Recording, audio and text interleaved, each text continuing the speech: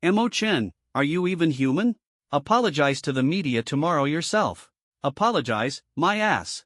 Emo-chen sneered coldly in his heart, barely restraining the urge to strike. In his previous life, he was just an honest and humble customer service worker for online shopping platforms. Every day, he bowed his head, apologized to customers, bore the blame, and endured endless torment until he literally died of anger. He never expected that after transmigrating to this high-martial parallel world, he would still have to apologize. Truly, no matter where you go, it's the same old story. Hey! Senior is talking to you. Didn't you hear me? Seeing Emo-chen's indifferent demeanor, Bai Xia stomped her foot in frustration. If it weren't for the teacher insisting she deliver the message, she wouldn't have wanted to see this detestable junior at all. I didn't hear. Say it again, Emo-chen replied flatly. He was a transmigrator since birth. When he was just born, his father ran away. His cries were so loud and piercing that they seemed to shake the ceiling to the brink of collapse. A fortune teller claimed his birth chart was too strong, a sign of divine providence, and that he was destined to lose his head someday. The fortune teller also said he would lose his father at 3, his mother at 7, and never have a complete family in his entire life. As a result, his father left a note and ran away when Emo-chen was 2, leaving him utterly alone. Emo-chen truly lived up to his inhuman nature. While other children played with mud, he stole watermelons, poured boiling water into anthills, gave lighters to monkeys, and bullied cats and dogs. It was all part of his daily routine. When he was 5, his mother spent an entire night reasoning with herself before finally sending him to a boarding school, only visiting him once every 6 months. His parents' departure completely unleashed Emo-chen's wild side. His way of dealing with classmates involved fists and pranks. In short, he never did a single good deed. The fortune teller wasn't wrong. The fact that he survived to this day was proof of his indomitable birth chart. No wonder his father ran off. After finally getting into Haicheng University, he was assigned to a remote frontier to suppress demonic beasts, likely because no one wanted to see him anymore, they were too ashamed. Last week, during a demonic beast outbreak, he was about to kill a cat demon hiding in a villager's home. But then a woman stood in front of the cat demon, accusing him of animal cruelty. Without hesitation, Emo-chen stabbed her with a sword, letting the cat demon escape. One life for another, she wasn't wronged. If anything, her death was a divine blessing. But the local villagers complained. Once the news spread, public opinion exploded, and the entire Great Xiao was cursing him. To protect its reputation, Haicheng University claimed the woman had thrown herself onto the blade and demanded Emo-chen apologize to the nation. Hey! Are you deaf? I've told you 7 or 8 times already. Do you hear me or not? Bai Xia was fuming, stomping her foot furiously. She was practically shouting herself hoarse, but Emo-chen, that little punk, just kept his head down, seemingly plotting something devious. I'm not apologizing. The moment the words left his mouth, Bai Xia's teeth nearly cracked from grinding. Her face flushed red with anger, her chest heaving as though she were a tigress ready to devour him. Are you even human? You were clearly in the wrong. Is apologizing so hard? Can't you be reasonable for once? She glared at Emo-chen fiercely, wishing she could string him up and beat him. Emo-chen sneered disdainfully, striking a righteous pose as he said leisurely, the famous relationship guru, Tu Sancher, once said, school isn't a place for reasoning, it's a place for love. Trying to reason with a junior? That's where you went wrong, senior. Bai Xia froze for a moment, her brain short-circuiting. When she snapped back to reality, she gritted her teeth in rage and shouted, who the hell is Tu Sancher? I'll chop him up right now. Emo-chen chuckled faintly, offering no explanation. His smug expression only fueled Bai Xia's anger further. The principal said if you don't apologize properly this time, you'll be expelled, and no one will be able to plead for you. Emo-chen shook his head, utterly unconcerned. Ever since he died of anger in his past life, his motto in this one was, better to anger others than to wrong yourself. Keep running your mouth. If the school expels you, there'll be countless people outside waiting to beat you to death. Let's see if you'll still be so cocky then. Bai Xia scolded him with a tone of bitter disappointment, then turned and stormed off, unwilling to waste another word on Emo-chen. Watching her retreating figure, Emo-chen sighed silently. He wasn't even in the wrong, why should he apologize? These self-righteous people practically shoved their moral high ground in his face, how could he tolerate it? If he had tolerated it back then, he'd undoubtedly have died of anger all over again. The heavens are so unfair. Everyone else transmigrates with a system, slaying gods and demons, flaunting their prowess, and building harems. Why have I gone 18 years without even a shred of one? Emo-Chen gazed up at the sky, sighing helplessly. After some thought, a spark of defiance ignited in his heart, and he couldn't help but shout, "System! System, are you there?" He waited several minutes, but there was no response. Emo-Chen grew anxious. "Hey, Siri? Xiao AI? Please stop acting crazy, host. What the hell? So you were just going to stay silent unless I called for you, huh?" At that moment, an abrupt mechanical voice startled Emo-Chen, filling him with sudden excitement. Ding! The infuriating system has been successfully bound. Emo-Chen. This system seemed unreliable, almost crazier than him. But the name did align perfectly with his tastes. "Quick, introduce yourself, little crazy." System. After a brief silence, it finally spoke. "Host, you can collect rage points to unlock treasure chests." Rage points? As the name suggests, they are points generated from others' anger caused by your actions. Angering others? Wait a minute. Emo-Chen's eyes lit up as a brilliant idea formed in his mind. If he went all out at tomorrow's media apology event, wouldn't the rage points come pouring in? Sign-in reward has been issued. Congratulations, host, on obtaining an SR talent. SR? Feeling the strange changes within his body, Emo-Chen couldn't hold back his laughter. This was a legendary talent on Blue Star, one that might not appear even among millions of people. In this world, talents were categorized as SSS, SSS, A, B, C, D, E, and F. His talent during his college entrance exam was ranked B, not amazing but not bad either. Considered exceptional. F meant trash, E was garbage, D was average, C was excellent, B was exceptional, and A was outstanding. If one reached S rank, they were considered a prodigy. SS rank was a prodigy among prodigies, sought after by every school and institution. SSS rank was labeled as a peerless genius, someone the entire nation would protect. SR rank was regarded as supreme, never publicly disclosed to protect the individual from harm and to prevent unnecessary chaos. Senior. Wait for me. Emo-Chen waved his hand and ran after Bai Xia at full speed. What now? Bai Xia didn't even bother turning her head, striding forward with determination. "I'll listen to you.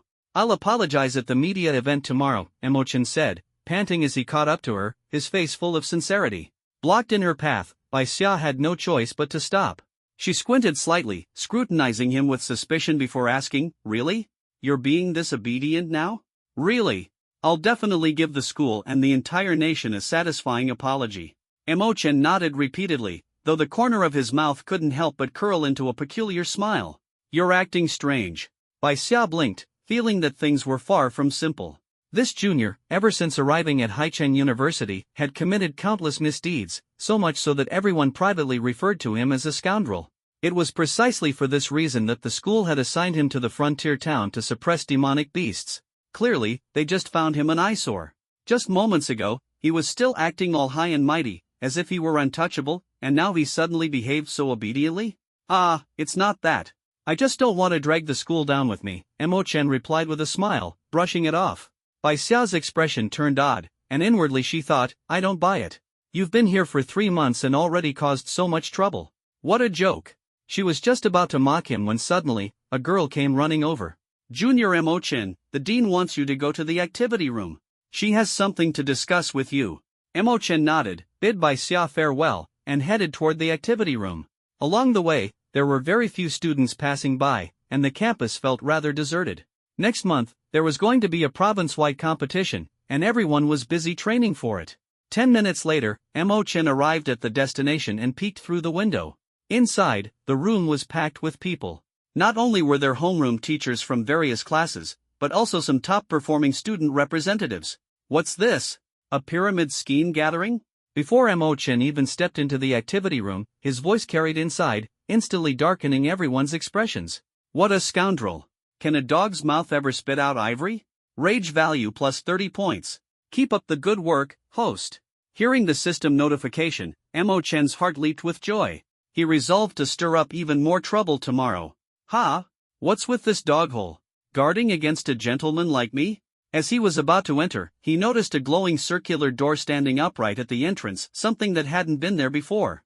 Don't tell me you all crawled through this doghole to get in? Emo-Chen walked in, looking around at everyone with a mix of confusion and innocence. Rage value plus 50 points. Don't hold me back. Let me chop him up. This damned scoundrel. Can't we just expel him already? He's driving me mad. The top-performing students, who had always been treated like stars, couldn't tolerate such humiliation. Their auras surged, ready to pounce on him at any moment. Calm down. Don't ruin tomorrow's big plans over a moment of anger. A nearby teacher quickly held them back. Even so, the teachers themselves were no less furious than the students. Quiet down. At this moment, the dean, Lin Mubai, who still managed to keep a composed expression, raised her hand. She was dressed in a professional OL outfit. Her fair skin, oval face, and flawless features made her stand out. Standing at 170 centimeters tall, with a curvaceous figure and exceptionally long legs, she naturally drew everyone's gaze. This isn't a dog hole, it's a talent testing device. Only geniuses with an A grade or higher aptitude can pass through it. Lin Mubai explained with a dark expression. Mo Chen chuckled. The corners of his lips lifted slightly as he said, "Oh, I see. So you were waiting here to see me embarrass myself?" If it weren't for his system being activated, he really would have been stuck outside, becoming the butt of everyone's jokes. Ahem. That's more or less the case. So how did you manage to get through? A homeroom teacher coughed lightly and bluntly asked, leaving Mo Chen no room for dignity. Yeah, Mo Chen, isn't your talent only B grade? Lin Mubai took a deep breath, suppressing her anger as she questioned him. He must have cheated, a senior student exclaimed. Or maybe the machine malfunctioned, another senior suggested. Could it be, this scoundrel is using hacks? A third person looked utterly astonished. Seeing their speculations grow wilder, Mo Chen immediately stood up and righteously scolded, "Nonsense! Grandpa Lu, don't need hacks. Rage value +5. The group's expressions darkened instantly. As geniuses of Haicheng University, they were usually showered with admiration wherever they went. Yet Mo Chen left them not even a shred of face. Alright, let's just assume the machine malfunctioned for now." Seeing that another argument was about to break out, Lin Mubai quickly intervened. She then turned to Mo Chen and said solemnly, "Your senior sister Xia must have told you about tomorrow's public apology in the media, right?" "She did," Mo Chen nodded. "And what's your take on it? You're not against it, are you?" Lin Mubai's beautiful eyes shimmered with a hint of hope, though worry lingered in her heart. After all, her investigation had revealed that Mo Chen had never apologized for anything in his entire life. She feared he might refuse. This apology was extremely important, as it concerned the reputation of Haicheng University and couldn't afford any mishaps. Apologize? Sure, no big deal. It's not like no one's ever apologized before. Mo Chen's lips curled into an easygoing smile, his tone utterly nonchalant. Hearing this, Lin Mubai couldn't help but chuckle softly. Yet deep down, she thought to herself, although he sounds casual, he really does make people uneasy. He looks like he's taking responsibility, but he feels more like a ticking time bomb. The dean trusts you. Her tone was firm as she silently prayed that he wouldn't create too much chaos. Do well, and I'll add your name to the roster for the province-wide competition. Consider it a reward for you. Lin Mubai's eyes glimmered with hope. Mo Chen nodded, appearing fearless. If there's nothing else, I'll head out first. He turned and left, as though ready to face any challenge. Once he was completely out of sight, the activity room became noisy again. A male student stepped forward, his brows furrowed, and asked in confusion, "Dean, the province-wide competition is crucial.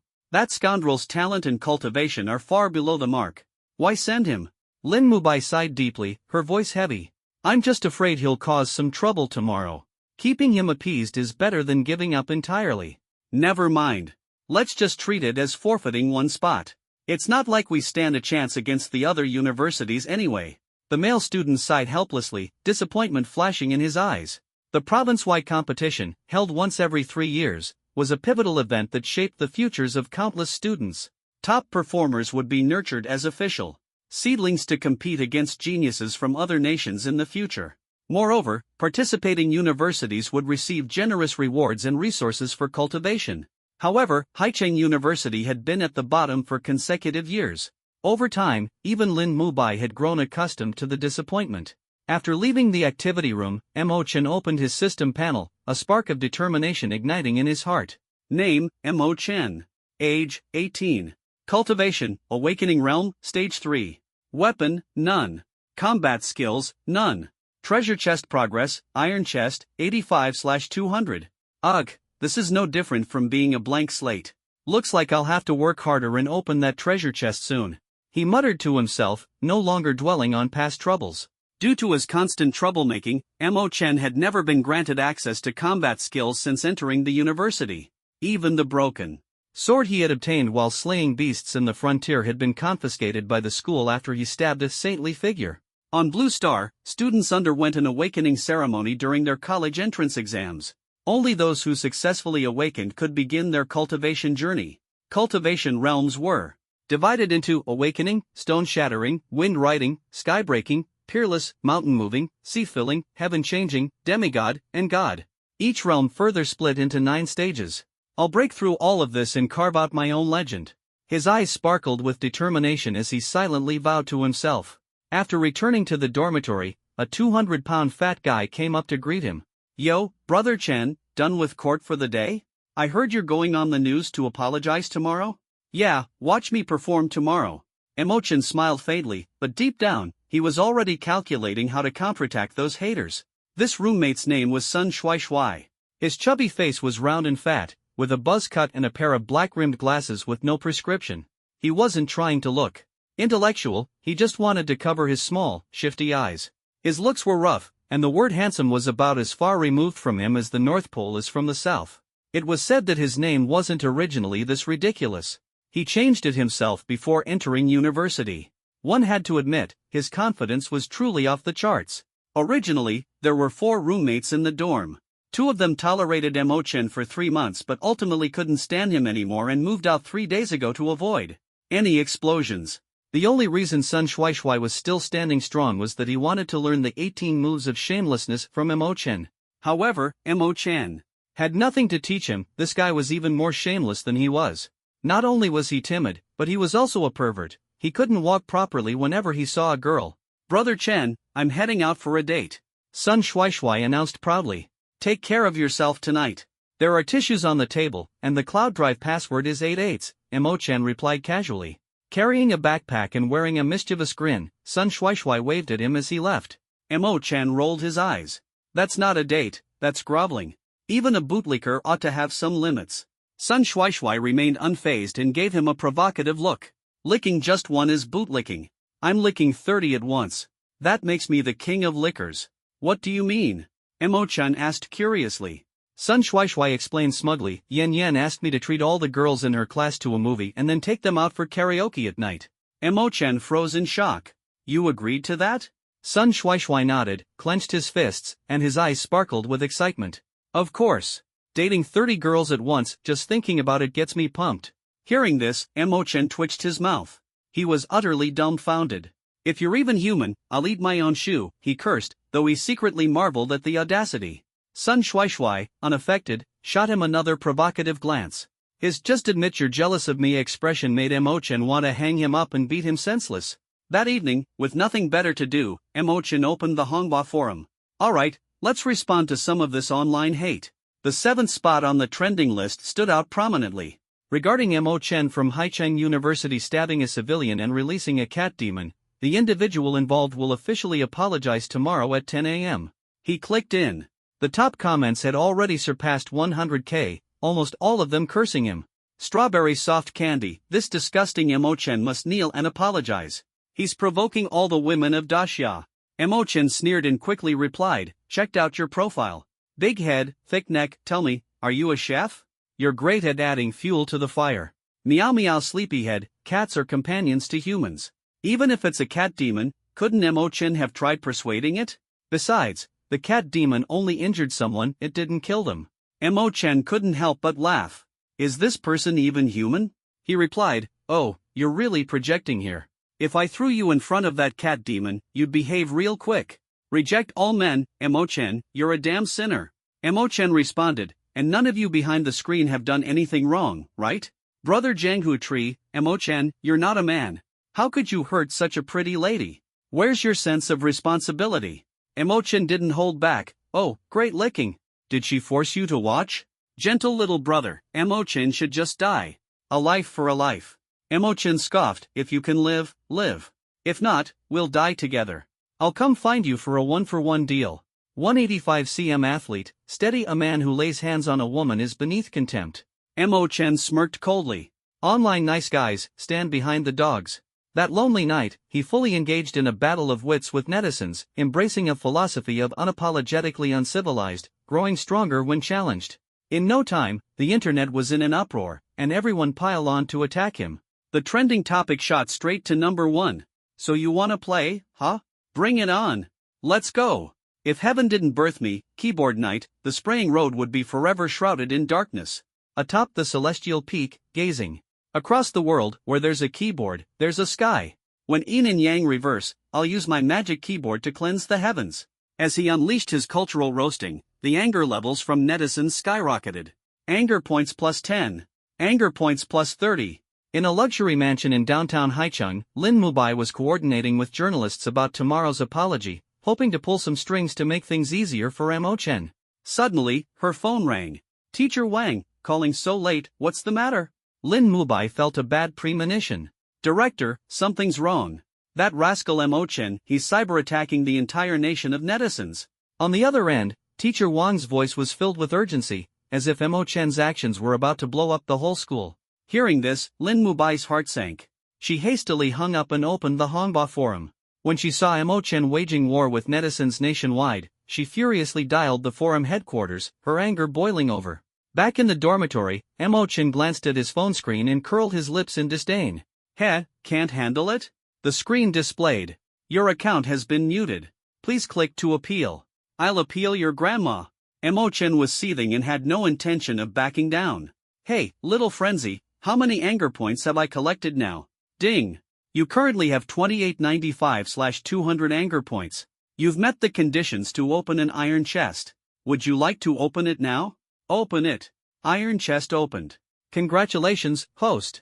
You've obtained the League of Legends Codex. Please draw a card. The system interface spun, and Mo Chen's heart raced. Could this finally be his chance to turn things around? After pressing the button, the screen stopped within 2 seconds. A rough voice echoed, "With me, my tower stands." The screen displayed a burly man clad in armor, wielding a massive sword on his shoulder. Congratulations, host. You've drawn Garen. You will inherit all his abilities. Q silences, E spins, and the ultimate splits heads wide open. Damn, this system is wild. Even the ever-unflappable Mo Chen was momentarily speechless. Luckily, he had played this game in his previous life and was familiar with Garen's skills. He quickly opened his personal info panel and saw 4 new skills added to the martial arts section. He couldn't help but feel smug. Silent Strike prevents the opponent from casting spells, lasts 30 seconds. Shield Bash generates a shield and removes negative effects, lasts 30 seconds. Judgment Spin spins rapidly with the greatsword, causing massive damage to enemies, lasts 30 seconds. Damation Justice summons a colossal sword of light to execute severely injured foes. The more injured the target, the greater the effect. Note, while using this skill, you must chop Demacia, or it won't activate.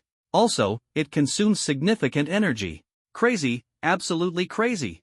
Mo Chen finally understood why the system stopped refuting him when he called it Xiaodian, little crazy.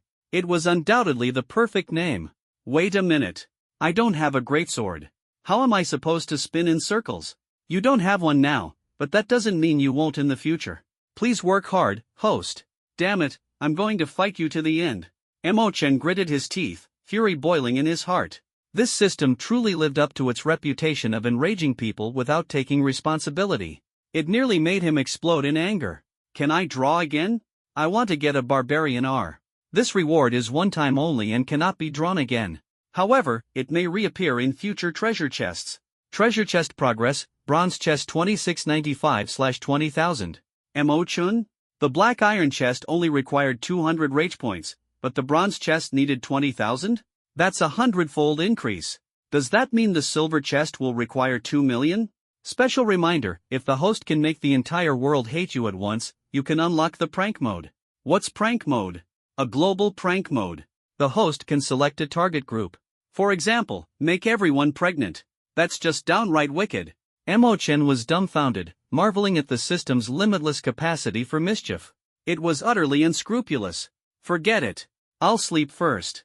I still have to face the media tomorrow morning. Mo Chen pushed aside his thoughts and silently planned, eager to see how he would turn this world upside down. Though Mo Chen had fallen into a deep sleep, the storm online continued to rage. The comment section's activity had soared to over 300,000, filled almost entirely with curses. Even his once loyal supporters had turned against him due to his arrogant attitude. Some even swore to reveal the real Emochan the next day and make sure he wouldn't have it easy. The next morning, Emochan donned a dashing suit, his hair neatly combed, and stood in front of a full-length mirror, admiring himself with satisfaction. Not bad at all. His chiseled features, delicate face, and deep, soulful eyes gave him the appearance of a shy, boy-next-door type. If this were a first meeting, anyone would think he was an honest, gentle, and helpful young man. However, after a few days of interaction, they would undoubtedly lament, "You can't judge a book by its cover. This guy is simply inhuman." On this fresh morning, the campus was alive with the sounds of chirping birds and bustling students, even livelier than the previous day. Today's apology meeting was set to take place on the athletic field of Haicheng University. As the school representative, Emochan was naturally the center of attention. Teachers and students had gathered en masse, both to show their sincerity and to provide an explanation to the national audience. The moment he stepped onto the campus, all eyes turned toward him like a tidal wave. People murmured and commented, as though observing a rare species. But Emochan was long used to this attention, maintaining his "I'll do what I want, like it or not" attitude. At that moment, three striking figures appeared ahead. "Good morning, senior." By an artificial lake, Bai Xia was seated on a rock, practicing her breathing exercises with two other girls. She wore a black dress, her burgundy hair casually draped over her shoulders, and her shimmering peach blossom eyes could captivate anyone. As one of Haicheng University's campus beauties, Bai Xia not only possessed an S-rank talent but also received flowers and confession notes almost daily, making her the goddess in the hearts of countless male students. "Xia, Emochan is calling you," Jean Moyen teased, her tight sportswear accentuating her alluring figure. "Ignore him. He's definitely here to stir up trouble," Bai Xia frowned, dismissing his calls and continuing to read her book while practicing. Emochan called out several times but received no response, growing anxious. He hurried over to Bai Xia, leaned down, and asked, "Why are you ignoring me? Do you want me to turn into a dog nobody wants?" Bai Xia froze for a moment, opened her eyes, and then, realizing what he had said, gritted her teeth. "You're the dog. Acting crazy so early in the morning. Rage points +1. Jean Moyen and the other girl exchanged awkward glances, stifling their laughter. Well, it seemed Emochan was doomed either way. Whether he got their attention or not, he'd still end up angering them. He was clearly being completely controlled by Bai Xia. "Senior sisters, I'd like to train with you. Help guide your junior." Emochan plopped down beside them shamelessly. Get lost," Bai Xia waved him off in disdain. "You should find a place to hide. A lot of people from outside the campus came today, saying they want to chop you up." As Emochan prepared to retort, a sharp reprimand came from behind him. "Emochan, the apology meeting is about to begin. What are you doing here instead of preparing?" A group of men approached, led by Gu Mingxian. He was quite handsome, but his face always bore an air of superiority. It was said that Gu Mingxian had never known what the ground looked like because he always walked with his head held high, looking down on others. But he had the right to be arrogant. He was the only SS-ranked talent. At Haicheng University, the president of the student council, and heir to one of the four major families in Haicheng, the Gu family. Any one of these titles was enough to let him walk around the city unchallenged. Yet in his heart, he loathed Emochan. Ever since this guy had joined Haicheng University, he had shown him no respect, even daring to confront him in the activity room. Gu Mingxian silently vowed to teach him a lesson, but the elders in his family always sternly warned him, "Don't mess with him." This left him bewildered. How could an orphan abandoned by his parents be untouchable? "Senior is talking to you. Why aren't you answering?" Gu Mingxian finally lost his patience and spoke. "Do I have to answer just because you're talking? Which school rule says that?" Emochan turned his head and replied flatly. "Rage points +1. Gu Mingxuan's face instantly darkened. Shifting his focus, Gu Mingxuan's gaze locked onto Bai Xia. Coldly, he asked, "Junior Bai, is this guy bullying you? Tell me, and I'll make sure he pays."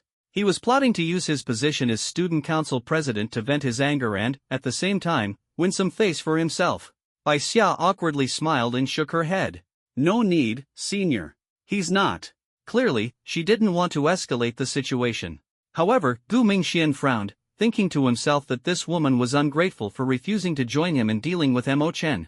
Gu Mingxian shot a meaningful glance at his followers, who instantly understood and began berating Emochan loudly. "Emochan, know your place. Don't be so shameless." "Exactly. You can't compare to senior's status. Show some respect." If the dean finds out about your attitude, he'll skin you alive. Emo-chan took a deep breath, ready to retort, but their verbal barrage drowned him out, leaving him speechless. He cursed inwardly, damn it, are these guys professional trolls? Shut up, he roared, casting a silence spell. The group instantly fell quiet, looking at each other in confusion. Why aren't you yelling anymore? Keep yelling. He sneered coldly, a trace of smugness flashing in his eyes. The few people in front of him turned red in the face, their eyes wide open as if they'd seen a ghost. Emo-chan, basking in his own triumph, continued. Let me tell you losers, stop screaming in front of me. Am I supposed to be afraid of the dean? Even if she comes here herself, I wouldn't be scared. Just as he was relishing his moment of glory, he suddenly noticed Jean Moy constantly winking at him, and Bai Xia's expression had also turned strange. Realizing that something was amiss, Emo-chan mechanically turned his head. When his gaze landed on the figure in front of him, a woman with long flowing hair, dressed in a short skirt paired with black stockings, her posture exuding sensuality, his voice abruptly stopped. Go on, why aren't you speaking anymore? I'm listening. Lin Mubai's face was as cold as ice. Though she hadn't lost her temper, the atmosphere around her instantly froze, emitting a bone-chilling cold. Director, you misunderstood me. What I said was a declarative sentence, not a question. Emo-chan smiled faintly, bowing his head in an attempt to ease the tension. Do you think I believe you? Lin Mubai's gaze was piercing, filled with invisible pressure. I don't have time to deal with you right now. The reporters are all here. Follow me to the field and issue an apology immediately. With a commanding tone, she left no room for refusal. Emo-chan obediently nodded, but deep down, he began to plot. This apology session won't be simple, but he was determined to turn the tables against all odds. Chapter 5, A National Apology Conference? Or a roast battle? After they had left, Gu Mingxian and his group finally snapped out of their daze. Huff, huff. One of the lackeys took several deep breaths, still shaken, and asked, why couldn't I talk just now? Another chimed in, what kind of sorcery did that kid use? Gu Mingxian frowned, his expression as if he'd swallowed a dead rat. He was supposed to be a prodigy with SS-level talent, a peerless genius, with a powerful background and unrivaled strength. Yet, not only had he been repeatedly humiliated by Emo-chan, but he couldn't even retaliate directly because of the school's rules. Losing his position as the student council president wasn't an option. The frustration was unbearable. Bai Xia and her two companions were equally puzzled by the scene. They had never heard of any spell that could render someone speechless. Shall we go and see that troublemaking junior apologize? Jean Moy suggested, her eyes glinting with anticipation. Bai Xia agreed. She also wanted to see Emo-chan make a fool of himself so she could tease this obnoxious guy later and vent her frustrations. Brother Xian, are we going too? One lackey asked. Of course, we're going. Gu Mingxian gritted his teeth. Make sure to record it. Post the footage of him being criticized online, and hire some trolls to amplify it. Brother Xian, you're ruthless. This will ruin him forever. The lackey gave him a thumbs up. Gu Mingxian smirked disdainfully, his satisfaction evident. You want to mess with me? I'll turn you into a joke for the entire nation, an online clown for everyone to mock. The sports field was already a sea of people. At a glance, there were at least more than 50,000 attendees. Not only were there students from Haicheng University, but also a large number of local residents who had come to watch the spectacle. Of course, some were here to settle scores with Emo-chan after the grudges he'd stirred online the previous night. On the stage, a long, wide banner hung prominently, displaying the words, Haicheng University's response to the border incident, a formal apology from Emo-chan. Beneath the banner sat dozens of individuals, including university executives, government officials, and elders from Haicheng's influential families. Here, take this script. I stayed up all night printing it for you. It includes responses for all the reporters' questions. Just read it as it is. At the end, apologize to the national audience, emphasize that it was unintentional, and this press conference will conclude smoothly. Of course, if you can shed a tear, that would be even better. Lin Mubai handed him an A4 sheet of paper, forcing a faint smile and trying her best to appear gentle. Emo-chan nodded, stuffing the paper into his pocket without even glancing at it, striding confidently toward the stage. Seeing his nonchalant demeanor, Lin Mubai's heart sank. A sense of unease crept up from within, as if something terrible was about to happen. Ahem! On the stage, Emo-chan tested the microphone. Instantly, hundreds of cameras turned to focus on him. Hello, everyone. My name is... Shut up and get on with it. We know you're Emo-chan. Skip the intro and get to the point already. Mo Chen's lips twitched, speechless. He hadn't even introduced himself before being interrupted by the heckling crowd. It seemed his critics were out in full force. At this moment, a bespectacled man wearing a press badge reading Haicheng Daily asked, Mo Chen, we've heard that you're participating in the provincial competition. As a mere third-stage Awakening Realm rookie, aren't you just dragging Haicheng down? His words instantly stirred the crowd, especially the students and residents from Haicheng. They all felt that Mo Chen's participation was a disgrace, an embarrassment to their city. Below the stage, Gu Mingxian crossed his arms, smirking. Yeah, ask him tough questions and humiliate him thoroughly. Are you recording this? He asked, turning to his lackeys. Yes, Brother Xian, they nodded, holding up their phones. Good. Later, hire a professional editor to twist his words. You know what I mean, Gu Mingxian instructed. The lackeys exchanged knowing smiles, nodding in agreement. Meanwhile, Lin Mubai's brows furrowed further, her sense of foreboding growing stronger. This question wasn't part of the pre-approved script. Why had the reporter gone off topic? Why are you silent? Cat got your tongue? You were so talkative online last night. Why can't you answer now? The crowd grew impatient, their faces alight with excitement as they waited for Mo Chen to embarrass himself. Mo Chen unfolded the crumpled script, searching for a response, but the answer to this question was nowhere to be found. Sigh. Director, you can't blame me for this. He sighed inwardly, shedding any remaining guilt. Then, grabbing the microphone, he boldly declared, what's the difference between the provincial competition and a video game? I'll go up there and slaughter everyone, crush them, absolutely annihilate them. His words caused an uproar. The crowd erupted into laughter, and even the audience watching through their screens couldn't hold back their chuckles. What an absurd statement. A third-stage Awakening Realm rookie boasting such arrogance, it was beyond shameless. You're the epitome of shamelessness. Does your mother know how much you bluff? I, Wang Situ, have never seen anyone as brazen as you. The jeers grew louder and more chaotic, the atmosphere reaching a boiling point. You think I'll just let this slide? Mo Chen's fury ignited. Turning the microphone to maximum volume, he retaliated without hesitation. A bunch of weaklings. Come up here if you dare. Don't shout at me. I was traumatized by dogs as a child. May your family prosper, all thanks to your neighbor's help. The scene descended into chaos. What was supposed to be a formal apology press conference had devolved into an all-out roast battle. Rage points plus 200. Rage points plus 500. Rage points. Watching this unfold, Lin Mubai's face darkened like storm clouds. When she noticed the judgmental stares from other universities' teachers, she wished the ground would swallow her whole. How could this troublemaker cause such chaos wherever he went? Behind the sports field, Bai Xia spread his hands helplessly and smiled. See? I knew it would turn out this way. Jean Moyen gave an awkward smile. This junior, he's really something fierce. Under the banner, the higher-ups of various schools and elders of prominent families all cast peculiar glances at an elderly man nearby. One of them smiled and said, Principal Bo Yuan, your student is quite impressive, confident and not the least bit stage shy. Chang Boyuan's face darkened, knowing they were mocking him. He forced a smile and replied, young people, it's normal to be a little hot-headed. Thanks to the staff's efforts, the scene gradually quieted down. A reporter from the Haicheng Daily questioned again, Mo Chen, even your school's strongest, Gu Mingxian, wouldn't dare say such a thing. Where does your confidence come from?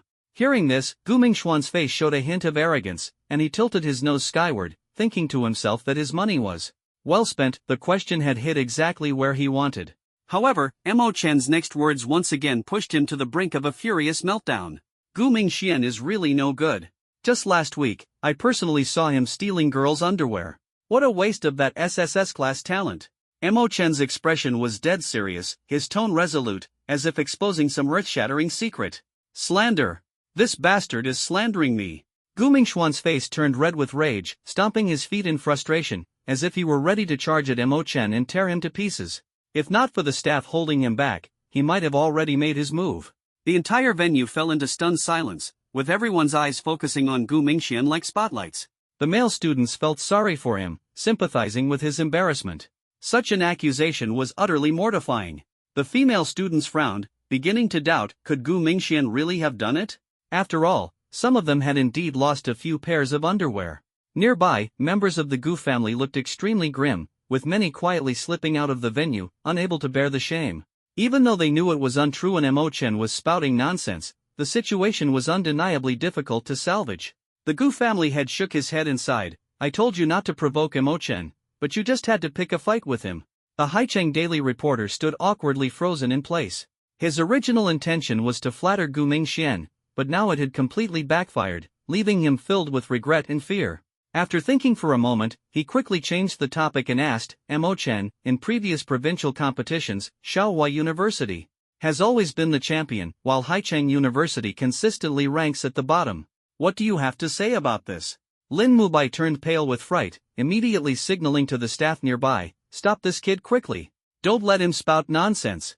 We can't afford to offend Shaohua University right now. Otherwise, we'll be ridiculed to no end. The staff nodded and prepared to rush toward the stage, but it was already too late. No, please. Little ancestor. Lin Mubai screamed. Mo Chen cleared his throat, and with an air of arrogance, said, Shaohua University? What trash are they? How dare they compare with Haicheng University? Just watch me beat them so bad they'll be calling me daddy. The entire venue fell into a deathly silence. The students of Haicheng University stared at the stage in disbelief. This guy really had the audacity. At this moment, as members of Haicheng University, they couldn't help but feel immensely proud. My goodness! Little Dust is way too bold. Sun Shui exclaimed in shock, giving a big thumbs up. Meanwhile, the people of Shaohua University watching the live broadcast were gnashing their teeth in fury, flooding the chat with angry comments. Kid, your daddy will be waiting for you at the provincial competition. Looks like Haicheng University is getting cocky. Haven't had enough of a beating, huh? This time, we'll show you. To the participants of Haicheng University, I'm looking forward to your arrival. Just don't chicken out like last time. Unfortunately, Mo Chen couldn't see those comments, all he could hear was the mechanical voice echoing in his mind. Rage points plus 850. Rage points plus 1800. Rage points. Under the banner, an elder from a prominent family curiously asked, Principal Boyuan, has your student always been this bold? Why hasn't anyone dealt with him? Well. Chung Boyuan stammered, unsure how to respond. A high-ranking official seated at the center shook his head and interjected, untouchable. He's a connected individual. Connected? The mention of this word left the powerful figures present with astonished expressions. Wasn't Mo Chen supposed to be an orphan? How could he have connections?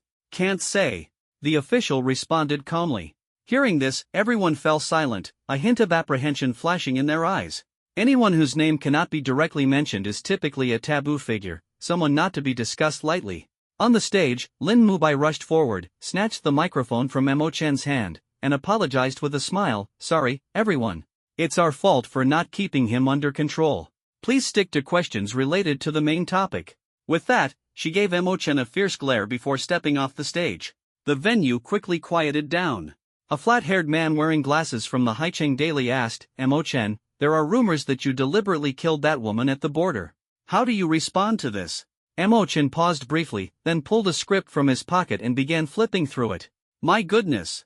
Dude, could you be any more obvious? You're literally checking your answers on the spot. The crowd was stunned. What was this behavior? Watching as Mo Chen flipped through the pages back and forth, unable to find a response for ages, the audience couldn't help but burst into laughter. What's wrong? Haven't found the right line yet? Stop flipping, dude. Just make something up. We'll forgive you. Yeah, with your level of shamelessness, does this one question even matter? Below the stage, Lin Mubai was as anxious as an ant on a hot pan, her face full of worry. It's on the second line. Isn't it written right there? She gritted her teeth, her eyes burning with fury. In the heat of the moment, the woman, in her eagerness to protect the demon cat, accidentally impaled herself on the blade. Just read it out loud. So dumb. She wished she could rush up and slap Mo Chen herself. At the back of the crowd, Bai Xia calmly shook his head, a subtle and meaningful smile forming on his lips. He murmured, from what I know of this scoundrel, he's definitely doing this on purpose, brewing up something big. Ha! Jean Moyen gaped in surprise. Something big? Mo Chen put away the script, his expression solemn, and said firmly, next question. The venue erupted into an uproar. Everyone thought to themselves, damn it, is this even acceptable? Is this really supposed to be an apology briefing? The reporters exchanged helpless glances, speechless. This guy was infuriating. He could have given a proper explanation, but he insisted on playing these games. A beautiful reporter from the Dasha Evening News seized the moment to ask, Mo Chen, has Haicheng University provided any compensation to the victim's family? Next, Mo Chen replied without hesitation, as if it were the most natural thing in the world. A reporter from Jinghai News immediately followed up, Mo Chen, have you ever felt guilt over the incident? Next, he replied coldly, showing no sign of remorse for anything. Student Mo Chen, have you been punished? Pass. Student Mo Chen, do you have anything to say to the victim? Pass. Student Mo Chen, are you even human? Pass. Everyone? Pass your sister. At least think it through for a second. Even when being insulted, you just say pass? Are you even listening? One reporter couldn't help but shout in rage. Bro, I'm begging you, if nothing else, just read from the script. The answers are all written there. Another person was on the verge of a breakdown. Cut him off, cut him off. I can't take him anymore. At this moment, not only were the people on site about to lose it, but the viewers watching the live broadcast on their screens were also utterly speechless. The chat was flooded with the words speechless, truly reaching the height of frustration. As for Mo Chen, he seemed to exist in another world entirely, completely indifferent to the chaos around him. Within his heart, a greater storm was already brewing. In the live streaming platform's chat rooms, comments quickly flooded in, and the tension was like a powder keg ready to explode. Scanning through the chats, all one could see were insults, tearing Mo Chen apart with words. Some even remarked that this guy was so audacious, he must not fear being struck by lightning. Especially those who had been roasted by him on forums the night before. They changed their usernames to all sorts of profanities and spent big money on gifting in the live streams, just to ensure their names gained more exposure. How could someone this shameless exist in this world? The fact that he grew up unscathed is a responsibility that none of us here can shirk. I'm going to find him for a one-on-one. Someone take care of my family for me. 1,000,000 blue star coins for a warrior to cripple this guy. Under the banner, an elder glanced at Cheng Boyuan, his eyes filled with a hint of helplessness. Old Cheng, this student of yours is truly a marvel. Even I feel like going up there and punching him. Cheng Boyuan forced an awkward smile, his heart filled with bitterness, feeling as though the weight on his shoulders was heavier than everyone else's combined. Nearly every day, students came to him to complain. Heaven knows how he had managed to endure it all. Lin Mubai let out a sigh of relief, thinking that saying nothing was the wisest choice. After all, the more you say, the more likely you are to slip up. She suddenly felt that Mo Chen was truly a clever guy. By staying silent, no one could grasp his weaknesses or misrepresent his words. Jean Moyen blinked curiously, her face full of wonder. What exactly is this junior up to? Bai Xia shook her head inside. Don't try to guess his thoughts. Just know that he's full of bad ideas. On the field, the atmosphere grew increasingly strange. The reporters stopped asking questions, and Mo Chen remained silent. Hey! Say something. I came here under the blazing sun just to watch you all stare at each other like this. A student from another school couldn't hold back and shouted angrily. Who told you to come? Didn't you see the sign at the school gate saying no pet dogs allowed? Mo Chen replied coldly. As soon as he spoke, it instantly ignited everyone's fury, especially those from the other school, who found it utterly unbearable. You bastard! If you've got guts, never leave your school. See what happens when I get to you. Kid, better be careful walking at night, or you won't see tomorrow's sunrise. A mere stage 3 awakener, yet so arrogant? I could crush you with one hand. Seeing the situation about to spiral out of control, Principal Cheng Boyuan quickly stepped forward, grabbed the microphone, and said, hurry up and apologize. Once you apologize, this matter will be over. Stop stirring things up. Lin Mubai's tightly wound nerves eased a little. Finally, it had reached the apology stage. She was genuinely afraid this troublemaker would stir up even more trouble. Yes, make him apologize. Kneel and apologize. Apologize to the victim, apologize to us. Anger points plus 2,000. Anger points plus 5,000. Anger points plus 12,000. You bastard. We told you to apologize, are you mute? Stop wasting time. Hurry up and apologize. Just looking at you feels like an insult to my great-grandmother. The crowd roared, having lost all patience. They only wanted to see Mo Chen humiliated and leave quickly. Ahem. Mo Chen cleared his throat, a sly smile playing on his lips, and a glint of mischief flickered in his eyes. No! Director Lin, stop him quickly! Bai Xia shouted as she dashed forward. She knew this troublemaker too well. He was definitely brewing a big move, and now was the perfect moment to unleash it. What's wrong? Lin Mubai was momentarily stunned, confused by the urgency. Just as Bai Xia was about to explain, she glanced sideways and saw Mo Chen's lips parting. Too late. Before her words fully landed, Mo Chen's voice rang out. Apologize? That's impossible. With all due respect, everyone here, including those watching the live stream. Every single one of you is trash. Lin Mubai's vision went black, and she nearly collapsed. The entire venue fell into a dead silence, as if time had frozen. Everyone's minds went blank. When they finally processed his words, the whole square erupted into chaos. Kill him. Damn it, let me go. I'm going to kill him myself. Heavens, I beg you, strike this bastard with lightning already. Unlucky for the great Xia dynasty to have someone like this. The crowd pounded their chests and stomped their feet, nearly fainting from anger. Online, the uproar mirrored the chaos on site. The chat rooms exploded as viewers, unable to vent their fury through words alone, began booking flights to Haicheng, vowing to teach this kid a harsh lesson. Damn it, you're watching a live broadcast peacefully, and suddenly you get insulted out of nowhere. Could you tolerate that? Anger points plus 30,000. Anger points plus 150000. Anger points plus 500000. Host, well done. Keep up the good work. The wave of cursing surged like a tidal wave, even causing the usually composed elders to burst out in profanities. Everyone on site was cursing him ferociously, sparing no effort in their verbal attacks. They insulted Mo Chan's ancestors across 18 generations, their words filled with rage and contempt. Someone even calculated that the amount of profanity uttered during this apology meeting could rival the total curse words accumulated in the Great Xia dynasty over a year. People couldn't help but wonder, could this shameless kid really protect the people listed in his household registry? You think numbers scare me? Mo Chan's lips curled into a cold smirk as he silently cast a spell of muteness. In an instant, the entire field fell eerily silent, as if under a spell. Everyone opened their mouths but couldn't utter a sound. They looked at one another, their faces filled with shock and confusion.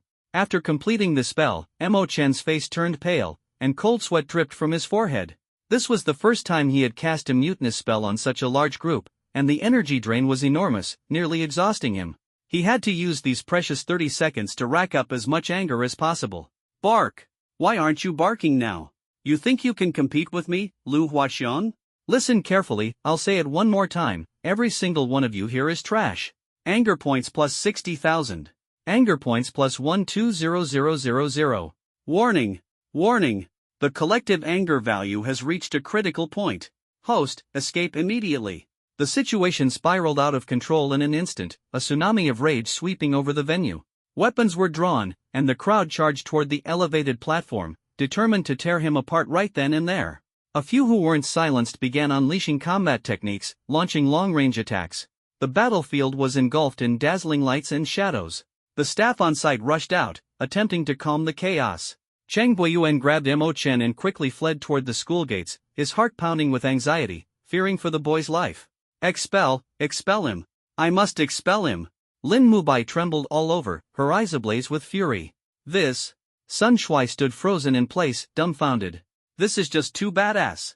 As soon as the 30 seconds passed, the scene became lively and chaotic, as though even the air was trembling.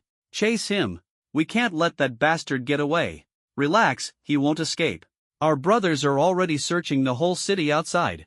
The originally bustling sports field, disrupted by the apology meeting's abrupt end, gradually fell silent. The tense atmosphere became suffocating. People began to leave one after another, those who needed to leave the campus left, while those staying behind stayed. Some self-proclaimed experts rushed out, as if hunting prey. The students of Haicheng stood frozen in place, exchanging awkward glances, unable to escape the embarrassment. They never thought things would end in such a fashion. Mo Chen's shameless behavior once again elevated to a new level in the hearts of the students. Did you see that? That kid used his sinister tricks again. Gu Mingxuan's sidekick gritted his teeth, feeling utterly aggrieved. Is there no way to deal with him? I really can't take it anymore. Gu Mingxuan's fury burned fiercely. Clenching his fists and gnashing his teeth, he said, "Don't worry, that brat has offended so many people, he won't have a good ending for sure." Elsewhere, Jean Moyen wiped the cold sweat from his forehead, speaking uneasily. What do we do? Mo Chen really stirred up a storm this time. Bai Xia waved her hand dismissively, sneering coldly, that brat brought this on himself. Once he gets beaten up, he'll finally learn his lesson. In a certain house on the outskirts of the city, the atmosphere was tense. Principal, where have you brought me? Mo Chen asked, his face full of confusion. To a place where no one can find you. Just look at the mess you've made. Cheng Buiyuan glared at him fiercely, his tone full of reproach. Are you sure? Really no one can find me? Mo Chen looked skeptical. Shut up. Reflect on your actions properly while you're here. Chang Boyuan raised his voice, then turned to leave. Principal, where are you going? You're not going to leave me here, are you? Mo Chen pouted, putting on an innocent expression. To clean up your mess, Chang Boyuan said mercilessly before vanishing into the horizon. Once Mo Chen confirmed he was completely gone, a smile crept onto his face. Inwardly, he thought, this is truly heaven helping me out. Unable to contain his excitement, he quickly summoned the system. Hey, crazy lil system, can I open the treasure chest now? Ding! Bronze treasure chest is ready. Would you like to open it now? Open it. Congratulations, host, you have obtained the immortal technique, Swift Escape. Mo Chun? He clicked open the details, only to find it was a martial skill that could make him incredibly fast. On Blue Star, martial skills were categorized into levels: divine, heavenly, earthly, profound, and yellow. Each level was further divided into grades: supreme, high, medium, and low. The technique he acquired was called Immortal Technique, which sounded extremely impressive, didn't it? Though the name was a bit crazy. Only the crazy lil system could come up with something like this. Can I rename it? I mean, it's an immortal technique after all. Can it sound a bit more imposing? Nope, dear. This name suits you perfectly. Wow, 10 out of 10. Mo Chen couldn't help but exclaim. This is amazing. Silver treasure chest is ready. Would you like to open it now? What? I can open 2 treasure chests in a row? Normally, a silver chest requires 2 million rage points. That's right, host. You've enraged quite a lot of people this time. Open it. Ding. Congratulations, host, you have obtained the ancient sacred body. As the system's voice fell, Mo Chen instantly felt a transformation in his body. It was as if his muscles, bones, and tendons had been completely reshaped, and even his life essence had undergone a leap in level. In his past life as a fan of the red-haired monster, he naturally understood the significance of the ancient sacred body. Its physical strength was terrifyingly powerful. Not bad, these two are really useful. Totally different from those trash skills I got earlier. Satisfied, Mo Chen smiled, then took out his phone, ready to confront his online haters. What the heck? They're playing for real this time? Mo Chen was stunned. The top trending topic on the Honghua forum was actually a wanted notice. He quickly clicked to check. Zhenghu wanted notice. 1. Anyone providing accurate information on Mo Chen will be rewarded with 500,000 blue star coins. 2. Anyone who catches him and slaps him hard will receive 10,000 blue star coins per slap. 3. Other rewards to be determined: the harder you beat him, the higher the bonus. Note, this reward is funded by Shaohua University and the public. Friendly reminder, don't beat him to death. Mo Chen couldn't resist commenting, who issued this wanted notice? Did your mom wait until the rain stopped to take you to the hospital? Ring, ring. At this moment, the television rang. Hello, Shui Shui. On the other end of the line, Sun Shuaishuai's anxious voice came through. Brother Chen, you mustn't come back. There are hundreds of people waiting at the school gate, all at the stone-shattering realm or above, saying they want to kill you. Got it, Mo Chen responded calmly. By the way, Brother Chen, where are you? I'm really worried about you. Sun Shuaishuai asked with concern. Oh, do you want to sell my whereabouts for the reward? Mo Chen's lips curled into a mischievous smile, his eyes glinting with a hint of provocation. How could I? I'm not that kind of person. Sun Shuaishuai's voice trembled slightly, clearly frightened. He thought to himself, this guy is really not to be messed with. Alright, that's it for now. Let's talk another day. Mo Chen hung up the phone nonchalantly, the smile on his lips never fading. He knew that his strength was steadily growing, and he was beginning to exude the aura of a powerhouse. He sat cross-legged in the room and entered a state of cultivation. For now, mastering the Swift Escape Immortal technique was a priority. It was undoubtedly a powerful life-saving trump card for him. In the conference room of Haicheng University, the atmosphere was so tense it felt like it could slice through the air. The school's top brass had gathered to discuss the Mo Chen incident heatedly. The organization department has already issued a public apology, and the Haicheng authorities have helped calm the public down, one high-ranking official said flatly. However, no one's expressions relaxed. Cheng Boyuan nodded, his gaze sweeping across the room. He asked in a deep voice, what are your thoughts on punishing Mo Chen? Expel him immediately, one high-ranking member proposed decisively, his tone leaving no room for doubt. And you, Teacher Lin? Cheng Boyuan's gaze fell on Lin Mubai, awaiting her opinion. Lin Mubai sighed. Much of her anger had dissipated. After thinking carefully for a moment, she said slowly, although Mo Chen caused quite a stir this time, according to school. Regulations, it only counts as unwarranted provocation and bringing disrepute to the school. It's not enough grounds for expulsion. I suggest suspending him for 3 months. Chang Boyuan nodded again, his tone softening. Not bad. What do the rest of you think? Agreed, let's follow the director's suggestion, the other officials echoed, seemingly weighing various interests. Once the matter was temporarily settled, Chang Boyuan furrowed his brows, his expression grave. With the provincial competition coming up in a month, we might end up at the bottom again. Another senior official picked up the thread, sighing, Shaoguan University won't let our participants off easily. They'll definitely ridicule and humiliate us mercilessly. Another person chimed in, there's no helping it. They've always loved mocking us, and this time, because of Mo-chen, it'll definitely be even worse. Lin Nguyen looked dejected and sighed, this time, we'll lose a spot. Mo-chen's slot is basically wasted, we can't count on him anymore. Chang Boyuan gave a bitter smile and comforted everyone, it's fine, that spot was made for him anyway. Either way, we'll end up in last place this time. Don't overthink it. His words carried a sense of helplessness, but also a faint hint of hope for the future. That entire night, Mo-chen delved into comprehending the phrase I'm outta here. Finally, he managed to grasp a little of its essence. It had to be said, immortal techniques were indeed extremely intricate and mysterious. Even with his SR-level talent, it would take a long time to unravel their wonders.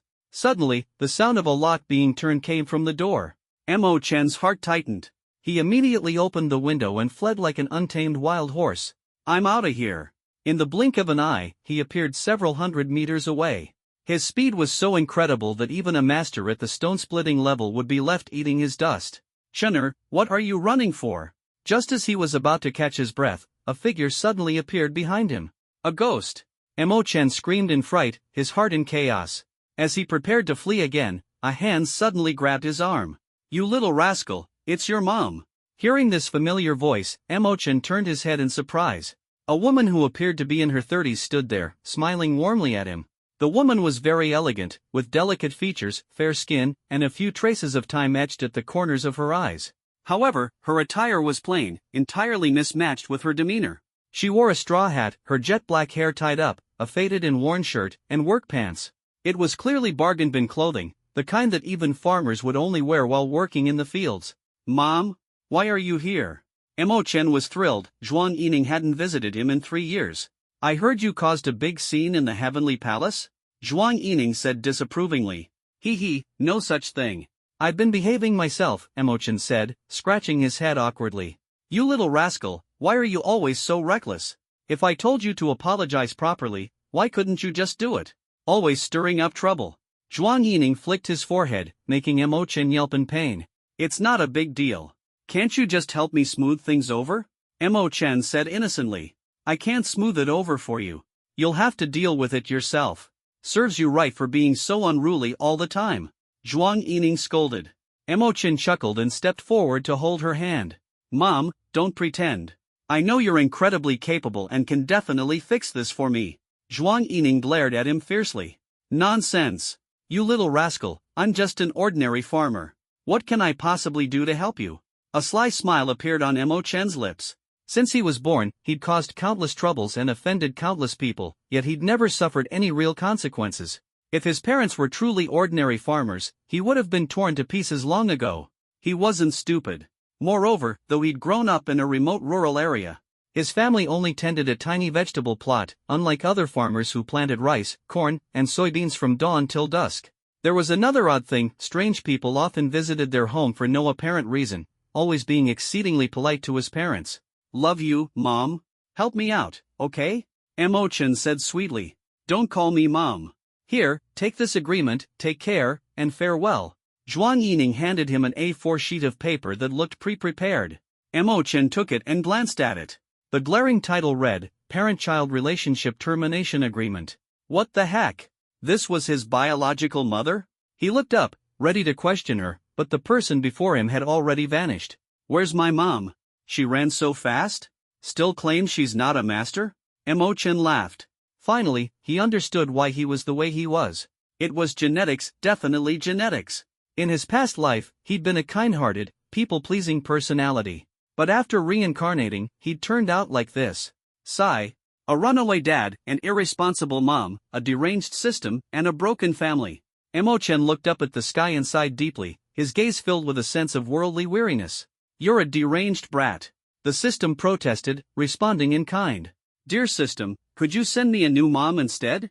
System. By noon, when Emo-Chen returned to his rental apartment, he was stunned by what he saw.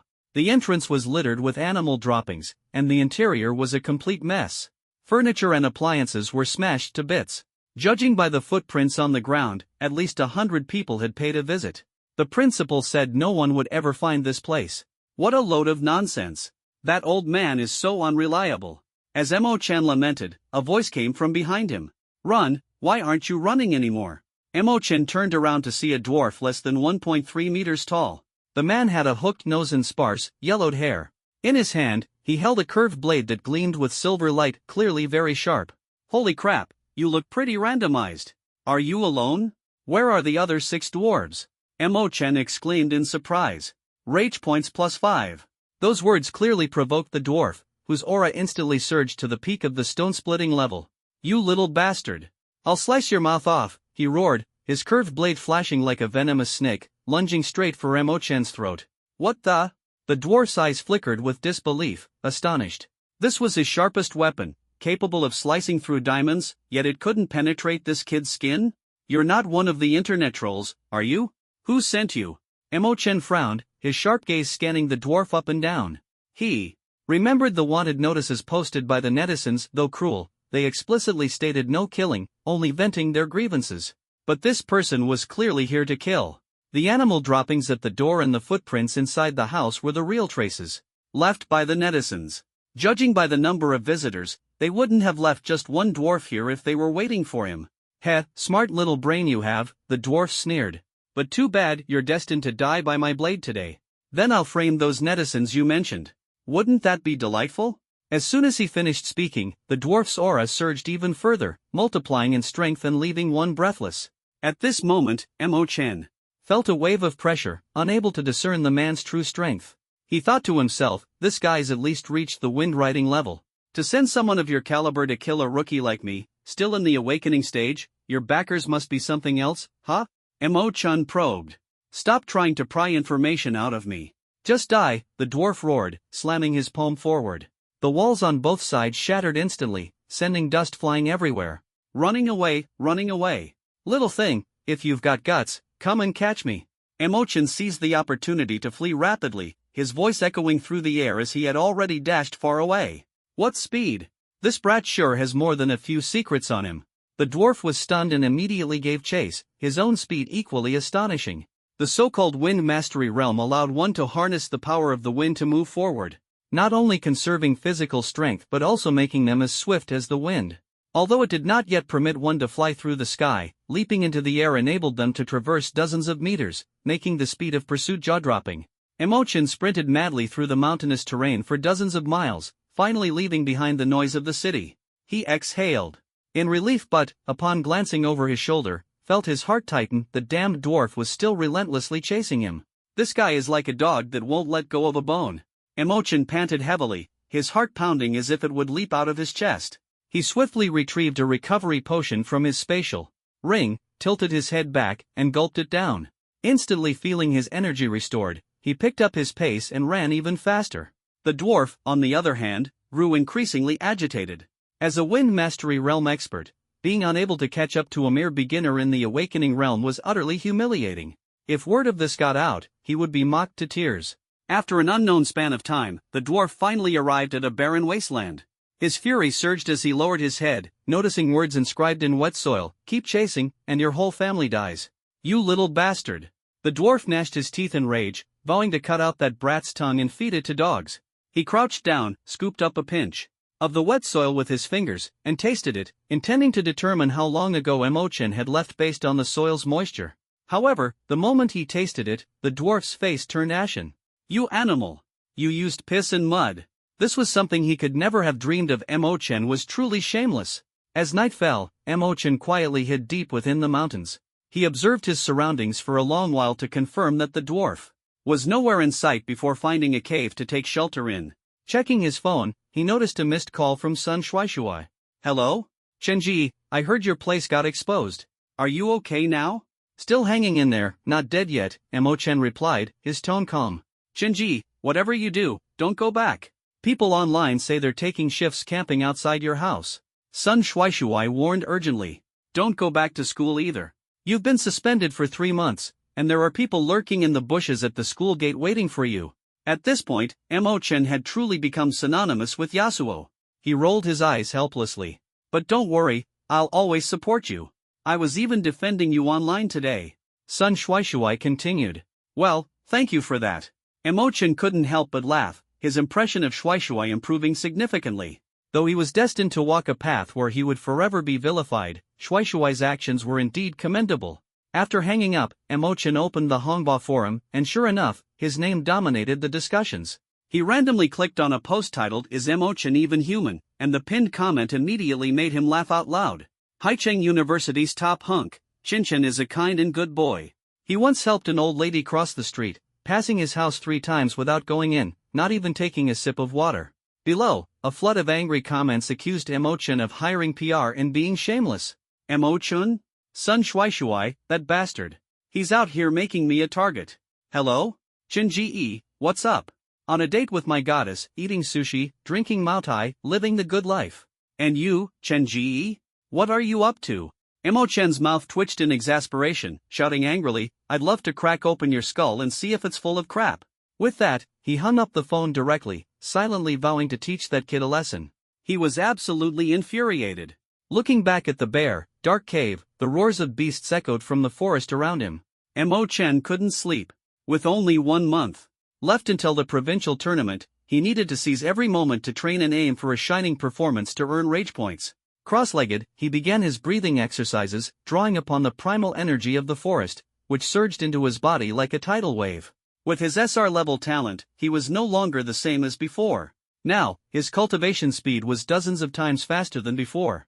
Over the next half-month, Mo Chen lived in the mountains. When hungry, he picked fruit. When craving something more, he roasted rabbits. When thirsty, he drank from mountain springs. He was practically indistinguishable from a wild man. The rest of his time was consumed by relentless cultivation. One day, he opened his personal stats panel. Name, Mo Chen. Age, 18. Realm, Awakening Realm, Level 7. Weapon, none. Combat skills, Running Away, Immortal Tier.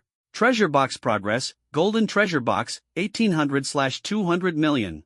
The 4 Garen-inspired special skills Silence, Shield, Spinning Slash, and Judgment were unique abilities without levels. They didn't appear on the main display but could be seen in more detailed views. Not bad, for levels in just half a month. This speed is incredible. Mo Chen exclaimed with excitement. Back when he had B-tier talent, advancing 4 levels would have taken at least half a year. But now, Mo Chen was no longer an ordinary boy. Deciding to take a break, he lay in the grass playing on his phone, secretly planning for the future. After another half-month, the online chatter about him had significantly died down. Partly because people had vented enough, and partly because a more significant event loomed, the Jiangnan Provincial Tournament. Mo Chen's bold words at the press conference had shocked students and onlookers nationwide, directing all attention to Shaohua University and Haicheng University. The online support ratio was 99.9% to 0.1%. That 0.1% came from Haicheng University's own people, rumored to have been coerced by their teachers to avoid complete embarrassment. Public opinion was overwhelmingly in favor of Shaohua University. No one held any hope for Haicheng University, a perennial underdog. The resentment toward Mo Chen even extended to Haicheng University itself, causing his seniors to despise him as a burdensome eyesore. Under a post titled Combat Power Comparison between the two sides, the list of participants and brief introductions for both universities were displayed. Haicheng University's 20 participants had talents ranging from A to SS, with Gu Mingxian being the highest at SS level. In contrast, Shaohua University's 20 participants all had at least S-level talents, with one even being an SSS-level prodigy at the peak of the stone fragmentation realm. Why even bother?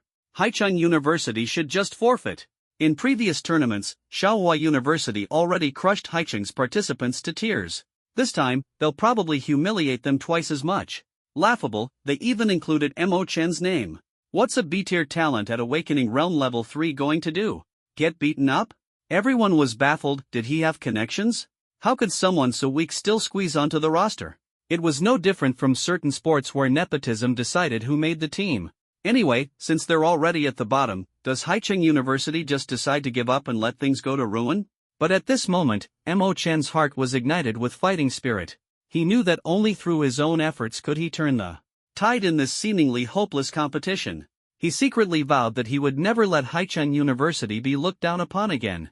In response to the heated discussion about the competition slots, Haicheng University quickly issued a statement, posting, "We have punished Mo Chen by suspending him for 3 months and removing him from the competition lineup." The announcement immediately sparked a fiery debate among netizens. Serves him right. He deserves to be struck by lightning every day. On second thought, I actually hope he competes, can't wait to see him make a fool of himself. This is unreasonable. How can they just kick someone out like that? Mo Chen must compete. I want to see him get crushed by Xiaohua University.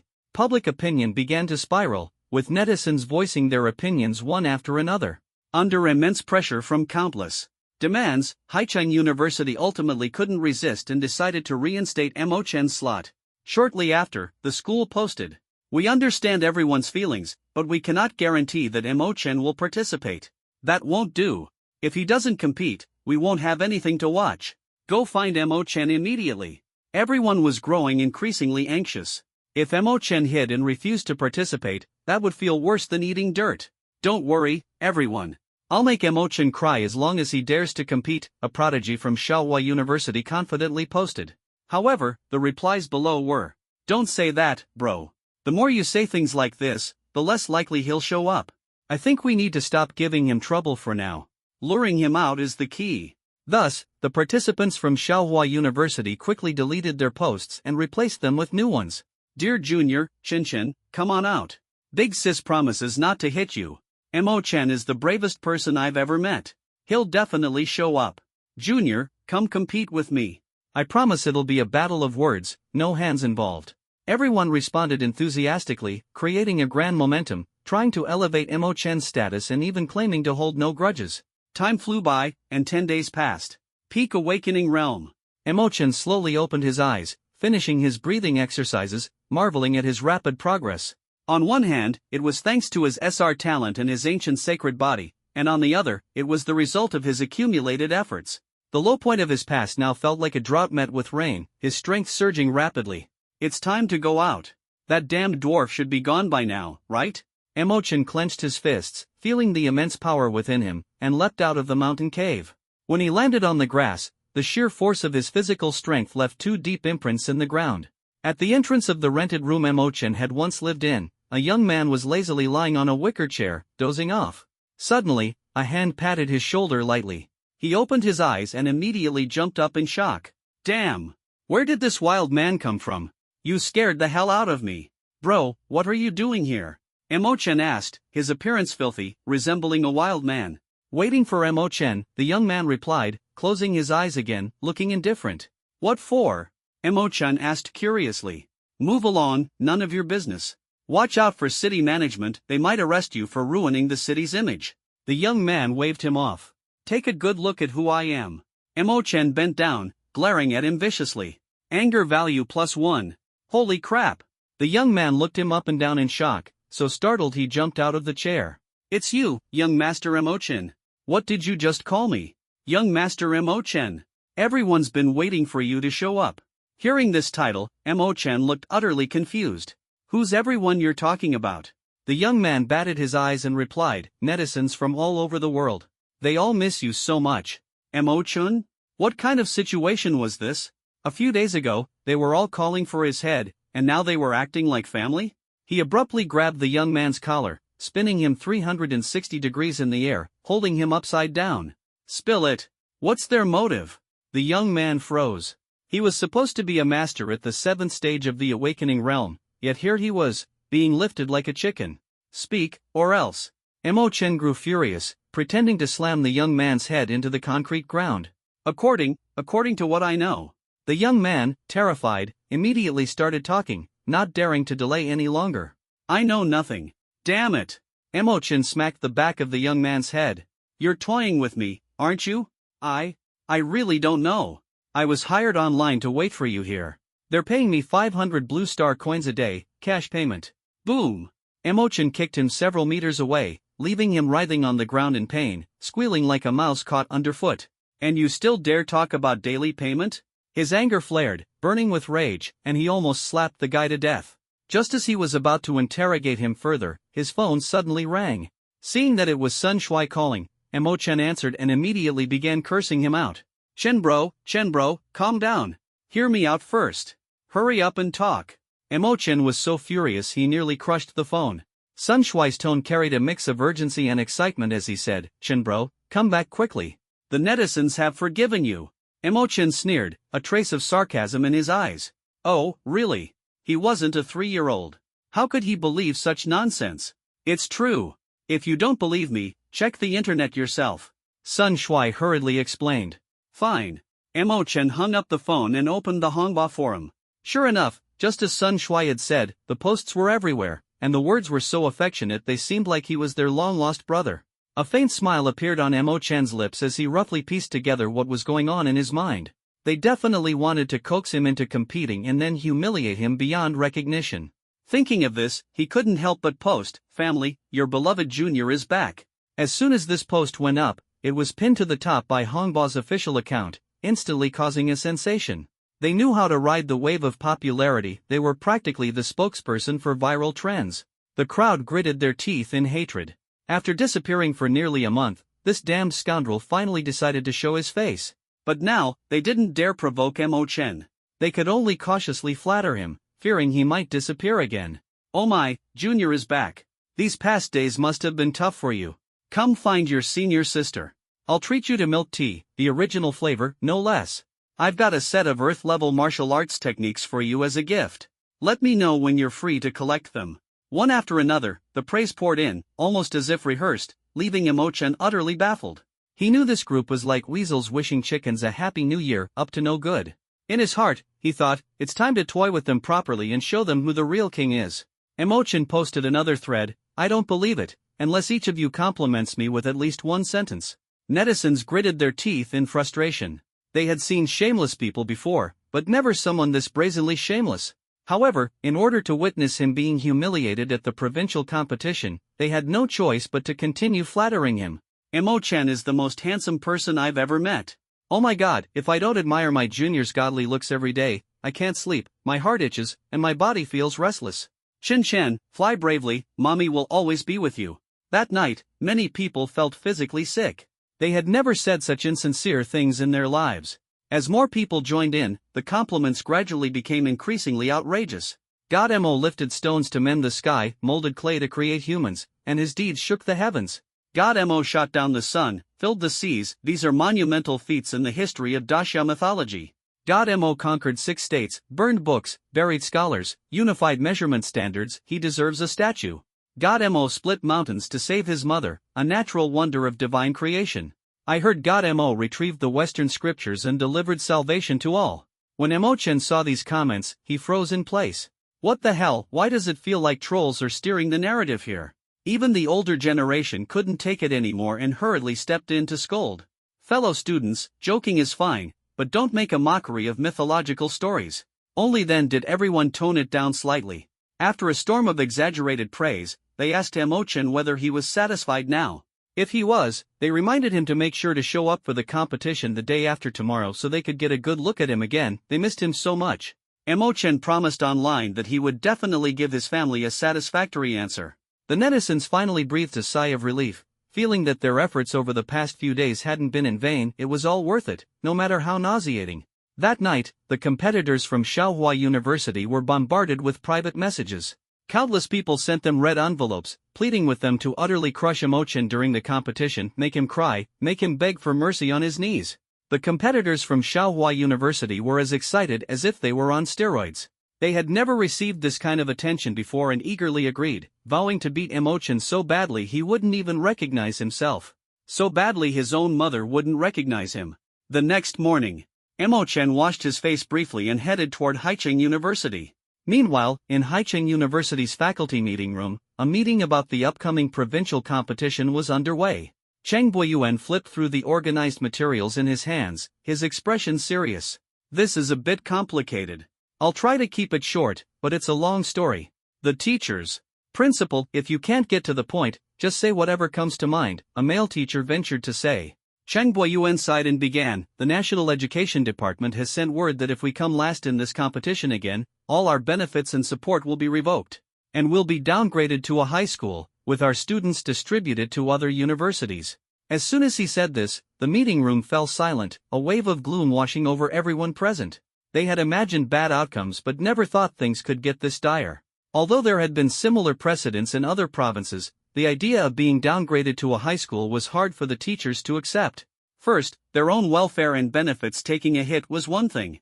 But mainly, if Haicheng University's students were dispersed to other universities, they would undoubtedly face exclusion and injustice. It was said that students from the last university to be downgraded to a high school couldn't bear the discrimination and ended up dropping out, fading into obscurity, a truly tragic fate. Seeing the despondent looks on everyone's faces, Cheng Boyuan sighed heavily once more. Sigh. This is the situation, but what happens next still depends on the situation. The teachers were speechless. They hadn't expected even the principal to sound so unhinged. Only Lin Mubai dared to speak up. Principal, have you been infected by emotion? Cheng Boyuan chuckled awkwardly. Hee, I was just trying to lighten the mood. Actually, it's not the most desperate moment yet. What if we don't come in last? So let's see how things go. Hearing this, everyone's expressions grew even more bitter. There were 8 universities competing in the provincial competition, but Haicheng University had always been utterly defeated each time. Last year was even worse, they didn't even make it past the group stage and were wiped out entirely. Their competitors only had 5 participants with S-level talents or above. The strongest among them was Gu Mingxian, SS-level talent, stone fragmentation stage level 5. But the other 7 universities each had at least one ace at the peak of the stone fragmentation stage. As for Shaohua University, they were on another level altogether. All their competitors had S-level talents or higher, with their strongest being a rare SSS-level prodigy, someone even the nation courted. The higher the talent, the faster the cultivation speed and the greater the power unleashed by martial techniques. So talent was also a representation of combat ability. Sigh, after this, we won't even have the face to feel embarrassed anymore, a female teacher lamented. Cheng Boyuan picked up where she left off, his gaze firm. No matter what, this will be our last competition. We cannot leave with regrets. We must fight with spirit and unleash all our passion. As he finished speaking, he waved his hand to signal the end of the meeting, an air of determination sweeping through the room, as if a storm was brewing. Mo Chen arrived at Haicheng University but chose an unconventional route, climbing over the wall to get in, avoiding direct confrontation with the elderly security guards at the gate, who were in their 60s or 70s. After all, he didn't want to inadvertently aggravate them out of respect for his elders. This stealthy approach seemed more considerate. On campus, the lively students moved about, but no one recognized this undercover visitor. By the lakeside garden, Bai Xia and Jean Moyan were quietly seated at a stone table, flipping through their martial arts manuals and skill techniques, diligently preparing for tomorrow's grand competition. Their beauty was ethereal, like celestial beings, and the graceful movement of their fingers across the pages captivated the surrounding male students, turning the scene into a stunning tableau. Senior sisters, you look like gorillas while studying. Mo Chen suddenly said from behind, a mischievous smile tugging at his lips. Bai Xia frowned, silently thinking, that annoying guy is here again. Anger +1. Oh, you're still alive? Why do you look like a savage, she teased, her tone dripping with mockery. Jean Moyan, however, wasn't offended. Instead, she curiously examined Mo Chen and smiled faintly. Why do you say we look like gorillas? Are you implying we're ugly? Mo Chen quickly shook his head, his attitude sincere. No, senior sisters are very beautiful. I meant that gorillas are the quietest animals. It's an indirect compliment to your ladylike demeanor. His tone carried a hint of seriousness, as if defending his own logic. Jean Moyan grew even more puzzled and was about to ask further when Bai Xia swiftly interrupted. Don't bother with him, this jerk is full of nonsense. TCH, I'm not that kind of person. Mo Chen protested, looking entirely innocent, as if he were the victim of wrongful accusations. Jean Moyan was unwilling to accept the answer and couldn't help but ask, Junior, shouldn't the quietest animal be the sloth? Why is it the gorilla? Mo Chen clasped his hands behind his back and replied with a serious expression, because when gorillas get angry, they do it in complete stealth. His humor instantly lightened the mood around them, as if even the air itself began to dance joyfully. Jean Moyan was stunned for a moment, then covered her mouth and chuckled softly, her eyes gleaming with mischievous light. Even Bai Xia's face softened, with a faint blush of shyness replacing some of her earlier anger. Junior, you're so funny, bringing us a cold joke so early in the morning. Jean Moyen laughed, imitating a gorilla's angry manner, pounding her chest lightly. Emochan chuckled, then turned to Bai Xia and said, Senior Xia, don't you go thumping me now. You're so strong, you might end up breaking me. Anger level +10. Get lost. Bai Xia shouted furiously and hurled the book in her hand toward him. Hey! Qinji, it's really you. Suddenly, a voice of surprise came from behind. Sun Shuaishuai walked over with tears in his eyes, full of delight, and patted Emochan on the shoulder. Even though you've turned into a wild man, I could recognize you just by your back view. That's true brotherhood, isn't it? Emochan felt a surge of anger in his heart, recalling how this guy had slandered him online before. His fury ignited instantly. Little Shuaishuai, why are your eyes all puffy? Were you crying? Jean Moyen noticed Sun Shuaishuai's swollen eyes and couldn't help but ask. As the most infamous simp at Haicheng University, Sun Shuaishuai's reputation was well known, and many senior girls had been pursued by him. He sighed deeply, I got dumped. As he spoke, tears welled up again, and his pitiful state made everyone shake their heads helplessly. Why don't you introduce me to someone else, senior? I'll give you a finder's fee. Sun Shuaishuai's shamelessness left both Jean Moyen and Bai Xia speechless, internally sighing at his thick-skinned nature. Emochan couldn't help but twitch at the corner of his mouth, surprised at how this guy's shamelessness had leveled up. He patted Sun Shuaishuai's shoulder and pretended to speak seriously. You're not good-looking, not sweet-talking, broke, and ugly. If you don't get dumped, who will?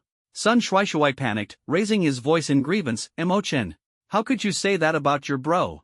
At this moment, Emochan's name was called out, and all the surrounding students suddenly stopped in their tracks, turning to look in unison. Holy crap! It really is Emochan. Damn you, Emochan. How dare you come back? Watch me beat you to death. Strip him and parade him through the streets. A crowd of senior students surged forward, rolling up their sleeves aggressively as if ready to pounce on him at any moment. They had endured endless ridicule because of Emochan's misdeeds, unable to hold their heads high wherever they went, even avoiding stepping out of the school gates. Serves him right. Bai Xia stood by, watching the scene unfold with amusement, a cold smirk playing on her lips. Jean Moyen wanted to step in and mediate, but as soon as she opened her mouth, her voice was drowned out by the crowd's taunts, forcing her to give up in frustration. Sun Shuaishuai seized the opportunity to slip away, undoubtedly a clever move on his part. Calm down. Everyone, please calm down. Emochan raised his hands defensively, trying to placate the crowd while slowly retreating. Calm down? My ass. Because of you, my boyfriend broke up with me, shouted a fuming girl, her face flushed with anger, her voice echoing in the air. Emochan was left speechless, thinking to himself, how is that my fault? Maybe it's because you're not attractive enough. Don't get worked up, everyone. Tomorrow, I'll carry you all to victory and crush Xiaohua University. Anger level +200. As soon as he said this, the crowd's fury erupted like an inferno, burning even more intensely. Crush your grandpa? With your measly B-grade talent and third-level awakening? If it weren't for Senior Mingxian saving some face for us, we'd have forfeited directly. Arg! I can't take it anymore. A senior shouted, chanting an incantation, and several fireballs shot toward Emochan. Just as Emochan was about to employ his signature move Run For It, a sudden gust of wind swept through, extinguishing the fireballs entirely. Enough! Everyone, stop! A stern voice rang out, and the crowd instantly straightened their backs, turning to look behind them. The dean, Lin Mubai, walked over with graceful steps, dressed in an elegant professional outfit that exuded both competence and sophistication.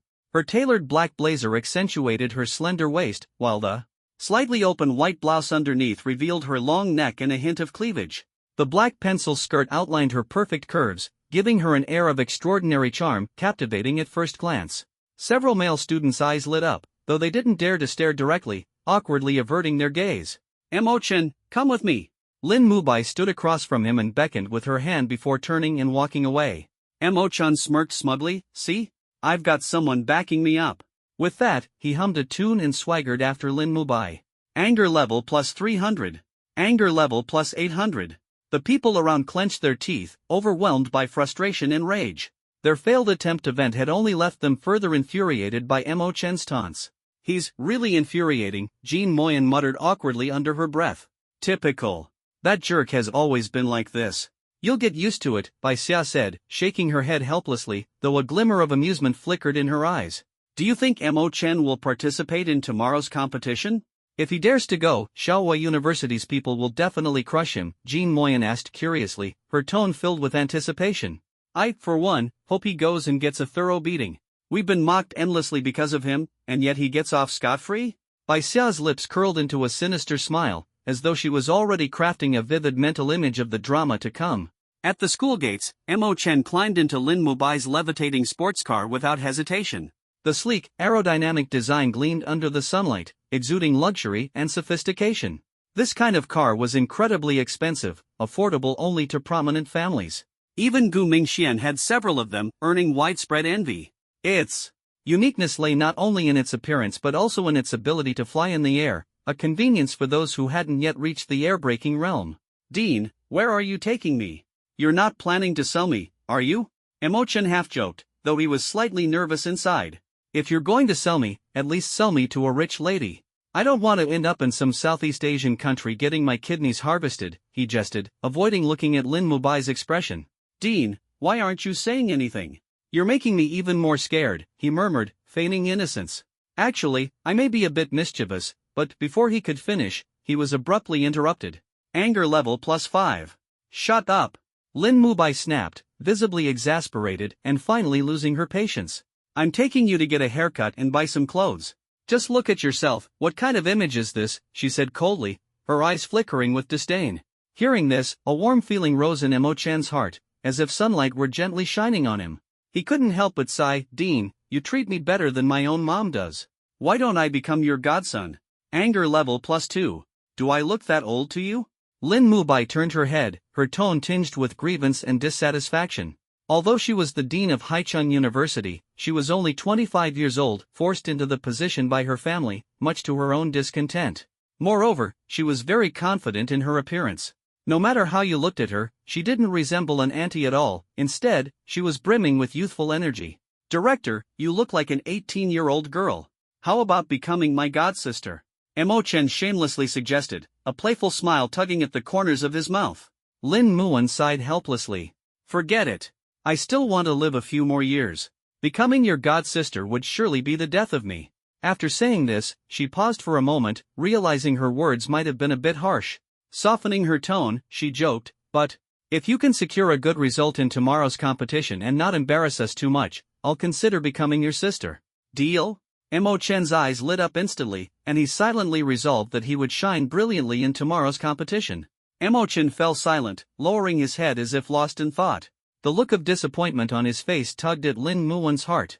She thought he was missing his parents, so she smiled faintly and said gently, maybe your parents had more important things to do and had no choice but to leave. Don't be sad. She extended her slender, fair hand, intending to pat Mo Chen on the shoulder to comfort him. But just as she was about to do so, Mo Chen suddenly lifted his head, rubbing his chin with a puzzled look. Director, why aren't you wearing black stockings today? If your legs get tanned, they won't look as nice. Lin Muan froze on the spot, her thoughts racing, this brat is joking right here. She realized she'd miscalculated, he wasn't lowering his head in sadness but was looking at her legs. And his earlier look of disappointment? All because she wasn't wearing black stockings today. From now on, you're not allowed to say another word. Got it? Lin Muan snapped angrily and stepped on the gas, speeding toward the mall. Okay, I promise not to say another word, Director, Mo Chen said, patting his chest as if he were very obedient. Anger level +5. Shut up. No more talking. Lin Muan became even more irritable, barely holding back the urge to kick him out of the car. An hour later, they arrived at the largest shopping mall in Haicheng. As soon as Lin Muan stepped out of the car, her graceful figure and stunning appearance instantly drew countless admiring glances from those around her. Coupled with the red hover sports car she drove, it made her the center of attention. In contrast, Mo Chen drew only headshakes from the crowd. A young man sighed, see that? Poor guys play with cars, rich guys play with emotions, and the top elite? They play with wild cards. Director, that guy just insulted me, Mo Chen said, glaring at the young man, a faint smirk forming at the corner of his mouth. Endure it. Don't stir up trouble everywhere, Lin Muan sternly warned. All right. Mo Chen nodded obediently, then pointed at the guy and shouted, I feel like cursing someone today, but I'm not cursing you. The young man grinned, thinking he had gained the upper hand. However, a nearby bystander whispered, dude, He just said you're not even a person, and you're still laughing? Hearing this, the young man's mind froze for a moment.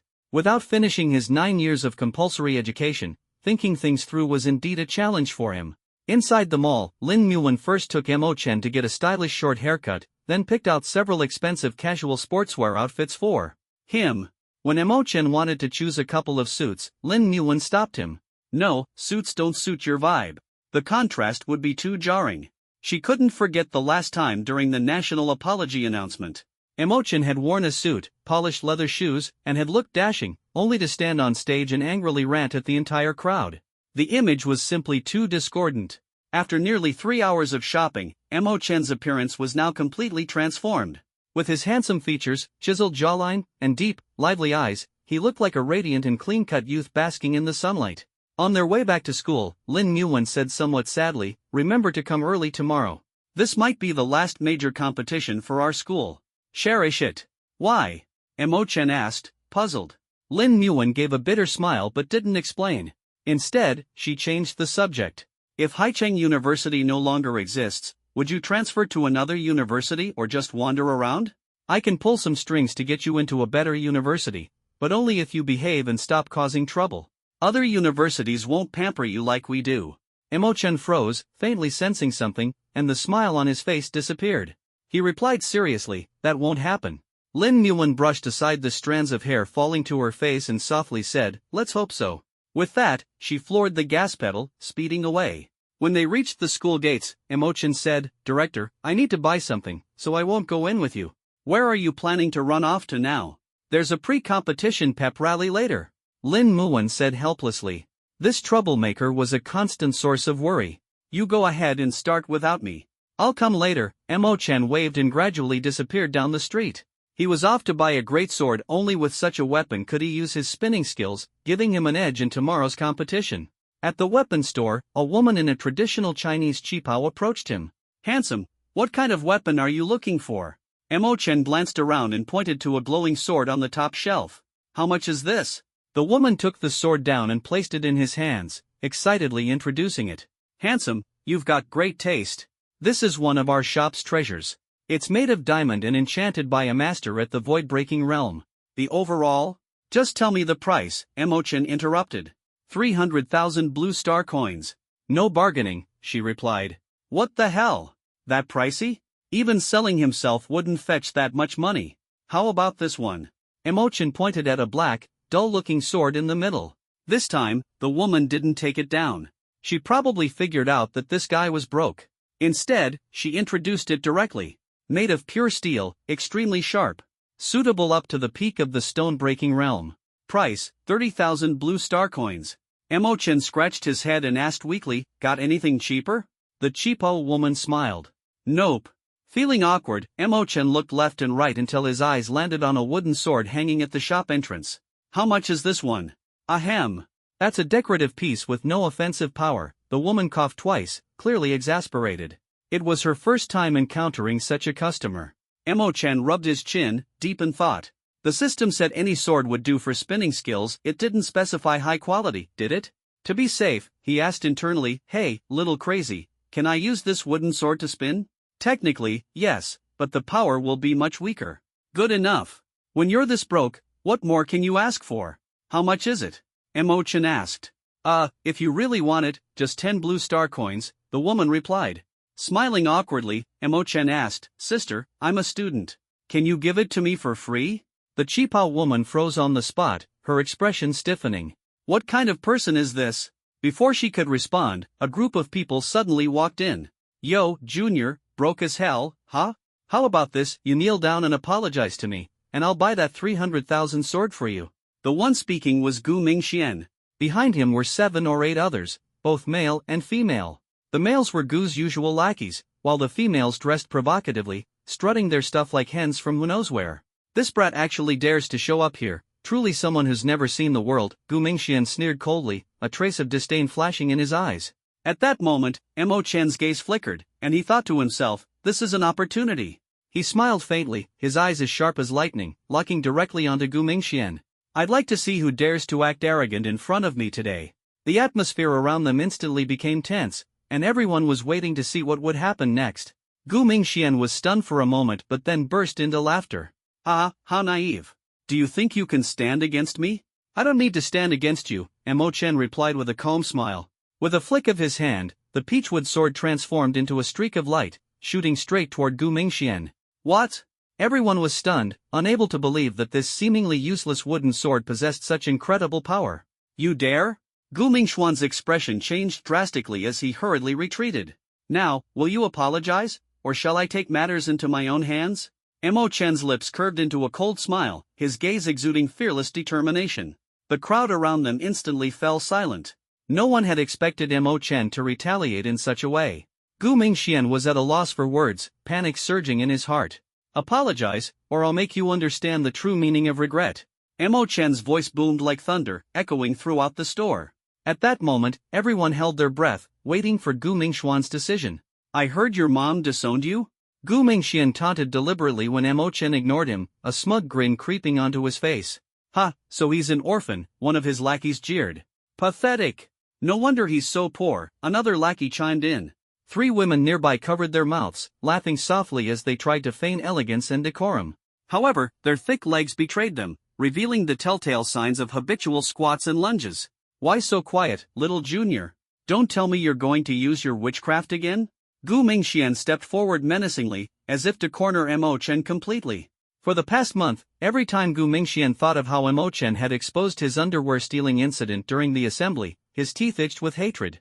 Although his family later intervened to clear his name, and the school declared him innocent, the stain on his reputation lingered. Especially among the junior girls he once sought to impress, they now avoided him like the plague. Mo Chen smiled faintly, pulling out some money to pay, his gaze calm and indifferent. Quick, record this. Post his pathetic look online so the whole country can laugh at him. Gu Mingxian's eyes lit up with malicious intent, seizing the opportunity for amusement. I'm sure the netizens will love seeing you like this, he said smugly, as the 3 women beside him eagerly pulled out their latest smartphones to start recording Mo Chen. You should hide quickly. The dog-catching team is on its way, Mo Chen said quietly, his eyes glinting with disdain. Rage value +9. Huh, look at him, he's getting mad, so mad, they mocked, trying to hide their growing unease. Mo Chen rolled his eyes. What's the big deal? Wouldn't you be mad if a rabid dog bit you out of nowhere? Rage value +30. Their expressions instantly darkened, and just as they were about to retort, Mo Chen cast a silence spell. Humming a tune, he swaggered out of the store, leaving Gu Mingxian fuming with rage. Just wait, I'll make you regret this. Gu Mingxian seethed inwardly, preparing to teach Mo Chen a lesson. But to his horror, he realized he couldn't activate any martial techniques. Panic set in as he comprehended that Mo Chen had more tricks up his sleeve than he'd imagined. Clenching his teeth, Gu Mingxian rushed forward, intending to fight hand-to-hand. However, Mo Chen had already vanished, as if carried away by the wind. 30 seconds later, one of Gu Mingxian's lackeys caught up to him, looking utterly dejected. Boss Xian, we can't win. That guy's unbeatable in verbal sparring. Gu Mingxian's fury reached a boiling point. Tomorrow, he won't be so cocky anymore. The guys from Shaohua University will beat him to a pulp, just wait and see. At this moment, Mo Chen didn't return to the university but instead chose a secluded cave in the outskirts. He intended to seize every second to cultivate, striving for a stellar performance in tomorrow's tournament. The words of the dean earlier, combined with some rumors he'd overheard, led him to suspect that the university might face a demotion penalty, a situation he absolutely did not want to see. The principal and the dean had been kind to him. Although many classmates often shouted threats to kill him, most of them were merely venting their frustration without malicious intent. He didn't want to wander through life aimlessly anymore. This time, Mo Chen consumed all the energy liquids in his spatial ring. In an instant, a violent surge of energy rampaged through his body. As he regulated his breathing, the energy of heaven and earth began gravitating toward him. He directed this energy to impact his meridians and cells, an essential process for breaking through to a higher realm. Meanwhile, Gu Mingxian and his group had uploaded the video online, which quickly went viral. Mo Chen instantly became a trending topic, generating massive attention. When netizens first saw the footage, they burst into laughter, exclaiming that it was straight out of a satisfying web novel plot. Threads mocking Mo Chen flooded the internet, ridiculing his poverty, with some even claiming he was too shameless to realize how poor he is. However, these negative posts were soon drowned out by voices supporting Mo Chen. Netizens began to worry that if he was too provoked to compete, it would be a huge loss. One post titled "Crowdfunding to buy Emochan a sword" sparked heated discussions. "I'll chip in 50 cents, no more than that. Emo God truly lives up to his name. That peachwood sword in his hands could definitely unleash god-slaying power.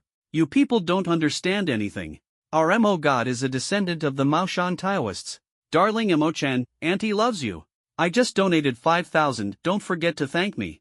I'm Lon Outyen from Shaohua University, and I've donated 10,000 to ensure Emo God's triumphant return tomorrow."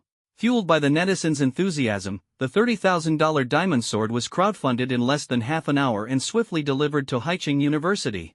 Ironically, the top donors were participants from Shaohua University. Having pocketed so many red envelopes from netizens, they planned to pamper Emochan into competing, only to thoroughly defeat him for everyone's satisfaction. If they failed to deliver and netizens demanded refunds, they'd become the laughingstock instead. Gu Mingxian was dumbfounded. What was meant to humiliate Emochan had turned into a blessing for him. Damn it, are netizens this easy to manipulate, he thought bitterly. Thank goodness he hadn't uploaded footage of Emochan's shabby apartment, otherwise, the netizens would have likely crowdfunded a villa for him. By midnight, Emochan had entered a state of deep meditation. Using his consciousness, he observed his organs and meridians, continuously guiding the energy to break through, as if engaged in an invisible battle. His surroundings and all sounds were blocked out by his intent, as if he had stepped into another world. Even if a ferocious beast roared in front of him, it wouldn't disturb his focus. Outside the muddy path leading to the cave, a group of people approached silently, their auras formidable, all at least at the Wingmaster realm. Leading them was a dwarf who sneered coldly. It was the same pursuer who had once hunted Emochan. "Huh, this brat has some guts, daring to enter secluded cultivation alone in a place like this," the dwarf mocked. "Maybe he thinks we can't find him. How naive, he's still too inexperienced," a middle-aged man with a hooked nose replied. "Let's finish him quickly and report back," said a burly man with a bare upper body, his eyes filled with urgency. The dwarf nodded, his gaze shifting to a scholarly-looking man. "Are you sure the area is sealed off? That brat is cunning and has some freakish escape technique. Even I couldn't catch him last time." The scholarly man nodded firmly. "Rest assured, I've set up a barrier formation. Even if he wakes up now, there's no way he can escape." Hearing this, the dwarf licked his lips, his eyes flashing with a mix of malice and excitement. Remembering the humiliation Emochan had inflicted on him last time, he wished he could tear the brat apart with his bare teeth. How absurd! What kind of lunatic uses mud, urine, and a curse reading "chase me and your entire family dies" as a tactic? He still couldn't comprehend it. Although a meticulous trap had been set, the group still moved forward cautiously, their hearts filled with unease, fearing even the slightest mishap. This alone was enough to prove how seriously they regarded Emochan.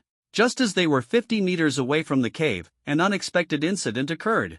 In an instant, the group froze in terror, their bodies as if bound by an invisible force, unable to move even an inch forward. Cold sweat trickled down their foreheads, and the faint-hearted ones even had trembling lips. "Who sent you?" a cold, indifferent voice echoed from the void. Following this, a man clad in a core raincoat and wearing a straw hat slowly emerged into their view. His face was obscured by a mouse mask, making his exact features impossible to discern. However, judging from his hoarse and muffled voice, the man was undoubtedly no longer young. "Zi Shu." The dwarf's face turned pale instantly, his eyes filled with unabashed despair. "Not talking, are you?" The man in the mouse mask slowly raised his right hand and said coldly, "Then you must die." As soon as the words fell, he clenched his hand lightly. Boom! The bodies of the 8 experts instantly exploded into a mist of blood, leaving not even a trace of bone behind. After finishing this, the masked man fixed his gaze on Emochan inside the cave. Just as he was about to take action, the communicator at his waist suddenly vibrated. He picked it up and saw the message, "Order from the Peerless King, critical situation at the border, return immediately." "But, little Chen," the man felt uneasy and hurriedly replied. "The king says, the nation comes before family," the communicator responded, leaving him with no choice but to sigh in resignation. After putting the communicator away, he glanced once more at the cave where Emochan was, then struck out with his palm, dispelling the seal set by the dwarf's group earlier. At the same time, he chanted an incantation, constructing a protective barrier around Emochan. Having completed everything, his figure gradually became blurry, as though he could disappear into the air at any moment. Meanwhile, at the city lord's mansion in Haicheng, a staff member rushed into the office, his face filled with urgency as he shouted, "City Lord, something terrible has happened." Upon hearing this, the city lord slowly opened his eyes, frowning slightly. "Xiao Lu, how many times have I told you not to be so flustered when handling matters?" The young man's face turned red with embarrassment as he repeatedly nodded in agreement, though his unease only deepened. "City Lord, the Mo Chen from Haicheng University you asked me to locate. I'm afraid he's in danger." The city lord chuckled faintly, unconcerned. "Young people scuffle all the time. What danger could there be?" Taking a deep breath, the young man spoke with a hint of lingering fear in his voice. I just saw a mysterious man wearing a mouse mask, and he crushed a group of Fengyu realm experts into blood mist from a distance." Hearing this, the city lord spat out the tea he had been sipping. A flicker of dread flashed in his eyes as he quickly fell into deep thought. The Shu of the Great Xia's 12 Zodiac? Why would he appear in Haicheng? A series of questions churned in the city lord's mind, leaving him bewildered. By all accounts, the 12 Zodiac should be executing missions abroad. Who sent them back? Or has he been secretly guarding Emochen in Haicheng all along? At this thought, the apprehension in the city lord's eyes deepened. Such a peerless expert had been lurking in Haicheng, and he had failed to notice. As the morning sun rose, the sports field of Haicheng University was bustling. Tens of thousands of students had gathered, with 19 participants standing prominently at the forefront. On the high platform stood all the faculty members. Cheng Boyuan stepped forward, channeling his internal energy, and shouted with a voice as loud as thunder, "Students, we're about to head to Shihu City to participate in the provincial competition. This competition is of critical importance to us. It's not just about honor, but also our future. But no matter what, I hope you won't feel pressured. Place your trust in the 20 participants representing us. Let them fight with all their might, leaving no regrets behind. Regardless of the outcome or the future, at least we've given our best effort." The field fell silent instantly, everyone listening intently. This was an extraordinarily rare scene. During past assemblies, whenever the principal spoke, there would always be students whispering or daydreaming below.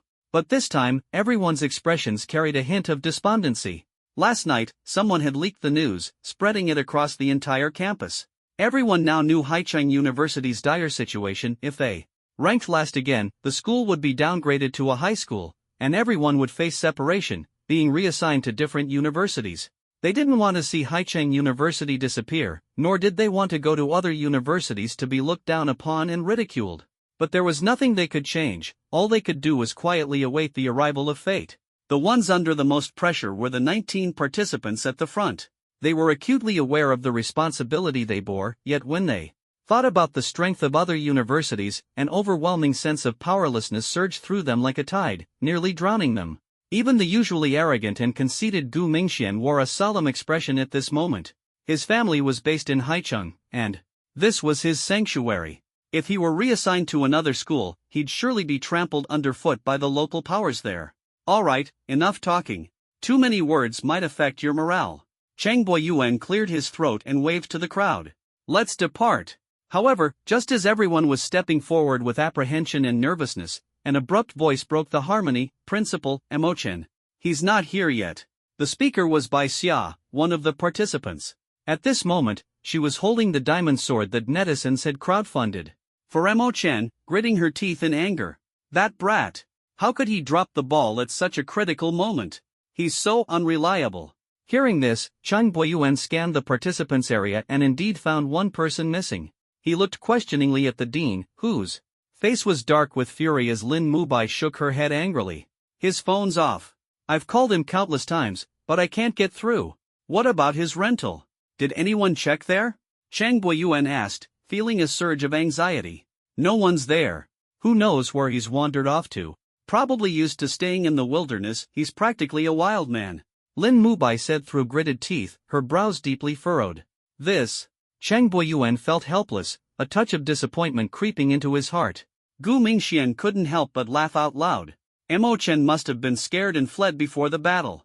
What a coward. As soon as he said this, several of his cronies chimed in. "Yeah, Emochen, reliable? With or without him, it doesn't matter. Let's just ignore him." "Exactly, he's just a third-stage awakening rookie with a B-grade talent. He can't change anything and would only be a burden, inviting ridicule from others. That guy does nothing but cause trouble every day." This spot should have gone to someone with more potential. The atmosphere gradually shifted, and others began to voice their opinions. Let's just go. We'll deal with him when we get back. Mo Chen is such a disappointment. He's lost face for all of us. Now we'll be the laughingstock of other universities. Unbelievable. We've lost before, but never like this. Running away before the fight? 2 days ago, he was bragging online about beating others. Now he's nowhere to be found. Chang Boyuan let out a heavy sigh, a hint of disappointment flashing in his eyes. Glancing at the time, he waved his hand again and said, "Let's move out, forget about him." They had to focus on the challenge ahead. Victory was their only goal. At the school gate, thousands of students boarded the airships one after another, preparing to head to Westlake City. Although Haicheng University had tens of thousands of students, only a few representatives could participate, while the others stayed on campus to watch the live broadcast. The atmosphere was tense but exhilarating. At the same time, the 7 other universities from different cities also began their journeys. At the gate of Shaohua University, the principal saw that everyone was in place and spoke with firm resolve. "There's nothing more to say. Perform as usual, win the championship, and demonstrate the strength of our school. This has always been our tradition." His tone exuded absolute confidence. After all, Shaohua University had claimed the championship for several consecutive years, giving him every reason to be so bold. The 20 participants nodded, their expressions calm and indifferent, as if the pressure had nothing to do with them. "Oh, right." The principal suddenly turned around, his gaze sharp. "Make sure to teach Haicheng University a hard lesson, especially that Mo Chen. How dare he openly call us trash? Such arrogance." The 20 participants, full of vigor and confidence, all promised, "Don't worry, principal. We'll make Haicheng University pay for this. If Mo Chen dares to show up, we'll make him kneel and beg for mercy. I'm already looking forward to bragging about it online. After this competition, Haicheng University's name will be forgotten entirely." The principal nodded in satisfaction and signaled the airship to depart. At this moment, audiences across the country had also prepared their snacks, reclining on their sofas and opening their TVs or phones, eagerly awaiting the live broadcast of this grand event in Jiangnan Province. Although every province had its own competitions, this year it was Jiangnan Province's turn, and all interested viewers focused their attention here, anticipating this grand spectacle. Even before the competition began, the audience was already buzzing with excitement on the Hongbao Forum. Most of the discussions were centered around Haicheng University and Shaohua University. First of all, these two universities were long-standing rivals, and the animosity between their principals ran deep. Secondly, Mo Chen had once insulted Shaohua University as trash in front of a national audience, undoubtedly igniting Shaohua University's fury.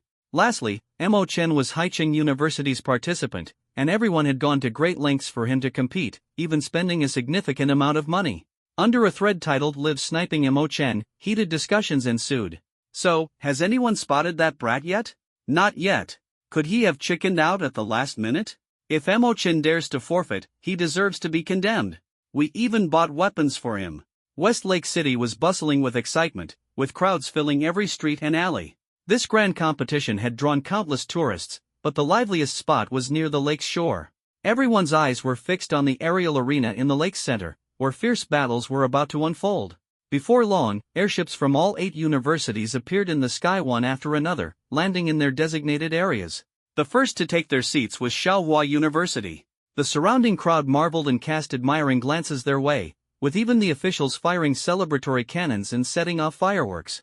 This was the treatment of a 3-time champion. The representatives of the other 7 universities looked visibly tense, their eyes filled with mounting pressure. Especially when they saw the man standing at the forefront of Shaohua University, a wave of despair swept over them instantaneously. An SSS-level talent, at the peak of the shattered stone realm, he was an insurmountable mountain in the hearts of all the students present. The last to arrive was Haicheng University, drawing the crowd's attention as well. However, the gazes directed at them were laced with a peculiar mix of curiosity and ridicule, completely different from the reverence shown to Shaohua University. Why do you only have 19 people? Did someone chicken out at the last moment?" Shaohua University's principal, Lin Zhenhua, spoke with a tone full of provocation. As soon as he said this, all eyes turned toward Haicheng University's participants, counting them one by one. Sure enough, one is missing. Oh, my God. The person who should have come the most, Mo Chen, didn't show up. This guy has deceived the entire nation of online viewers again. I knew he would forfeit. What a scumbag.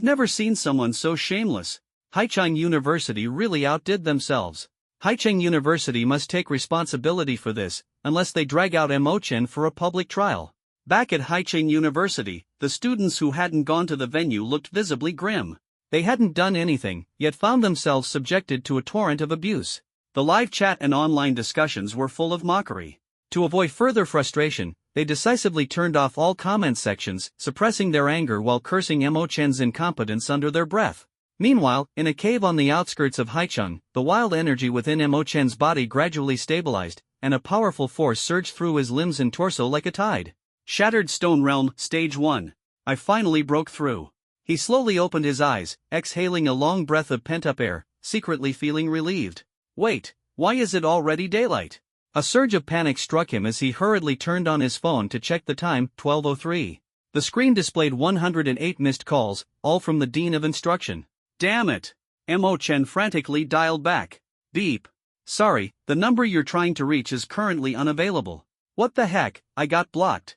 Even the network was down, he couldn't even send a message. He remembered that the competition started at 12 o'clock. Realizing the urgency, he wasted no time and dashed toward Westlake City at full speed, hoping to make it in time. The moment he exited the cave, the barrier previously set by the rat subordinates vanished into thin air. The barrier was invisible and intangible, and Mo-chen had no idea that this place had once been visited. In the arena on the lake of Westlake City, the battle had already begun. The format was a lottery system, where each victory earned 1 point, and the final ranking was determined by accumulated points to decide advancement. At this moment, the match was between an A-grade gifted senior from Haicheng University and an S-grade gifted student from Shaohua University. Both were at similar cultivation levels, at the pinnacle of the awakening realm. However, the difference in talent was evident, as the representative from Haicheng University was being forced to retreat continuously and was defeated in no time. Is this all Haicheng University is capable of? Weaklings as always. The man from Shaohua University pressed his sword against the throat of the Haicheng senior, his gaze and tone full of mockery and disdain. The senior clenched his teeth tightly, his fists creaking from the pressure, but he could do nothing to change the outcome. To others, his reaction was nothing more than impotent rage. Tisk, TSK, look at him, still so defiant. Weaklings are meant to be trampled on. That's the rule of the world. Grinding your teeth won't change that. Ha, if you're weak, then train harder. The students from Shaohua University, as they had done in past events, unleashed a barrage of taunts. They already disliked Haicheng University, and under strict instructions from their principal to humiliate them further, they naturally didn't hold back. The faces of Haicheng University students turned pale with anger, but they could not refute. As the losing side, they neither had the standing nor the confidence to argue with their opponents. Xia, you're up next. Good luck. Lin Mubai smiled gently, offering her encouragement. Other classmates also looked over, their gazes warm with support. Bai Xia nodded resolutely, gently setting down the sword in her arms before leaping onto the stage. Next round. Bai Xia from Haicheng University versus Yi Shuang from Shaohua University. With the referee's announcement, a graceful woman from Shaohua University's side also stepped onto the stage. Why are we matched against Shaohua University again? This isn't fair. Yi Shuang is an SS grade prodigy. How can we fight her? There's no hope at all. I suggest we reassign the match. The moment they heard the name, The students from Haicheng University erupted in frustration. The morale they had just regained quickly dissipated, leaving them angry and helpless, doubting if there was something wrong with the matchmaking mechanism. Out of 8 universities, they had been matched against the strongest Shaohua University twice in a row, with opponents whose strength clearly overshadowed their own. Seems like Haicheng University is having a streak of bad luck. Could it be that even the heavens are fed up with them? This is pure self-torture. It seems like they're destined to be entangled with Shaohua University forever. Seeing Haicheng University's frustration, the other spectators, including the live stream viewers, felt immense satisfaction. Indeed, karma had a way of coming around. The heavens spared no one. Back when Haicheng University hosted the National Apology Conference, Mo-chen had made them feel this same frustration. Afterward, Haicheng University didn't punish Mo-chen, merely suspending him for 3 months as a facade. This made netizens across the country admit that Haicheng University was blatantly shielding him. Adding to this, Mo-chen's recent refusal to compete raised suspicions among netizens that Haicheng University's leadership had forbidden him from participating to protect him from harm. As a result, public sentiment towards Haicheng University was overwhelmingly negative. The battle commenced. Bai Xia made the first move, unleashing a high-grade mystic skill. A flurry of sword shadows filled the air, surging directly toward her opponent. But as the strongest university, Shaohua University enjoyed the best official support and resource allocation. They certainly didn't lack high-grade techniques, especially for a prodigy like Yi Shuang, who had priority access to them. Seated cross-legged on the stage, she chanted an incantation, conjuring a grand bell that enveloped her body, blocking all the sword shadows.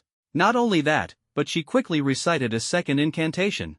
In an instant, a flaming sword roared forth, evaporating the lake water below the stage into steam, its power and searing heat evident. 2 top-tier mystic techniques? Yi Shuang has so many tricks up her sleeve. Comparisons are maddening. Ordinary people struggle to obtain even one in their lifetime, yet she wields them like they're nothing. The audience was astounded, their words filled with envy and longing. Shaohua University's principal, Lin Zhenhua, smiled proudly and said, "It's only natural. Our university is rich in techniques, unlike the impoverished Haicheng University." Cheng Boyuan's face darkened upon hearing this. Denying his envy would be a lie. If they could win the championship, Haicheng University would also receive high-grade techniques as official rewards. But that was nothing more than a pipe dream. Boom! With a deafening explosion, the battle on the stage came to an end. Bai Xia, outmatched in talent and techniques, had already exceeded expectations by lasting this long, earning some respect. "Sister, you'll have to train harder when you go back. Someone as weak as you isn't even worth my time," Yi Shuang sneered, her lips curling in mockery and her eyes gleaming with disdain for her defeated opponent.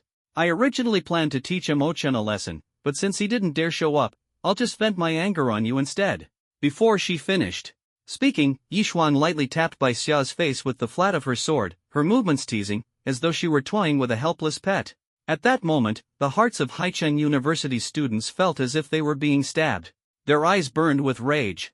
This humiliation was worse than death, an unbearable mix of fury and shame igniting within each of them. Bai Xia's face was pale, her dress stained with blood. She silently returned to Haicheng's area, her voice low and sorrowful. "I'm sorry, I lost." "It's okay, it's not your fault." Lin Mubai patted her shoulder reassuringly, a glimmer of determination in her eyes. She immediately retrieved a healing potion and personally administered it to Bai Xia. The others gathered around, consoling her, unwilling to let her fall into despair. "I'll avenge you in the next match." Gu Mingxian stepped forward, his gaze resolute, his voice like a battle drum stirring the spirits of those around him. Bai Xia didn't respond, silently returning to a meditative position to recover. Jin Moyan sighed as he watched her and quietly sat beside her, offering silent support. Seeing her so disheartened, everyone felt a deep ache in their hearts, as though a dark cloud loomed over Haicheng. In the live stream, many soft-hearted female viewers were already in tears, feeling deeply for Bai Xia. Not only was she beautiful, but she was also kind to her classmates, always eager to help others. Everyone adored her. Even Mo-chen, who was usually mischievous, was never truly hated by Bai Xia. She only scolded him playfully, never harboring genuine resentment. This alone proved her impeccable character. Don't lose hope, everyone. We still have 17 matches left. The outcome is far from decided. Chen Boyuan stepped forward, quickly trying to lighten the mood and boost morale. Hearing this, the team's gloomy spirits gradually lifted, and they began to regain their confidence. Gu Mingxian exchanged a glance with a few of his companions, who immediately understood and began to speak. Everyone, don't panic. Senior Mingxian is our trump card, he will definitely carry the banner high. When Brother Xian takes the stage, the opposition will be utterly crushed, left with no chance to fight back. With the fervent encouragement of the crowd, the atmosphere instantly ignited. The students of Haicheng University placed their hopes on Gu Mingxian, chanting his name with unstoppable momentum. Gu Mingxian basked in the atmosphere, feigning a profound demeanor as he smiled faintly. Rest assured, my friends, I will not let you down. His voice, like a battle cry, inspired every person with a dream in their hearts. Haicheng. After rushing at top speed, Mo Chen arrived outside the city lord's office. He glanced around carefully before setting his sights on a red hover sports car parked in the center of the square. Without hesitation, he moved into action. Mo Chen checked to ensure no one was paying attention before swiftly making his way toward the car. Meanwhile, a staff member, Xiao Lu, hurriedly burst into the city lord's office. City lord, bad news. Someone's stealing a car outside. The city lord frowned, displeased, and put down his pen, speaking in a deep voice. Xiao Lu, how many times do I have to tell you, don't panic when something happens. Acting like this, it'll be hard for you to get a permanent position. It's just a car thief. Catch them and handle it as you should. Why are you even bothering to report this to me? Hearing the words permanent position, Xiao Lu broke out in a cold sweat. Panicking, he explained hastily, City Lord, it's Mo Chen who's stealing the car. What? The City Lord stood up in shock. After a few seconds of deep thought, he waved his hand dismissively. Sigh, let him take it. Xiao Lu's face turned red with frustration, and he stammered, but, City Lord. What now? The City Lord's temper flared. This new secretary of his looked serious enough, but when it came to doing things, he was so hesitant and awkward. He's stealing the car of the young supreme, Yun Chuyao. Xiao Lu explained with his head lowered. Upon hearing this, the City Lord staggered, nearly falling to the ground. His mood took a drastic turn for the worse. The title Young Supreme was no trivial matter. First, one had to possess an SR-level talent. Second, their cultivation realm had to be at least in the void-breaking realm. Third, they must not exceed the age of 25. Fourth, and most importantly, they or their family must have made significant contributions to the nation or achieved merit in slaying demons at the frontier. Throughout the Grand Xia Empire, there were fewer than 10 individuals who bore the title of Young Supreme. The value of such a title was immeasurable. They were truly the darlings of the Grand Xia, the treasures of the nation, given anything they desired. Sigh, it's too late now. All we can do is pray that the brat returns it before she finds out. The City Lord waved his hand, his expression heavy with worry.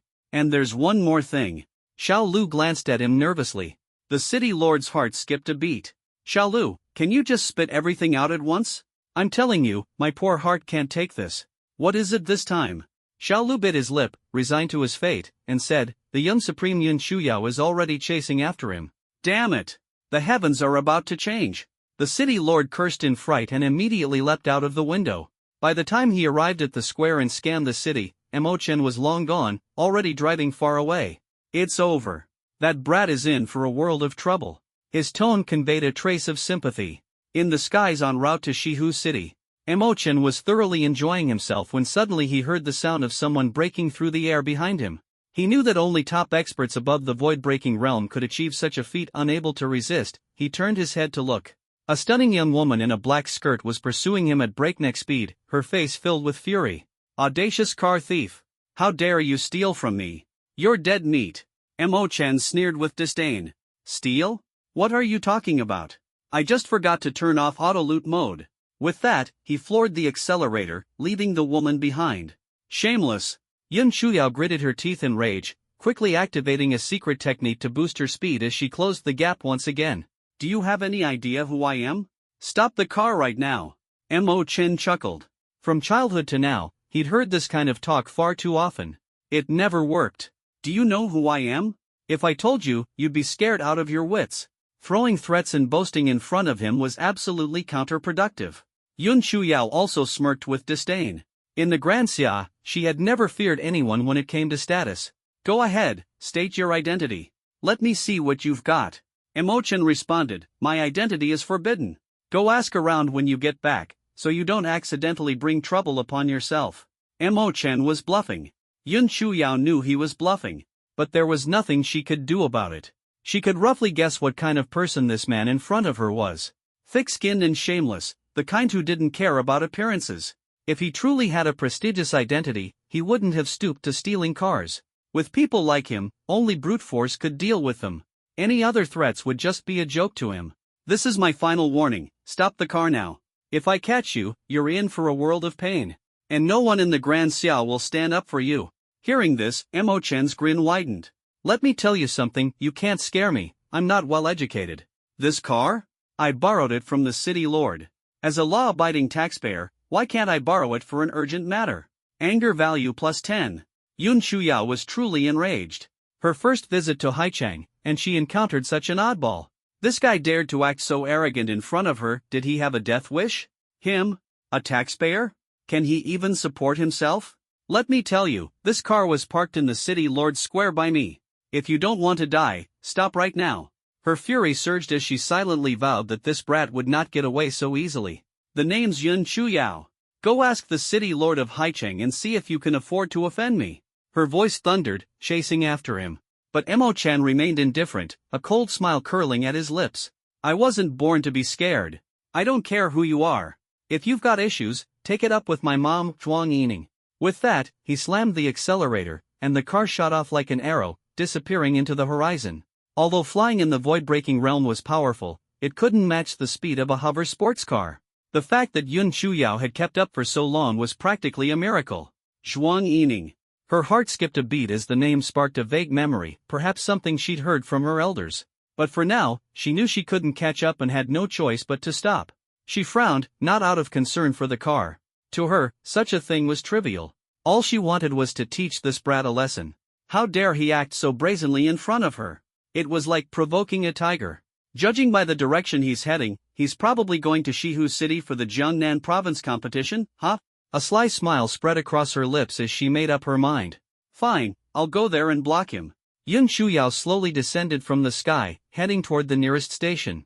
She was already planning how to give that brat a proper punishment. This chase was only just beginning. West Lake Riverbank. I say, Haicheng University, why don't you just forfeit, said a homeroom teacher from Shaohua University with a mocking tone. As soon as these words were spoken, others chimed in one after another, as if they had found an outlet to vent. Fewer matches, fewer embarrassments, forfeiting is indeed a good idea. Anyway, you're all destined to be at the bottom, so why bother persisting? The people from Haicheng University were overwhelmed with shame and anger, silently lowering their heads, unable to retort. Even though they felt stifled, they could only force themselves to swallow their frustration. Since the start of the competition, Haicheng University had suffered 17 consecutive defeats. The participants were repeatedly beaten by stronger opponents, and doubts began to rise in their hearts. Was all of this deliberately orchestrated by the organizers? Had they truly offended someone? Cheng Boyuan had communicated with the organizers multiple times, but every discussion ended in arguments with no progress.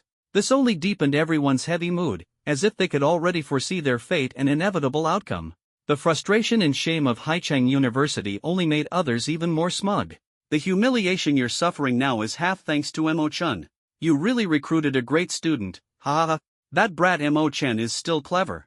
Knowing he couldn't win, he simply fled the battlefield to avoid humiliation. Mo Chen, that jerk, is so disloyal. He left you here to suffer while he's hiding somewhere enjoying the joke, ha ha. These successive attacks were like sharp blades, piercing the hearts of the male students at Haicheng University. They clenched their fists, wishing they could charge forward and fight to the bitter end. The more sensitive female students had already been brought to tears, never having endured such humiliation before. Lin Nguyen closed her eyes, forcing herself not to listen to the mockery. As the dean of students, no matter how angry she was, she couldn't lower herself to argue with the students. Shut up! Gu Mingxian finally couldn't bear it any longer and shouted angrily, "Don't mention Mo Chen's name here again." His roar brought a momentary silence to the scene. As an SS-level peerless prodigy and the heir to a prominent family in Haicheng, the others still held some fear and respect for him. Hey, don't shout, it'll be your turn soon. I heard you're the strongest in Haicheng? Hope you don't end up crying later. The students from Shaohua University showed no fear, their teasing voices rising one after another. Gu Mingxian gritted his teeth, ready to fight back, but saw the battle on the stage come to an end once again. Li Xin from Haicheng University, defeated. The referee's voice was like a heavy hammer, and the hearts of everyone from Haicheng University sank once again. A deep sense of powerlessness and frustration surged from the depths of their hearts, spreading rapidly. Ha ha ha, Haicheng University won't end up with a 0 score, will they? That would be so embarrassing. This year's Haicheng University is the weakest I've ever seen, not a single capable player. Shoo, they still have their student council president, Gu Mingxian. Everyone indulged in teasing, as if venting their grievances, showing no mercy to Haicheng University. The bullet screens in various live streaming rooms were also filled with similar mockery. Don't lose heart, Mingxian hasn't taken the stage yet. Chang Boyuan's eyes were firm as he encouraged everyone. Hearing this, the students of Haicheng University all turned their gaze to Gu Mingxian, regarding him as their last hope.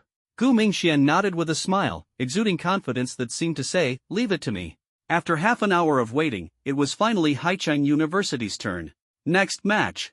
Gu Mingxian from Haicheng University vs Zhao Fan from Shaohua University. As these words were spoken, the arena instantly erupted in overwhelming laughter. Ah, Haicheng University is really unlucky. Looks like they're destined for a 0 score. Gu Mingxian is so miserable. Going up against senior Zhao Fan right at the start, this is pure self-torture, isn't it? Haicheng University, you still have time to forfeit. Otherwise, when you see your strongest prodigy being trampled on the ground later, it might shatter your Dao heart. Gu Mingxuan's mouth twitched, and a chill ran through his heart. Zhao Fan was not an opponent he could currently contend with. The other party was the strongest from Shaohua University, with an SSS-level talent, an unparalleled prodigy even the nation sought to appease. As for him, he was only at the 5th stage of the Shattered Stone Realm, completely on a different level. Senior Mingxian, good luck. Come on, no pressure, even if you lose, we won't blame you. The students of Haicheng University cheered for Gu Mingxian. Although they knew the outcome was already decided, they still hoped he could carry the banner, fight with style, and avoid losing too badly. Hurry up and get up there, what are you dawdling for? Scared? Look at his shifty eyes, he's definitely scared. The people from Shaohua University couldn't help but start urging, as Zhao Fan had already been waiting on the stage for quite a while. Go ahead. Lin Mubai nodded at him, a trace of anticipation flashing in her eyes. Gu Mingxuan's expression was conflicted, words stuck in his throat. His heart was in turmoil, as if 1,000 troops were galloping through his mind. After a fierce internal struggle, he stammered, "Director, I forfeit. I'm not feeling well and might not be able to perform at my best." What? Hearing this, the people from Haicheng University felt utterly disheartened. Their strongest senior had actually chosen to give up? What was this? It was simply a complete disgrace. Gu Mingxian from Haicheng University, are you sure you want to forfeit? The referee began urging, his voice like the beat of a war drum, spurring their heartbeats. Gu Mingxian gritted his teeth and finally nodded. He was an SS-level prodigy, the heir of the Gu family, yet his heart was filled with helplessness and shame. He didn't want to make a fool of himself, nor did he want to step up only to be trampled underfoot. Lin Muan gave a bitter smile. She saw through this student's thoughts and softly said, "You don't want to be defeated in front of so many people and bring disgrace to your family, but this act of forfeiting will only bring even greater shame to the Gu family." Gu Mingxian lowered his head, silent, his heart growing heavier. Shaohua University, Zhao Fanchang. As the referee's voice fell, the mocking laughter in the arena followed once again, like sharp blades piercing the hearts of everyone from Haicheng University. Ah, a coward, just like Mo Chen. GG, Haicheng University is completely wiped out, time to go home. No, they have no home to return to, because they're about to be downgraded to a high school. Tens of thousands will become wandering orphans. A wave of sadness and helplessness spread among the people of Haicheng University. Every mocking remark was like a heavy hammer, striking hard at their hearts. Haicheng University. Those students who couldn't be at the scene and stayed in the livestream room all lowered their heads, their eyes filled with undisguised disappointment. Many of them cried. They were not afraid of losing, but they feared parting even more, and dreaded becoming orphans mocked by others, forced to live under someone else's roof. Many quietly put down their phones, turned to their dormitories, and began packing their belongings, preparing to face the impending loss. Truly spineless. Bai Xia wiped away her tears, the pain in her heart unbearably heavy. Ah, I wonder if we'll ever have the chance to be assigned together again. Jean Moyen bit her lip, her tone full of reluctance. Lin Muan sighed softly, turned around silently, and felt a trace of helplessness in her heart. Cheng Buiyuan slowly stood up, waved to everyone, and said, "Let's go home, kids." The group from Haicheng University got up one after another, weakly picking up the luggage beside them, preparing to leave. At this moment, they were like warriors who had lost their fighting spirit, their hearts filled with helplessness. Go home for what? I haven't joined the battle yet. Suddenly, a voice so familiar to everyone that it couldn't be more familiar rang out from the entrance. The voice was calm, yet it carried a strong sense of confidence, like a spring breeze dispersing all the gloom. Then, a figure that made everyone clench their teeth slowly walked in. His steps were firm, and his eyes sparkled with the flames of battle, as if declaring, "This is just the beginning. You guys are too much. How could you not call me for something this big? Do you even consider me, your junior, anymore?" Emo-chan wiped the sweat from his forehead, his tone full of complaints. Anger level plus 888. Lin Nubian immediately threw the bottle of mineral water in her hand. "I called you so many times that my phone almost exploded. And you still say I didn't call you?"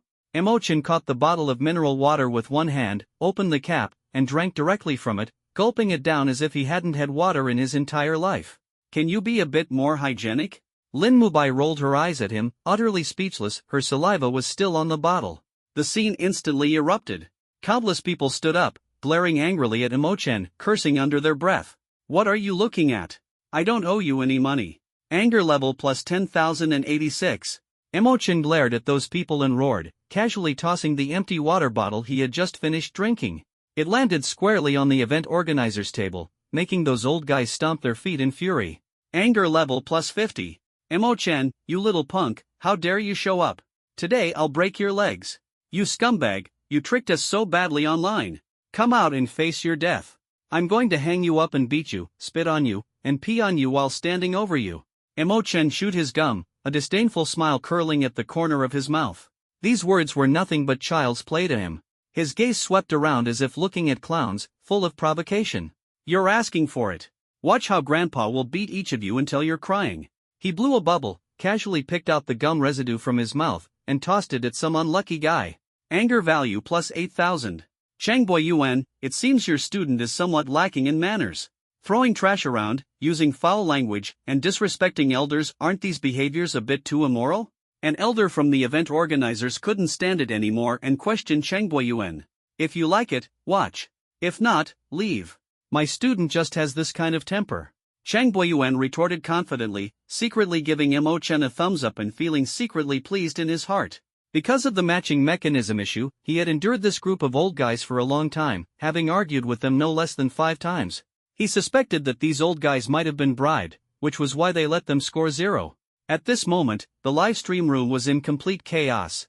Netizens flooded various platforms, making sharp and shocking remarks about Emo-chan's family background. Netizens from across the country swarmed into major livestream rooms, angrily cursing, wishing they could drag Emo-chan out of the screen and beat him up. Emo-chan gave a sly smile and then said, "If Grandpa's guess is right, those grandsons in the livestream room must be acting pretty cocky right now, huh? Stop barking, you guys, because no matter what you say, I can't see it, ha. Rage value plus 350W plus. Rage value plus 685W plus. Jean Moyen wiped the cold sweat from his forehead and muttered, "This is truly shameless, truly despicable." Bai Xia shook his head, silently sighing that it would have been better if this guy hadn't shown up. Once he does, he always stirs up public anger. "Junior, didn't you flee at the last moment?" a senior from Haicheng University asked in confusion. Gu Mingxuan's eyes darted around, and he immediately came up with an idea. He took over the conversation, saying, "Emo-chan, stop messing around. You've already embarrassed us. Considering you're a junior, we didn't blame you, but you should know your place." Emo-chan turned his head with a look of disdain and said to Gu Mingxian, "You should be secretly pleased. If I hadn't arrived in time to divert attention from your surrender, everyone would have exposed you completely." Hearing this, Gu Mingxuan's face quickly turned red, and he obediently shut his mouth. "Changboy Yuan, you unlucky student, are you here to make it a neat 20 consecutive losses?" scoffed Lin Genoa, the principal of Shaohua University.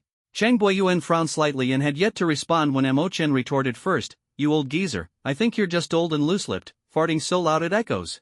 Anger value plus 50,030. Lin Genoa's expression instantly turned cold, and a trace of undisguised killing intent flashed in his eyes. For a junior to insult someone of his status and position like this was truly audacious. "Friend, I advise you to put away your murderous intent. Be careful, or disaster may befall you," Changboy Yuan said maliciously from the side, full of threats. The people from Shaohua University were furious. How could they tolerate their respected principal being insulted like this? They immediately retaliated with even more venomous words against Emochen. Emochen let out a cold laugh, as if he had anticipated everything. Raising his voice, he said, "I don't have time to waste words with you. Hurry up and start. Who's first?" His arrogant demeanor, as if looking down on everyone, immediately sparked the crowd's anger. In an instant, people in the audience stepped forward, cracking their knuckles, eager to teach him a lesson. A B-level talent in the awakening realm, daring to act so arrogant here? Anyone could easily knock you down. Since he delivered himself to us, let's grant his wish. On this arena, even if we cripple him, it won't violate the iron laws of Daxia.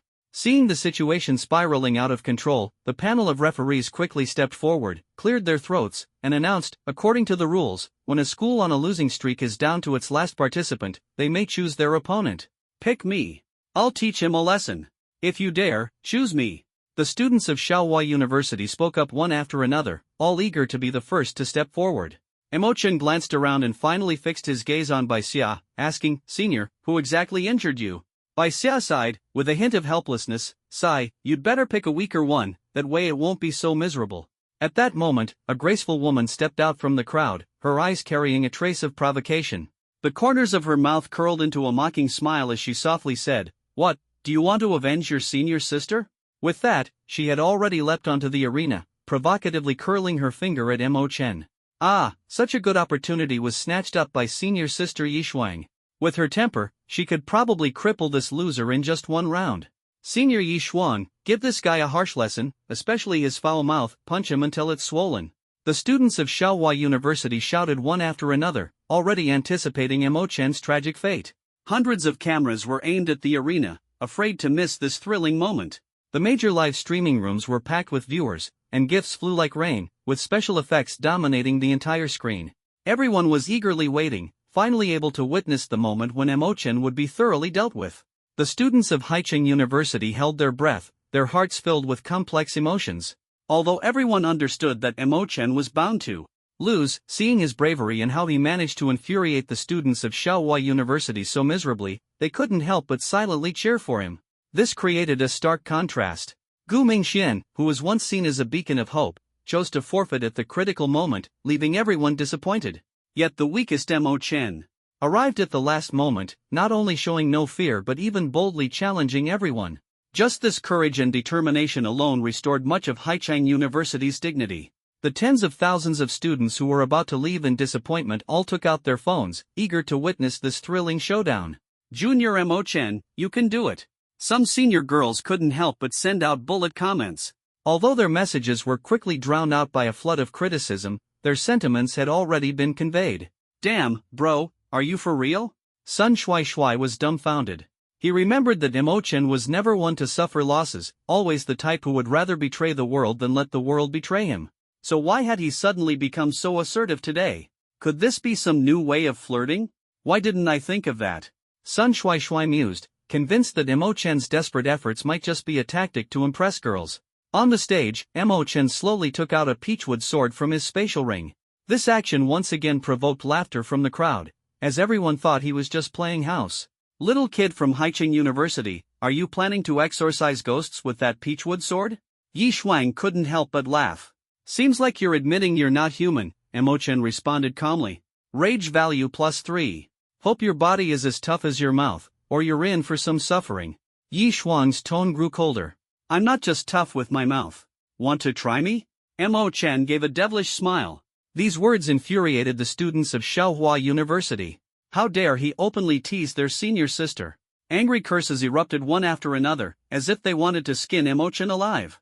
Junior really dares to say anything, without even considering the occasion.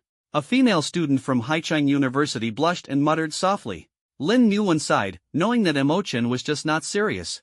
Yesterday, he was even concerned about her black stockings, clearly not treating her as the dean of students. "Make your move." "I'm still waiting to take on the next one," Emochen said nonchalantly. The corners of Yi Shuang's mouth lifted slightly. She found this person rather interesting and decided to tease him a bit. Pretending to be reserved, she softly said, "You mean the princess should make her move?" At that moment, Emochen couldn't help but laugh and asked, "Do you have princess syndrome?" Yi Shuang brushed her hair confidently and said, "Yeah, how did you know?" Emochen shook his head. A princess being sick is called princess syndrome. At most, Yours can be called wild chicken emotional disorder. Anger value plus 50. Bang! Yi Xuan, furious beyond measure, struck with a palm. Too slow. As the dust settled, Mo Chen had already appeared behind her, with not a speck of dust on him. You're so slow, how can you serve the guests in the private room well? Anger value plus 100. Bang! Yi Xuan was not to be outdone, her face cold as she turned and struck down with another palm. Slow, still too slow. Mo Chen remained calm and leisurely strolled around the arena. With a princess like you, if you dare touch my fruit platter, I'll immediately file a complaint for a refund. At this moment, everyone watching was dumbfounded, their eyes wide with disbelief. Such incredible speed. How did he do that? An unparalleled genius with an SS talent, being toyed with by a B-level awakening realm nobody? The students from Haicheng University were equally shocked. Mo Chen's speed exceeded their expectations. It seems our junior really came prepared. One senior remarked, sensing that things might get interesting.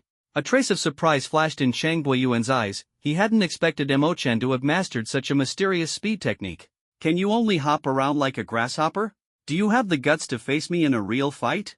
Yi Xuan's gaze was icy, and after being provoked repeatedly, she could no longer maintain her earlier composure.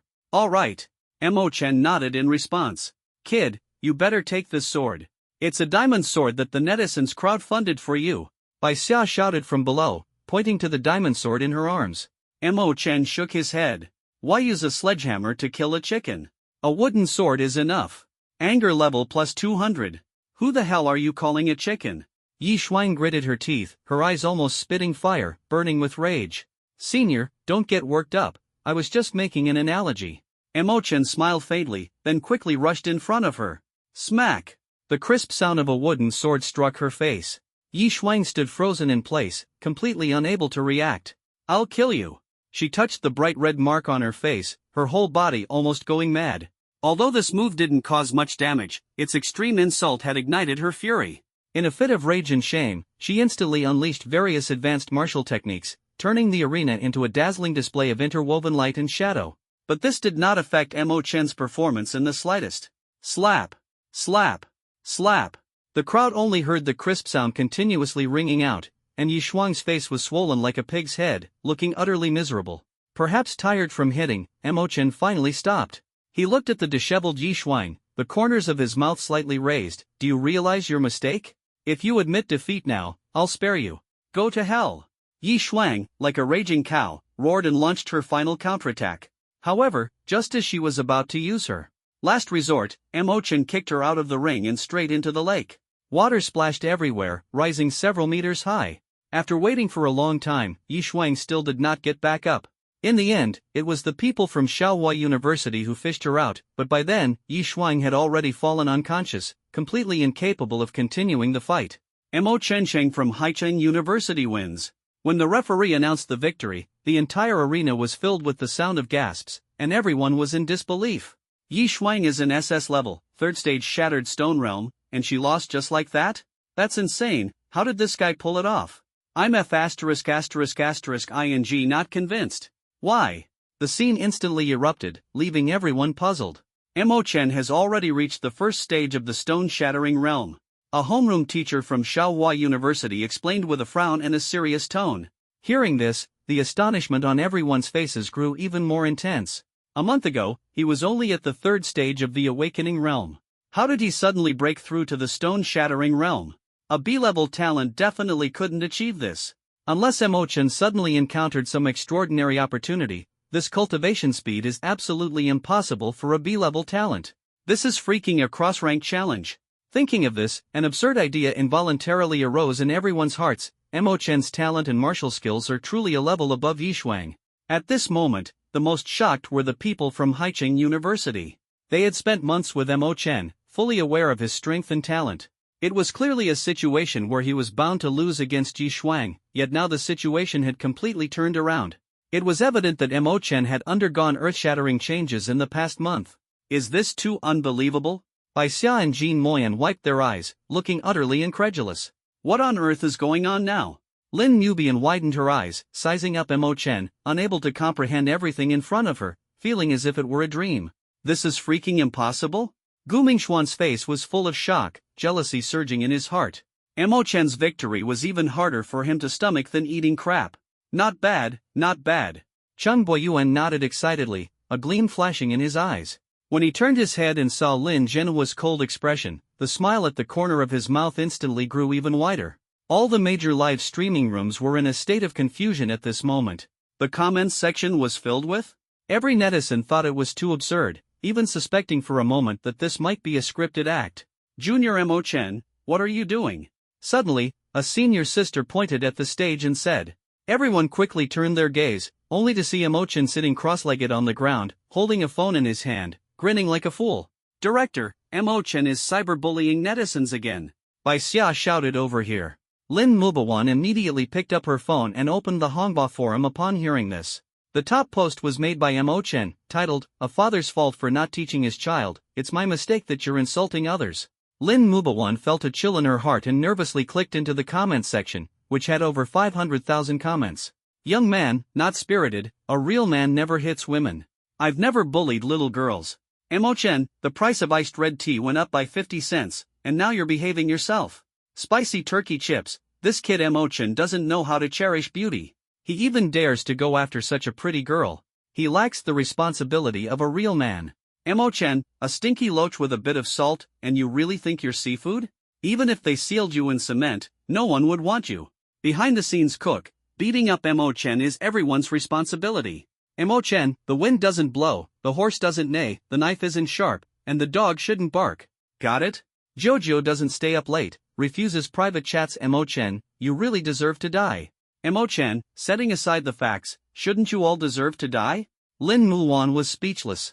What kind of person is this? Other contestants either cheered with raised arms or shouted in victory when they won, but not him. He acted like an outsider, arguing with netizens instead. Mo Chen, take this seriously. Lin Mubai stood up and reprimanded. Upon hearing this, Mo Chen put away his phone, feeling utterly satisfied as his surging anger value made the trip worthwhile. Just as I said before, Shaohua University is full of amateurs. Mo Chen clasped his hands behind his back and sighed helplessly, exuding an air of superiority over all. Rage points plus 50,000. You bastard, what are you being so arrogant about? Just wait. Our senior Zhao Fan will teach you a harsh lesson. The people from Shaohua University gritted their teeth, anger surging. But compared to before, their voices were noticeably quieter, their confidence diminished. Yi Shuang, as the third seat of Shaohua University, was easily defeated by him, making it impossible to determine Mo Chen's upper limit.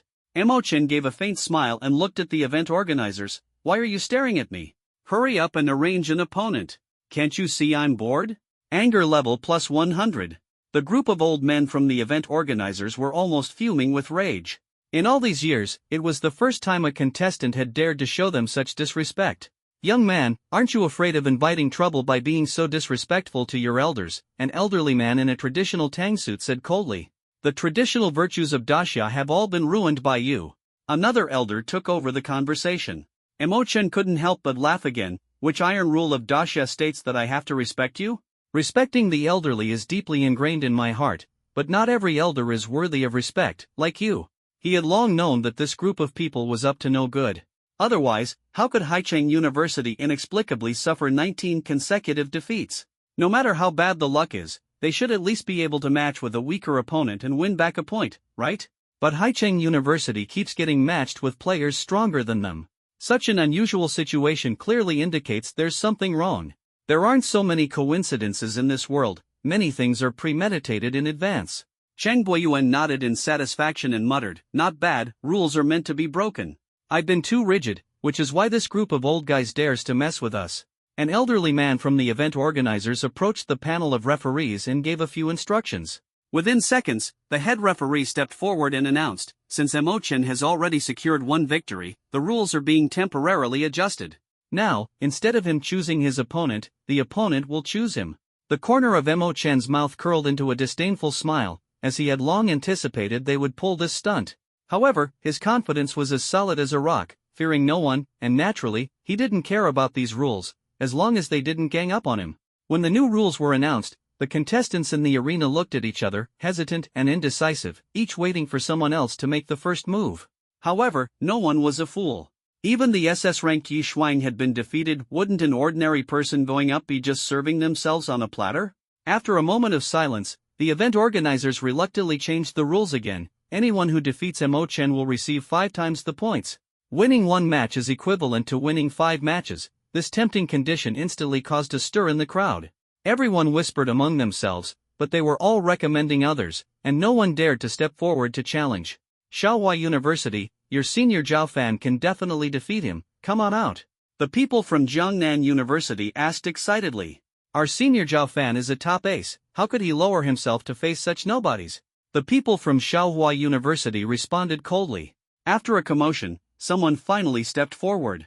It was the #1 seed of Dream Pursuit University, a peak-level SS-grade talent in the stone fragment realm, named Dong Feng. He leapt onto the arena, sized up Mo Chen, and said confidently, I observed your previous fight, it was nothing more than relying on speed to win. Coincidentally, I also have advanced martial techniques specializing in speed, so I should be able to handle you with ease. Mo Chen's expression was calm as he responded indifferently, is that so? I'll stand right here without moving. How about I let you strike 3 times first? Arrogant. Utterly arrogant. The crowd wished they could spit at him. A person at the first stage of the gravel realm actually dares to let a peerless genius at the peak of the gravel realm take the first 3 moves. Even experts in the wind realm wouldn't dare to say such a thing. The students from Haicheng University also tried to dissuade him. Junior, don't act tough, or you'll be the one suffering later. Dong Feng sneered coldly, completely ignoring these warnings, and began chanting a spell. He didn't care about fairness or unfairness. Since Mo Chen liked to act tough, he would gladly oblige. In an instant, several thunderbolts as thick as fingers appeared out of thin air, heading straight for Mo Chen. It's the Earth-grade low-tier martial skill, Thunderfinger. Mo Chen is doomed. Who would have thought senior brother Dong Feng would use his strongest move right away? This strike will decide the outcome. Haha, if Mo Chen dares not to dodge, he's dead for sure. To deal with such a despicable person, he should be struck by lightning. Boom! As the smoke cleared, everyone immediately turned their gaze. They saw Mo Chen standing firmly in place, his figure as steady as a pine tree. Apart from being completely blackened, there wasn't a single trace of injury. Mo Chen touched the black ash on his face, revealing a row of clean, neat white teeth, grinning as he said, haha, giving dad electrotherapy? Anger level +10. Dong Feng clenched his fists, standing frozen in place, his face full of disbelief. Is this guy even human? Even a low-grade Earth-level martial skill can't hurt him? His physical body is way too strong. This guy really isn't cheating? The spectators were completely dumbfounded. Damn, even lightning can't strike him, who else can deal with him? The elders present were also filled with shock. They had never seen such a powerful physical body. Could it be that he grew up eating titanium alloy? This brat is a bit strange. Zhao Fan, are you confident? Lin Zhenhua frowned deeply and asked the young man beside him with a serious expression. Zhao Fan's expression was calm as he responded lightly, he is indeed very strong, but I can defeat him. That's good. Lin Zhenhua smiled in relief. The crowd from Haicheng University gaped, feeling both excited and shocked. They finally understood why this junior dared to act so recklessly. With such incredible speed and an indestructible body, wasn't he born to cause trouble? Hurry up and make your move. I said 3 moves, and I mean 3 moves. Don't waste time. Mo Chen urged. Dong Feng gritted his teeth and unleashed 2 more of his ultimate martial techniques. The second move made Mo Chen's body stagger, and the third move caused blood to flow from his shoulder.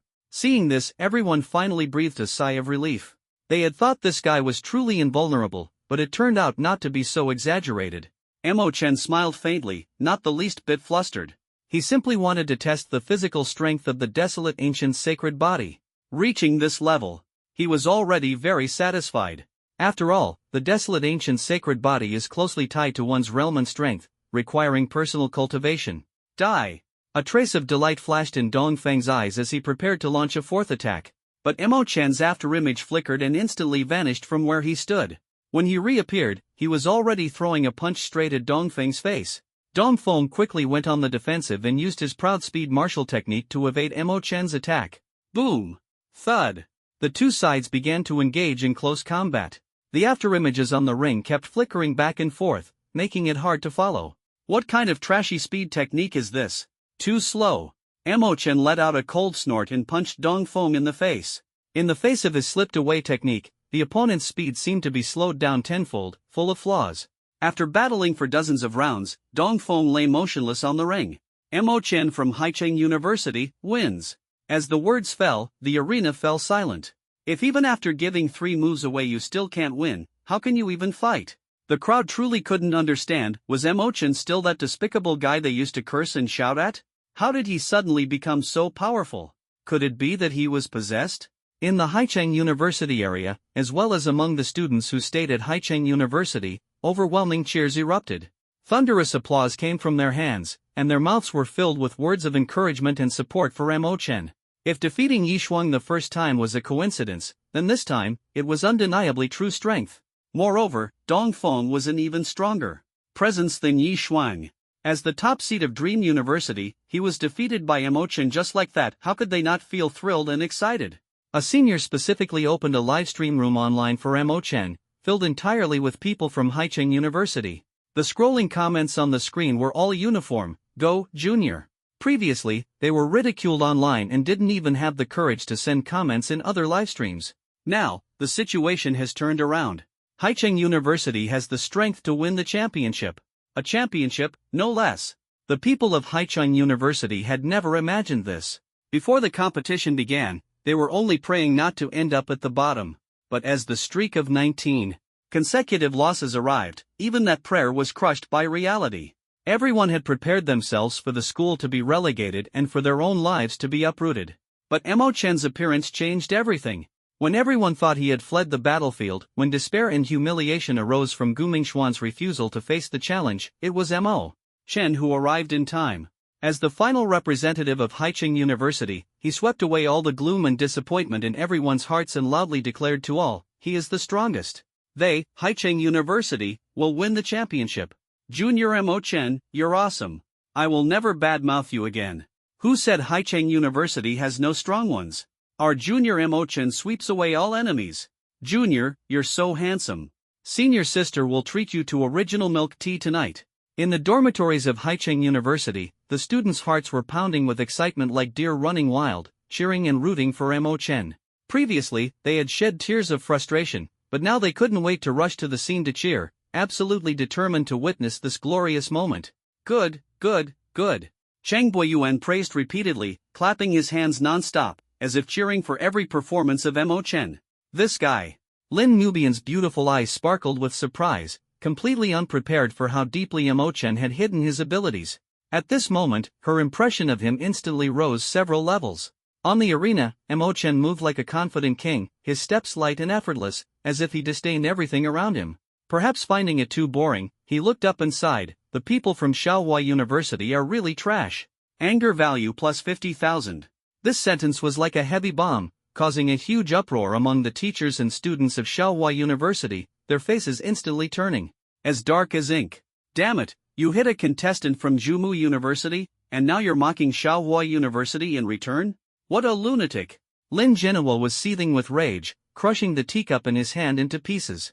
If it weren't for so many eyes watching, he would have definitely rushed forward to teach this kid a lesson. Is there anyone else? I've been waiting for a long time. Emochan's voice carried an extreme disdain, as if declaring himself the master of this competition.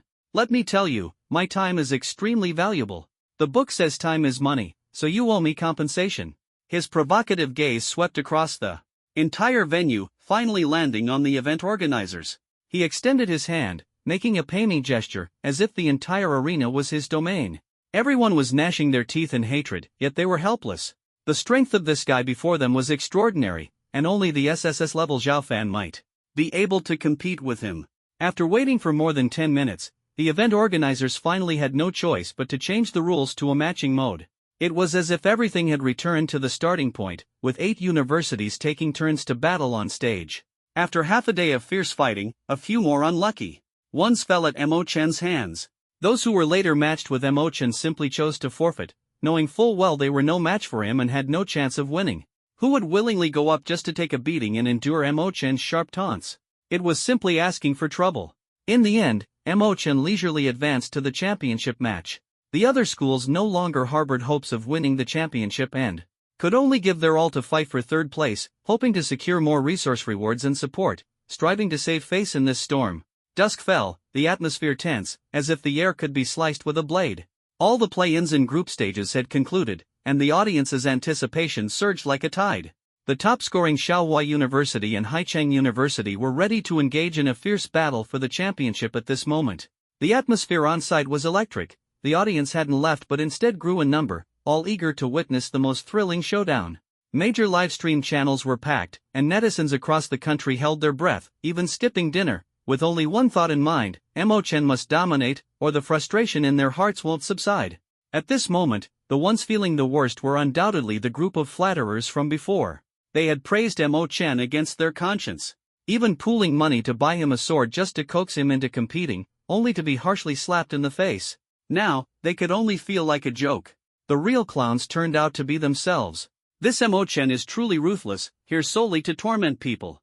Those posts praising Chen had long been deleted by their authors, and everyone had swiftly returned to the camp of criticism. However, the flatterers did not disappear. They were replaced by the students of Haicheng University. In the exclusive live streaming room of Haicheng University, the number of online viewers had already surpassed 1 million plus. At first, many people joined to mock, but the streamer casually asked, "How are the results at your school?" Instantly, the mocking stopped, and no one dared to speak lightly again. Getting a taste of their own medicine wasn't pleasant. The championship battle will commence in half an hour.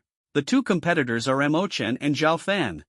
Chen returned to the area of Haicheng University and had just sat down when his shoulder was gently tapped. "You fought well." This sweet voice made Chen frown slightly, feeling it was somewhat familiar. He turned his head in confusion, and what came into view was a pair of long, fair, and beautiful legs, radiating a dazzling brilliance. "Nice legs, it's a pity you're not working at a foot massage parlor." Anger +10. Looking further up, it was a woman in a black short skirt, with an absolutely stunning face. Her slightly wavy black hair casually draped over her shoulders, and her features were so exquisite that it was almost impossible to find any flaws, yet she exuded an icy coldness. "Damn, it's you?" Chen was stunned. The person who had arrived was none other than Yun Chuyao, who had been chasing him earlier. "Come with me," Yun Chuyao said coldly. "Where to?" Chen was confused. "Your car is parked outside. You can go drive it away." Making a mistake means you have to face the consequences." Yun Chuyao's smile carried a hint of malice. "Hurry up, don't make me use force. It wouldn't look good with so many people watching. Why are you so stingy? At worst, I'll compensate you for the gas money." Chen rolled his eyes. "Stingy? I'll let you experience my stinginess properly in a moment." The corners of Yun Chuyao's mouth slightly curved upward, revealing a hint of eeriness. Lin Mubai noticed the situation here and walked over. "Who is this?" Chen was about to explain, but Yun Chuyao spoke first. "I'm his friend." Lin Mubian was slightly stunned and asked in disbelief, "Since when did Chen have such a good-looking friend?" Yun Chuyao replied indifferently, "Met this morning." Hearing this, Lin Nubian's doubts deepened. They had just met this morning, and now she was here to cheer for Chen? It seemed a bit too fast to be reasonable. However, she didn't ask further, casually said a few words, and then left. "Are you coming or not? This is the last time I'm asking." Yun Chuyao put away her smile and glared at him fiercely. "Stop messing around, I'm busy winning the championship." Chen glared back. "The whole nation's netizens are cheering for me. If you take me away now, how will you explain it to them? They'll be upset." Yun Chuyao frowned, puzzled. How could this guy have any popularity? The whole nation's netizens are actually rooting for him? After thinking for a moment, Yun Chuyao spoke leisurely. "Fine, then I'll stay here and watch you finish the competition. But let me warn you, don't even think about running away, or I'll make sure you regret it. After all, the provincial competition is of utmost importance." As the young supreme of the Great Xia Kingdom, she did not want personal grievances to ruin such a nationally watched event. "I'm not that kind of person. I'll settle this with you later," Chen declared righteously, turned around, and left, unwilling to sit with this woman. He couldn't shake the feeling of unease in his heart. Anger value +30. "Grandaunt will be waiting for you." Yun Chuyao gritted her teeth, secretly pondering how to torment this brat. She had never seen such a shameless person. He actually stole her car and then turned around to say he wanted to settle accounts with her. Truly outrageous. At this moment, the event organizers were also engaged in intense discussions. From time to time, some old men glared fiercely at Chen, seemingly plotting something sinister. Half an hour passed in the blink of an eye. The audience who had gone to the restroom or grabbed food also returned to the venue and their screens. "Both contestants, please step onto the stage." As the referee's voice fell, Chen leaped up, exuding an imposing aura, as if a war god had descended. In the Shaohua University area, another young man followed closely behind. He looked quite ordinary, with a square face, glasses, a crew cut, and dressed in a shirt and suit pants, showing no remarkable features. But appearances can be deceiving. This young man, named Zhao Fan, was no ordinary person. He was an SSS-level unparalleled prodigy, drawing attention wherever he went, earning the title, Senior Zhao Fan. Shaohua Academy, Zhao Fan, at your service. The young man cupped his fists toward Mo Chen in a gesture of respect, humble and courteous, immediately garnering countless praise and admiration. Look, look! This is the gap between people. The audience sighed one after another. Isn't that right? Senior Zhao Fan is so polite, unlike that shameless Mo Chen. Someone in the crowd said angrily. For this year's leader, I choose Senior Zhao Fan. Both on-site and in major live streams and discussion forums, everyone voiced their support for Zhao Fan, hoping he would properly deal with Mo Chen. His support rate skyrocketed to 99.9999%, while the remaining 0.000001% came from die-hard fans of Haicheng University who voted for Mo Chen. Covering the sky, Yi Fan, please enlighten me. Mo Chen also cupped his fists, his attitude extremely sincere, with a confident smile on his face. Everyone was speechless, thinking, what on earth is this guy talking about? What is? And who is Yi Fan? Netizens began to suspect whether Mo Chen was even from this world, as he kept saying all sorts of inexplicable things every day. At that moment, Yun Chuyao took advantage of the free time to open the Hongbao forum. She wanted to see just how popular this brat really was. When she saw the posts in front of her, Yun Chuyao was completely dumbfounded. She flipped through dozens of pages, and without exception, they were all scolding Mo Chen. One post caught her attention, titled, I'm willing to trade my entire family's lifespan for Mo Chen to die of overindulgence. With over 300,000 hot comments, Yun Chuyao couldn't help but click to browse, curious about what everyone was saying. Dude, going this far, someone joked. OP, you need to think this through. Losing your whole family is one thing, but wouldn't that punishment just be rewarding Mo Chen? Another netizen analyzed rationally. This poster is an idiot, conclusion confirmed. No need to guess, the poster must be an orphan, so the concept of family doesn't apply. More people joined in mocking. Apart from these jests, the comments below were full of curses directed at Mo Chen, with sharp and exceptionally vicious words that made Yun Chuyao click her tongue in astonishment. Well, turns out he's a national enemy. Her smile gradually turned wicked, and she secretly rejoiced in her heart. It seemed this boy was about to learn a hard lesson in this confrontation. When everyone thought the two sides would engage in a fierce battle, the referee suddenly announced, in the spirit of harmonious coexistence, this championship match will be changed to a battle of wits, testing the true nature of the participants. Crowd? A battle of wits? What the heck? Since the provincial competition began, it seems like this has never happened before, right? Sounds quite interesting. Let's see how the competition works. Not only were the people present and the viewers in the livestream puzzled, but even the homeroom teachers and school executives cast confused looks at the event organizers. The Haicheng University area immediately erupted in chaos. The students were unhappy and expressed their dissatisfaction one after another. Could it be that the people from Shaohua University are afraid of our junior Mo Chen? So they colluded with the event organizers to play dirty tricks? An upperclassman said indignantly. As soon as these words were spoken, others immediately chimed in. Exactly, if you can't handle losing, then don't play. Stop with all these flashy tricks. Just give the award directly to Shaohua University and skip the whole process. Everyone here is a cultivator. If we're not testing strength and talent, then what kind of nonsense is it to test someone's nature? It's utterly ridiculous. Isn't this just courting death? If it's about comparing nature, anyone could easily crush Mo Chen. Haicheng University, stop spreading rumors. Our senior Zhao Fan can suppress your Mo Chen with just one hand. What's wrong with a literary contest? It's your own fault for having such a bad nature. You deserve to lose. The event organizers have already emphasized the principle of harmonious coexistence. Can't you afford to lose? The students from Shaohua University were not to be outdone and immediately fought back. Yun Chuyao stood to the side, grinning from ear to ear, secretly feeling fortunate as she had already anticipated Mo Chen's fate. In her eyes, no one's nature was worse than this guy's. This was simply a competition destined for him to lose. Game over. Bai Xia sighed helplessly. You can't fight the system. In the end, it's still up to them, Jean Moyen said, his face full of distress. Lin Muan asked coldly, what's the situation? Principal Chang Boyuan shook his head and sighed helplessly. Those old folks said they're trying out new rules. They had already decided to use them in this year's competition. Hearing this, Lin Muan said angrily, if it was decided long ago, why wasn't it stated in the rules beforehand? I think they're just making things difficult for Mo Chen and don't want Haicheng University to win the championship. Chen Buiyuan comforted her, when you're under someone else's roof, you have to bow your head. After all, they're the ones who make the rules. However, where there is sorrow on one side, there is joy on the other. At this moment, Shaohua University and netizens across the country were laughing uncontrollably. Major livestream platforms and forums instantly exploded with excitement. Aha, I like this literary duel. I support testing one's nature. This way, we can watch Mo Chen make a fool of himself. It's even more satisfying than beating him up. The event organizers are brilliant. Haicheng University still dreaming of winning the championship? Keep dreaming. On the stage, Mo Chen patted his chest and reassured the crowd from Haicheng University, don't worry, when it comes to character, I can still hang Zhao Fan up and beat him. Haicheng University crowd.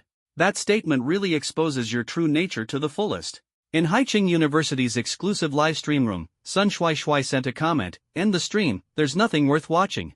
I know my buddy's nature too well. It'd be faster to just forfeit. His act of saying a discouraging remark before the two armies clashed was immediately punished, as the streamer permanently muted him. The event organizers, seeing the atmosphere gradually calm down, nodded toward the panel of judges. Then, the chief referee took the stage to announce the rules. Before the competition begins, we will give each participant a pill to consume. Those who take this pill will have their primary consciousness fall into slumber and lose all ability to think. Everything that follows is an act of the subconscious. To test whether a person's nature is good or bad, you only need to look at their subconscious, because this cannot be faked. Finally, the members of the judging panel will score the actions of the two contestants, and the one with the higher score will win. I declare the competition officially begins. As his words fell, two staff members leapt onto the arena, each feeding Mo Chen and Zhao Fan a blue pill. Within seconds, the audience saw their gazes gradually grow dull and their expressions turn vacant, as if they had fallen into a deep slumber.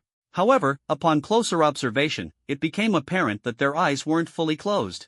For this round, we are testing a person's honesty, the chief judge announced as he handed an iron axe to both Mo Chen and Zhao Fan. Everyone knows that Westlake has a spirit. We just used a secret method to communicate with the lake spirit, and it expressed its willingness to assist us in completing the competition. The first to participate in the challenge is Zhao Fan. Please keep your eyes open and watch closely. With that, the chief referee began guiding Zhao Fan step by step toward the edge of the arena. After whispering something in his ear, the axe in Zhao Fan's hand accidentally fell into the lake. The next moment, the lake water began to surge, and amidst the shimmering waves, an old man with white eyebrows and white hair emerged from the water like an immortal. What kind of trick is this? So it turns out there's really an old man living in Westlake. Everyone was dumbfounded, their hearts shaken. An elderly man with white eyebrows and white hair held 3 axes in his hands, the iron axe Zhao Fan had dropped, a silver axe shimmering with a silvery glow, and a dazzling golden axe. Child, which axe did you drop? He asked with a kind smile, his gaze as gentle as a spring breeze. Without hesitation, Zhao Fan firmly pointed to the iron axe and said, Grandpa, I dropped the iron one. Thank you. The white-browed elder nodded in satisfaction, a look of appreciation appearing on his face, and slowly sank into the lake, as if it were a dream. In an instant, the scene erupted, with countless voices of praise surging like a tide. Senior Zhao Fan is truly an honest person. With such an outstanding character, how many in the world could achieve this? With such talent and a kind personality, I almost want to offer myself to Senior Zhao Fan. That guy Mo Chen will definitely claim he dropped the golden axe. I know him too well. Even the older generation couldn't help but smile and praise, this child is excellent, worth focusing on for cultivation. Several members of the event organizers nodded in satisfaction, their eyes gleaming with admiration. This result was within their expectations. Yun Shushi smiled gently, a confident smile appearing at the corner of her mouth. The outcome is decided. Lin Nubian silently lowered her head, thinking to herself, as expected, Mo Chen would choose the golden axe. Cheng Buiyuan wore a troubled expression, unable to understand the significance of this competition, feeling a hint of helplessness in his heart. Does your student possess the fine character of this child, Zhao Fan? Lin Genoa cast a provocative glance, his tone full of mockery.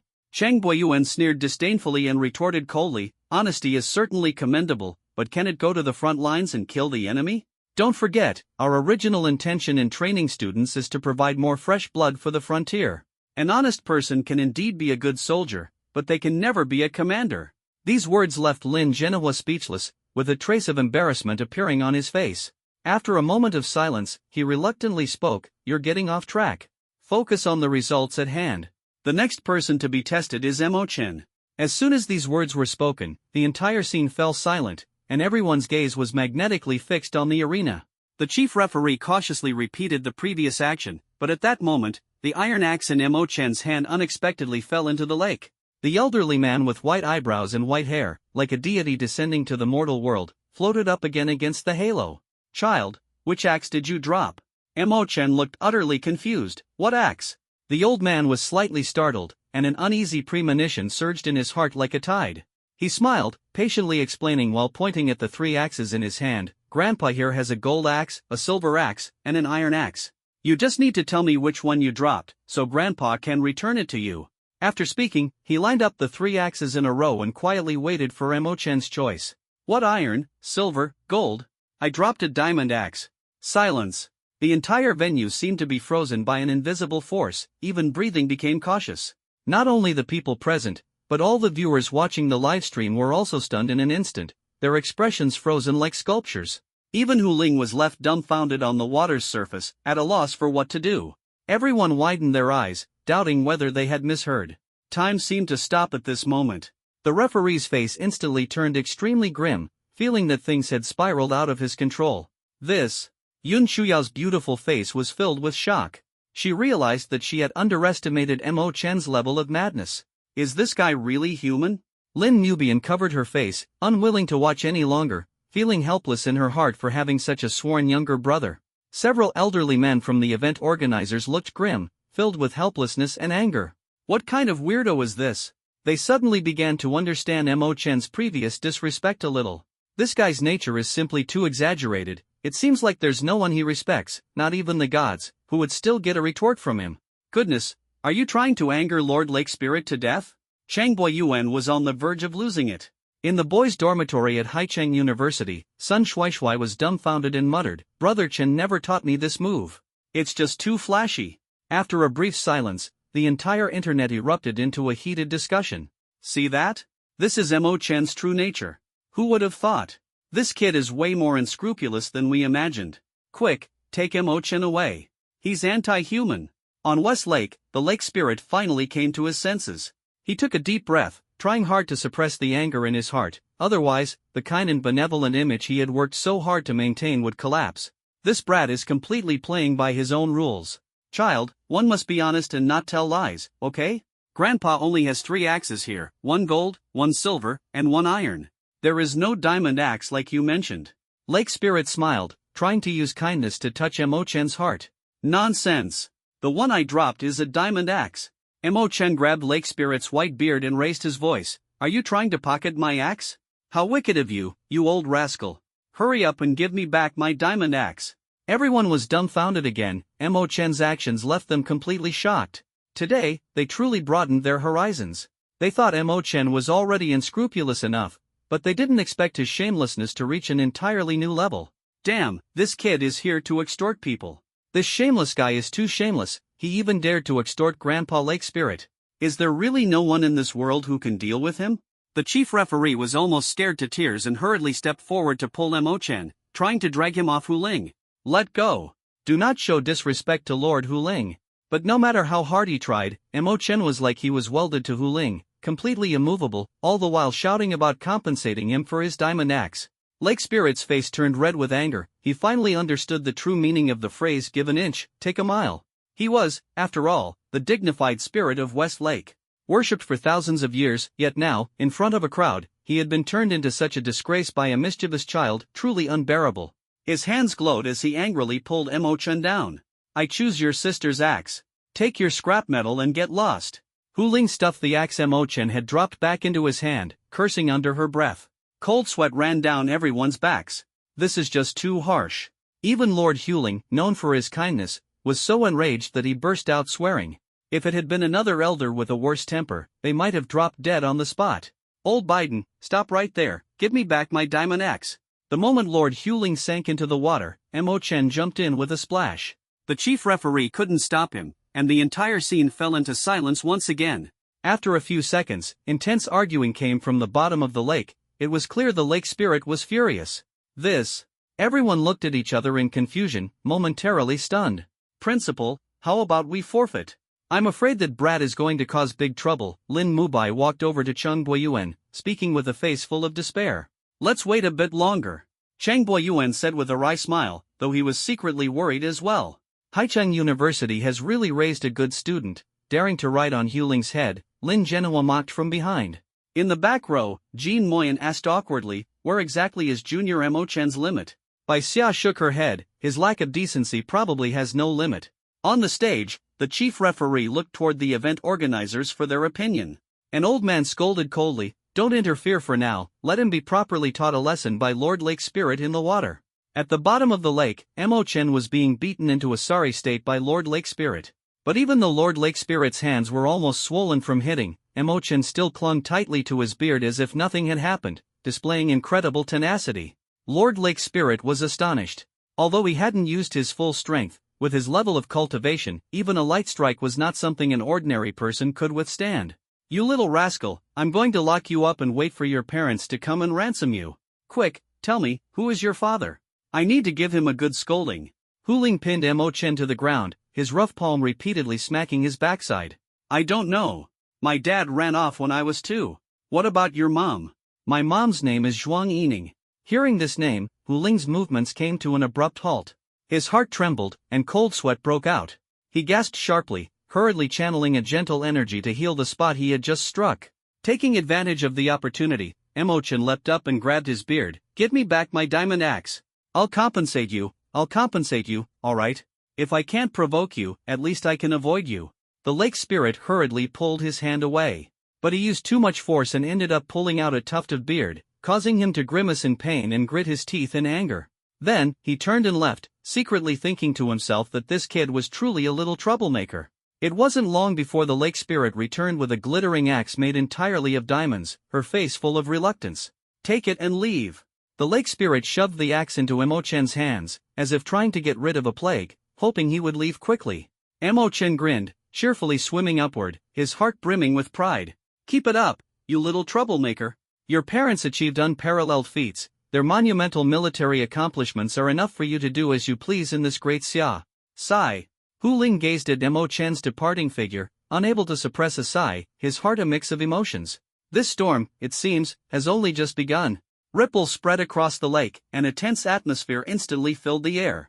Everyone turned their gaze, only to see Mo Chen emerging from the water holding a glittering diamond axe in one hand, while clutching a strand of white beard in the other, resembling a hero straight out of legend.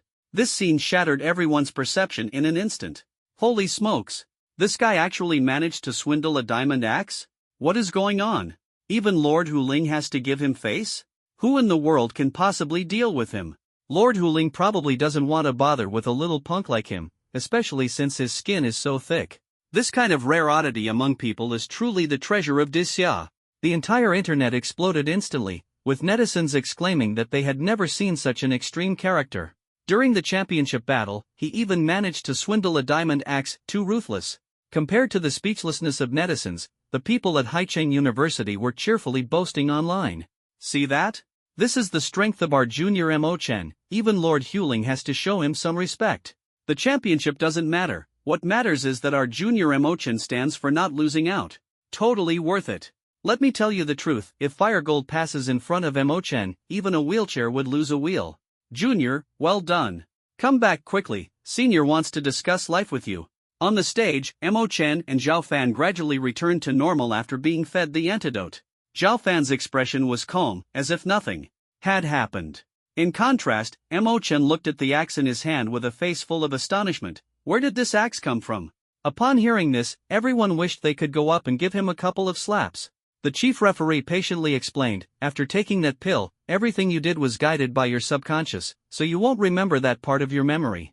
Mo Chen's confusion deepened, and his gaze turned toward the Haicheng area.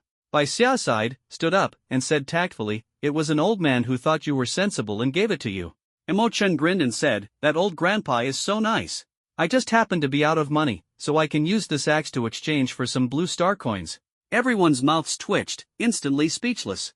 This guy actually wanted to scam Lord Lake Spirit just because he was broke. Seems like it's ingrained in his subconscious. The chief judge cleared his throat, signaled for everyone to quiet down, and began announcing the results. In this round of the character test, Zhao Fan wins. Everyone applauded one after another, with no objections. Zhao Fan's character was indeed beyond doubt, earning everyone's admiration. Why? In what way did I lose?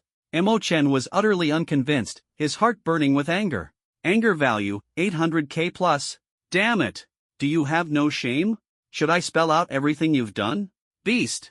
So shameless, so despicable. Where did he get the courage to ask that question? Everyone could hardly bear to watch anymore, suspecting that this scoundrel was deliberately trying to provoke them, though no one could figure out his motive. Even Cheng Boyuan couldn't help but cough awkwardly twice and said, "You brat, stop talking. We lost this round." Hearing this, Mo Chen sighed helplessly, outwardly conceding but inwardly unconvinced. Seeing no objections from him, the chief referee continued to announce, "The second round will test decisions made in battle and on-the-spot reactions in critical situations. The old rule, each person still takes a pill and makes a choice based on their subconscious. However, this time the organizers will pre-construct a virtual scenario, then equip the participants with devices to integrate their subconscious into it. The first to be tested is still Zhao Fan." With that, the chief referee gestured, and the staff stepped forward. After giving the two of them a blue pill to swallow, they placed various advanced devices on Zhao Fan's head. Soon, the large screen above the arena displayed an image. Is this the Borderlands? So realistic, it's as if I'm actually there. So this is what a real battlefield looks like. It's terrifying, truly. The success of one general comes at the cost of countless lives. Everyone was filled with emotion, their tone brimming with admiration and fear. On the battlefield, a deathly silence pervaded. Everywhere the eye could see, corpses were scattered, resembling a desolate sea of death. Broken armor and shattered weapons lay strewn among them, with some bodies still frozen in combat stances, weapons tightly gripped in their hands, as if they were still fighting desperately in their final moments. Dried blood spread across the ground like a black spider web. Crows circled in the sky, letting out piercing cries, as if mourning the tragic scene below. The wind blew softly, lifting a veil of dust that gently brushed over the cold corpses. Tattered battle flags swayed feebly in the breeze, their designs obscured by blood and smoke. These scenes sent chills through everyone's hearts. Take a good look, young people. This is the frontier, and it is the problem you will face in the future, an elder from the event organizers said heavily. Although the scene is virtual, all these images are real occurrences and exist. There, only life and death remain, there are no other choices. The crowd's emotions were complex, an inexplicable feeling surging within their hearts. Whether it was the students present or the young people in the livestream, almost none of them had truly experienced such a battlefield. Even though schools occasionally send students to the frontier to suppress the demon clans, they only go to places that have undergone strict safety evaluations, and the beasts they encounter are all low-level and unintelligent, ensuring that students can easily slay them. For example, the incident where Mo Chen caused the death of the Holy Mother occurred in villages that had already been thoroughly cleared by the soldiers of the Great Xia. Look quickly, there he is. It's Senior Zhao Fan. Suddenly, a loud shout drew everyone's attention back, and their gazes once again focused on the big screen. In the scene, Zhao Fan is dressed in blood-stained battle armor, followed by hundreds of soldiers, unmistakably becoming the leader of the troop. Report! A demon army has kidnapped villagers in the settlement ahead. Upon hearing this, Zhao Fan drew his sword without hesitation and decisively ordered, "All soldiers, heed my command. Follow me to rescue the villagers." As soon as the words were spoken, the mighty team charged forward like a tiger descending the mountain. Before long, they arrived at a village. Several villagers were tied up on the ground, their expressions filled with fear, while behind them stood a group of towering, upright demonic beasts with green faces and sharp fangs. The leader of the demonic beasts roared furiously, "Drop your weapons and seal the energy within your bodies, or I'll kill them." Zhao Fan hesitated for a moment and ultimately chose to put down the longsword and seal the energy within his body. "Let these innocent people go, we can talk this out," he said to the group of beasts, his tone firm. "Ha ha ha." The beast leader laughed loudly and suddenly struck with a palm. Boom! With his energy sealed, Zhao Fan had no power to resist and was immediately struck into a mist of blood, scattering in all directions. Kill! Revenge for the general! The warriors behind let out wails of sorrow, roaring in fury as they charged at the enemy, and the battle erupted instantly. 10 minutes later, the battle ended, the beasts were all annihilated, and the villagers survived. However, Zhao Fan had fallen in battle. The warriors suffered heavy losses due to his sacrifice, and although they narrowly achieved victory, more than half of the team had been lost. At this moment, an indescribable sense of shock and anger surged in everyone's hearts. Zhao Fan's heroic sacrifice became a legend of this battle, inspiring everyone to face difficulties fearlessly and forge ahead with courage. The screen went dark. Everyone was silent for a while, then began to discuss fervently. Senior Zhao Fan is so kind-hearted. He would rather die himself than let the villagers suffer. No wonder he is so respected. In my life, I neither revere the heavens nor the earth, but I deeply admire Senior Zhao Fan. He is so amazing. He will surely become a beloved and admirable general in the future. Does anyone know if Senior Zhao Fan is single? I must marry him. The audience couldn't help but express heartfelt admiration. How could such an honest, people-oriented person not earn respect? The admiration of the crowd was palpable, and many young women were moved to tears. Zhao Fan's kindness and selflessness deeply touched them. Even in a constructed virtual scenario, the genuine emotion was undeniable. Even the presidents of other universities praised, Shaohua University has truly produced an outstanding talent. Several elderly officials from the event organizers nodded repeatedly, their faces full of approval and appreciation. Zhao Fan's actions were exactly what they hoped to see. All the major live streaming rooms were filled with similar praises. Many people's hearts were touched and deeply moved. On this day, Zhao Fan's name was etched into their memories. What a kind senior he was. At this moment, the people of Shaohua University couldn't be happier. Each of them felt an overwhelming sense of pride. See that? This is our senior Zhao Fan. Compared to Mo-chan, isn't it like heaven and earth? Mo-chun? He's not even worthy. He doesn't even qualify to shine senior Zhao Fan's shoes. Really curious to see how Mo-chan will react later. Will he be so scared that he turns around and runs? Ha ha ha. The students of Shaohua University mocked as they cast disdainful glances toward the Haicheng University area, full of provocation, intending to return the humiliation Mo-chan had caused them 100-fold. The person is indeed quite good, but the behavior is unacceptable. Yun Shuyao gently shook her head, the admiration in her gaze tinged with a trace of regret. Lin Genoa smiled with satisfaction and turned to Cheng Boyuan to ask, "How would you rate my student's performance?"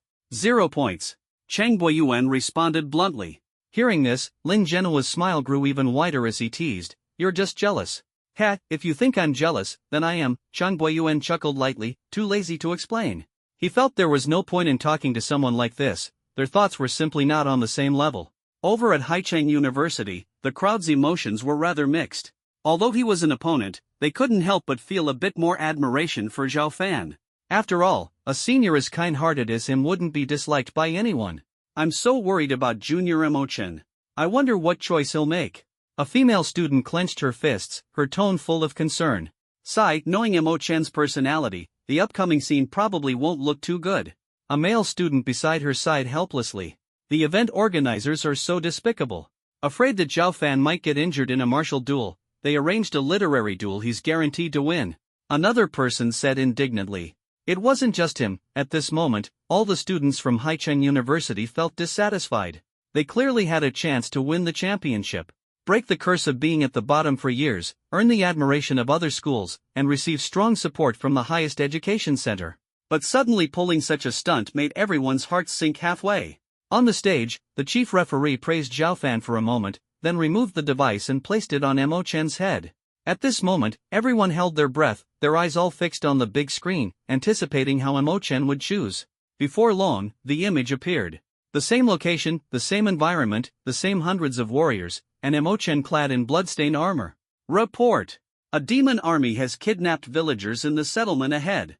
Mo-chan nodded, his expression calm as he gazed into the distance. 5 whole minutes passed, and Mo-chan hadn't moved an inch. Look! Look! The gap becomes obvious within just 1 second. Senior Zhao Fan immediately led his troops to attack upon hearing the news, while this guy Mo-chan is still over there contemplating life. Everyone was speechless and started pointing fingers at Mo-chan's backbone. On the screen, a commander couldn't hold back and boldly stepped forward to ask, "General Mo, the situation is critical. Do you think we should go for the rescue now?" "Go ahead and rescue." Mo-chan sighed helplessly, strolling leisurely toward the village. Anger value 5 million plus. What the hell? The audience exclaimed, "What the heck? Why does this look so forced? It's like someone has a knife to their throat."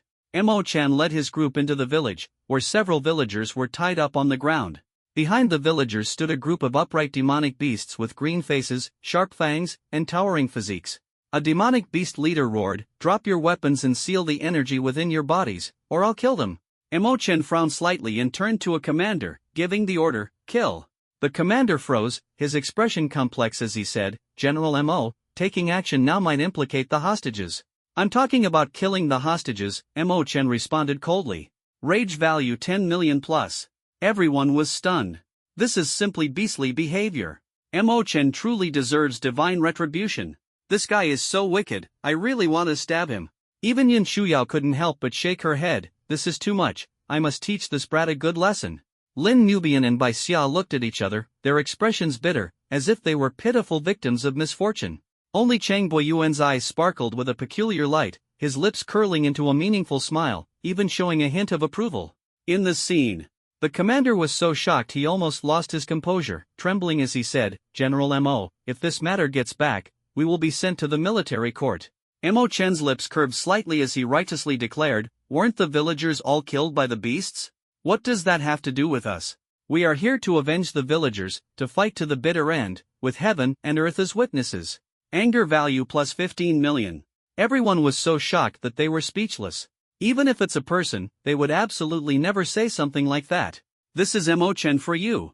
Hostages encountering Emo-chen, it's like their ancestors' graves are emitting black smoke, bad luck for 8 generations. Yun Shuyao exclaimed in amazement, "This method is not bad, I would call it the cutting off future generations tactic."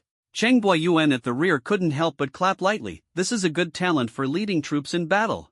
Although he will be despised by the whole world, victory has never been picky about means. Lin Genoa sneered disdainfully, "Such a vile nature is worlds apart from Zhao Fan." In the scene, several villagers were painfully sent to their deaths by the soldiers. Although feeling helpless, the soldiers always regarded obeying orders as their duty and dared not defy Emo-chen's command. Emo-chen drew his sword and roared, "Charge! Avenge the villagers! These beasts are ruthless, slaughtering our people at will. Let their blood pay the price." The group of green-faced, fanged beasts was instantly stunned. "Damn, weren't you the one who ordered the killing? I didn't do anything, and I'm already taking the blame?" After a few minutes of intense battle, the beasts were completely annihilated. Compared to Zhao Fan, Emo-chen's side achieved a flawless victory, with the commander unharmed and only a little over 10 soldiers lost. After being fed the antidote, both of them returned to normal. The chief referee looked at the crowd and loudly asked, "Who do you think won this time?" "Isn't it obvious? It must be Senior Zhao Fan." An enthusiastic spectator was the first to step forward. Senior Zhao Fan cares deeply for the villagers, selflessly putting others before himself. His kind nature earns our admiration, another student chimed in without hesitation. What is Emo-chen even worth? How could he possibly be compared to Senior Zhao Fan? More voices joined in, and the atmosphere grew increasingly lively. I strongly suggest a thorough investigation into Emo-chen's family history for 3 generations. There must be some unspeakable secret. Suddenly, a discordant voice came from the front, instantly sparking a response. "Yes, investigate his ancestry. He's too wicked," someone in the crowd echoed. "I agree." The chief referee gave an awkward smile and looked toward the event organizers. The elderly individuals exchanged glances and finally nodded. Seeing this, the chief referee raised Zhao Fan's arm and shouted, "I declare the winner of this competition to be Zhao Fan from Shaohua University." Bravo! The audience cheered in unison, and the applause thundered. "Congratulations, Senior Zhao Fan. You deserve this." The audience erupted into overwhelming applause, with many even standing up to express their deepest admiration. The live-stream chat rooms were filled with Zhao Fan's name, as if he had become a national hero. However, the atmosphere in the Haicheng University area was filled with sighs, and the students were deeply disheartened. They felt aggrieved and unwilling to let things end this way, yet they were powerless to change anything. On the stage, the chief referee continued, "Since this literary duel is a best-of-3 match, and Zhao Fan has already won 2 rounds, there's no need for the next match. I hereby announce that the champion of this provincial competition is..." Just as he was about to call out Zhao Fan's name, Emo-chen suddenly interrupted, "Wait. Why?" He was burning with anger. "How could I lose again so inexplicably and cluelessly?" Hearing these words, everyone wished they could spit on him. Who gave him the courage to say such things? His face was thicker than a city wall. For a moment, all kinds of curses and accusations came one after another, and some people even started throwing water bottles at him. "Shut up! Emo-chan roared, showing no weakness. Enough of this, you bunch of bastards. His reaction caused an even greater uproar at the scene. If it weren't for the fact that they couldn't beat him, many people would have already rushed up to take him on. Goodness, no wonder you're being condemned by the entire internet. Yun Chuyao shook her head helplessly from the side. After rolling his eyes at everyone, Emo-chan continued, I demand a review of the match situation, otherwise I won't accept the result. As soon as he said this, the scene erupted once again. Who the hell cares if you don't accept it? Since when is it your turn? Can't handle losing, huh?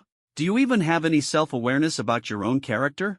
Angry voices rose one after another. Seeing that the two sides were about to clash again, the head referee helplessly turned his gaze to the event organizers.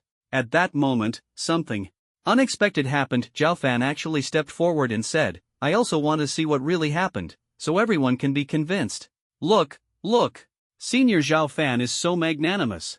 Exclamations of admiration erupted once again from the crowd. Senior Zhao Fan YYDS, someone shouted.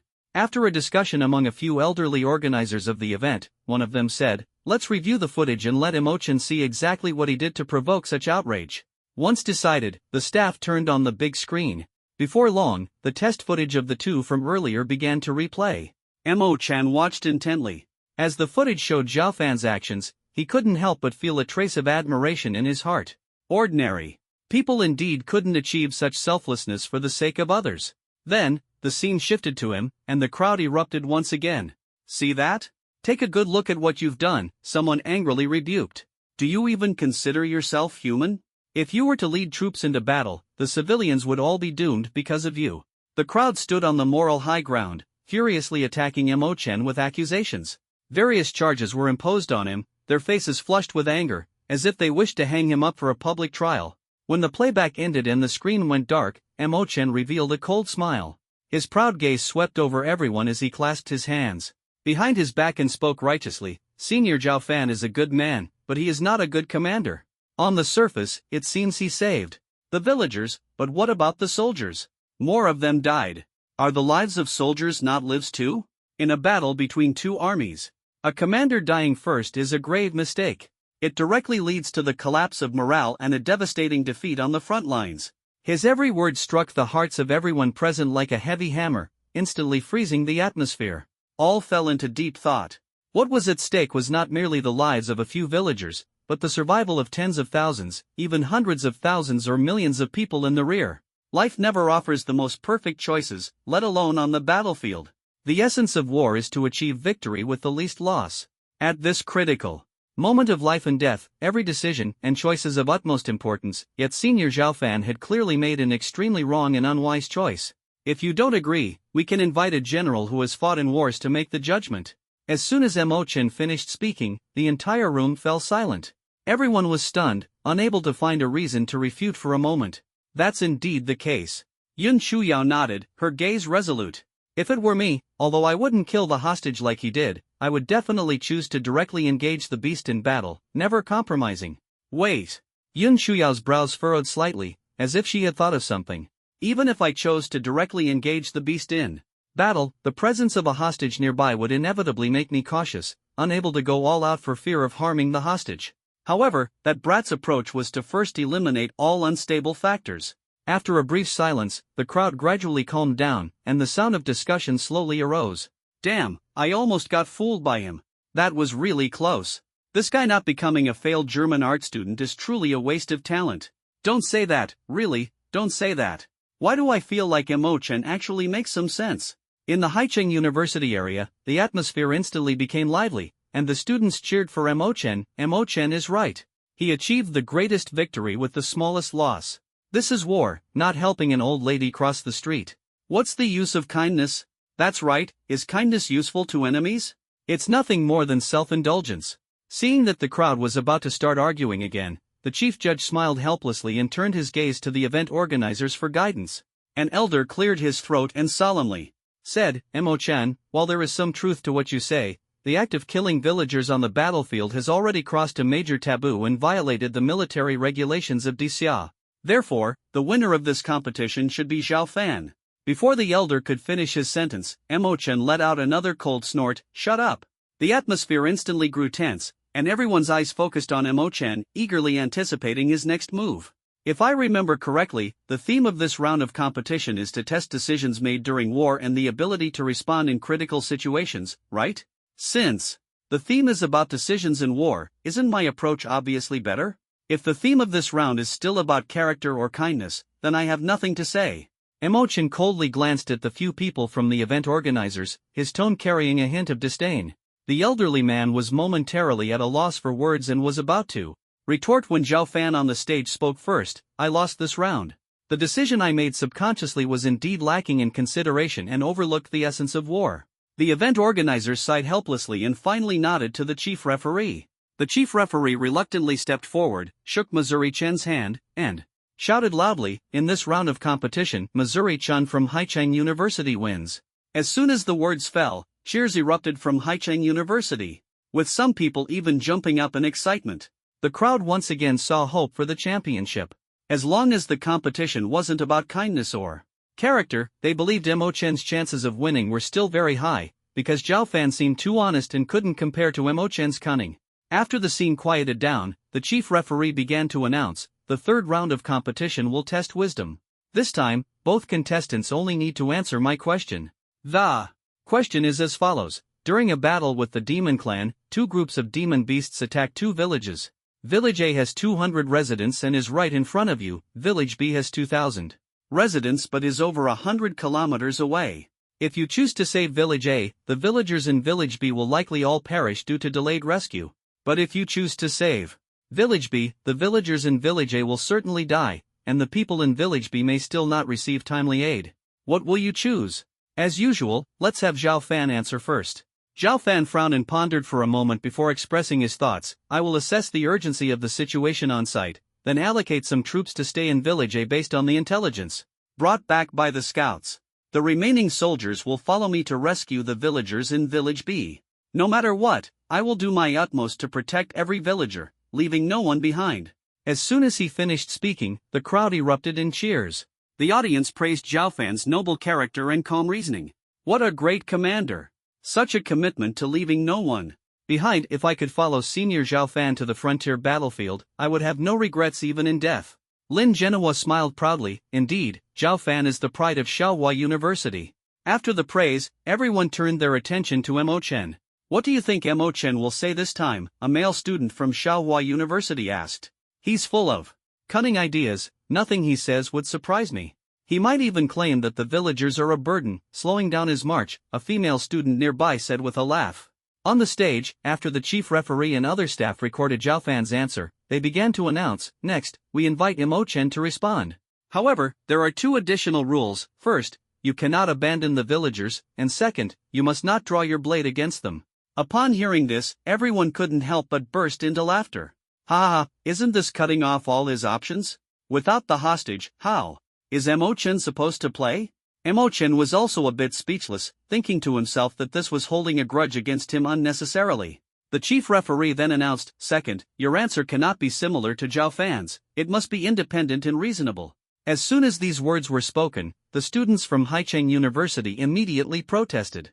"Unfair. If the answers can't be similar, why not let Emo-chan answer first? What kind of nonsense is this? All the benefits are going to Xiaohua University. Just give them the trophy already. So you're bullying our honest Emo-chan, huh? Try it with someone else." Everyone started discussing fervently, and the atmosphere grew increasingly tense. Emo-chan took a deep breath and said without hesitation, "Save A." "Why save A? Are you not going to save the 2,000 villagers in Village B?" the chief referee pressed further. Emo-chan calmly explained, "I said before, life doesn't offer perfect choices, and the battlefield requires trade-offs even more.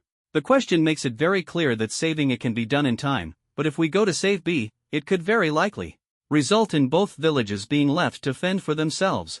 Moreover, Village B is over 100 miles away from me. What if there's an ambush? Going to rescue without first gathering intelligence is no different from walking into a trap." As soon as he finished speaking, the scene fell into silence, followed by thunderous applause. Emo-chan's decisiveness and rationality left everyone in awe. "After I gather all my strength to save A, I would immediately lead the group straight to Village B. Whether we make it in time would depend entirely on fate. At least I would have done my best. The most crucial point is this: on the battlefield, Where is there time for you to slowly deliberate and analyze? You must make decisions on the spot. Hesitation is the greatest taboo. After Emo-chan finished speaking, he fell silent, quietly waiting for the outcome. The atmosphere in the room grew increasingly tense, with the noise of discussions rising and falling. Alright, here we go again with the nonsense. If you don't want to save the 2,000 people in Village B, just say it. Why make so many excuses? This guy is really bad, always thinking only about himself. So selfish. The students of Haicheng University were furious and fought back. You bunch of trolls are spreading rumors about Junior Emo-chan again. Junior Emo-chan is right, the battlefield is not a marketplace. Where do you find the time to be picky? Emo-chan is the most suitable for leading troops in battle. The chief referee waved his hand, signaling everyone to quiet down, and turned his gaze to the event organizers. A few old men whispered and deliberated for a few minutes before finally delivering the result discreetly to the panel of judges. Damn! Emo-chan could no longer hold back and pointed at the panel of judges, angrily rebuking, "What the hell are you doing? Who exactly is the judge here? Is there some shady deal going on?" The students from Haicheng also shouted along, having endured their frustration for too long, their anger now blazing. From the very beginning, the panel of judges had been exchanging glances with the event organizers. In such a situation, what's the point of having judges? Everyone, let it go, don't argue. Chung Boyuan stepped forward to mediate.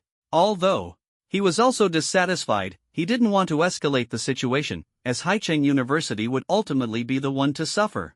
Sitting in that position, there were many things he was powerless to change. Rank has its privileges, after all. The chief judge finally confirmed the result and prepared to announce, after multiple evaluations, the winner of the third round of the competition is Zhao Fan.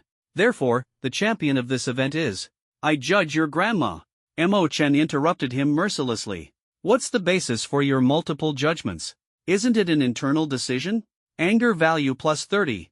The chief referee, repeatedly interrupted by Emo-chan, grew increasingly sullen and questioned, Emo-chan, what exactly are you trying to do? You've shown repeated disrespect to the event organizers and the referee panel. Considering you're a student, we haven't pursued this further, but don't push your luck. Watch your words, or trouble will follow. Emo-chan, you've gone too far, an angry voice shouted, as fury filled the air. If you can't afford to lose, then don't play. Wouldn't it be better to hide away like a coward? Another voice chimed in, stirring up the surrounding atmosphere. Exactly, who do you think you are? The crowd began to criticize, their anger bubbling like a volcano about to erupt.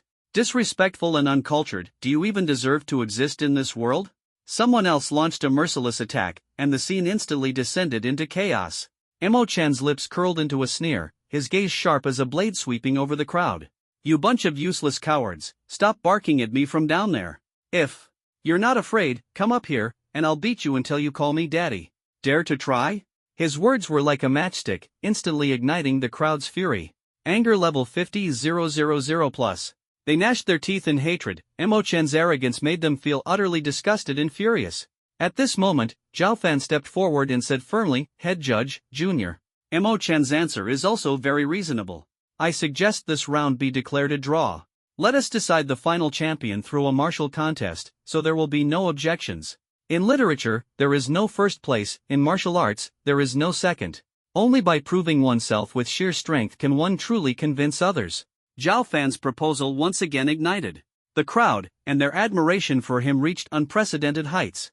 Many envied Shaohua Academy for having such an outstanding senior. It was like a blessing falling from the heavens. Senior Zhao Fan, you really don't have to do this, you already won, someone shouted, trying to dissuade him. Why should we tolerate this despicable person? Another person said indignantly. Does he even deserve you to make a move? Everyone voiced their grievances for Zhao Fan, but Zhao Fan shook his head, resolute and unwavering. At Haicheng Academy, Lin Mubai sighed, this Zhao Fan is indeed impressive, to propose resolving the tie through a martial contest. Cheng Boyuan, however, shook his head, a trace of complexity flashing in his eyes. I'm afraid it's not that simple. He must be confident of certain victory. Hearing this, Lin Mubian's heart tightened, faintly sensing a terrifying suspicion. The chief referee frowned slightly and said in a deep voice, Zhao Fan, this is not just my decision, it reflects the consensus of the event organizers and the voices of netizens nationwide. You truly deserve the championship. That's it, we've finalized the result.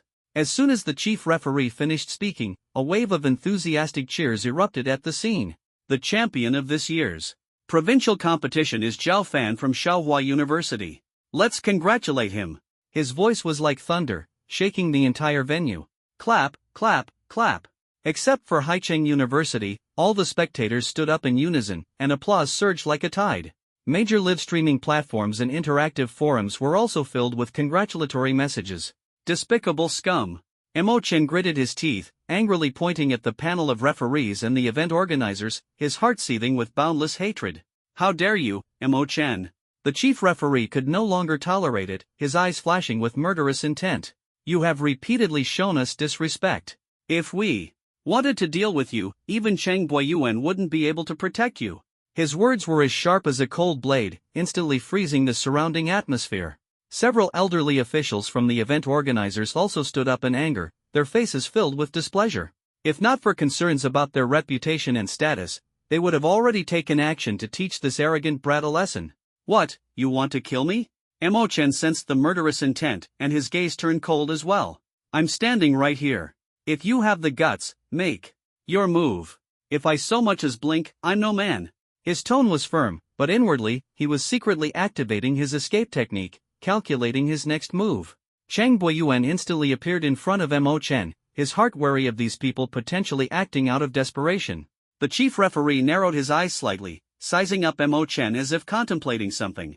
Interesting. Yun Chuyao blinked, her eyes sparkling with excitement. The entire venue fell silent in an instant, the tense atmosphere making everyone hold their breath. At that moment, a streak of light flew in from the horizon and landed in front of an elderly man from the event organizers, containing a slip of paper. Seeing the signature on it, his fingers trembled involuntarily, and he nervously opened it. The note boldly read, "The literary contest ends in a draw. The winner will be decided through a martial contest. Any violation will bear its own consequences." Upon reading this, he immediately stood up and shouted, "Everyone, calm down. I hereby announce that the literary contest is a draw, and the final champion will be determined through a martial contest." As soon as these words were spoken, the audience was stunned. Just moments ago, they were cursing Mo Chen, but now their attitude had completely shifted. The change happened so quickly that it caught everyone off guard. The crowd was left dumbfounded. However, the chance to watch another martial duel made them overjoyed. Who wouldn't want to see Mo Chen get thoroughly beaten? This was truly a windfall from the heavens. That brat, could he really have some kind of background? Yun Shuya muttered in surprise, though a faint unease crept into her heart. Who cares? If he needs to be dealt with, then deal with him. These days, who doesn't have some kind of background? Someone nearby sneered. First, her family holds a pivotal position in Daxia, and no one dares to underestimate them. Secondly, just her name, Yun Shuyao, is not something ordinary people can casually exploit. Across all of Daxia, there are only about 10 young supremes, and such a status is enough to inspire awe. Cheng Boyuan let out a sigh of relief, patted Mo Chen's shoulder, and encouraged him, "Good luck." After speaking, he turned and stepped off the arena, secretly anticipating the upcoming excitement. The old man from the event organizers called Lin Genoa over, his tone carrying a hint of apology. "Old Lin, the situation has changed, there's nothing we can do." Lin Genoa gave a faint smile, a trace of cunning flashing in his eyes. "Doesn't matter, anyway, Zhao Fan can easily suppress him. Let's just enjoy watching this brat's miserable state." On the stage, the chief referee had no choice but to revise the competition results and announce that a martial duel would take place. Zhao Fan smiled slightly, walking steadily up to Mo Chen, his tone laced with provocation. "Junior Mo Chen, literary duels are so boring, don't you think so too? Actually, don't be fooled by my scholarly demeanor, I still prefer to conquer with force." Zhao Fan's smile appeared particularly sinister at this moment. Mo Chen also smiled in response, secretly thinking, "Yes, I think so too." If the previous literary duel had been no pressure for him, then this martial duel made him even more excited. He had a certain fondness for Zhao Fan, thinking this guy was quite interesting. "Then let us have a thrilling and unrestrained battle." Zhao Fan's tone suddenly turned severe, his entire aura surging like a sudden storm. His hair moved without wind, and a powerful energy erupted from within him. He exuded an aura that kept rising, and in just a short moment, he broke through the peak of the shattered stone realm and reached the wind mastery realm. At this moment, the entire arena trembled, and the audience's eyes all focused intently on Zhao Fan. This scene made everyone widen their eyes. Sounds of sharp intakes of breath echoed one after another. Wind Mastery Realm. How is that possible? Oh my god, Senior Zhao Fan has actually reached the wind controlling realm? How did he do it? This championship match is completely one-sided now, Chen is bound to lose. Everyone was in disbelief. Who would have thought Zhao Fan had hidden his strength so well? Previously, everyone thought he was only at the peak of the stone-shattering realm, but unexpectedly, he had already broken through to the first stage of the wind-controlling realm. Although it's just a small step apart, it's a significant leap in realms. There is an insurmountable chasm between the two. Not only on site, but even online, time seemed to pause for a few seconds, and the barrage of comments instantly disappeared. Although the netizens couldn't sense the aura emanating from Zhao Fan, they understood the real situation from the voices and expressions of the people on site. Lin Mubawan was also deeply shocked and murmured, "It seems the principal's prediction was spot on. As expected, things aren't that simple." Chen Guoyuan sighed helplessly, I knew this kid must have absolute confidence in winning. He just wants to win with flair." It seems the championship is indeed out of Haicheng University's reach. It's not that he lacks confidence in Chen. It's just that there's a whole major realm of difference between them, making it impossible to fight. No matter the outcome, that annoying Chen has already proven himself. No one will blame him. A trace of regret flashed in by Xia's eyes. "Yeah, Junior Chen did great," Jin Moyan said. Haicheng University. Those students watching the live broadcast in front of their screens all felt a surge of complex emotions in their hearts: regret, unwillingness. But more than anything, it was concern for Chen. Unknowingly, their impression of Chen had already changed. If it weren't for this junior arriving in time, Haicheng University would have long suffered the humiliation of 19 consecutive defeats and been demoted to a high school. They would have had to pack their bags and leave. Everyone, don't be surprised. Zhao Fan is an SSS-level supreme prodigy, so reaching the wind control realm is perfectly normal, isn't it? Lin Genoa laughed triumphantly, raising his voice to address the entire audience. Upon hearing this, everyone instantly felt much more relieved.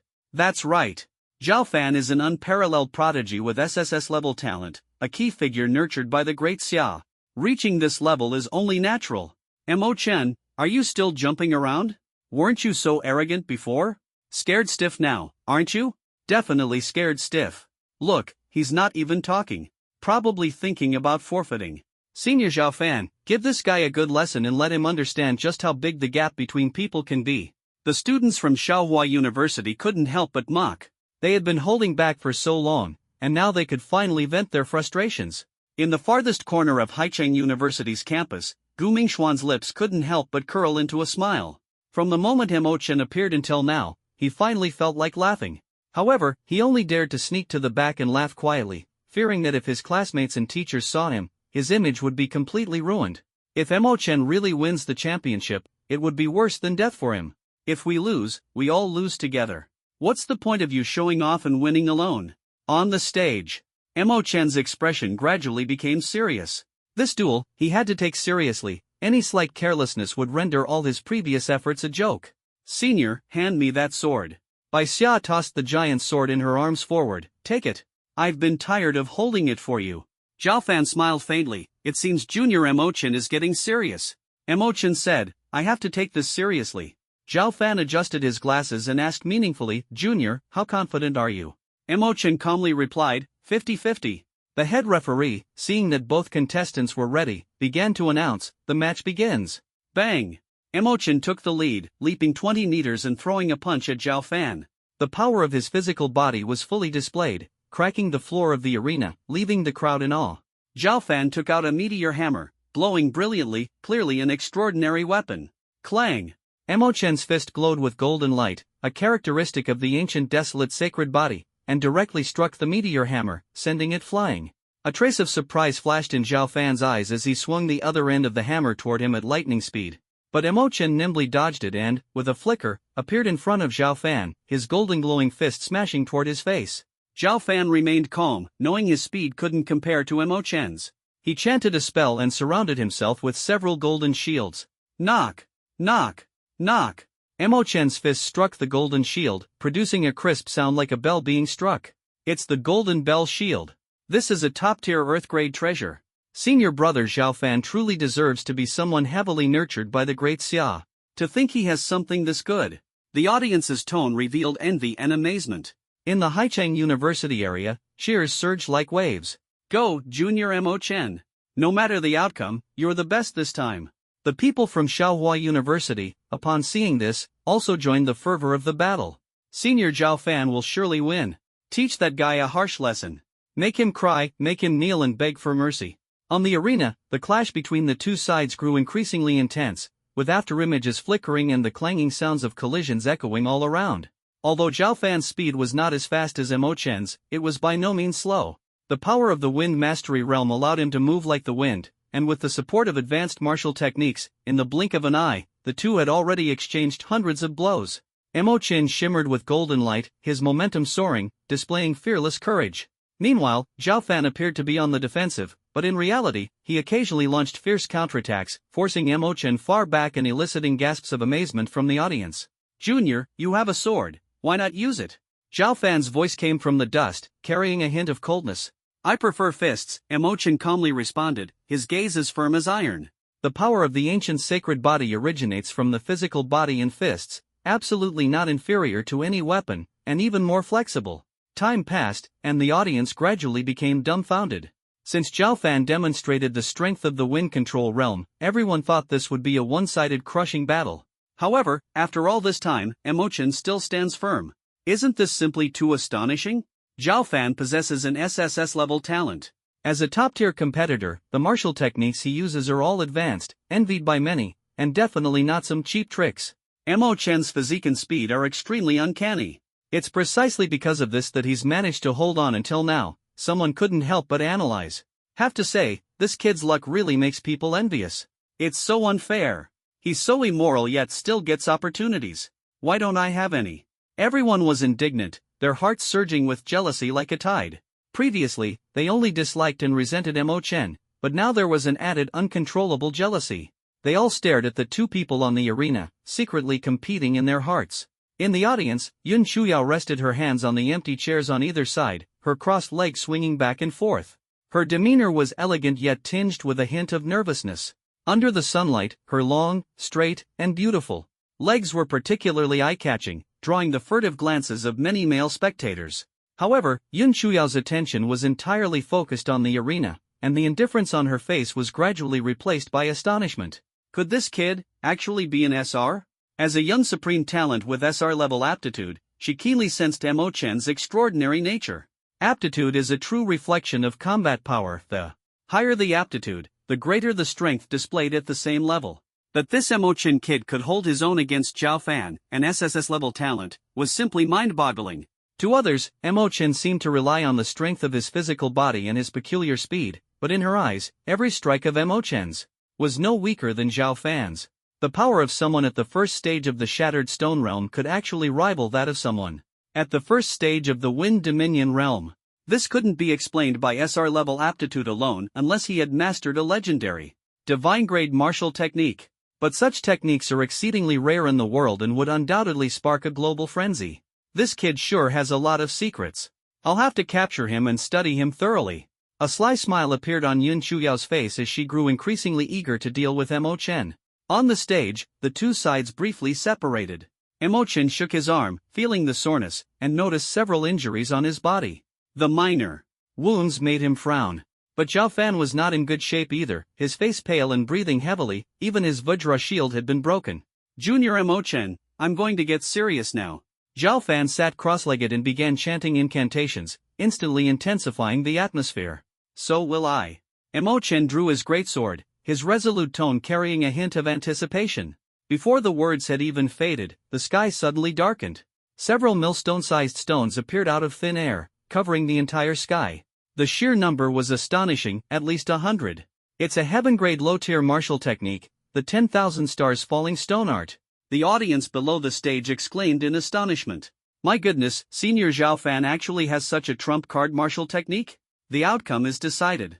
Everyone was deeply shocked, clearly overwhelmed by the epic heaven-grade martial technique. Such a technique was enough to make ordinary people look up in awe. With it, surpassing one's level to challenge stronger opponents was no longer out of reach. Whoosh! Whoosh! Whoosh! As Zhao Fan waved his hands, massive stones in mid-air, accompanied by the sound of breaking through the air, hurtled straight toward Mo Chen. Mo Chen gripped his giant sword tightly and, for the first time, unleashed his spinning skill. Instantly, his body spun rapidly like a top, so fast it dazzled the eyes. A radiant halo enveloped him, mysterious and eerie. Boom! With a loud explosion, the massive rock shattered instantly upon contact with Emo-chen, surprisingly causing him no harm at all. This scene left everyone dumbfounded, unable to believe that Emo-chen could achieve such a feat. In the Haicheng University area, Lin Mubai looked puzzled as she approached Principal Chang Boyuan. How did Emo-chen suddenly become so strong? Where did he learn those martial techniques? And what about that mysterious physique of his? Chang Boyuan shook his head. You're asking me? I have no idea. It definitely wasn't from me. Maybe during that month he disappeared, the kid fell into a cave and stumbled upon something valuable, Lin Mubai speculated thoughtfully, as if this was the only explanation that made sense. Gu Mingxian in the rear was filled with resentment, never expecting Emo-chen to be this powerful, his strength already capable of easily defeating him. He thought to himself, damn it, he hasn't even used that sinister technique of his that prevents others from unleashing martial skills. The unease in his heart grew stronger. On the arena, after shattering all the massive stones, Emo-chen, panting heavily, thrust his sword into the ground. Although this spinning skill was fierce, it consumed a tremendous amount of energy. Junior Emo-chen, your strength has truly surprised me. Zhao Fan's voice rang out. In that case, let me show you a heaven-tier top-grade martial skill. If you can withstand it, I will concede defeat automatically. These words instantly caused an uproar, with countless people gasping in disbelief. What? Senior Zhao Fan actually has a heaven-tier top-grade skill? That's a treasure among treasures. Suddenly, the world turned dim, as if some colossal entity was about to emerge, and the air was filled with a sense of oppression. Emo-chan's lips curled into a cold smile as he thought to himself, I'm not a fool. Immediately after, he cast the silence spell. In an instant, the surrounding clamor was suppressed, and tranquility returned to the area. What is going on? Zhao Fan panicked inwardly, his eyes widening in astonishment. He found himself not only unable to speak but also completely incapable of chanting spells.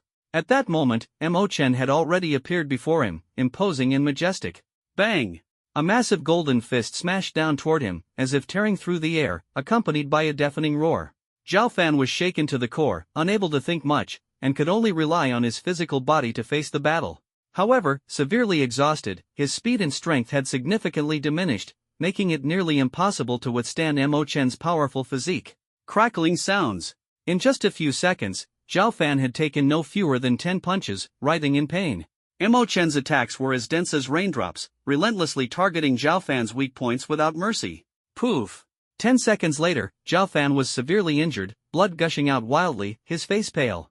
Senior Zhao Fan. How is this possible? Fight back, Senior. Use your heaven-grade superior martial skill. The people of Shaohua University were all on the verge of panic, everything happened too quickly, leaving their minds in chaos. Boom! Another loud bang echoed as Zhao Fan, like a kite with a broken string, was struck and sent flying, landing heavily on the arena and leaving a massive crater. Demacia! Emo-chen summoned his last ounce of energy to unleash the earth-shattering skill, Judgment. In an instant, a brilliant radiance blossomed above Zhao Fan's head, dazzling like the sun and impossible to look at directly.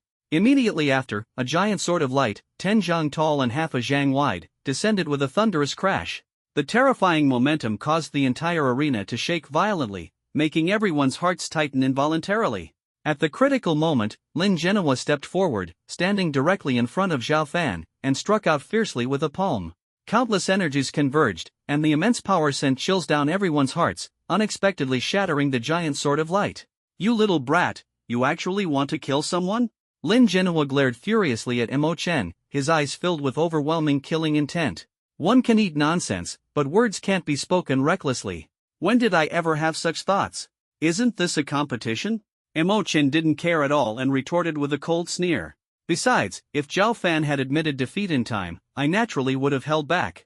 Since he said nothing, I could only keep fighting. Was I wrong? You! Lin Genoa's eyes turned red with anger, burning with fury. At this moment, Chang Boyuan also walked up to Emo-chen's side and looked coldly at Lin Genoa. You wouldn't be sore losers, would you? Lin Genoa's face was full of anger. Just as he was about to retort, the weakened Zhao Fan beneath him spoke. Principal, it's because the student was not as skilled and lost. Emo-chen from Haicheng University wins.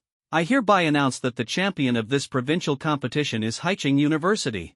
The chief referee's cold voice echoed in the air, like a heavy hammer striking everyone's hearts. The scene was dead silent, with everyone staring in disbelief. Who could have imagined that the champion would be Haicheng University, a team that had been at the bottom for years and was facing relegation. Even harder to accept was that Mo Chen, who had been scorned by countless people, had actually become their hero. We are the champions. In an instant, the campus of Haicheng University erupted like a volcano, with enthusiastic cheers echoing through the skies. The smiles on the students' faces were as radiant as sunlight, as if they could illuminate the entire world. Excited gazes sparkled like brilliant stars, brimming with boundless passion. Some were moved to tears, dancing with joy, eager to share this happiness with everyone. Champion! On the campus of Haicheng University, everyone shouted excitedly, their emotions beyond words. This honor belongs to every member of Haicheng University. It is not just about honor, but also the support of countless resources and martial arts techniques. The former repression, now an eruption, gave the students of Haicheng University a sense of exhilaration, as if they were floating on clouds, unable to extricate themselves. On the scene, Gu Mingxuan's mouth twitched. He forced a faint smile, trying to blend into the celebratory atmosphere, but the more he tried, the more out of place he seemed. What the hell is this? The person everyone hated the most has now become the one they like the most. Gu Mingxian was indignant, filled with helplessness, feeling that this world was too absurd. This kid actually did it. Lin Muwen murmured to herself, unable to contain her shock. Cheng Buiyuan sat in his seat, laughing like a madman, his celebratory gestures as exaggerated as a child's. Meanwhile, the expressions at Xiaohua University were as gloomy as dark clouds, with students hanging their heads one by one, a mix of anger and disappointment on their faces.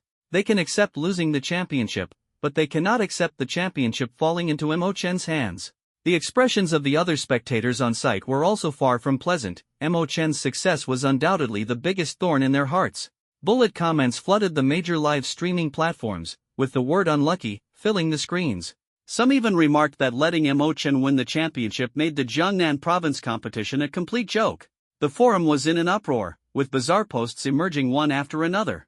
From now on, I will shave my head and become a monk, chanting Buddhist scriptures, and swear to curse Mo Chen to have a child without a PY. Netizens in the comments section were helpless, exclaiming that the poster was overthinking. The rise and fall of the world is everyone's responsibility. If Mo Chen can win the championship, each of us bears an undeniable responsibility. Setting aside the facts, did Mo Chen cheat? Great Xia is safe, resist Mo Chen, gather 1,000 Ms. On the stage, Mo Chen held the championship trophy in his hands, exuding confidence.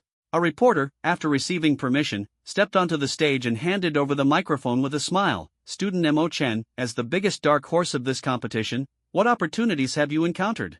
Black stockings? What black stockings? Where are the black stockings? Mo Chen looked around, his gaze locking onto the reporter's legs, and exclaimed in surprise, "You're wearing nude stockings."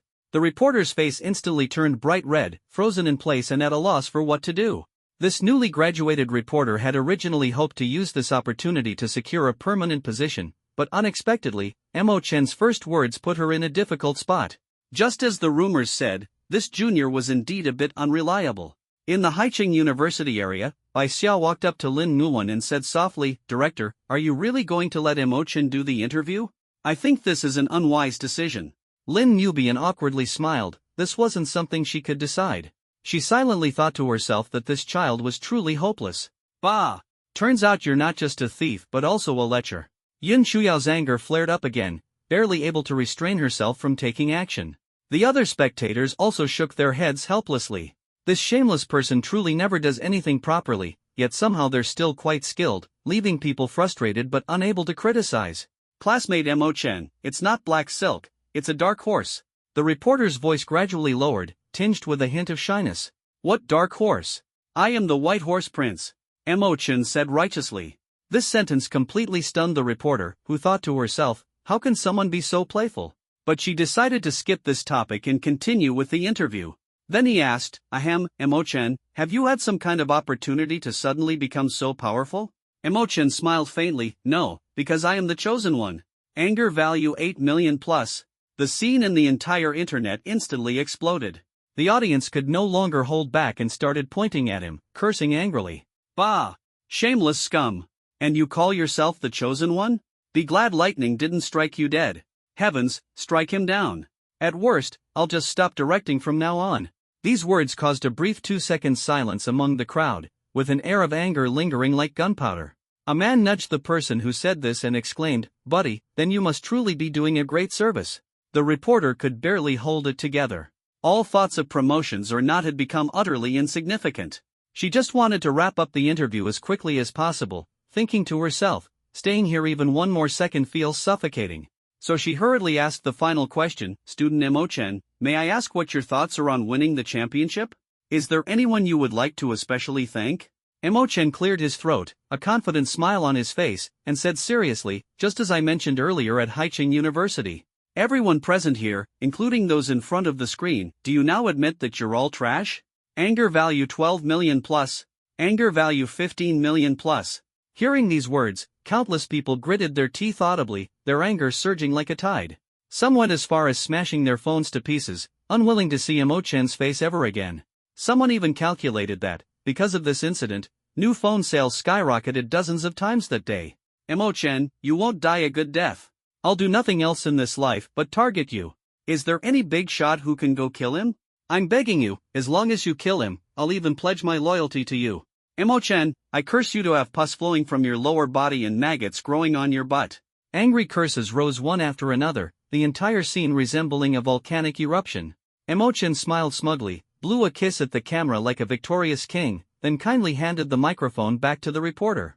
Turning around, he performed a gone move and disappeared from the ring like the wind. Ugh! So disgusting, is he trying to kill us? At that moment, many people felt sick, their anger and frustration intertwining, as if the entire world was shaken by his mockery. Hey, you really can't feel comfortable without being cheeky for a moment, can you?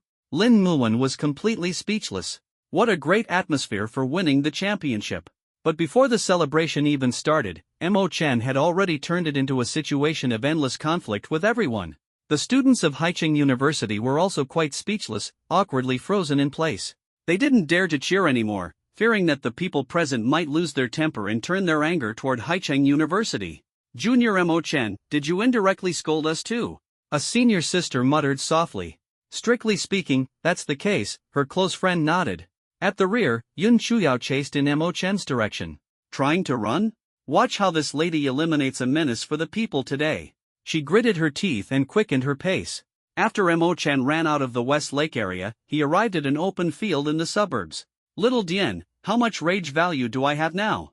Chest progress, golden chest 378.5 million/200 million. Chest reward is ready. Would you like to open it now? Open it. Imo-chen did not hesitate. Ding! Reward 1, congratulations to the host for obtaining the celestial weapon, the heaven-opening axe. As the system's words fell, a half-person tall axe appeared in Imo-chen's hand. The axe was entirely gray, exuding an ancient and weathered aura, as if it had endured the baptism of endless years. The axe blade is incredibly sharp, gleaming with a cold light, as if it could easily cleave through anything in the world. The axe handle is long and sturdy, engraved with mysterious patterns that seem to contain ancient power and secrets. Imo-chen was overjoyed. This axe, whether in name or appearance, looks absolutely awesome. It seems I'm destined to clash with axes. Previously, I just got a diamond axe from a literary contest, and now the reward is also an axe. Too bad I can't use it to spin around. Imo-chen sighed, a trace of regret mingling with his excitement. That axe can spin around too. A response came from the system. Imo-chen? Spinning with an axe? Wouldn't that make me Chung Yao-jin? What does this have to do with Garen? If you want to think that way, I can't help it. Imo-chen? You spend your days not learning anything good, just memorizing these quotes, huh? Reward 2, congratulations to the host for obtaining the immortal technique, 1,000 Years of Death. 1,000 Years of Death? Is it the 1,000 Years of Death I have in mind? That's right, you heard it correctly. Imo-chen. Crazy, absolutely crazy. Is this a skill a human could come up with? I was never human to begin with, I'm just an AI. Can you explain how to use it? Note, this technique can bypass all defenses and disregard realms. As long as you wish, it can be used on anyone. Awesome. This is truly awesome. Imo-chen suddenly felt an inexplicable excitement in his heart. How powerful is it? Not very damaging, but extremely insulting. It might even break someone's spiritual resolve, leaving them to live in the shadows from then on. That's way too ruthless. Isn't this more unbearable than killing the other person? As Imo-chen sighed over this, suddenly, he felt his body tighten. He wanted to slip away, but couldn't move his feet. At some point, his body had been bound by a golden, shimmering rope, rendering him unable to exert any energy. Let's talk this out, no need to get physical, Sister Chuyao. Mo Chen gave an awkward smile and looked at the woman walking toward him. Even if you call me grandaunt, it won't work. Yun Shuyao's lips curved into a peculiar smile as she approached him step by step. Mo Chen's face was bitter as he said lightly, I just borrowed your hover car for a bit, didn't I? I'll compensate you. I'll give you that diamond axe, it's really valuable. Money? Yun Shuyao sneered disdainfully, I never care about money. Then what? Mo Chen's expression gradually darkened. He thought this woman was too pretentious. Is there really someone who doesn't love money? I just want to rid the people of harm. Enjoy yourself. Yun Shuyao grabbed Mo Chen by the shoulder, brought him to the hovering car, and forcefully threw him into the passenger seat before driving off at full speed. Mo Chen was shocked. This woman was far stronger than he had imagined, definitely beyond the void-breaking realm. At the very least, she was in the peerless realm. Judging by her appearance, she seemed to be only about 23 or 24 years old. Reaching the peerless realm at such an age indicated her talent was also SR. Could it be a young supreme? Mo Chen started to panic. This time he had truly encountered a tough opponent. The title of Young Supreme is incredibly prestigious on Blue Star. But the identities of Young Supremes are particularly secretive, and few people know about them. Unexpectedly, he had encountered one, and it turned out to be a tigress. 2 hours later, Yun Shuyao brought him to a cliff by the sea. Seeing the vast ocean, Mo Chen couldn't help but swallow nervously, secretly wondering if he was about to be thrown off. Yun Shuyao quickly provided the answer. She took out a fishing rod made of some unknown material, her eyes gleaming with determination. Then, without hesitation, she wrapped the fishing line around Mo Chen and cast it forward. His body traced a graceful arc in the air before plunging straight into the sea with a splash. Sister Chuyao, let's talk this out. What are you trying to do? Mo Chen spoke in terror, secretly thinking that things were going south. Can't you tell? I'm using you to bait sea beasts. Yun Shuyao smiled, a hint of mischief gleaming in her eyes. What the heck? This is way too twisted. Even Mo Chen couldn't help but admire this tigress's methods, feeling a helpless sense of awe in his heart. But that wasn't all. Yun Shuyao actually took out her phone and started a livestream. She gave the livestream a striking title, Punishing the Naughty Kid. In an instant, this title attracted countless netizens, who eagerly clicked to watch. When everyone saw the streamer using Mo Chen as bait for fishing, they were instantly shocked, followed by a rapid wave of sharing, calling friends, and rallying the entire internet. In just 10 minutes, the number of viewers in Yun Shuyao's livestream exceeded 1 million plus. What the heck? What did I just see? Ha ha ha ha ha. That was absolutely brilliant. That scoundrel finally got what they deserved. Satisfying, so satisfying. Nothing could be more delightful than this. I wish I could see this scene even in my dreams. The livestream's comments section surged like a tide, the screen filled with laughter or a flood of the phrase, "This feels so good." Likes poured in like raindrops, and the number of viewers in the livestream kept climbing, now exceeding 5 million. People flocked in one after another. Mo Chen had offended too many people, and everyone wanted to see him make a fool of himself. They had been waiting for him to be humiliated for a long time. Who is this stunning beauty? To be able to catch that scoundrel Mo Chen, she must not be an ordinary person, right? Someone curiously asked in the livestream chat. As soon as these words were spoken, everyone began speculating about Yun Shuyao's identity, their words filled with admiration and affection. On this day, Yun Shuyao became the goddess of many, captivating both men and women alike with her irresistible charm. The livestream was ablaze with excitement, and the viewers' eyes seemed to be on fire. Yun Shuyao's identity was revealed, instantly causing a sensation across the internet. The Yun family of Daxia, a wealthy heiress, a young supreme talent. Each of her titles was a dazzling halo, impossible to resist. The Yun family, as an ancient clan with a 1,000-year legacy, boasts profound heritage and a prestigious status. Yun Shuyao, as the sole heir, is akin to a celestial star, an existence admired by all. Her title as the Young Supreme further cements her as the idol and object of reverence for all young people. Netizens enthusiastically cheer for her, her stunning beauty, alluring figure, powerful background, and unparalleled strength. Who could resist such a goddess? Even in jest, someone left a comment in the live stream chat, "If I could lick Supreme Chuyao's feet, I'd die happy." However, Yun Shuyao remained indifferent, long accustomed to such adoration. The reason she started live streaming was simply to seek some excitement and fun.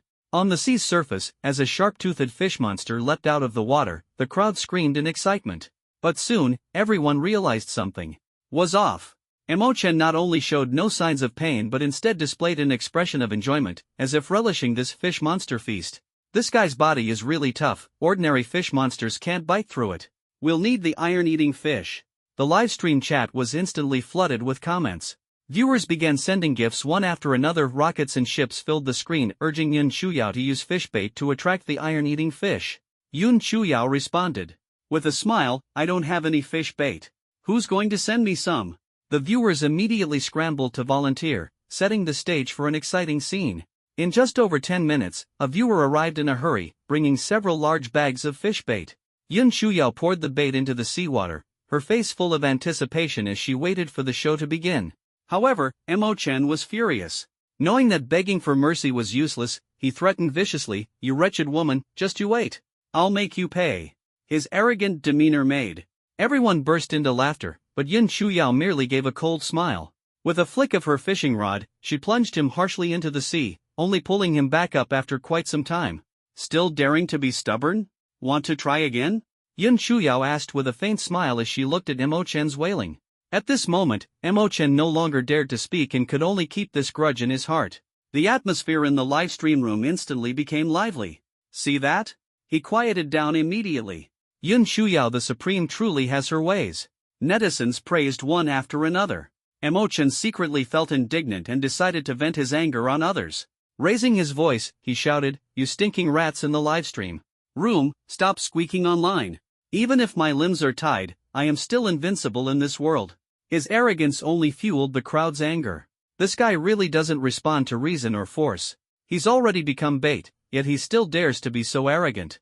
Netizens expressed their dissatisfaction one after another.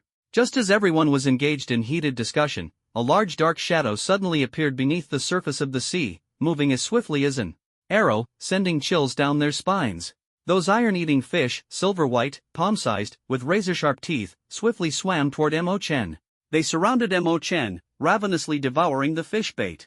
Then, one after another, they leapt out of the water, biting tightly onto him. Emo-chan's clothes were instantly torn to shreds. However, he seemed to be in the midst of a celebration, humming a tune with a face full of enjoyment. "That's it? Feels like a massage." His helpless laughter left the audience dumbfounded.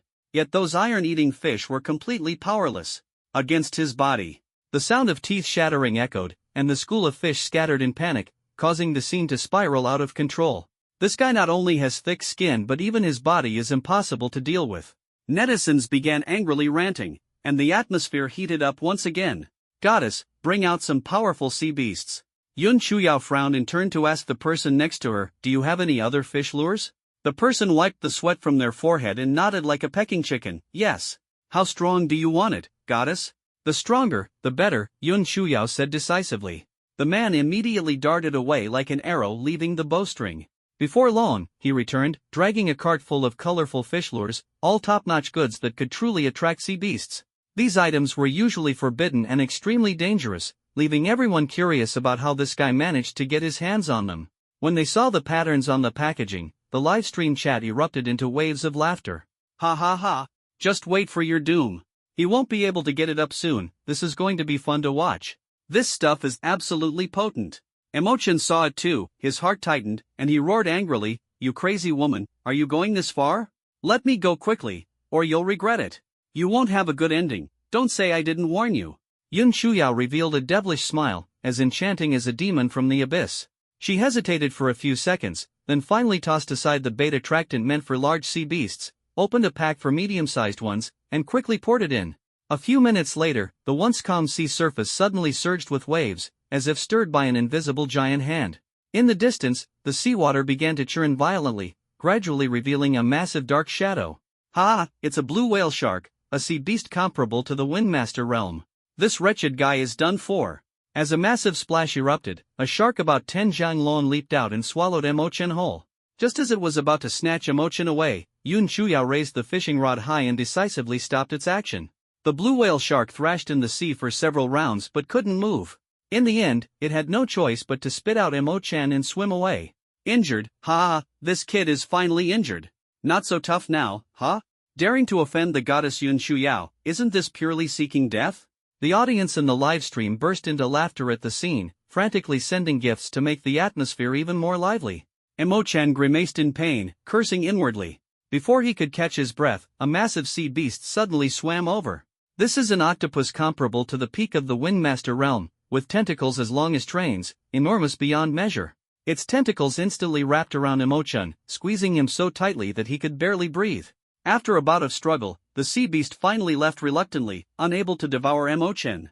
At this moment, Emo-chan was covered in bite marks all over his body, drenched in the saliva of various sea beasts, looking utterly disheveled. But to his surprise, his physical strength was actually slowly increasing. It seemed that this torment could continuously enhance the ancient desolate sacred body. Stupid woman, just you wait, Emo-chan secretly vowed in his heart. At Haicheng University, the sports field was bustling with activity. Neon lights flickered, fireworks bloomed in the sky, and the carpet was lined with a feast of sumptuous delicacies. Tens of thousands of students gathered together, laughing and cheering, celebrating the joy of winning the championship. "This is the craziest celebration party I've ever attended," Jean Moyen exclaimed, taking a bite of the beast leg. "Why?" Bai Xia asked curiously. "Because the person involved is still suffering, and yet we're celebrating, ha ha ha." Jean Moyen laughed loudly. "If Junior Emo-chan knew how disloyal we are, he'd probably be so angry his nose would bleed." "Don't worry about him, my buddy's tough as nails." Sun Shui chuckled quietly on the side. At the back, in the area where the faculty members were, Lin Mubian asked, "Principal, are we really not going to do anything about that kid Emo-chan? He's a hero, after all." Cheng Boyuan revealed a peculiar smile. "Let him endure some hardship. Honestly, I've sometimes thought about teaching him a lesson myself, but I was afraid I might go too far and he wouldn't be able to handle it." Lin Mubian was stunned, not expecting that the principal also harbored some dissatisfaction. "By the way, Principal, did you know that the event organizers and the chief referee have all been dismissed?" Lin Mubian suddenly asked. I heard about it an hour ago," Chung Boyuan nodded. "How could this happen so suddenly? Could it be because of Emo-chan?" Lin Muan asked in shock. "Probably not. Emo-chan is just an orphan," Cheng Boyuan shook his head. "However, the Lord of Haicheng seems to care a lot about Emo-chan and asked me to look after him well." A trace of surprise flashed in Lin Muan's beautiful eyes. She hadn't expected Emo-chan to have a connection with the Lord. At midnight, Yun Chuyao finally ended her livestream. Millions of viewers happily exited the stream, leaving comments like, "Good night, goddess." They were overjoyed. Finally seeing Emo-chan get thoroughly put in his place brought them immense satisfaction. "Have you learned your lesson?" Yun Chuyao pulled him up. "Behaving now." Emo-chan nodded frantically, thinking to himself that one must bow under the eaves, and a gentleman's revenge can wait 10 years. Once the restraint is lifted, he must give this woman 1,000 years of death and make her his first drop of blood. "Admit your mistake?" Yun Chuyao smiled faintly, her face showing a hint of pride and satisfaction. "I admit it." Emo-chan nodded again. "Alright, keep a low profile from now on." Yun Chuyao untied his ropes and then got into the car, ready to leave. "Remove my restraints as well," Emo-chan said. "They'll be lifted automatically in an hour, don't rush." Yun Chuyao waved her hand. So devious. Emo-chan cursed inwardly. Couldn't she just release him sooner? "Well, it's desolate here, this is tough." Emo-chan spoke again. "Walk back on your own, and calm down while you're at it." Yun Chuyao chuckled lightly, stepped on the gas, and drove away. Emo-chan gritted his teeth in frustration, left with no choice but to sit there and wait for the restraint to lift, then quickly headed toward Haicheng. "A gentleman's revenge happens tonight. You just wait for me." By the time he arrived in Haicheng, the day had already broken. After taking a shower and changing into new clothes, he headed toward the city lord's mansion. Half an hour later, in an office in the city, a young man knocked on the door. "What's wrong, Xiao Lu?" the city lord asked, looking up. "City lord, someone is here to see you.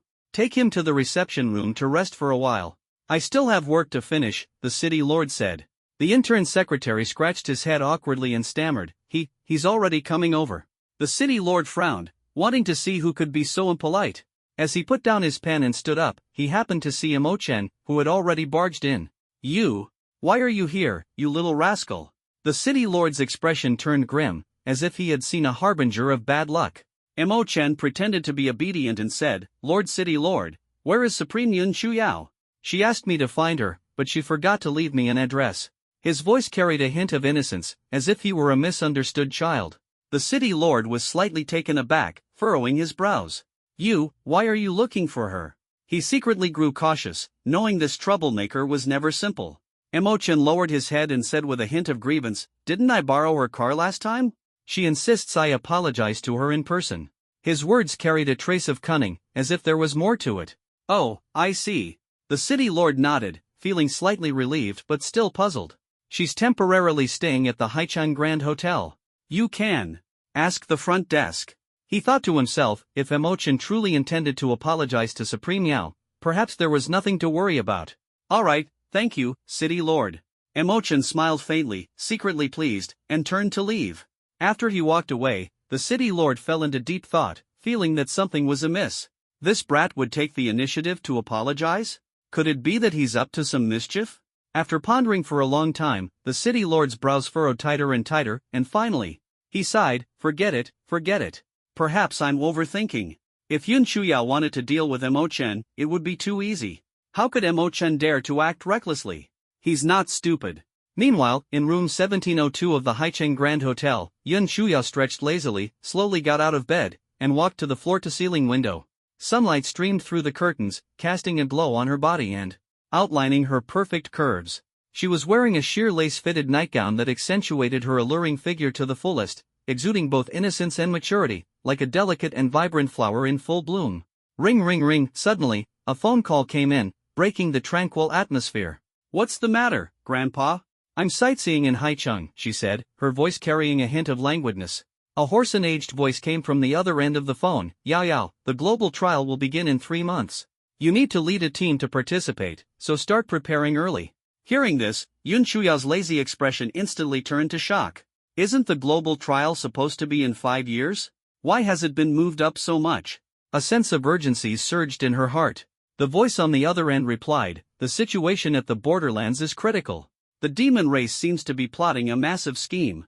The heavy words made her heart tighten instantly. Therefore, after discussions among various nations, it has been decided to start the global trial in 3 months to quickly help the younger generation of the human race grow, so they can go to the borderlands to fight when the time comes.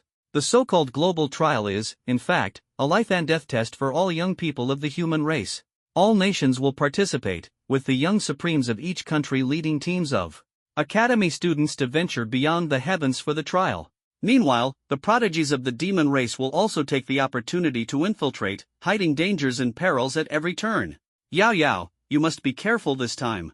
The young supremes from other countries are all monsters, terrifyingly strong. The voice on the other end of the phone was filled with deep concern. Killing is allowed in the trial, and many countries harbor hostility toward our Great Xia. They will definitely target the trial participants from Great Xia in secret. I understand, Grandpa. Yun Shuya nodded, a glimmer of determination flashing in her eyes. She had already made up her mind in her heart, no matter how treacherous the road ahead might be, she would face it head-on and never back down. After hanging up the phone, Yun Shuya's expression grew even more solemn. The global trial, held once every 30 years, was designed specifically for the younger generation. This was her first time participating. Although she was already ranked among the top 10 young talents in Great Xia, she was well aware that the outside world was far more dangerous. The young supremes from other countries were all unparalleled geniuses with terrifying strength. There are even rumors that in Sakura Country and Pretty Country, there exist a few perverse individuals who surpass SR-level talent, possessing power so overwhelming it defies belief. Although this is just hearsay, it is enough to make her feel apprehensive. Her heart tightened. Yun Shuyao did not hesitate for a moment. Without even changing her clothes, she opened the window and flew out, seemingly preparing to take some action. Just as he stepped out the door, Emo-chan arrived at room 1702. He knocked on the door, but there was no response. After confirming that the room was empty, Emo-chan could only wait patiently in the hallway, planning to catch them off guard. With nothing else to do, he pulled out his phone to check the latest updates from the school. The school's main group chat was flooded with photos from the celebration party. As Emo-chan scrolled through, anger surged within him. Unable to hold back, he copied and pasted, sending several messages in a row. "This is too much. How could you not invite me to the celebration?" The classmates all felt guilty, sending embarrassed emojis and promising to make up for it next time. Bai Xia teased, "Weren't you going fishing?" This remark was like adding fuel to the fire. Emo-chan was furious, sending several spanking emojis and tagging Bai Xia, the meaning clear without words. Lin Muwen interjected, "Keep it harmonious, no inappropriate content." "Emo-chan, if you keep this up, I'll kick you out of the group. As soon as the Dean appeared, everyone hurriedly retracted the emojis they had just sent. Emo-chan protested helplessly, when did I ever post anything inappropriate? Lin Nguyen sent a warning emoji. Emo-chan, feeling helpless, had no choice but to change the subject. By the way, where's that senior who said she'd treat me to original flavor milk tea last time? I'm free tonight. He secretly felt smug, thinking about how to catch the senior's attention. Just as he was eagerly awaiting the senior's reply, a system notification suddenly popped up. You have been removed from the Haicheng University group chat. Please maintain civil communication. Too ruthless. Emo-chan sighed, feeling indignant. He logged onto the Hongbao forum again and engaged in a heated discussion with netizens. By the afternoon, Yun Chuyao still hadn't returned. Growing impatient, he pulled out the heaven-opening axe and struck down fiercely. Boom! In an instant, the restriction that even top experts couldn't break was forcibly split open by the brute force of the heaven-opening axe. Emo-chan was overjoyed. It seemed this celestial weapon could not only open the heavens but also break through restrictions. Upon entering the room, a refreshing fragrance hit him, causing his heart to tremble. He looked around and, after confirming no one was in the living room, headed straight to the bedroom. The casually placed items on the bed caught his attention. Lace-trimmed intimate apparel? His heart stirred. And black stockings? A vengeful thought flashed through his mind. Why not auction these items online? He quickly took out his phone to start recording and taking photos. To enhance credibility, he deliberately included Yun Chuyao's ID card in the shots. After completing all this, Emo-chan smugly slipped away, looking for a safe place to prepare his post.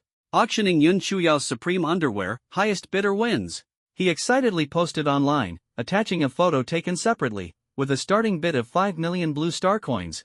He was now a well-known figure across the internet. As soon as the post was published, it was immediately pinned by the official Hongbao platform. When netizens saw the title, they were stunned. Clicking in to take a look, they were even more shocked. There was even an accompanying video proving that these items were indeed taken from Yun Chuyao's room. Holy crap, the sky is falling. The reactions of netizens varied, some were shocked, some were skeptical, but most were filled with anger and heartbreak.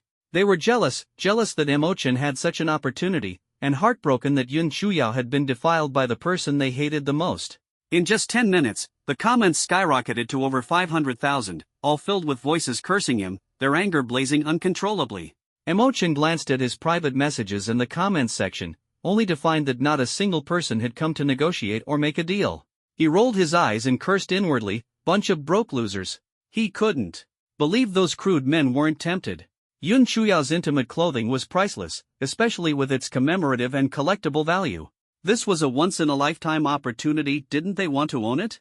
Left with no choice, Emo-chan adjusted the price to 1 million blue star coins. However, even then, no one bought it, and the comments section was filled with nothing but empty talk. He was utterly speechless, his anger boiling over. He reposted, cursing, "You can't even afford the goddess's underwear, and you dare claim to like her? Get lost, you bunch of broke fools." His fury sparked an even bigger discussion, and his rage meter instantly soared. Rage value, 7000000+. That evening, Yun Chuyao returned home and saw the broken door and breached barrier, her heart tightening as she realized someone had forced their way in. She quickly scanned the room, all the valuables were still there, except for the intimate clothing she had changed out of after her bath the previous night. A wave of unease surged through her like a tide. That scoundrel is at it again, stealing things. She was so furious her teeth ached. After angrily watching the surveillance footage, she wished she could rush out and catch the thief herself. Ring ring, a phone call came in. She picked it up, and after listening, immediately opened the Hongbao forum.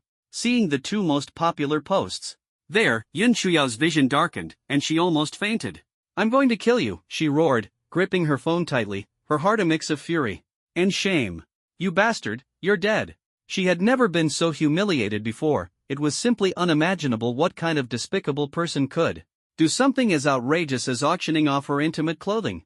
This was an extreme insult to her dignity, and she swore to find the culprit. After waiting for 2 hours, Emo-chan finally saw a comment offering 1 million blue star coins, along with a screenshot of the user's bank account to prove they weren't just bluffing. This comment immediately sparked a flurry of replies. "No way, everyone else is just joking around, and you're really willing to spend big? 1 million for a girl's underwear?" The thought process of the wealthy is truly beyond imagination. Money is not the issue, but if you dare to bid on this item, you're offending the goddess Yun Shuyao. Despite everyone's dissuasion, the person insisted on purchasing it, even raising the price to 2 million. Everyone speculated that this person must be Yun Shuyao's mortal enemy or another young supreme, as ordinary people would never dare to buy it for fear of being hunted down. Just when everyone thought the deal was about to be sealed, a small account with the username Emochin is a beast suddenly bid 3 million. Emochin secretly chuckled, knowing in his heart that the other party must be Yun Shuyao herself. The two sides seemed to be at odds, driving the price up to 8 million, leaving everyone in awe. By this point, everyone knew that the person who initially placed the bid was definitely Yun Shuyao's nemesis, with a powerful background that made them unafraid of the Yun family. In the end, the price of the underwear was raised to 12 million. That person stopped bidding, clearly afraid that Yun Shuyao might act out of desperation. Seeing this, Mo Chen was overjoyed. Just as he was considering how much to sell the lingerie and stockings for, a private message came from backstage. Mo Chen is a beast, 30 million in total, I'll buy everything. Mo Chen, sure, transfer the money first. Mo Chen, you beast, I have one condition. You must deliver the goods in person, or you won't get a single penny. Trying to mess with me? Mo Chen frowned, thought for a moment, and agreed. After all, the money was too tempting. After providing the account number, he quickly received a transfer of 30 million blue star coins. Mo Chen's face was practically splitting with laughter. He had never seen so much money before. It could buy plenty of cultivation resources, enough to not worry until he reached the void-breaking realm. Mo Chen, you beast, got the money, right? I'll send you the location. Come deliver the goods. Mo Chen opened the address and saw that it was in the suburbs. Could it be an attempt to kill and dispose of a body? Mo Chen is a beast. What's wrong? Are you afraid to come? If you don't, I can apply to freeze all your funds at any time. Mo Chen, oh, impressive, such great power, huh? Don't push me to use my influence in Yanjing. Mo Chen is a beast, just come quickly. Putting down his phone, Mo Chen carried the package and headed straight to the city lord's mansion. What are you here for again? Did you properly apologize to Supreme Chu Yao? The city lord asked with a stern expression. I did, and she forgave me. Mo Chen nodded. By the way, Lord City, I'll send you an address. If I don't call you back within an hour, remember to come find me, okay? The city lord was slightly stunned. What kind of mischief are you up to again, kid? Mo Chen gave a mysterious smile. It's not convenient to disclose for now. The city lord shouted angrily, get lost. I'm not coming. Mo Chen grinned, protecting every resident of Haicheng is your duty. You wouldn't want me to file a complaint all the way to Yinjing, would you? After speaking, he waved his hand and left. The city lord was so angry that his beard almost curled up. That brat actually dared to threaten him, truly infuriating. An hour later, Mo Chen arrived at the forest on the outskirts, right on time. Did you bring the item? A voice slowly emerged from the void. I brought it, Mo Chen nodded. Did you bring the money? Get lost. Watched too many gangster deal scenes? Yun Shuyao slowly stepped out, her stunningly beautiful face covered in frost, brimming with anger. Mo Chen quickly retreated to a safe distance and tossed the package in his hand. Check the goods. Yun Shuyao caught it in one swift motion, opened it, and inspected it. After confirming that none of her intimate clothing was missing, she picked up a pair of underwear and brought it to her nose for a sniff. Mo Chen, helpless. What do you mean? Disrespecting me? Am I that kind of person? After confirming there was no other implication, Yun Shuyao let out a sigh of relief. You've got some nerve. Her voice gradually turned cold as she approached step by step. Adhering to the principle of striking first, Mo Chen quietly activated the Millennium Kill and threatened, I'm warning you, stop now, and you can avoid getting hurt. Heh, who do you think you are? Yun Shuyao sneered disdainfully. As soon as the words fell, two phantom handprints suddenly appeared in midair before Mo Chen. The movements of these two handprints were extremely peculiar. Tightly clasped, with the index and middle fingers extended straight while the other fingers curled into fists. The atmosphere instantly grew tense. What the hell is this?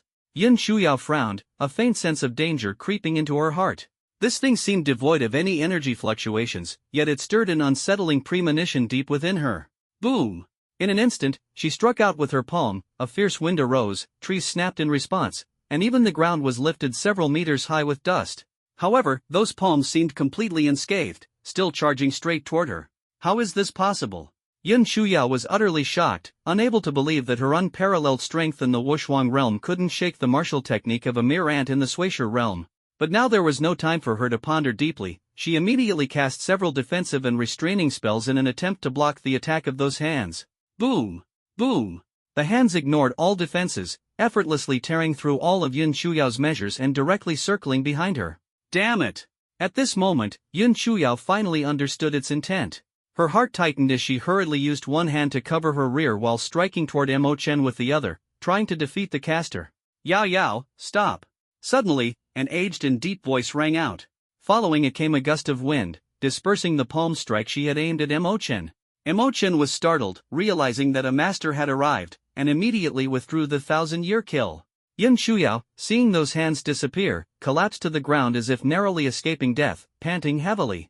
Her ample chest heaved rapidly, and her forehead was covered in cold sweat. Obviously, her recent experience left her with lingering fear, her mind blank, unable to imagine whether she would lose her sanity if she had truly been hit by that move. Grandfather, why are you here? In front of Yun Chuyao, an elderly man with silver hair and a kind, benevolent face slowly approached. It was none other than the current patriarch of the Yun family, Yun Sunhai. Yun Sunhai waved at Mo Chen. Come here, child, Grandpa has something to tell you. What for? Planning to abduct a child? Mo Chen asked bluntly. Before the city lord arrives, I won't answer any questions. Yun Sunhai's expression turned serious. What kind of bizarre situation is this? The head of the prestigious Yun family, actually being suspected of abducting a child? Don't worry, Grandpa has no ill intentions. I'm here to announce good news. Yun Sunhai waved his hand again, his eyes gleaming with resolute light. At this moment, the atmosphere became tense and full of anticipation, as if an even greater storm was about to arrive. Grandpa, how could you bother with this brat?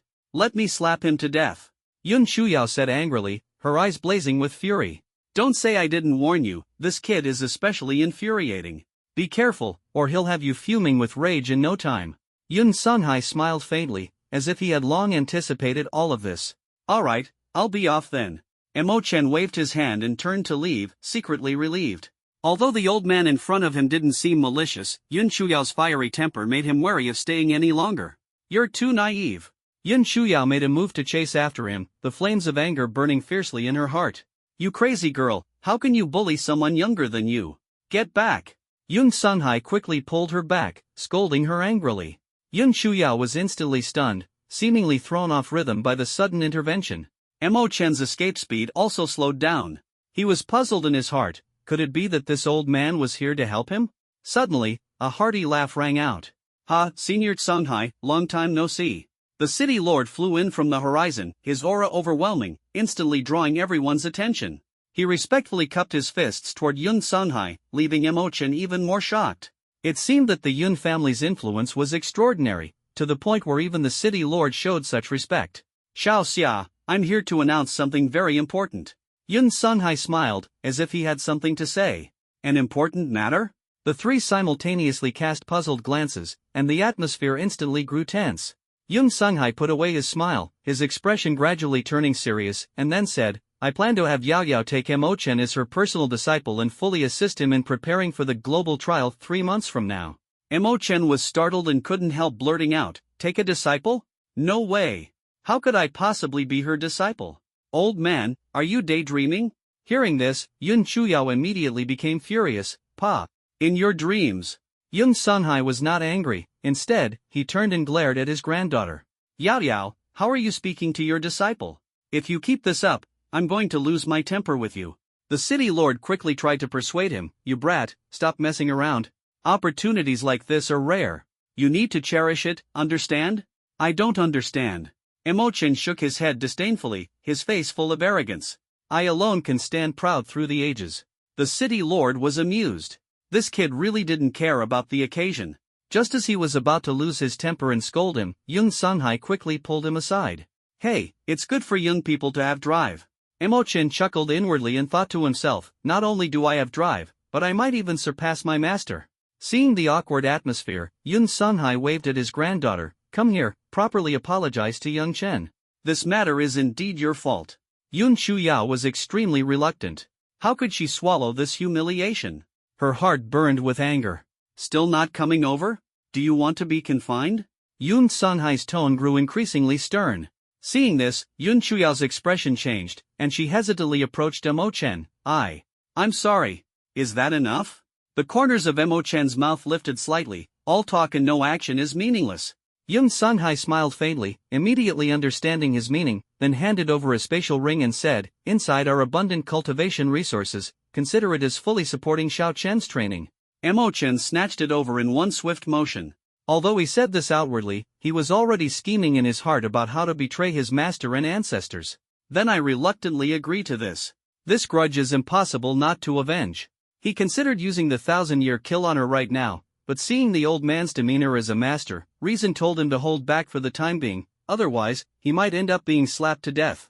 Yun Shuyao looked sorrowful, as if she wanted to say something but hesitated, feeling stifled inside. "Senior, I heard this trial is extremely harsh. You must have caught some rumors in Yanjing, right?"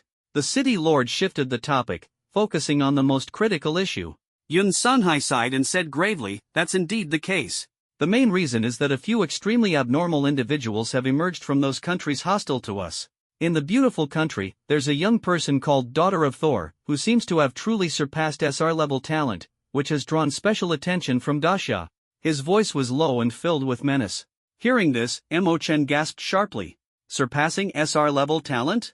That's just too terrifying." Yun Shuyao asked in shock, "Isn't Thor the god of thunder? Could she really be the daughter of a god?" Yun Sunhai nodded gravely. "According to the intelligence gathered by Daxia, that's the case, which makes her exceptionally monstrous." This is just. Mo Chen was completely dumbfounded. Even the daughter of God had shown up. He couldn't help but wonder if the daughter of God was afraid of the 1,000 years of death. He was considering whether to forfeit this trial altogether and stay in Daxia to develop steadily. Yun Sunghai continued, "Sakura country has a super powerhouse named Xiao Wang. It's rumored that his talent has already surpassed SR, and he can even summon the Yamata no Orochi." Xiao Wang? Just the name sounds impressive. There are also other hostile countries, like Hangi country, Monkey country, and so on. They're really not worth listing one by one. In short, they all have some terrifying figures, far surpassing ordinary young supremes. The royal offspring of the demon race will also sneak in. This trial is definitely unlike any before. Yun Shuyao frowned deeply, feeling an intense pressure like several mountains weighing on her heart, almost suffocating. The city lord sighed and said, "We must warn the trial participants from the Great Xia to avoid them as much as possible. Seeking opportunities is important, but staying alive is even more crucial." Yun Sunhai shook his head. "It's not easy. Those countries have long declared that they will kill all the trial participants from Daxia." These words left Mo Chen completely dumbfounded. He thought to himself, "What the hell? Isn't this just sending people to their deaths?" The city lord clenched his fists tightly, his face full of anger, and growled in a low voice, "This is outrageous. If they really dare to do this, aren't they afraid that the unparalleled king will turn around and kill them?" The unparalleled king? Just the name alone sounds incredibly badass. Mo Chen thought to himself, standing there like a bystander, unable to get a word in. He really wanted to slip away. A trace of desolation flashed in Yun Sunghai's eyes as he said hoarsely, "The peerless king has gone missing. That's why they dare to be so arrogant. How is that possible? The peerless king is unmatched in the world, how could he go missing?" The city lord was stunned, unable to believe it. Yun Sunghai sighed, "The news just came in. The peerless king charged into the demon clan alone and has yet to return." "Who told you that?" The city lord still couldn't believe it. The peerless king was the foremost king of the Great Xia. If something happened to him, the Great Xia would face an extremely dire situation. "It's news from the dragon of the Chinese zodiac," Yun Sunhai explained. Mo Chen could no longer stay and said, "You two seniors, please continue chatting. I just remembered I left the gas on at home." Yun Sunhai smiled and nodded, "Child, I'll have Yao Yao come find you tomorrow. Get some good rest." The city lord also cupped his fists and said, "Senior, I shall take my leave as well. I need to convene an emergency meeting regarding the global trials." After the two disappeared from sight, Yun Shuyao pouted and asked discontentedly, "Grandpa, what are you up to? Why are you making me take this brat as my apprentice? Even if he seems to have SR-level talent, I don't want to teach him. Do you know what shameless thing he did today? He made me lose face in front of the entire nation's netizens." Yun Sunghai held her hand, speaking earnestly and seriously, "Mo Chen will be your direct disciple from now on. Treat him well, be gentle with him. This is an order from above, not your grandpa's idea." Yun Shuyao was stunned and said in surprise, "Above? Aren't you the person above?" Yun Sunghai said, "The one above me." Yun Shuyao was shocked in her heart. Above her grandfather, that would be the heavens. Could it be that kid really has some earth-shattering background? If that's true, it would be too outrageous. Emo-chan just looks like a commoner with poor character. Then who exactly is it? Can you tell me? She couldn't help her curiosity and asked again. Unspeakable. Yoon Sunhai shook his head. After Emo-chan returned to the city, he suddenly received a phone call. What's the matter, director? Are you calling to apologize to me? I'll apologize to you, my foot. Come to my house tonight. The resources allocated after your championship win have arrived, and I helped you collect them. On the other end of the phone, Lin Muwon's voice came through. After nightfall, Emo-chan took a taxi to the address sent by the dean. It was a serene villa with 3 floors, facing the sea, like a paradise away from the world. Lin Muwon was upstairs making coffee. Today, she was dressed in a sexy black Chinese-style cheongsam, her curves accentuated, with a slender waist that could be held in one hand, perfectly showcasing the allure of an S-shaped figure. Director, do you still want that big black dog in your yard? If not, I'll kill it and make some nourishment for you, Emo-chan teased. Lin Muwon's movements came to an abrupt halt, the corner of her mouth twitching slightly. She quickly stepped onto the balcony, her gaze sharp. You really won't even spare a dog? Little Black didn't even provoke you. It barked at me, Emo-chan defended innocently. Walking upstairs, Emo-chan's gaze swept across the spacious living room and luxurious decor, and he couldn't help but marvel, rich people really are different. His eyes then fell on Lin Mubian. Director, you wear black stockings at home? Aren't you afraid of feeling stuffy? Lin Mubian frowned slightly. This guy always acted improperly in front of her. I just got back from a meeting at school and haven't had time to change. Emo-chan looked puzzled. You changed your clothes, but somehow didn't have time to change the stockings? Could it be that you wore them on purpose to reward me for helping the school win the championship? He curled his lips into a mischievous smile. Nonsense. Lin Mubian glared at him, secretly thinking that this boy was truly a mischievous troublemaker. This is your reward. Take it and train well. Strive to shine brightly in the global trials. She quickly changed the subject and tossed him a spatial ring. Emo-chan took it and inspected its contents, finding it filled with energy fruits and potions, at least 5 cubic meters worth. He couldn't help but feel grateful. Thank you, Director. At school, call me Director. At home, just call me Sister Mubian. Lin Mubian's voice was gentle, carrying a hint of warmth. Emo-chan was stunned. Something about this didn't feel quite right. He raised his head and spoke in surprise. Sister Muwon, you're dressed so provocatively and asked me to come over tonight. Could it be that I'm not ready yet? Will it hurt the first time? Lin Muwon was also taken aback, her eyes wide open, and the air seemed to freeze instantly. When she came back to her senses, her delicate face was instantly filled with anger. Anger level +20. What on earth is that pig brain of yours thinking about all day? You said that if I performed well in the provincial competition, you'd let me be your sworn sister. You brat, are you hitting puberty? Lin Mubai's cheeks flushed slightly with anger as she thought to herself, could this kid really be thinking the wrong way? Emo-chan's face turned bright red as he realized he had misspoken. Feeling frustrated, he blamed it on Sun Shui Shui, that chubby guy, who always shared his cloud drive password, inevitably leading him into certain scenarios. Sister Mubai, you've misunderstood. I was talking about the first time participating in the global trial, afraid of getting beaten up badly. He quickly explained. Lin Mubian rolled her eyes. Then who do you think is dressed provocatively? Emo-chan's heart tightened, and he quickly explained, the word provocative is actually a compliment, in ancient times. Alright, stop with the nonsense. Lin Mubian quickly interrupted him, feeling helpless. I have another reason for calling you here. This global trial seems quite dangerous. When the time comes, please look out for the people from our school and try to stick together. I heard even the daughter of Thor is there. These people are extremely terrifying, so don't provoke them. Emo-chan reluctantly asked, do I really have to participate? Lin Mubian explained earnestly, the global trial is only open to those under 25. It's a place where opportunities and dangers coexist, and where the younger generation can rise quickly. If you want to fall behind your peers by several major realms, you can choose not to go. After speaking, she looked at Emo-chan seriously, waiting for his decision. Emo-chan's heart trembled. He hadn't expected the global trials to be so intense. No wonder all nations placed such importance on them. This was the fastest way to cultivate fresh blood and combat power. Don't worry, Sister Muwon, he said confidently. Just wait until I capture Thor's daughter and bring her back to school as a generator. That'll help the school save on electricity bills. Lin Muwon shook her head helplessly, a trace of speechlessness in her gaze. At a time like this, the brat was still bragging he really wasn't afraid of being struck by lightning. Ah, you've improved so quickly that there's not much left for me to guide you on. Are there any areas in your cultivation that you don't understand? She secretly hoped she could help him more. I didn't quite understand that lesson during puberty. Mo Chen scratched his head, showing an innocent expression. Rage plus 30. Go back to middle school and find your biology teacher. Lin Muan angrily scolded, turning around and heading to the kitchen. If she kept talking to this brat, she might really enter menopause early.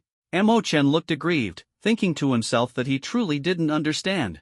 Back in biology class, he was always sleeping. Just now, when Lin Muan mentioned puberty, he thought about relearning it. Goodbye, Sister Muan. Mo Chen stood up to take his leave, unable to endure the awkward atmosphere any longer. Stay for dinner before you go, I've already prepared the dishes. Lin Muan chased after him from the kitchen, a trace of reluctance on her face.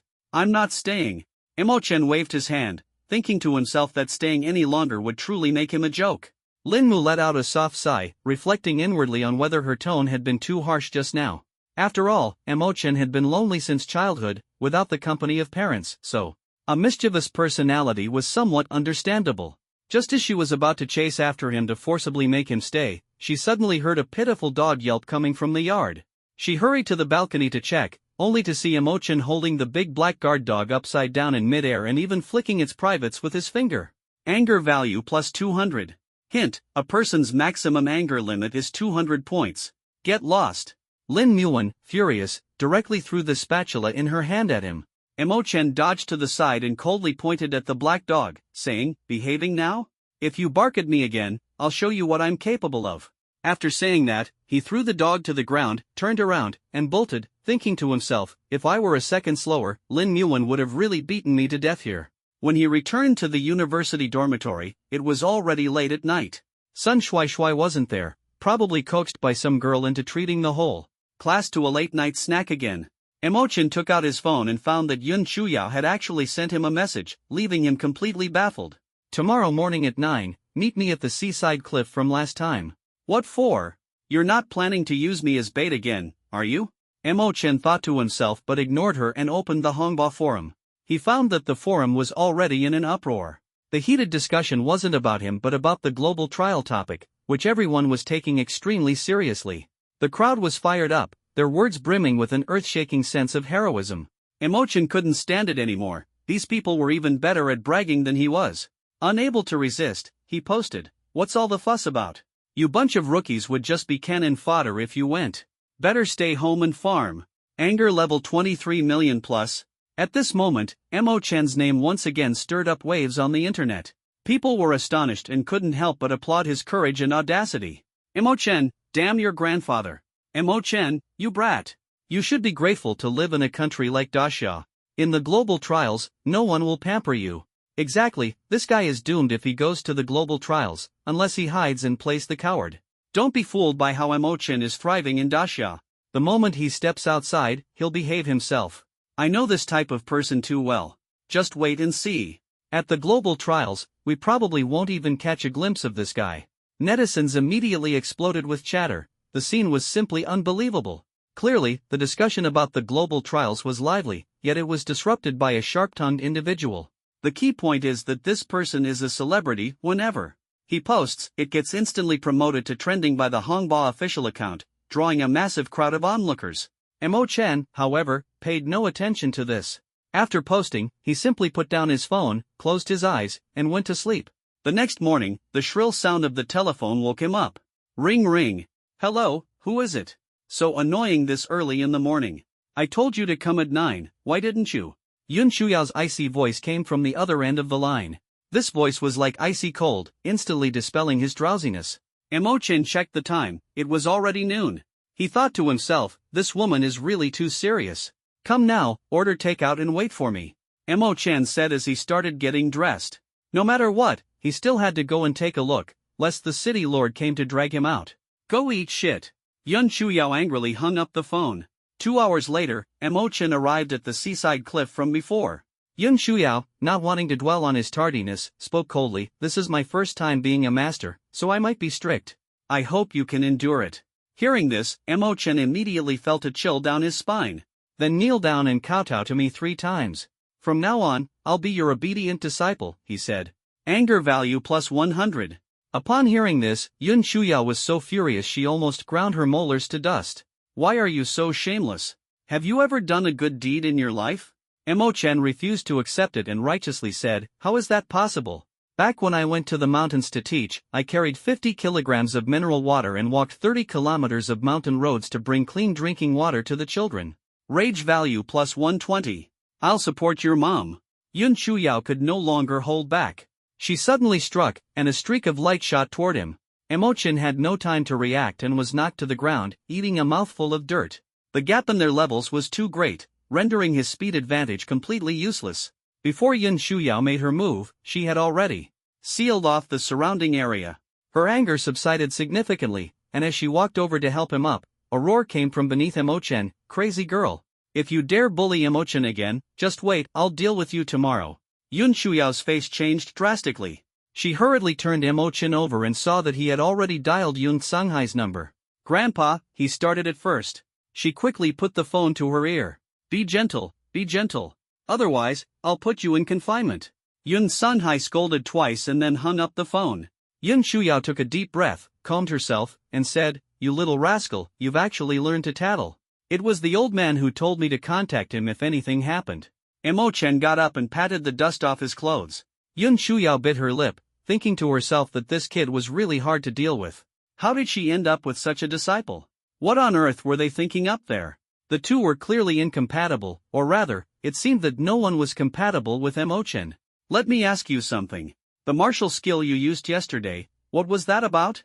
How were you able to break through all my defenses? She asked, changing the subject.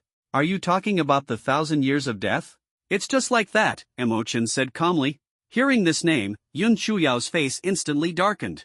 As expected, it was just as she had guessed, truly one of a kind. It's bad enough to lack morals, but even the martial arts techniques learned are so bizarre. Don't you dare use it on me recklessly in the future, got it? Yun Shuyao's tone softened, but it carried a hint of lingering fear. Don't worry, not for now, Mo Chen said, a faint smile curling at the corner of his lips. What do you mean by temporary? Make yourself clear. Yun Shuyao's heart tightened, and she hurriedly asked. Go ahead, how are you going to guide me today? Mo Chen tried to change the subject. Yun Shuyao pulled out a fishing rod, winding the line as she explained, I noticed the other day that you seem to get stronger when bitten by fish, so I want to continue using this method to train you. Mo Chen. After some deliberation, he finally agreed. The global trial was imminent, and he indeed needed to quickly improve his strength, otherwise, he would really be in trouble once inside. Although it would be tough, it was all for the sake of cultivation. Once everything was settled, Yun Shuyao, as usual, tied him up with the fishing line and placed him on the surface of the sea. The lure she brought could attract high-level sea beasts of the Wind Dominion stage. This level of sea beast was perfect for tempering Mo Chen's physical body and helping him break through his limits. Although large sea beasts of the Void Dominion stage occasionally intruded, she always managed to drive them away, fearing that Mo Chen wouldn't be able to withstand the power of the Void Dominion stage. After all, he still needed to accumulate experience and enhance his strength. The next day, an international exchange platform called Global Forum suddenly emerged. As soon as it went online, it sparked enthusiastic attention from netizens worldwide, who rushed to register accounts and eagerly joined in. On the forum's homepage, an official pinned post instantly caught the attention of netizens from various countries. The title boldly read, National Prodigy Combat Power Rankings, for reference only. 1. Nora, Beautiful Country. 2. Young Emperor, Sakura Country. 3. King Arthur, the empire on which the sun never sets. 4. God of War, Bear Country. 5. King of the Dancing City, Ganges Country. 6. Yaksha King, Elephant Kingdom. 7. Long-Legged Appa, Kimchi Kingdom. When the great Xia netizens saw the names in the top 10 of the rankings, they were dumbfounded. What the heck is all this? They exclaimed. Except for the first place, the other names were simply laughable. However, despite the strange names, everyone knew these individuals were extraordinarily powerful, clearly not opponents that ordinary supremes could contend with, otherwise, they wouldn't be ranked in the top 10. What on earth is the King of Dance City? A netizen from Bear Kingdom couldn't help but ask. A passionate netizen from Daxia immediately responded, they excel at dancing and killing, dancing to enhance their combat power. Only the best of the best can enter the Dance City. This king must be extraordinary. Then what about this Yaksha king? The name sounds like a monster. Is he really human? A curious baby from Dacia asked curiously. At this moment, someone from the Ganges country couldn't help but explain. He just looks a bit ugly, that's why he was given the title Yaksha. Global netizens. The people of Elephant Country expressed dissatisfaction, believing their supreme honor had been insulted, and immediately stood up to retaliate. Are the people of Ganges country not ugly? How dark have you all become? A Summer Country netizen, who enjoyed stirring the pot, chimed in. Did Kimchi Country steal the 7th place? What makes you worthy of it? This infuriated the netizens of Kimchi Country, who immediately rallied millions of users to launch a verbal war against Summer Country, claiming that Summer Country plagiarized Kimchi Country's Confucian culture in Mid-Autumn Festival, and even went as far as to say Chu Yuan jumped into the Han River. Global netizens were left dumbfounded by this wave of drama and flocked to watch the spectacle. Who is that Nora ranked first? Someone asked curiously. Of course, she's the daughter of Thor from our country. She's the strongest among the global younger generation, a proud netizen from the beautiful country replied smugly. As soon as these words were spoken, other countries were unconvinced and began comparing themselves, with debates erupting one after another. The entire global forum instantly became lively and bustling. At this moment, a netizen from Dacia with the ID Little Handsome posted a message that instantly sparked intense reactions. What nonsense is this? Our God Mo said that once the trial begins, we'll make the entire top 10 of the rankings call us daddy. This post had only been published for a few minutes before it caused an uproar on the global forum. The people on the leaderboard are the top young elites from various countries, their spiritual pillars and beliefs. Any one of them, randomly chosen, could hold up their own domain and represent the future of their nation. How could they tolerate such an insult? Countless foreign netizens couldn't hold back and started angrily cursing under the post. Is Great Xia getting cocky? Not a single one of the top 30 names belongs to your people. The young emperor cannot be insulted.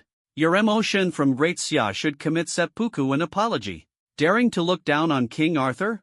Emotion of Great Xia, you might be in trouble. There's no need to say anything, just kill all the trial takers from Dacia, and they'll quiet down like mice. Just wait and watch Dacia make a fool of itself. These foreigners were truly furious, their words full of disdain and mockery. They had never seen such arrogant people before. The competition hadn't even started, yet they dared to utter such ruthless remarks. Who the hell is Emotion? Why can't I find him in the rankings? Asked a netizen from the beautiful country. People from other countries had the same question. When they first saw the post, they immediately searched the rankings to see who this audacious person was, but found nothing. At this point, Gu Mingxian anonymously replied, his name is Mo Chen.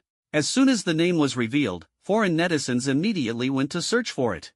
Unexpectedly, they actually found it. Rank 1,980,000, Mo Chen, Great Xia Nation. A piece of trash ranked 2 millionth, and it dares to be called Mo God? Such trash dogs make people shake their heads. Is this all the Great Xia is capable of? Great Xia, where are your young supremes? Why don't they dare to come out and speak? Their rankings are too low. They know they'll lose face if they show up. After the trial begins, people from Great Xia better hide obediently. Our supremes have already said they'll stomp you like rats. Harsh words fill the screen. Every comment feels like a sharp knife, deeply piercing the hearts of the young people of Dacia. Yet they cannot find a reason to refute them. Because Dacia's strongest supreme Yi Chen is only ranked 35th. The national goddess Yun Shuyao had it even worse. Her ranking had already dropped to over 200. The gap between her and those freaks in the top 10 of the rankings was enormous. Although the rankings are said to be for reference only, the statistics are highly accurate, determined comprehensively based on each individual's talent, cultivation level, combat power, and battle achievements. Moreover, the official statement clearly emphasized that the top 10 are in a league of their own, far ahead of the rest by more than just one tier. All possess divine-level bloodline power, suspected to surpass SR-level talent, making them invincible in the current era. The official also provided an analogy. The 11th and 12th are separated by just one rank, and their combat power is not significantly different, possibly resulting in a draw. However, the 10th and 11th are not on the same level. The former can easily crush the latter. Simply because he is one of the top 10 on the rankings, it's just that straightforward.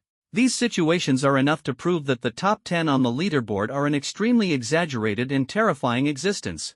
After being brutally tormented for a whole day and night, Mo Chen was pulled up by Yun Shuyao. He lay on the cliff, his face full of exhaustion, his body covered with wounds of various sizes. But faint golden light flickered on these wounds, making his physical body even stronger. Compared to the provincial competition before, he had improved significantly.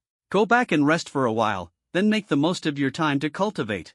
After such high-intensity training, your body will absorb energy more effectively. Yun Shuyao stood up and said, preparing to head back. Master, do you have any extra cultivation resources?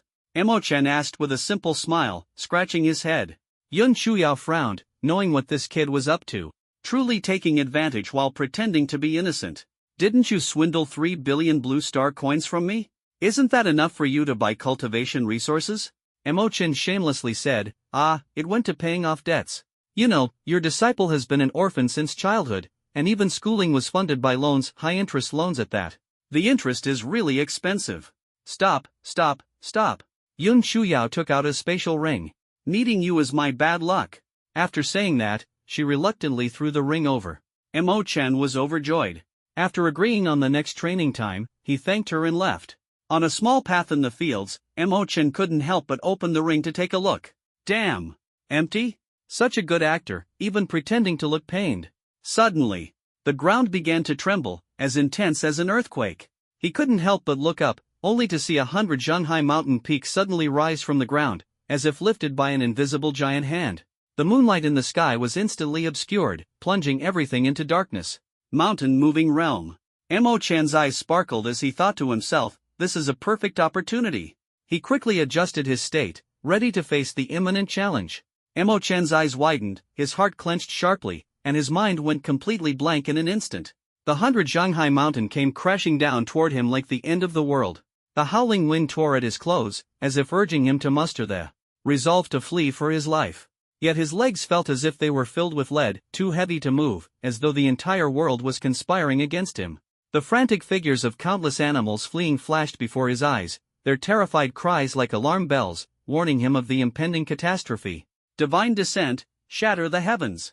At this critical moment, Yun Shuyao's voice thundered in his ears, shaking his very soul.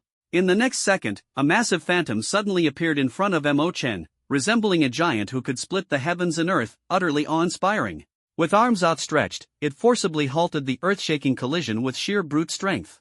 A divine-level skill, what a pity! From behind the mountain came a hoarse and deep male voice. As the voice faded into the distance, the massive mountain was effortlessly set down by the giant, causing the ground to quake violently once more, as if the earth itself were trembling. Yun Shuyao appeared in front of Emo-chen, her gaze heavy.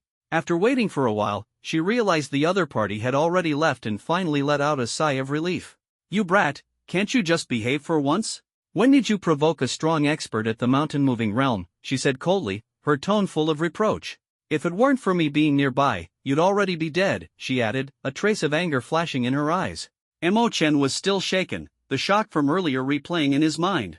After a long while, he finally muttered 3 words, his mother. Yun Shuyao was stunned, the corners of her mouth twitching slightly. I thought you would say something bold and heroic, like 30 years east of the river, 30 years west of the river, don't underestimate the poor youth, or something like that. Emo-chen felt unwilling, secretly thinking that the force behind the dwarf was definitely not simple. Now it seemed that the power of that force far exceeded his imagination. The mountain-moving realm, a top-tier expert capable of dominating an area, could overturn the heavens and earth with a single move mountains with a mere gesture, and single-handedly face an army. He never expected that even such a prominent figure would come to hunt him down. He was utterly perplexed, unable to figure out when he had offended such a terrifying force. Are you scared stiff? Yun Shuyao asked in surprise, seeing that he hadn't spoken for a long time. Thank you, master, I'm fine. Emo-chen shook his head, his voice filled with sincerity. Yun Shuyao opened her mouth wide, as if she had witnessed the most unbelievable thing in the world. I never thought you'd have a moment of genuine gratitude. Truly, you've made progress. Not bad, you're indeed worthy of my painstaking efforts to train you. Emo-chan gave a bitter smile. Although he was a bit mischievous, he could still distinguish right from wrong. If it weren't for Yun Shuyao, he might have truly died here. Today, the gap between him and the mountain-moving realm was as vast as heaven and earth. Even with his knack for slipping away, he absolutely couldn't have escaped. Emo-chen had Yun Shuyao take him to the city lord's mansion. He dove all the way to the outside of the lord's residence and knocked on the door. Shasun, hearing the knocking sound, rubbed his sleepy eyes and opened the room. What are you doing up in the middle of the night instead of sleeping? Did you know there seemed to be an earthquake just now? Go back and rest quickly. Xiaosen made a gesture to ask him to leave. This kid was too rude, wandering around aimlessly in the middle of the night. Earthquake, my foot. Mo Chen bypassed him and walked straight in. I was almost killed by a mountain-moving realm expert.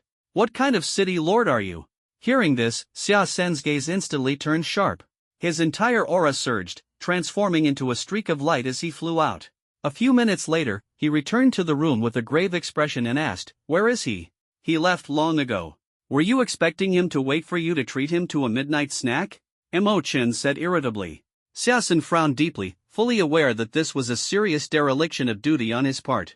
His superior in Yanjing had once asked him to look after Mo Chen, but after hearing that Zishu appeared in Haicheng last time, he completely relaxed. Moreover, since Mo Chen has recently been with Yun Shuyao, he didn't think anyone would dare to do anything. Now it seems that the other party must have a significant background, as they actually sent a mountain-moving expert to kill someone in the stone-shattering realm. "Kid, what exactly is your identity?" Xiaosen had always been curious about Mo Chen's identity. Someone who could get his superior to help look after him was definitely not just an ordinary orphan. "You big official can't even find out, and I was abandoned by my parents before I was 5. How would I know anything?" Hearing this, Xiaosen sighed and said, forget it. Before you go to participate in the global trial, just stay at my place for now." Mo Chen naturally wouldn't stand on ceremony, he was here to stay. After saying goodbye, he casually found a room and settled in. That night, Mo Chen found it hard to fall asleep for a long time.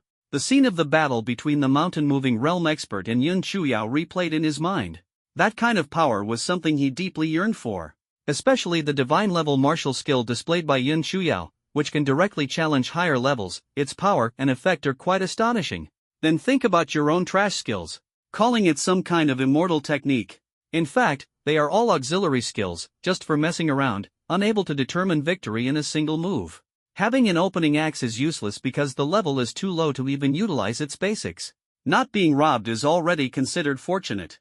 Little Dian, can you give me something more practical next time? Like something that can summon extraterrestrial demons to fight.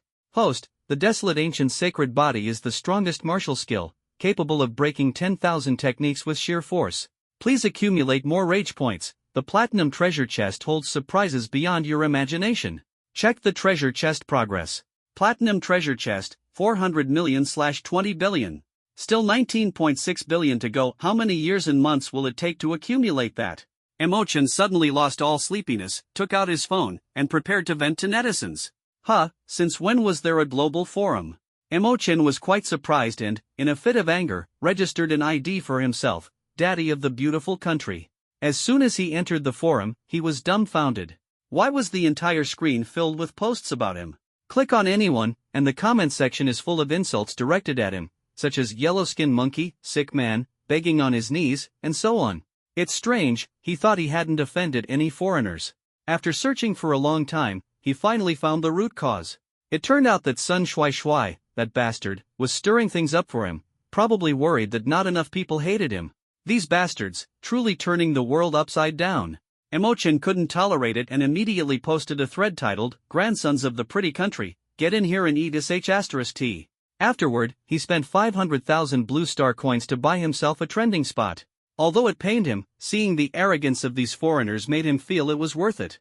This post quickly attracted the attention of netizens from various countries. The most infuriating thing is the people from the beautiful country. As the #1 superpower on Blue Star, they are surrounded by sycophants, and other countries dare not provoke them. Yet, someone dares to challenge them like this on a global forum? When they saw the poster's ID, they were even more furious. This is practically like defecating on their heads. Anger level 2 million plus. This made their anger uncontrollable, as the dignity of the #1 nation was challenged. So they all clicked on the title, ready to give the poster a good lesson. But the content of the post made the people of the beautiful country even more furious, almost smashing their phones on the spot. The post content is, anyone who replies will have their whole family die. Just 6 simple words, and 3 short steps, title, username, content. It makes people in the beautiful country so angry their faces turn red and necks swell. Rage value 10 million plus.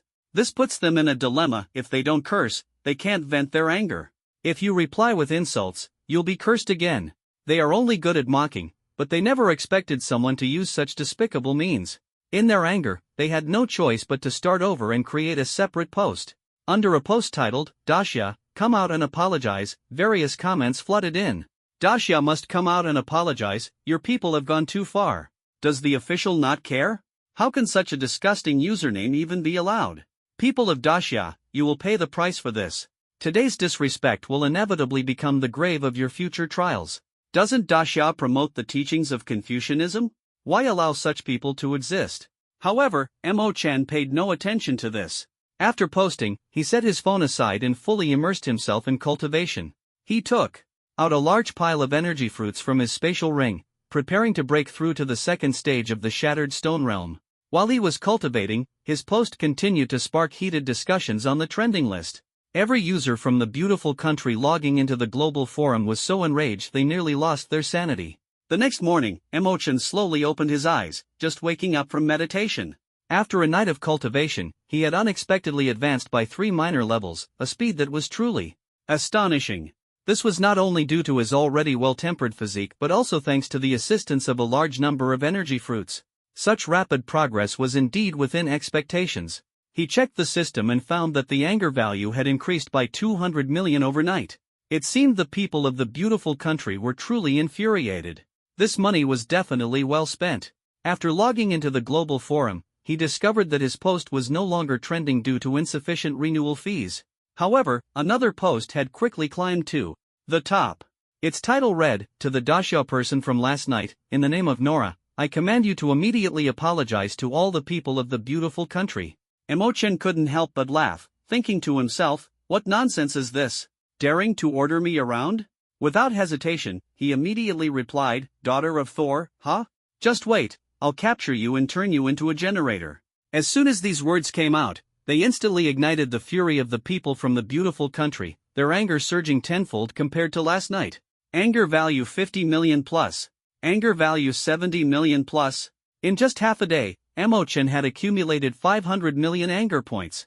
The daughter of Thor, the most proud symbol of the younger generation in the beautiful country. She seems like a goddess from mythology, possessing divine lineage, capable of leading the beautiful country to glory and protecting this nation for tens of thousands of years in the future. "Young man, do you know what divine wrath is?" the daughter of the thunder god said coldly. She did not curse, but that simple sentence carried endless killing intent and fury, as if the entire universe trembled under the weight of her anger. Especially the words divine wrath, which made everyone present feel the overwhelming majesty, as if an invisible force was bearing down upon them. As the saying goes, the wrath of an emperor can leave 1,000,000 corpses. How terrifying must the wrath of a god be? Enough to destroy the world. The gods of the so-called beautiful country, what do they have to do with our great Xia? Some people believe in you, so they call you gods, Mo-chan retorted fearlessly. But to me, the gods you speak of are nothing but nonsense. Anger value, 20 million plus. Anger value, 15 million plus. Anger value 8 million plus. As the system prompts kept ringing, Mo-chan understood that he could switch targets now. Anger value is something that flourishes at first, declines the second time, and is exhausted by the third. Initially, it can strike directly at the opponent's heart, but after repeated attempts, it becomes difficult to provoke strong emotions again. Very well. Nora's voice carried a chilling murderous intent. People of Dasha, you will pay the price for this. Prepare to face the wrath of the gods. Especially you, I will strip your soul and cast it into the endless hell to burn for millions of years. 3 consecutive replies made people around the world realize that the usually silent daughter of Thor was truly enraged this time.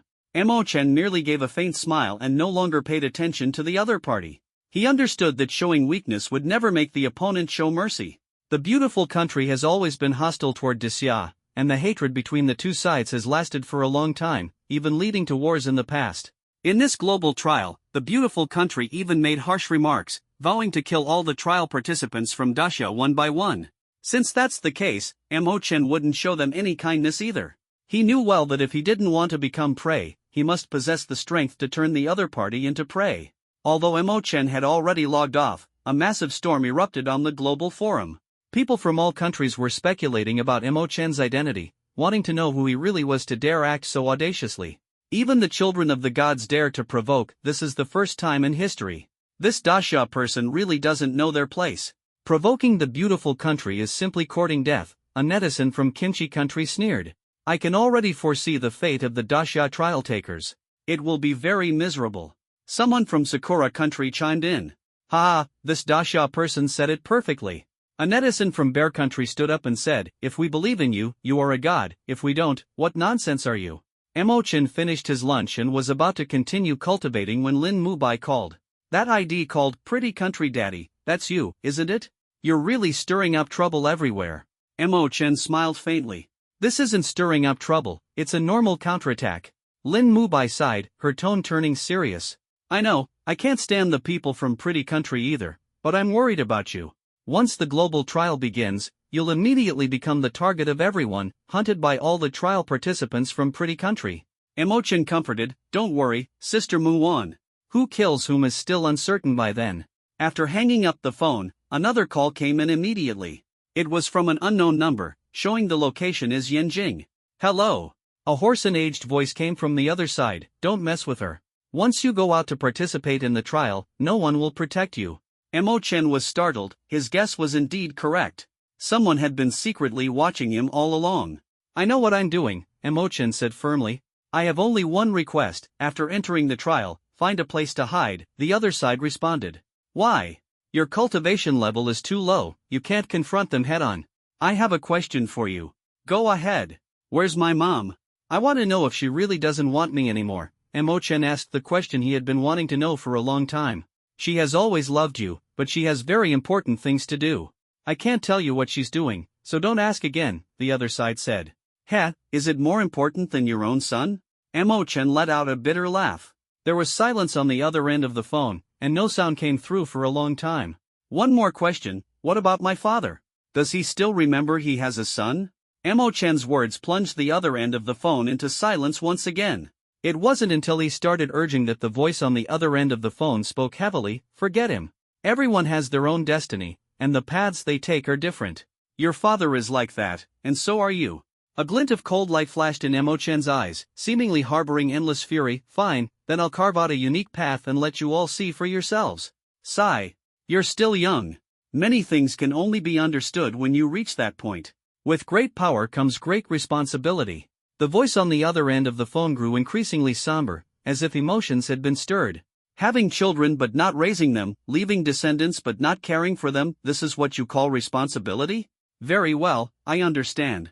Emochin's tone was full of questioning and dissatisfaction, harboring over a decade of resentment from being alone and unsupported. What kind of parents would leave one after another when their son needed them the most? He couldn't understand, nor did he want to think about it. I have to hang up. Remember my words, don't provoke them. Once you enter the trial, hide well. Emochin put down his phone and stood there in a daze for a long time. Tears slid down his cheeks and into his mouth. The taste was bitter, just like his heart at this moment, filled with desolation and sorrow. The gentle breeze softly blew past, as if comforting him, or perhaps listening to his thoughts. Since his parents left, the wind was the only one he could confide in about his worries. He couldn't remember how long it had been since he last cried. The last time seemed to be 13 years ago, the night his mother sent him to boarding school. When he was 2, his father left behind a note and vanished without a trace. Outsiders all said that he couldn't bear this son and chose to escape. But Emochin believed that his father must have had something very urgent, forcing him to leave his wife behind. When he was 5, his mother also left, promising to visit him once every 6 months. However, Zhuang Yining never kept her promise, often appearing only once every 2 or 3 years, and her visits never lasted more than 5 minutes. Emochin stood on the shaded path until sunset, his inner rage burning, his gaze as steadfast as iron. The setting sun cast its light on his face, highlighting the 2 streaks of tears, as if telling the story of his defiance and thirst for revenge. Ring ring. Another phone call rang out, pulling him back to reality from his angry thoughts. What is this woman calling me for? Emochin was startled, but he quickly set aside his complicated emotions, answered the call, and asked, Master, is it time to begin the training? Brat, well done. Yun Chuyao's voice was filled with excitement, as if a surge of energy had been injected into his heart. Yes, that's it, make those bastards in the beautiful country furious. Her support was like a sharp sword, piercing through his confusion. A smile blossomed on Emochin's face as he rasped, right, as long as I have your support, Master, that's enough. Your voice sounds off. Could it be that you've been crying? Yun Chuyao keenly sensed his emotions. How could that be? There's no one born yet who could make me cry. Chen declared righteously, though he secretly vowed to prove himself with strength. Arrogant? Yun Shuya scoffed, training starts in 3 days. Just wait and see how I make you cry. Chen's lips curled into a cold smile, thinking that once the trial begins and you lose your family's protection, we'll see who ends up crying. He hurried back to the city lord's mansion, secretly planning to use these 3 days to enhance his strength and strive to become even stronger. Chen's furious criticism of the beautiful country and his direct confrontation with the daughter of Thor was like a heavy bombshell, causing a sensation not only abroad but also sparking heated discussions domestically. On the Hongba forum, under a post titled "Who exactly is the ID beautiful country's dad?" arguments were flying back and forth, creating a fiery atmosphere. There's no need to guess, that must be Chen. Who else would pull off such a ridiculous stunt? One netizen bluntly stated. This guy is outrageously bold, knowing full well he can't afford to provoke them but still does it anyway. We don't want to be dragged down by him. Another comment fiercely opposed. I originally planned to lay low after the trial, but now it seems hopeless. We've already been targeted by the beautiful country. The comments section was filled with wails of despair. Between the lines of these comments, there was a palpable sense of aversion and hatred toward Chen, with the likes skyrocketing. The next day, Chen finished his meditation, stepped outside, and prepared to eat to replenish his energy. Logically speaking, for a cultivator like him at the Shattered Stone Realm, even if he didn't eat for a day and a night, he wouldn't feel hungry. However, he had recently been feeling so hungry that his chest seemed to stick to his back. It was likely because his ancient desolate sacred body was evolving, requiring an extraordinary amount of energy and stamina. Taking advantage of this moment, he opened the global forum once again. Spent 50 blue star coins to change the name to Grandpa of Sakura Country. Immediately posted a thread with the title, Trialers from Little Days, don't let Grandpa meet you in the secret realm, or I'll kill every single one I see. Then recharged, spent money to get on the trending list, completing it all in one go, feeling utterly delighted. After finishing all this, Chen packed up the food and returned to the city lord's mansion to enter cultivation mode. The second day. After finishing his training, he checked the system and found that his rage value had increased by a full 3 billion. Damn, why is little Japan so temperamental? Could it be that the entire Sakura nation hates me now? Chen thought to himself. Adhering to the principle of striking while the iron is hot, he decided to press on and see if he could stir up even more trouble for little Japan. Opening the comments section with over 30 million replies, it was filled with curses and a heated atmosphere. He directly argued against the most popular comment, so more people could see it. This jerk is the one who insulted Goddess Nora a few days ago. Just check his posting history and you'll see. Chen replied, since you're so good at investigating, do you know what color your grandma's underwear is? What, scared? Don't think I won't recognize you just because you changed your name. Chen replied, Pretty is Sakura's dad, and I'm Pretty's dad, so naturally, that makes me Sakura's grandpa. Is there a problem with that? You can't escape. Even if you forfeit and don't participate, we'll still send people to infiltrate Dacia and kill you. Chen replied, Grandpa still says the same thing, Sakura and Pretty's trial challengers, I'll kill every single one I see, unless they kneel and beg for mercy. Why does no one from Dacia dare to come and help you? Isn't this enough to explain everything? Chen replied, Kings walk alone, only stray dogs like to gather in packs. To deal with you pack of jackals and wild dogs, I alone am more than enough. The young emperor said that if you go to the temple of the great Sakura Empire now and kneel to apologize to him, he will consider sparing your life and taking you as a slave. This time, Chen did not reply but directly posted a thread titled, Young Emperor, get in here and drink urine, I'll grant you holy water. After trending, in less than 2 hours, his anger value skyrocketed by 2 billion. The status of Xiao Huang in the hearts of the people of Sakura Country is several times higher than that of the daughter of Raijin in the hearts of the people of beautiful country. After all, they are inherently a monarchy, and the fact that Xiao Huang's name contains the character for emperor says it all. The replies under this post were no longer filled with mockery and insults but brimming with murderous intent, as if the air itself was thick with tension. Xiao Huang cannot be insulted. You're doomed. Bastard, wash your neck and wait, the royal assassins have already been ordered to come to Dacia to kill you. Anyone who insults the young emperor will pay a bloody price, including your entire clan. You've angered the entire great Sakura Empire. Countless people are requesting to come and kill you. Do you think you can escape? Seeing this, Chen's lips curled into a disdainful sneer, as if everything was under his control. He directly replied, a bunch of losers. If you've got the guts, come to Dacia and find me. If you don't, you're my grandson. Grandpa is right here waiting for you. This move left netizens worldwide stunned. No one expected the conflict to escalate so quickly, leading to a real-life showdown, and at a cross-national level no less. However, foreign netizens were well aware that the people of Sakura country adhere to the Bushido code, valuing loyalty above all and fearing no death. Emo-chan's blatant insult to their young emperor would undoubtedly lead to a clash of swords and guns, a fight to the death. The young emperor posted, "Such sins will be redeemed with the blood of 100,000 Great Xia trial participants." Emo-chan immediately replied, "Come on, let's see who kills more, and who reaches 100,000 first." The young emperor posted again, "The global trial awaits you all." Emo-chan scoffed and replied, "You'd better send more people to participate, or there won't be enough for me to kill."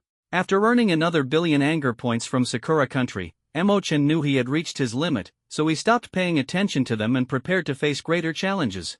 On the third day, he broke through to the fifth stage of the Shattered Stone Realm and took an airship to the location agreed upon with Yun Shuyao. This place, far from Haicheng, was situated in the volcanic region of northern Daxia, filled with endless challenges.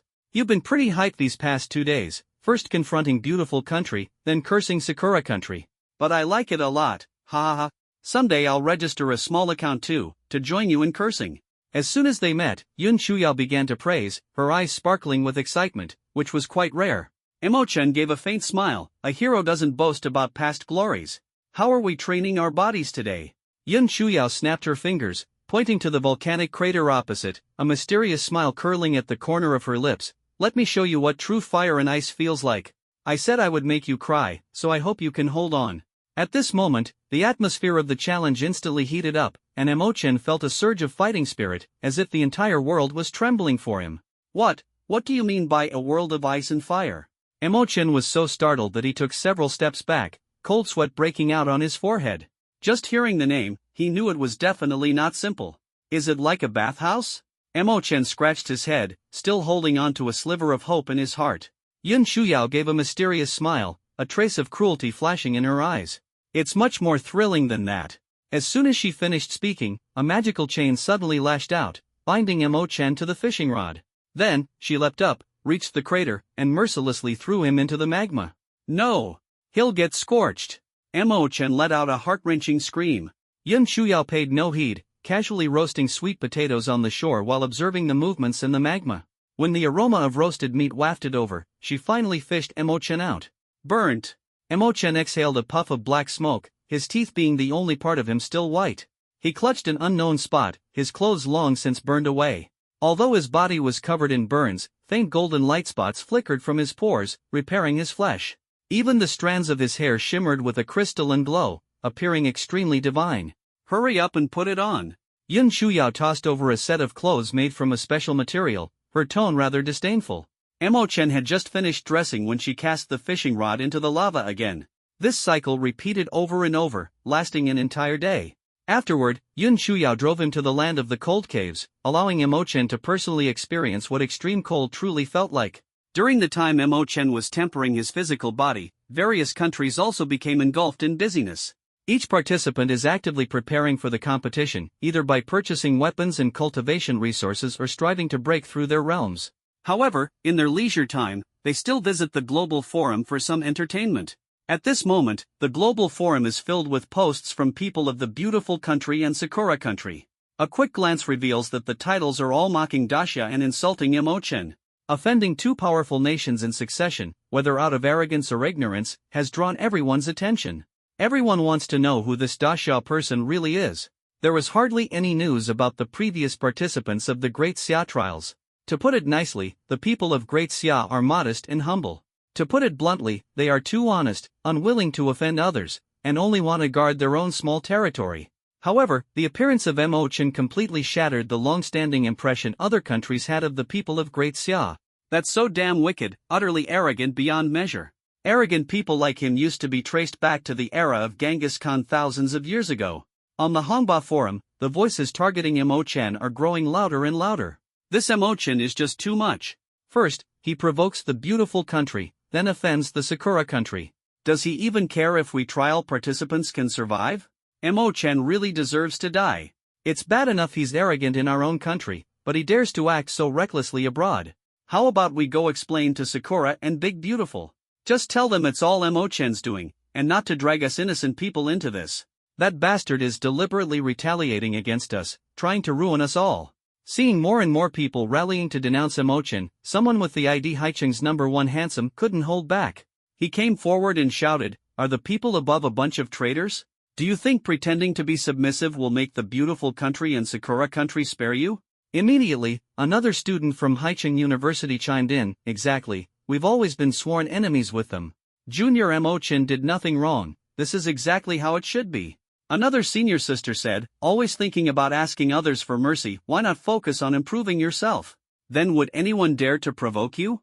Beautiful and Sakura are so arrogant, we should be even more audacious. Support Mo-chan." More and more students from Haicheng University joined in, voicing their support for Mo-chan.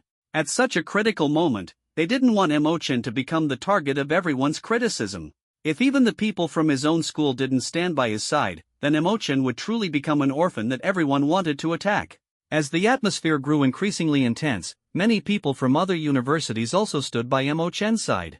They successively posted and commented on forums. "Everyone, we may dislike Mo-chan, but in such major matters between nations, we should still unite, right? Damn it!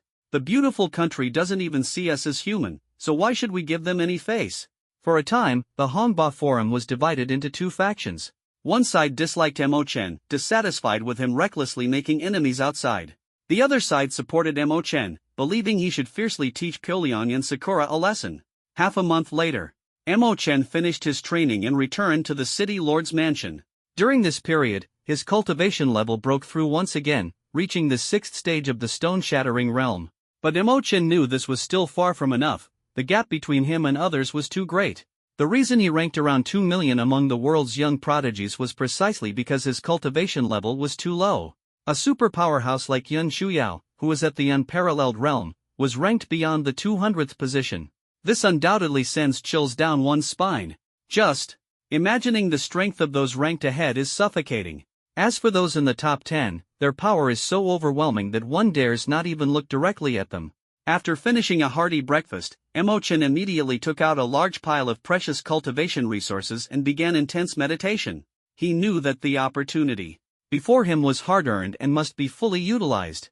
He had to cherish every moment to make the most of the special physical traits honed through recent training. 3 days later, Mo-chan successfully broke through to the 8th stage of the Shattered Stone Realm. The results of the past half-month's training were remarkable, allowing him to advance 3 stages in one go. His physical strength had also reached a new height. "Having a master is truly wonderful, at least I don't have to take detours," Mo-chan remarked, his heart filled with respect for Yun Chuyao's methods. Though ruthless, they were extremely effective. Immediately afterward, he logged into the global forum, calculating his next steps. While improving his realm was undoubtedly important, even more crucial was his goal to open the platinum treasure chest before the upcoming global trials. Judging by the rewards from previous chests, the prizes only grew more astonishing. The golden chest had yielded an immortal weapon and a set of immortal techniques, leaving Mo-chan to wonder, could the platinum chest bring even more earth-shattering surprises? If it can be successfully initiated, then in the global trial 2 months later, Mo-chan will surely secure a place among the prodigies of various countries and face them head-on. As per the usual routine, he first made a post with the title, "Young Emperor? You might as well change your name to Yellow Urine. I've been waiting for so long, why hasn't your royal suicide squad come to assassinate me yet?" Then, he quickly topped up his account and pushed the post to the trending list. 3 hours passed, and he received 8 million anger points. It seemed that this little routine had become ineffective. Mo-chan decided to switch targets. He made another post. As everyone knows, all of Kimchi country's culture originates from Disya. Disya is the ancestor of Kimchi country. When the people of Kimchi country saw this post, they were so furious that they were left dumbfounded. What they couldn't tolerate the most was someone accusing their traditional culture of being plagiarized. As a result, they all flocked to the post, furiously cursing Mo-chan and Disya. But Mo-chan did not back down at all and continued posting. "Not convinced? I'll list everything for you. If there's even one thing that doesn't originate from Disya, I'll apologize immediately." The post was detailed, filled with carefully collected information by Mo-chan, clothing, traditional festivals, ceremonial culture, and even their most prideful kimchi, all of it originated from Disya. Even their battle flag, surprisingly, was derived from Disya's earliest Bagua Yin-Yang diagram. This revelation was bound to stir up an even greater storm. Emochan felt secretly pleased, the flames of battle burning fiercely in his heart. Anger value, 30 million plus. Anger value, 100 million plus. Rage level 200 million plus. The kimchi people were instantly dumbfounded. This practically tore off their disguise. Emochan described them as utterly worthless, as if Desya had already become their vassal state. The hatred of the kimchi people toward Emochan and Desya instantly skyrocketed, but being few in number and weak in power, they could only seek help from the pretty people. They wanted the pretty people to join forces in targeting Emochan and deliver a heavy blow to him. The pretty people gladly agreed. On one hand, the kimchi people were under their protection, on the other hand, their hatred for Emochan and Desya was no less than that for the kimchi people. As a result, Emochan's post was quickly pushed down. The hot discussion section was filled with insults directed at him and mockery of Desya. Emochan smiled faintly, seized the opportunity, and posted 2 more threads, with the titles. 1. Now do you admit that Dasya is your ancestor? 2. As for your long-legged appa, I'll chop off his legs and use them as a clothesline pole. After spending a fortune to push these 2 posts to the trending list, Emochan continued his secluded cultivation. A day later, he opened his eyes and checked the system. The kimchi people contributed nearly 1 billion anger points to him. Feeling it was hard to extract more, he then set his sights on the Ganges River nation. This country has had many conflicts with Dasya and especially loves to boast about being a superpower in Asia. However, apart from its large population, it's truly unclear how it can compare to a superpower. The king of Dance City, huh? Just wait until I confiscate your sound system, then you'll behave in a fight. When the people of Hengi saw this trending post, they were instantly dumbfounded. They were just watching the drama unfold. How did they suddenly provoke their supreme leader?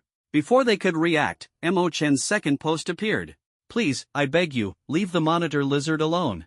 Third sister-in-law is not a tool for venting. This directly hit the Achilles heel of the Ganges people. As the saying goes, don't hit someone in the face, and don't expose their shortcomings when insulting them. But Emochan's actions were like stabbing them right in the heart. Rage value 80 million plus. Rage value 200 million plus. Rage value 500 million plus. The Ganges people hadn't had time to counterattack when Emochan had already turned his spear toward the Sun Never Sets empire. I heard that over there in the Sun Never Sets, they all like close relative breeding, is that true? The people of the Sun Never Sets instantly exploded. The ones who love stirring up trouble the most never expected that one day they would be counterattacked. Emochan's words made them gnash their teeth in hatred. Specifically targeting others' weaknesses and dark histories to make a point.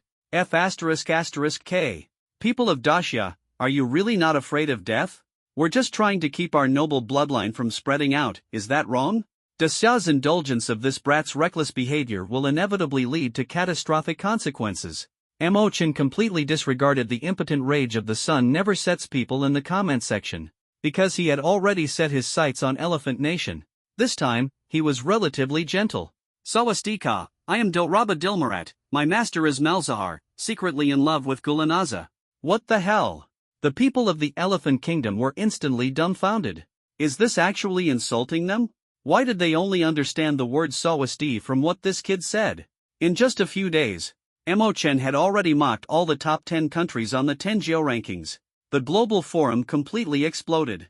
He truly became a rat crossing the street, with everyone shouting to beat him. One after another, international warrants were issued, and anyone providing real information about Emochan could receive a generous reward. If a citizen of Dasya personally captured him, they could even gain asylum from the beautiful country. When Emochan woke up from his meditation, his phone was flooded with a pile of missed calls and messages. Yun Chuyao sent a message asking, "Who is Malzahar? When did I get this name?" Lin Nubian said, "Stop it, little ancestor, you really might die." Sun Shui said, "Brother Chen is mighty. I'm heading to the forum to support you right away." Emochan opened the forum, and sure enough, there was a whole bunch of wanted notices. He directly posted a response, "Stop the manhunt, I am Emochan. Grandpa is waiting for you all in the global trial." Not long after, prodigies from various countries flooded the comment section. I was wondering who it was, turns out to be a loser ranked 2 millionth. Just wait for your doom. Who gave you the courage? Was it Desya? Your supreme has to take a detour when seeing the young emperor, and you dare insult him? Nora has issued a divine decree. The first thing the trial takers from the beautiful country will do is take your head. Our king said that even without dancing, he can suppress you with one hand. Emochan sneered coldly, I'll say it again, you bunch of losers, do you dare to challenge me? I'll beat you until you beg for mercy on your knees.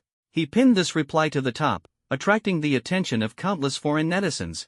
In an instant, anger ignited in their hearts, and the atmosphere became tense, as if a fight could break out at any moment.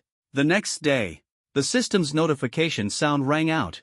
You have met the conditions to open the platinum treasure chest. Would you like to open it now? Open it. Emo-chen was already prepared and did not hesitate. The platinum treasure chest has been opened. Reward 1, congratulations to the host for obtaining an SSR talent. SSR? Is there really a talent level that surpasses SR in this world? Emo-chan's lips trembled slightly with excitement, as if he could feel every cell in his body transforming. Are the top 10 in the rankings also SSR? He couldn't help but ask the system. They only have super SR level talents. Currently, the host is the only one among humans who has reached SSR level talent. Super SR level talent. It seems the rumors are indeed true. Those people have really surpassed SR, but they haven't yet reached the pinnacle of SSR. Reward 2, congratulations to the host for obtaining the immortal technique, Heaven's Thunderstrike. Mo-chun. Despite being mentally prepared, he was still utterly exasperated by the name of this immortal technique. I say, little Dien, what the heck is Heaven's Thunderstrike? The host just needs to treat it as a lightning-based spell. Why must you use such a bizarre name? Thunder is such a powerful thing, yet you make it sound like divine punishment. Because this name suits you perfectly. Emo-chen closed his eyes, eager to begin comprehending Heavenly Thunderstrike. With the SSR talent, even celestial techniques became effortless in his hands. In an instant, the entire room was filled with crackling sounds as lightning danced wildly around him. Boom! Boom! The sky was suddenly shrouded in dark clouds, with several silver serpents slithering through the layers, thunder roaring deafeningly, and lightning illuminating the earth. It was as if a world-shaking thunder tribulation was unfolding between heaven and earth. So powerful. Emo-chen slowly opened his eyes, a flash of lightning flickering in his pupils. The system finally granted him the combat martial skill he had longed for. Thor's daughter, ha! When the time comes, let everyone see whose thunder is louder. Emo-chen's lips curved slightly, the wicked smile on his face becoming even more pronounced. Less than 2 months remain until the trial begins, and his anticipation has already skyrocketed to the extreme. You little brat, you're playing too big, and the consequences are very serious. City Lord Xiaosen stormed in, his face full of worry. How serious? Emo-chen looked up, feigning innocence, with a slight smile at the corner of his mouth. Summerson sighed several times, his expression of frustration growing more evident. You foolish boy. You've exposed your identity. Don't you realize that during the global trial, they'll be hunting you down? Hearing this, Emo-chen smiled faintly, feeling secretly pleased. His purpose in revealing his identity was to ensure the entire world knew him and resented him, making it easier to collect rage points. During the trial. Think about it, if a stranger killed trial participants from the beautiful country and Sakura country, people might not care much. But if it were him, now that would stir up a commotion. This global trial will be broadcast live. The United Council will dispatch a large number of reporters to accompany the participants, and every moment of the trial will be transmitted to mobile phones and televisions in every country. Global audiences will be fired up, eagerly anticipating this grand spectacle. I just received news from Yanjing, asking me to stop you from participating in the trial, Summerson said helplessly. Impossible. Emo-chen slammed the table and stood up, his gaze resolute. I absolutely won't agree. Xiaosen's mouth twitched slightly, at a loss for words. Aren't you always the one to avoid danger and seek safety? Why are you thinking of courting death this time? Don't you know the bold words you left on the global forum will bring you immense trouble, even putting your life at risk? Emo-chen rolled his eyes, completely unconcerned. That wasn't boasting, it was a promise, one I intend to fulfill. Xiaosen was about to faint from anger. Promise? He could hardly comprehend. Do you even know what you're saying? Capturing the daughter of the thunder god as a generator, insulting the young emperor, chopping off the legs of the long-legged Appa. This statement left him utterly shocked. The things Emo-chen mentioned, even Yi-chen, the first Yun Supreme of the Great Xia, might not be able to accomplish. Among the people of this era, no one could achieve such feats. The top 10 on the rankings, each one of them was a monster, either possessing god-level bloodlines or talents surpassing SR. These were all legendary heroes. I know. Emo-chen nodded, his gaze firm, showing no sign of wavering. Enough talking, I need to find my master and train. With that, he walked out the door. Xiaosen watched his figure, her heart filled with doubt. What on earth was going on with this guy? Could he really be planning to take revenge on society? In the days that followed, the internet finally quieted down because Emochin had closed his account. The Jade treasure chest was simply too difficult to open, requiring 2 trillion rage points, which was not something that could be gathered overnight. At this moment, time was of the essence, and he had to focus on improving his cultivation level, not wasting the SSR talent. In the blink of an eye, a month had passed. On this day, Emochin and Yun Chuyao sat at the edge of a cliff, the sea breeze gently blowing as they enjoyed a rare moment of leisure. "You brat, you must have an SR talent, right?" Yun Chuyao smiled faintly. "In just 2 months, you've advanced from the first stage of the Shattered Stone Realm to its peak. That's something even an SSS level can't achieve." Emochin nodded. Yes, that's right. In fact, he had already reached the peak of the Shattered Stone Realm 10 days ago. The progress brought by SSR was so astonishing that he could hardly believe it. One day, he took a nap and advanced. The reason he hadn't broken through yet was that he wanted to take some time to consolidate. Keep it up. If you can reach the void-breaking realm before the age of 25, you'll become the young supreme of Daxia. The authorities will reward you with a set of divine-level martial techniques, and by then, no one will dare to mess with you. Yun Chuyao encouraged him. The time they had spent together had significantly changed her impression of Emochin. After all, the brat hadn't annoyed her anymore. She suspected that Emochin was under a lot of pressure, considering the many enemies he had made online. Plenty of people were eyeing his life. All right. Emochin smiled faintly, understanding in his heart that although Heaven's wrath was already sufficient, having an additional set of divine-level techniques would undoubtedly be like adding wings to a tiger, something most people could only dream of in a lifetime. Let's begin. Try to break through to the Wind Mastery realm before the trial starts, Yun Chuyao said as she took out a fishing rod, tied into it, and began fishing. This time, I'll attract sea beasts at the void-breaking realm. If you can't hold on, just call out, she instructed. Alright, no problem. Emochin responded softly, brimming with confidence. Today, he is no longer the person he used to be. Both his realm and physical strength have improved by several levels. This training lasted for over 20 days. Emochin's strength advanced by leaps and bounds, directly breaking through to the second stage of the wind control realm. If he were to face Zhao Fan from the provincial competition now, he could defeat him with a mere breath. The countdown to the global trial has begun, with only 3 days remaining. A tense atmosphere is spreading. Yun Chuyao returned to her family, ready to implement her plan. At the same time, Emochin received a call from Lin Nguyen. She invited him to the school to attend a grand mobilization meeting, where the atmosphere was tense yet fervent. In a restricted area in Yanjing, inside a magnificently decorated palace surrounded by beautiful scenery, a young man slowly opened his eyes, ending his meditation. His features were exceptionally handsome, yet carried a hint of delicacy, as if plagued by illness. His thin lips were rosy, and the faintly smiling curve at the corners of his mouth made him enigmatic, as though concealing countless schemes and intrigues. In his dark eyes, there was an innate arrogance and confidence. He is none other than Yi Chen, the #1 supreme of Daxia, the strongest of the younger generation, and ranked 35th among the world's prodigies.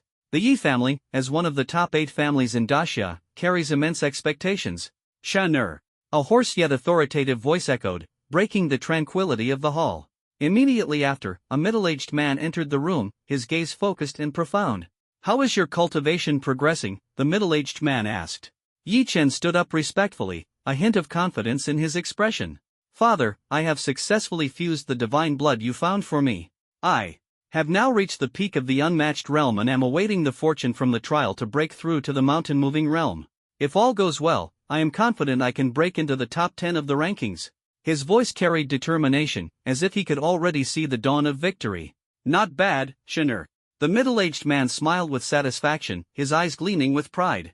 "The top 10 are all monsters. You must be cautious and never let your guard down, especially against Nora and the young emperor. Their strength is enough to make your generation despair." Yi Chen nodded, silently making up his mind. "I understand, father. I only aim for the 10th place." The middle-aged man looked gratified and continued, "This time, I have another important task for you. During the trial, if the opportunity arises, make sure to eliminate that person named Emochin. Be discreet. You can have others do it, but make sure to deal with all those who know about it afterward.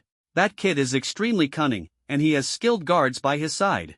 We've already sent out 2 groups, but they couldn't kill him. Only you can find an opportunity during the trial.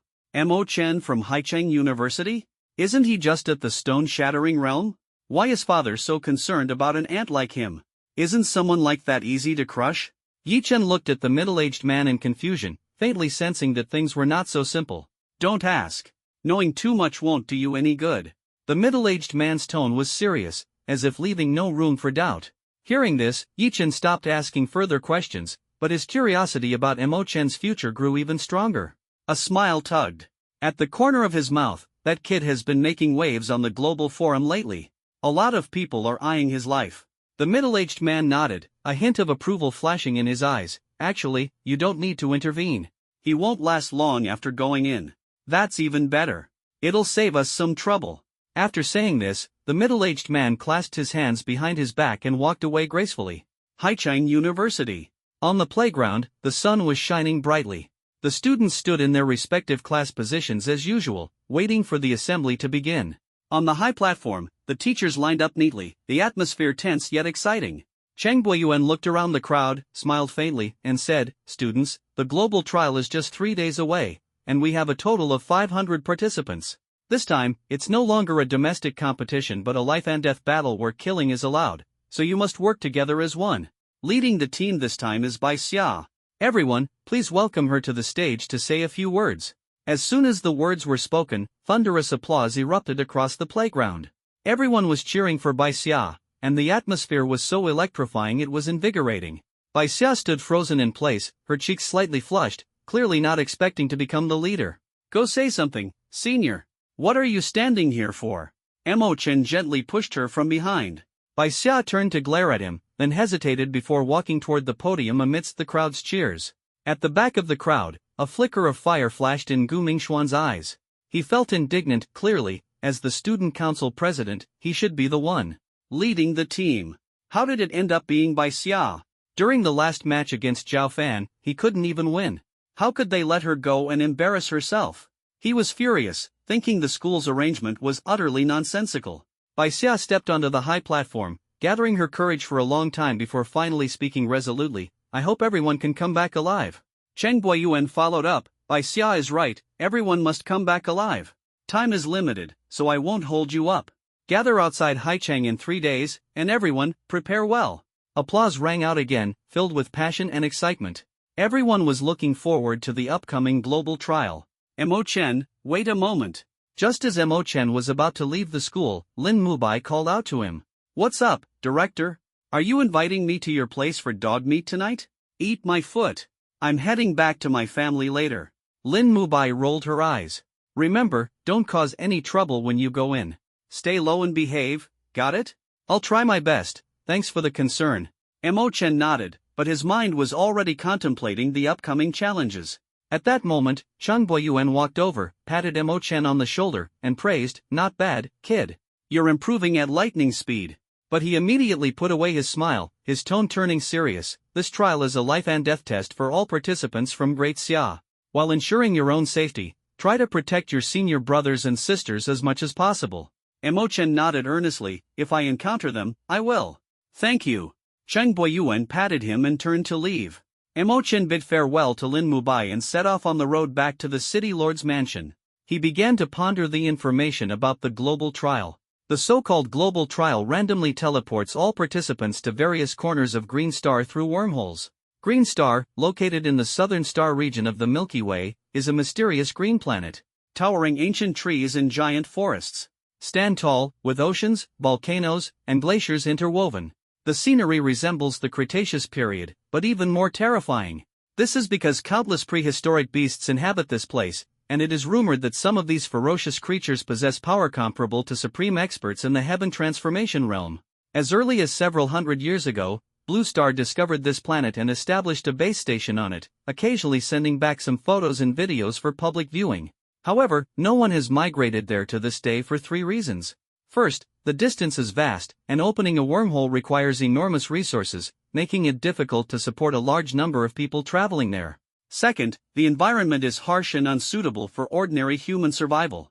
Thirdly, the legal system is incomplete, offering no protection at all, and going there is tantamount to suicide.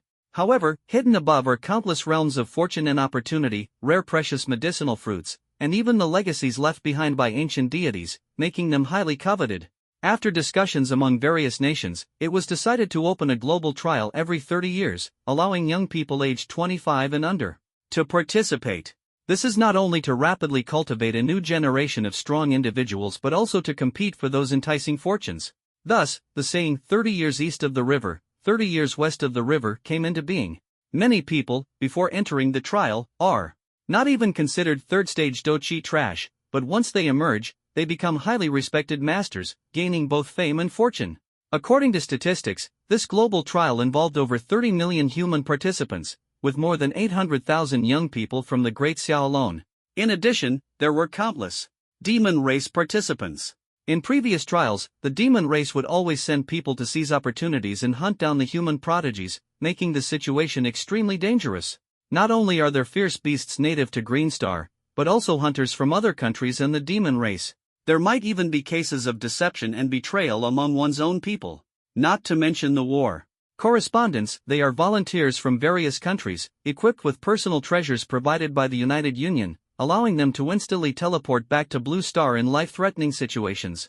These reporters are neutral and solely responsible for live broadcasting scenes back to Blue Star. No trial participant is allowed to harm them, and they are even obligated to protect them. Even the demon race has voluntarily adhered to this agreement in previous trials, never harming war correspondents. Trial participants on Green Star can still use mobile phones to communicate, and many prepare a solar charger to maintain contact. The final day of the countdown, the global forum became lively once again. Everyone was ready, quietly awaiting the start of the trial. Under a popular post titled Emotion of Dacia, Are You Ready to Face Death? Contestants from various countries engaged in heated discussions.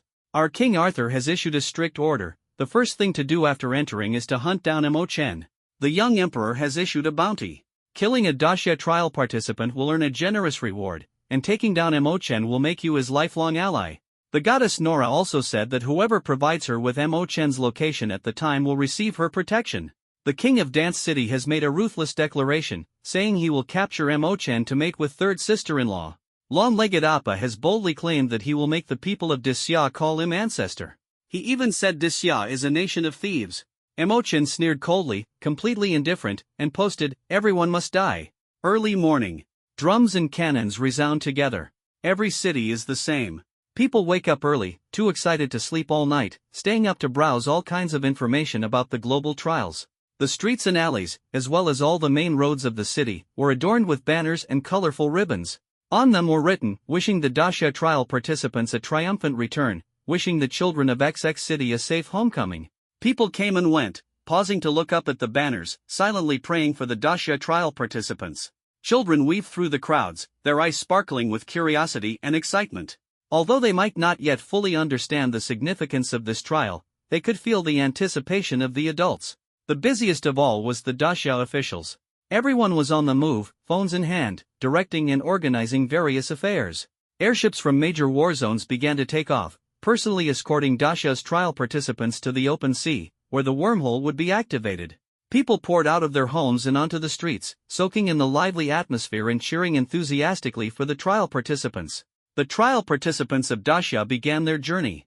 Under the blessings of family, friends, and neighbors, they headed to the gathering place, drawing everyone's attention. Haichang. City Lord's Mansion. Kid, you need to listen, alright?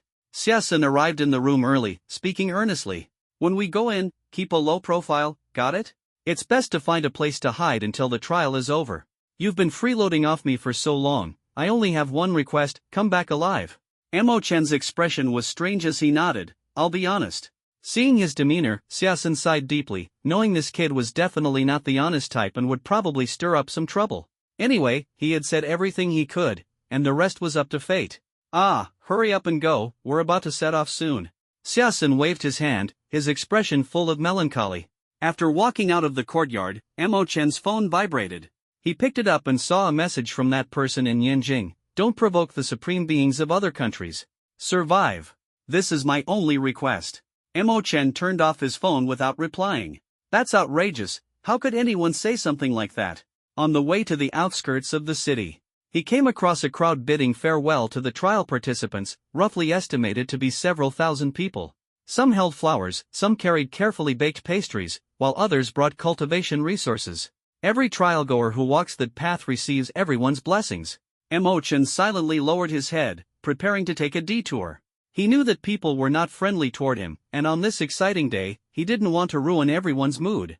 Isn't that Emochan? Where are you going? Suddenly, an ant noticed him. Hearing the sound, everyone turned their gaze toward him. I'll go this way. Emochan smiled awkwardly. Is the little rascal shy? Come over here, we won't bite you. Another ant waved her hand. Helplessly, he silently walked back, each step feeling like walking on the edge of a blade. A woman in her 30s approached, handed him a bouquet of flowers, and said softly, "Do your best after you go in. You're not just representing yourself, but the entire Haichang. We'll be at home watching you shine." Before Emochan could speak, another lady stepped forward, handed him some fragrant pastries, held his hand, and said, "Although you're a bit mischievous, you're still a child who grew up in Haichang. We look forward to your growth and hope you can give back to Haichang. Outside is not like Haichang, no one will indulge you anymore. You need to rein in your temper, understand?" Emochan was speechless, not knowing what to say. He had never thought that one day he would be treated like this. "Thank you." Finally, he slowly uttered 2 words, his heart filled with warmth. An older man walked over, placed a spatial ring full of cultivation resources into his palm, patted his shoulder, and said in a deep voice, "We know you're an orphan. These resources are our blessings for you. Work hard and keep going. No matter how tough it gets, we can't let the strongest prodigy of Haicheng suffer, right?" Emochan hurriedly returned the ring and stammered, I don't lack cultivation resources." Just take it." A group of people gathered around. "This is our blessing for you, and we also want to tell you that you're not fighting alone." Emochan nodded and carefully put it away. He stood up straight, gave everyone a deep bow, then turned and left with a determined look. This was the first time in 18 years that he had bowed to someone. "Child, come back alive. Go for it. Show those geniuses abroad the spirit of the men from Haicheng, Dasha." The crowd erupted in enthusiastic cheers, sending him off in unison, the atmosphere lively and exhilarating. "Got it." Emochan turned his back to everyone, waving slightly, his heart surging with complex emotions. The golden morning glow spread across the road ahead of him, as if paving a path of victory. He hadn't expected that on such an important day, what awaited him was not the advice of his parents, but the farewell and blessings from the villagers. This sentiment further strengthened his resolve. Outside the town, the outskirts were already filled with people. The trial participants from Haicheng this time totaled 800 people, coming from 4 universities, with Haicheng University leading the charge, exuding an unstoppable momentum. When Emochan appeared in sight, everyone turned their gaze toward him. Some nodded in greeting, while others smiled and exchanged pleasantries, their enthusiasm blazing. Since he represented Haicheng University and won the provincial competition last time, everyone knew Emochan was extraordinary. Although his latest talent had not been officially announced or retested, people silently speculated in their hearts he was definitely an SR-level future supreme. Otherwise, how could he possibly defeat Zhao Fan, an SSS-level unparalleled genius at the wind-commanding realm, with just the strength of the first stage of the stone-shattering realm? "Let's go!" Seeing that everyone had arrived, a commander from the war zone announced loudly, his voice as resonant as a great bell, stirring the hearts of all present. Immediately, the crowd began boarding the airships in an orderly manner. The soldiers stood ready, escorting them toward the open waters of the Pacific Ocean, the atmosphere filled with tension and anticipation. Meanwhile, on the outskirts of major cities in Dasha, one airship after another ascended into the sky, all heading toward the same destination, as if heralding the commencement of the impending trial. And in the lands of other countries, the situation is no less intense. In every corner of the globe, people are glued to their screens, watching the live broadcast with nervous concentration. In front of large screens on the streets, crowds gather, forming vibrant and striking scenes. Some are standing, some are sitting, all eyes fixed on the screen. Their expressions vary: anticipation, tension, excitement, hearts racing, as if about to witness a breathtaking legendary battle. When the people of Haicheng arrived at the designated area in the Pacific Ocean, the surface of the sea was already teeming with countless figures. The crowd surged, dense and overwhelming, dazzling the eyes as if it were an unprecedented grand event. Representatives from various countries gathered, with blue-eyed blondes, dark-skinned individuals, white-skinned individuals, and yellow-skinned individuals all showcasing their unique charm. What was striking, however, was that the area belonging to the beautiful country occupied the largest stretch of sea, and people from other nations dared not approach, fearing to provoke this giant beast. Under the blazing sun, the sunlight was glaring. Everyone had been waiting for a long time, yet the signal to start never appeared. Impatient students began to ask, how much longer? The people from the beautiful country and the cherry blossom country haven't arrived yet, so the wormhole can't be opened, the principal explained helplessly. Those people from these two countries are so arrogant, making everyone wait for them, the students began to complain. Humph! A cold snort interrupted the crowd, and in an instant, the atmosphere became tense. He was tall and burly, with skin that was yellowish-black, exuding a powerful aura, clearly a top-notch expert at first glance. As the #1 great nation, how does it matter if the beautiful country arrives late? This is the privilege of the strong. He coldly swept his gaze around, his eyes as sharp as knives. The trial participants all lowered their heads, not daring to meet his gaze. Who is this guy? So arrogant, Mo-chan asked his companion from Haicheng with displeasure. The companion quickly explained, he is the #1 supreme of Monkey Country, ranked 25th on the Heavenly Pride list, known as the Poison King, with unparalleled mastery of poison techniques. Mo-chan's heart tightened as he recalled that classic line, sending you to deliver goods to Monkey Country, come rain or shine. This was a lackey of the great beauty, often sneaking around the borders of Disya in the past. Being a dog has given you confidence, huh? Wait until we get to Green Star, and see if I don't break your dog legs. Mo-chan retorted mercilessly. Who? Do you have a death wish? The Poison King cast a cold, ruthless gaze toward the Disya region. It's Mo-chan, go seek revenge on him. Several trial participants from the Great Xia immediately spoke up. Mo-chan cursed inwardly, traitors. But he didn't care, he had already made enemies with the top 10 on the leaderboard, so why fear the dogs of this monkey nation? So it's the clown everyone wants to beat. This king can't be bothered to waste words with you. Once inside, you'll get what's coming to you. The Poison King sneered disdainfully, as if treating Mo-chan as a joke. In his eyes, Mo-chan was nothing more than a source of amusement, the global netizen's digital pet. At this moment, a mighty force of over 1 million troops was heading toward them, representing the beautiful country. Everyone's gaze instinctively focused on the figure at the forefront, especially the imposing woman, Nora, the daughter of Thor. Her silver hair cascaded like a waterfall, shimmering with a mysterious luster, as if each strand contained the power of lightning. Her face was breathtakingly beautiful, with brows like distant mountains and eyes like sapphires, exuding a sacred and awe-inspiring aura. Nora had just stepped into the beautiful country's area when she swept her sharp gaze over the people from Dacia, as if searching for something. Who is Mo-chan? Her voice thundered like a storm. The Dacia area was instantly in an uproar, with countless eyes turning in unison toward Mo-chan in the direction of Haicheng. Damn it, these ungrateful traitors, an upperclassman from Haicheng University cursed angrily. Other trial participants from Haicheng also frowned one after another, their hearts filled with displeasure. Unexpectedly, in the face of the enemy, so many people unhesitatingly betrayed Mo-chan. In the distance, the airships of Sakura Nation also began to land one after another, and the atmosphere suddenly grew tense. Where is Mo-chan? Kneel before the young emperor and apologize immediately, or bear the consequences yourself. Their thunderous shouts, filled with murderous intent, were directed straight at the Dacia region. Mo-chan's gaze was fixed on the man at the forefront wearing the celestial crown, young emperor. He exuded an unparalleled aura, as if harboring the power of the stars and the vast ocean, inspiring awe and standing on par with Nora. Mo-chan, you'd better apologize to her. You have to resolve the trouble you caused yourself. In the Yen capital region of Great Xia, a young man with an arrogant expression spoke coldly. Mo-chan looked back, his heart stirred. That's right, this was the 7th-ranked supreme of the Great Xia, Sun Hao. The Sun family was one of the 8 top-tier families, possessing immense power. Supreme Sun Hao, isn't this a bit inappropriate? How can you side with outsiders? A trial participant from Haicheng mustered the courage to respond. Shut up! Sun Hao's icy gaze swept over, sending chills down everyone's spine. Is it your place to speak? Do you even know your own level? Are you even worthy of talking to me?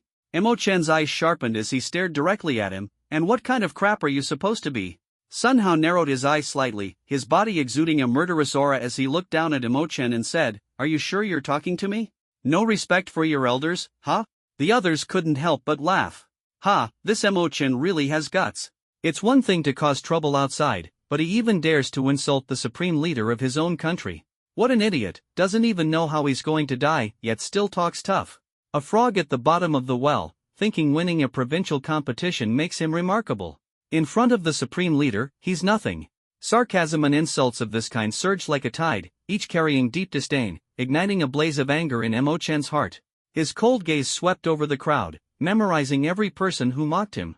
These despicable creatures had been making snide remarks on the Hongba forum ever since he criticized the beautiful country, boosting others' morale while undermining his own. Back when he was in his home country, he didn't care about the ridicule of these minor figures. However, in the face of foreign enemies, their audacity to act so brazenly truly enraged Mo Chen. Damn it, a bunch of spineless cowards, only know how to bully their own people. Acting all fierce towards their own, but as soft as jelly outside, almost kneeling down directly. The trial takers of Haicheng were all filled with anger, clenching their fists, standing up for Mo Chen. Mo Chen, as Yi Chen, I order you to apologize to the beautiful country and Sakura country. At this moment, a sickly-looking young man at the forefront of Yinjing spoke, his voice carrying an undeniable authority, as if any words he uttered must be obeyed by the younger generation. You can only order your mom. Mo Chen retorted mercilessly. This remark instantly ignited the fury of many trial participants from Daxia. Mo Chen, you've got some nerve to speak to Supreme Yi Chen like that.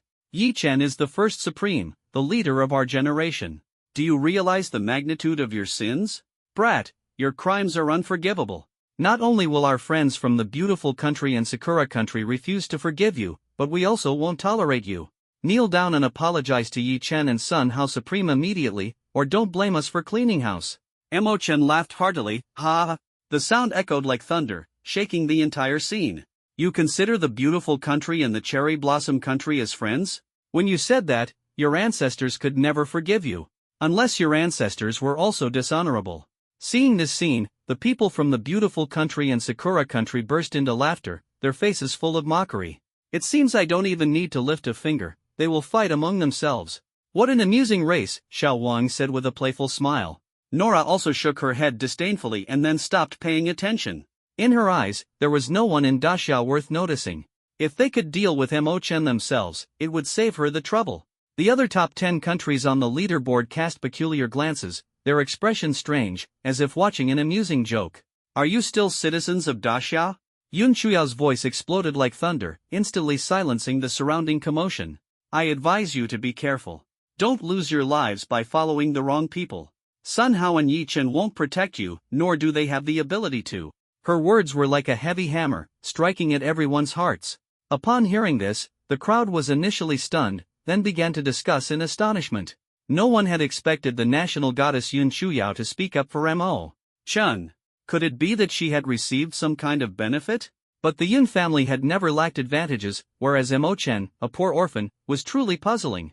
Under Yun Chuyao's reprimand, the scene instantly quieted down significantly. Those who had previously mocked and insulted Mo Chen quickly became obedient. After all, Yun Chuyao was not only the nation's goddess but also ranked second among the supreme figures of Daxia. Who would dare to offend her lightly? Oh, Yun Chuyao, what an impressive display of authority. Sun Hao sneered coldly, his tone dripping with sarcasm. I think you must be blind, supporting Mo Chen, this universally despised waste. So, what is it? Are you from Haicheng or Yinjing? Shut up. At the forefront of the crowd, an elder escorting the Daxia trial participants roared angrily, his voice booming like a bell. Have you had enough of this commotion? Do you want to fight among yourselves first? This time, no one dared to speak again. Sun Hao and Yun Chuyao each glanced briefly, then turned their heads away in succession. The elder faced De Liang and Xiao Yinghua, saying coldly, we will not apologize to anyone. Peaceful coexistence has always been our principle, but if you dare to cross this red line recklessly, then let the battlefield decide the victor. De Liang and Xiao Yinghua exchanged a mocking smile, their faces full of disdain as they arrogantly looked at the 800,000 trial participants from the Daxia region, as if viewing a group of prey. At this moment, the brief silence over the Pacific Ocean was broken, and several powerful figures flew over the sea surface once again. It was the experts from the United Division arriving. Everyone is here. Now, open the wormhole. Friends from all nations, join me in action. As the words fell, one of the experts from the United Division radiated a blazing red light all over his body. As his hands moved, the energy of heaven and earth seemed to be drawn by an invisible giant hand, rapidly converging. He muttered incantations under his breath, his eyes flashing with a sharp brilliance. Suddenly, he thrust a finger forward, and a massive energy beam, resembling A dragon roared out, shooting straight toward the sea. In an instant, the seawater was churned violently by the immense force, forming a gigantic vortex. At the center of the vortex, the space began to distort and fold. A wormhole emitting a soft golden glow slowly emerged, its edges shimmering with mysterious runes. Immediately afterward, the strongest individuals from each nation leaped into action, heading straight for the wormhole. Over 100 experts unleashed their powers simultaneously, plunging the Pacific Ocean into chaos. The sea surface surged with towering waves, and the once calm waters now resembled a frenzied beast, hurling waves dozens of meters high, one after another, crashing against everything around. The waves collided with each other, producing deafening roars. Meanwhile, deep beneath the ocean, the sea beasts that had been in slumber were awakened by the sudden and immense energy fluctuations. Leading the charge was a dragon whale over 100 meters long. It roared in fury, its massive body thrashing in the water, stirring up powerful undercurrents. Suddenly, various sea beasts responded one after another, some emitting sharp cries, others letting out deep roars. The sounds echoed in the ears, sending chills down the spine. Meanwhile, the original mother wormhole split into hundreds of sub-wormholes. Quick, get in! Time is limited. Experts from various countries shouted in unison. Charge! 30 years east of the river, 30 years west of the river, today is the day I rise. When I return, I will be a supreme being. Charge, seize women and resources. In an instant, countless trial participants roared, their blood boiling. They hurriedly took out the officially issued protective shields and rushed toward the adjacent subwormholes, fearing that even a half-second delay would cause them to miss the extraordinary opportunity. Once inside, find a place to hide and wait for me to emerge from the mountain. Mo Chen turned to look at the people from Haicheng and instructed them before rushing toward the wormhole. Whether it was the students from Haicheng University or the other 3 universities, they all nodded, subconsciously treating Mo Chen as their backbone. The interior of the wormhole was extremely unstable, with chaotic streams of space and time interwoven, along with various energy storms that eroded both the body and the mind. However, the trial participants had protective tools issued by the authorities, so they only needed to close their eyes.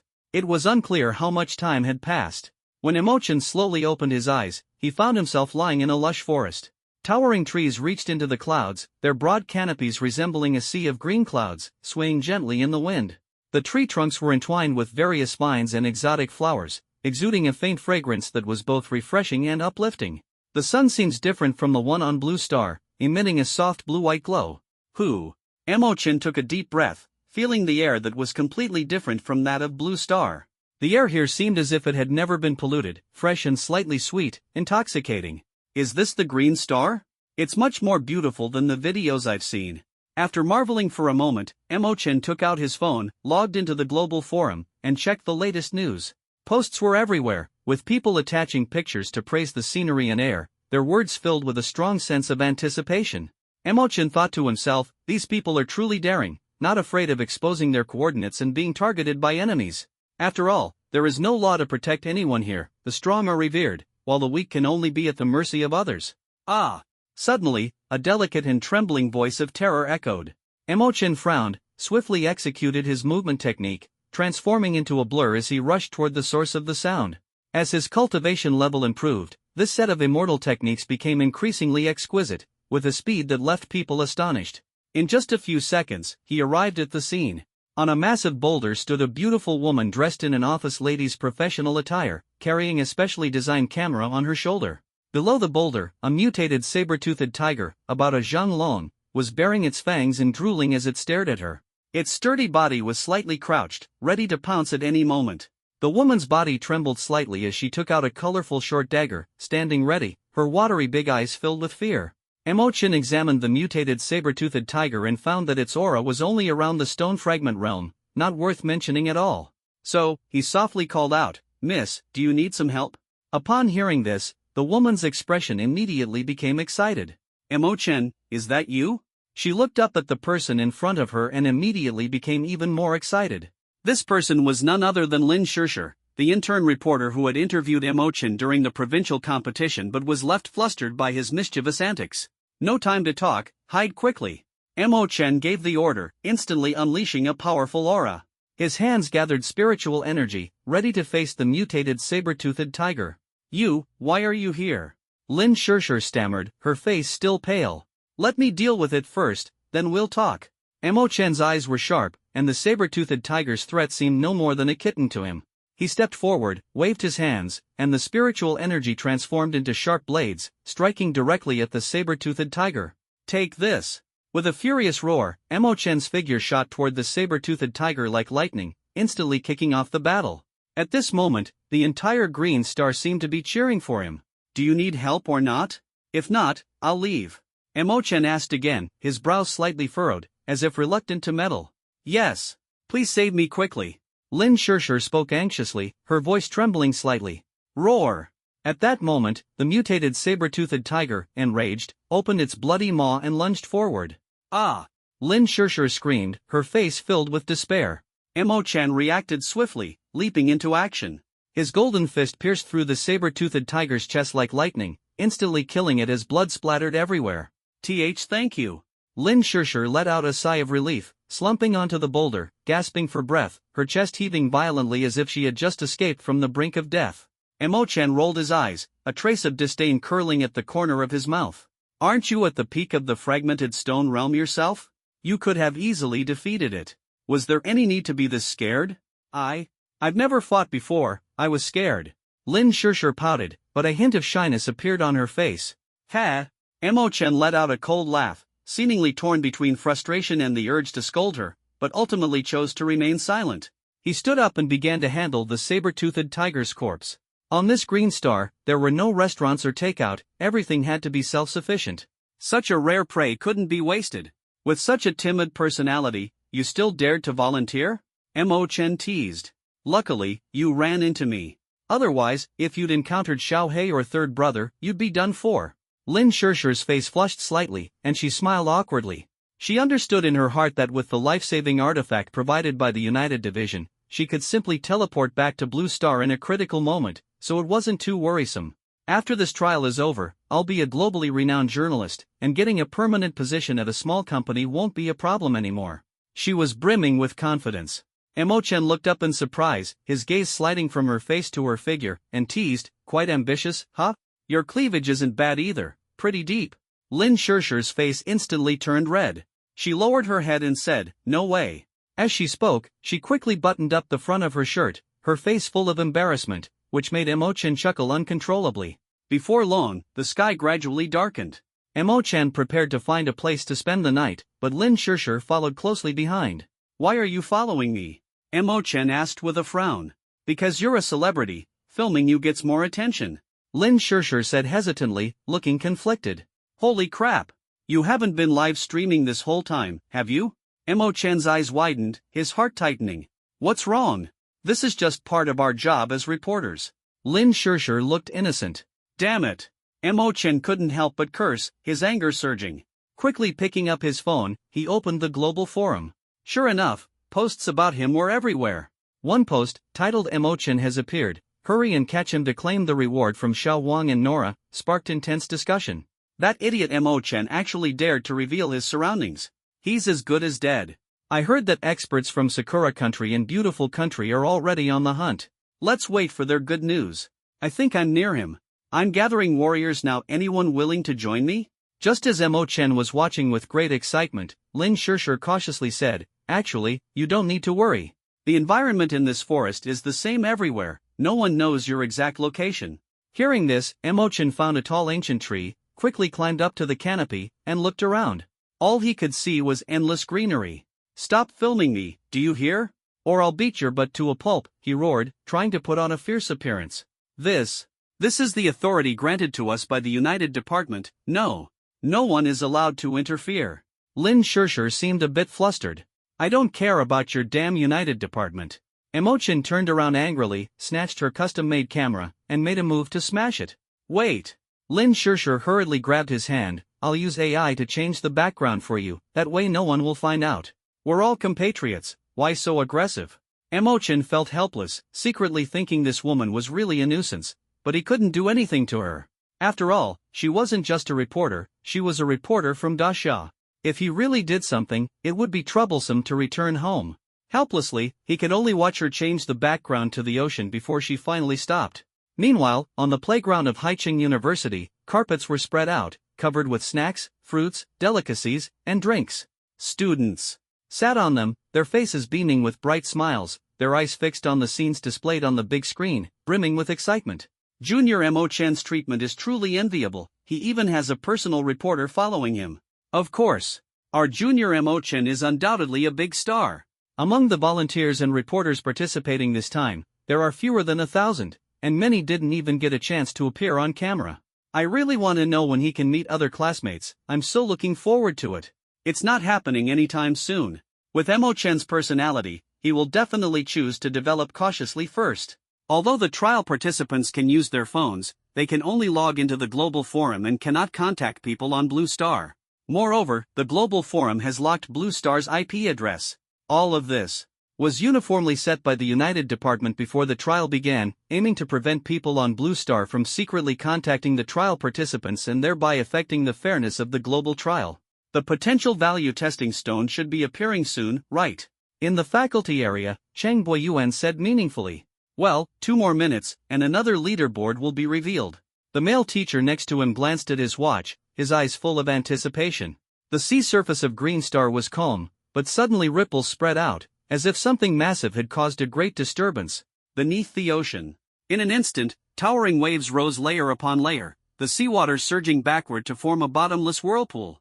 At that moment, countless dazzling potential value test stones shot out from the seabed, scattering in all directions toward Blue Star. The scene was breathtaking, even obscuring the light of the sky. In the forest, Mo Chen and Mo Kong leapt into the air, intercepting one of the potential value test stones with precision. This item was a treasure capable of measuring a person's potential value. Turn off the camera, I need to get serious. He turned to Lin Shishir and said, his expression solemn. Lin Shishir glanced at the stone in his hand and asked doubtfully, "Are you pretending to be weak to catch the strong?" "No, I'm just hiding my skills and reputation." Mo Chen shook his finger, his eyes gleaming with determination. After confirming that Lin Shishir had turned off the camera, Mo Chen slowly raised his right hand, gathering strength into a fist. This punch radiated a golden blow, containing all the power and traits within him. Boom! The stone instantly shattered with a bang, turning into specks of fluorescence and vanishing into the air. Then, a light screen appeared in front of Mo Chen, prompting him to enter a name. Without hesitation, Mo Chen directly entered the few characters that flashed through his mind: Hidden Blade and Humor.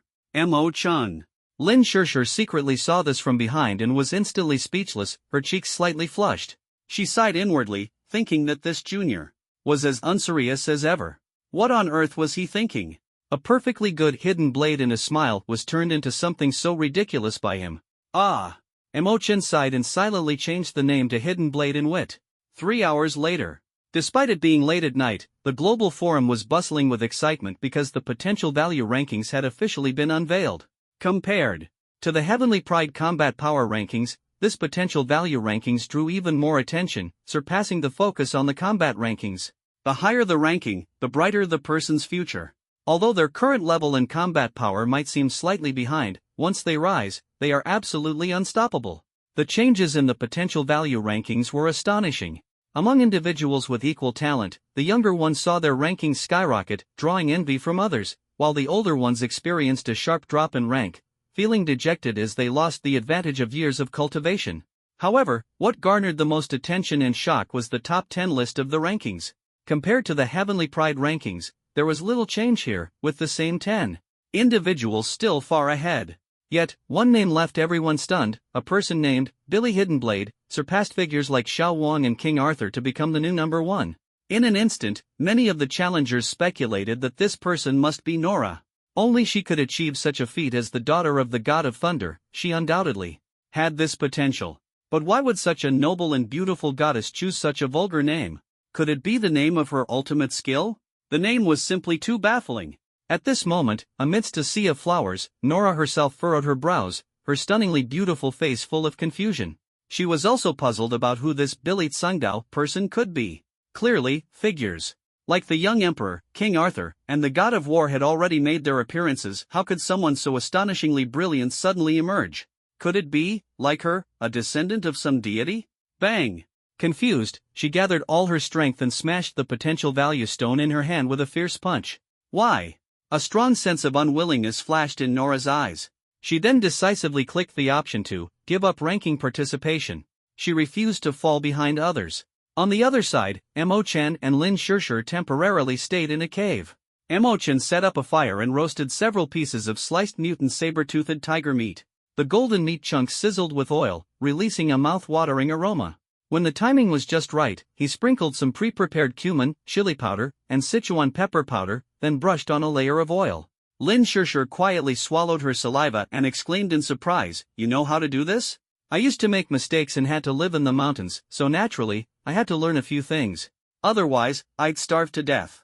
Chen chuckled honestly, then took a piece of hind leg meat and put it in his mouth. His greasy appearance made Lin Shirshir stare intently. Could I have a piece?"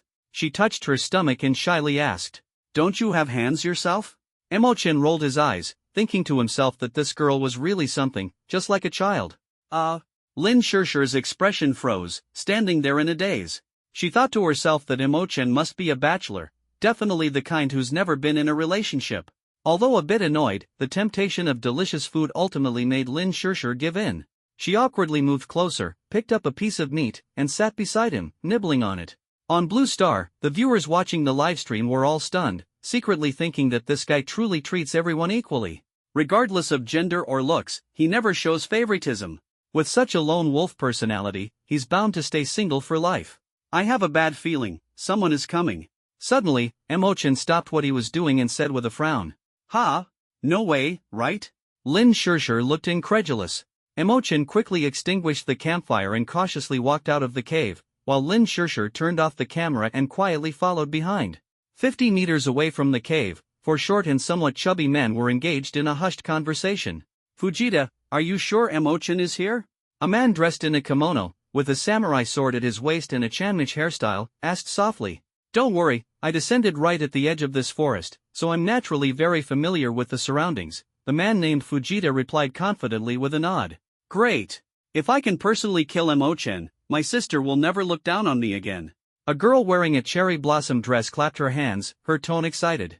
Just as they were following the clues left by Mo-chan to track him, a cold, indifferent voice sounded from behind. "Are you all dogs?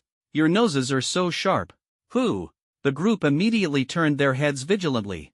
"Mo-chan. You actually dared to show up. Today will be your death anniversary. Fools. Seeing your grandpa, you don't hurry to run for your lives, but dare to deliver yourselves instead?"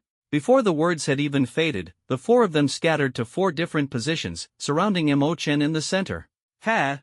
Mo-chan sneered disdainfully. "Today, I'll show you who's the master and who's the servant." With that, his figure vanished in an instant. His fist, glowing with golden light, struck the man with the samurai sword at his waist with incredible speed and force. "Run! This person is definitely not rank 2 million, the information is wrong. Damn it, the Heaven's Chosen ranking screwed me over."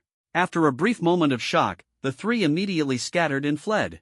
Their companion who had just died was an S-class prodigy at the third stage of the Wind Realm, yet he didn't even have a chance to fight back against Mo-chan and was instantly killed. It was terrifying. Mo-chan moved at lightning speed, relentlessly pursuing them. Within seconds, the muffled sound of someone breathing their last echoed from the forest. He carried the woman dressed in a cherry blossom gown and returned to the original spot. "Kill me, you beast. I, Lin Lindsay, would rather die than serve you." The woman gritted her teeth and glared fiercely at Mo-chan. Smack. Mo-chan slapped her across the face, and a deep handprint instantly appeared on her delicate, fair cheek. "Who the hell wants you to serve me? Behave yourself." He slightly curled his lips, revealing a wicked smile. At this moment, Lin Shirshir walked over with lingering fear. She tugged at Mo-chan's sleeve and said softly, "How about, you let her go? As a woman too, I feel she's so pitiful." Lin Shirshir's voice carried a slight tremble, as if she were pleading for the woman. But what she didn't know was that Mo-chan's heart was already ablaze with determination. All of this was merely a stepping stone on his path to counterattack. The real battle was just beginning. Damn! Mo-chan's fiery temper was instantly ignited. What he hated most in his life was the Holy Mother. "Say that again, I dare you?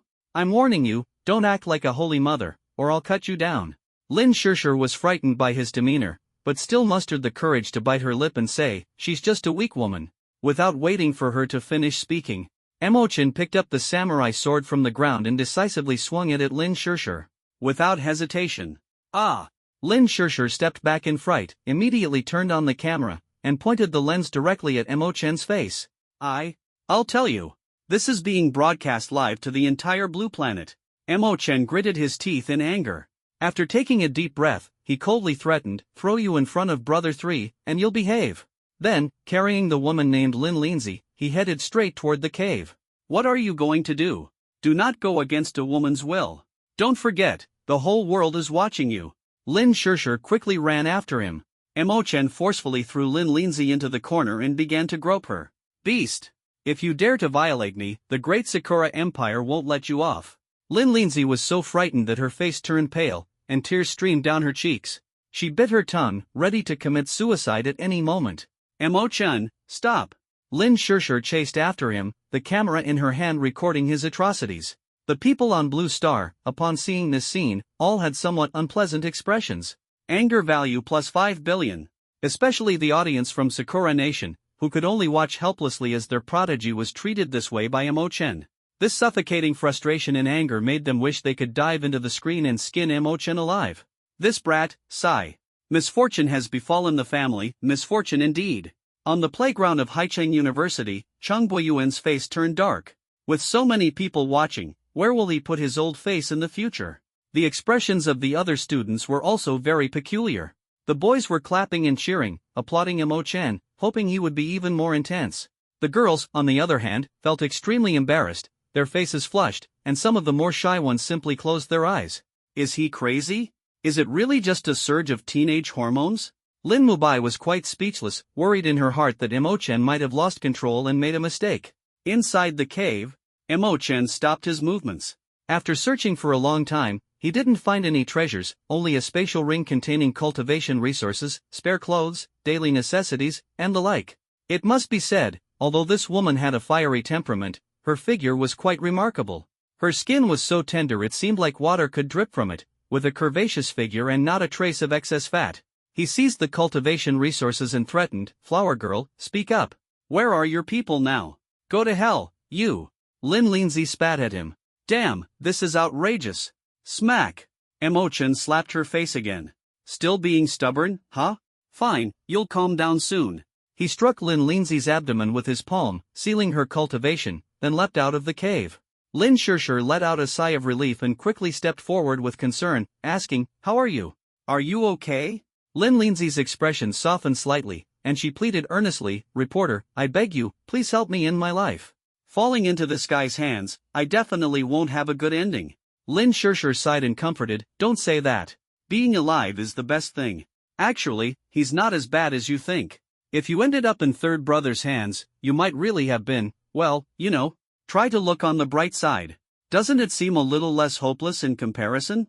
Lin Lindsay remained silent for a long time, finally nodding in disappointment. She had just thought she was about to lose her chastity, but unexpectedly, the person only took away her cultivation resources and did nothing inappropriate. Half an hour passed. Just as the two were chatting happily, Mo Chen walked in carrying a bag. Ah! What's in there? Lin Shirshir screamed in fright on the spot. Mo Chen ignored her and walked straight to Lin Lindsay, opening the bag. In an instant, over 100 pitch-black centipedes crawled out, scurrying all over her body. These centipedes were ordinary, non-aggressive ones. Although they wouldn't harm people, they were utterly disgusting. Ah! Rinrin's face turned deathly pale, and she frantically slapped at the centipedes on her body. The people on Blue Star watching the live broadcast were dumbfounded. Is this even human?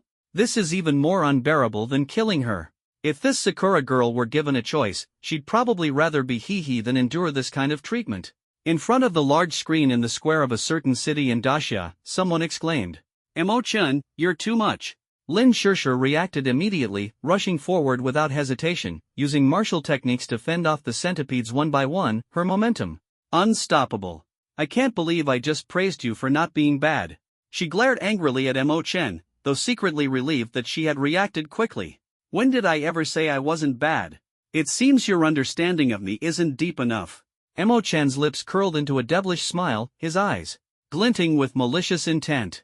Seeing Lin Lindsay nearly scared out of her wits, he couldn't help but continue, I'll only give you 3 days. If you don't provide me with useful information in 3 days, I'll throw you into animal dung, the kind that's crawling with maggots.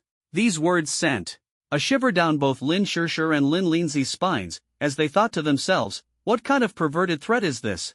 It's simply unimaginable.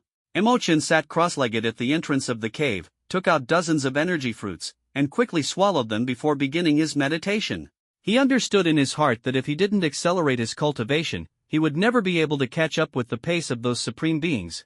On a certain morning 3 days later, Emochan finally opened his eyes, his expression confident. He had successfully broken through a small stage, reaching the 3rd level of the wind control realm. Turning his head, he saw that Lin Shirshir was still there. Her persistence was truly terrifying. Lin Lindsay's condition was also excellent. The two of them were happily chatting while enjoying the smoked saber-toothed tiger jerky he had prepared last time. What the heck? A parasite? Lin Shirshir exclaimed, her face full of disbelief. Don't you know how to go out and hunt yourself? Emochan sighed helplessly, secretly lamenting that these two were ridiculously naive. Every time he finished his retreat, he would be extremely hungry, but the food had already been consumed, leaving him no choice but to make do with the snacks prepared by Aunt Haichang. Just as he was about to mock himself, he noticed the smiles on the two people's faces suddenly vanish, and his heart tightened. Lin Shirshir, afraid that Emochan might lose his temper, quickly turned off the camera and said excitedly, Miss Rinrin said she would tell you some very important information. Hearing this, Emochan was taken aback. He hadn't expected Rinrin to have a change of heart. Despite how he had treated her before, she was still willing to speak up. It seemed this journalist indeed had some skills. While she might not excel in combat, she could display astonishing abilities in other areas. Speak, let me hear what you have to offer me. Emochan cleared his throat and said in a deliberately deep tone. Before I say anything, I have 3 requests, Lin Lindsay said firmly. First, if you ever encounter my sister, you must not harm her. Second, you must stop driving Miss Shirshir away. Third, you must not harm me anymore, and after this, you must release my cultivation and let me leave. Otherwise, my participation in the trial will have been in vain. If you can agree to these 3 conditions, I will tell you all the information, which will be of great help to you.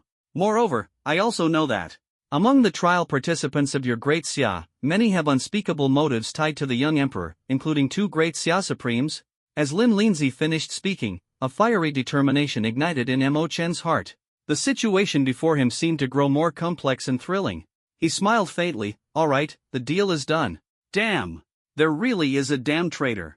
When he heard the last sentence, Emochan couldn't help but feel a surge of murderous intent in his heart. Even figures as powerful as Supremes are colluding with the young emperor? That's just too outrageous. It would involve an incredibly wide scope. Who is your sister? Miyu Kinoshita, the only female Supreme in our country. Rinrin's eyes flashed with a hint of pride as she said this. It was as if her younger sister was her only source of pride, and every time she talked about her, she couldn't help but feel excited. Hearing this, Emochan was quite surprised. He couldn't help but ponder, isn't Supreme at least at the unparalleled realm? Such a person could easily crush me. How would I dare to harm her? Rinrin glanced at Lin Shirshir, then turned to Emochan and said with a trace of apprehension in her tone, Yesterday, I heard Miss Shirshir say that you are the one ranked first in potential, the hidden blade in the smile. Although you can't defeat my sister now, your potential is limitless. Surpassing her is only a matter of time. Your methods are too cruel. I might be able to endure them, but that girl hasn't experienced much hardship and might not be able to withstand your torment. Upon hearing this, Emochan's expression instantly turned cold. He looked at Lin Shirshir with a gaze as sharp as knives, sending chills down her spine. Lin Shirshir shivered in fear and quickly explained, I swear. I only told Lin Lindsay and no one else. Boom! Emochan could no longer hold back. Before she could finish speaking, he threw a punch. The wind from his fist howled, and even the air seemed to tremble. Emochan, I'm going to sue you when I get back. At the critical moment, Lin Shirshir reluctantly took out the jade talisman given by the United Division, opened a wormhole, and returned to Blue Star. Wait until I get back to Blue Star, then I'll deal with you properly. You better clean yourself up and wait.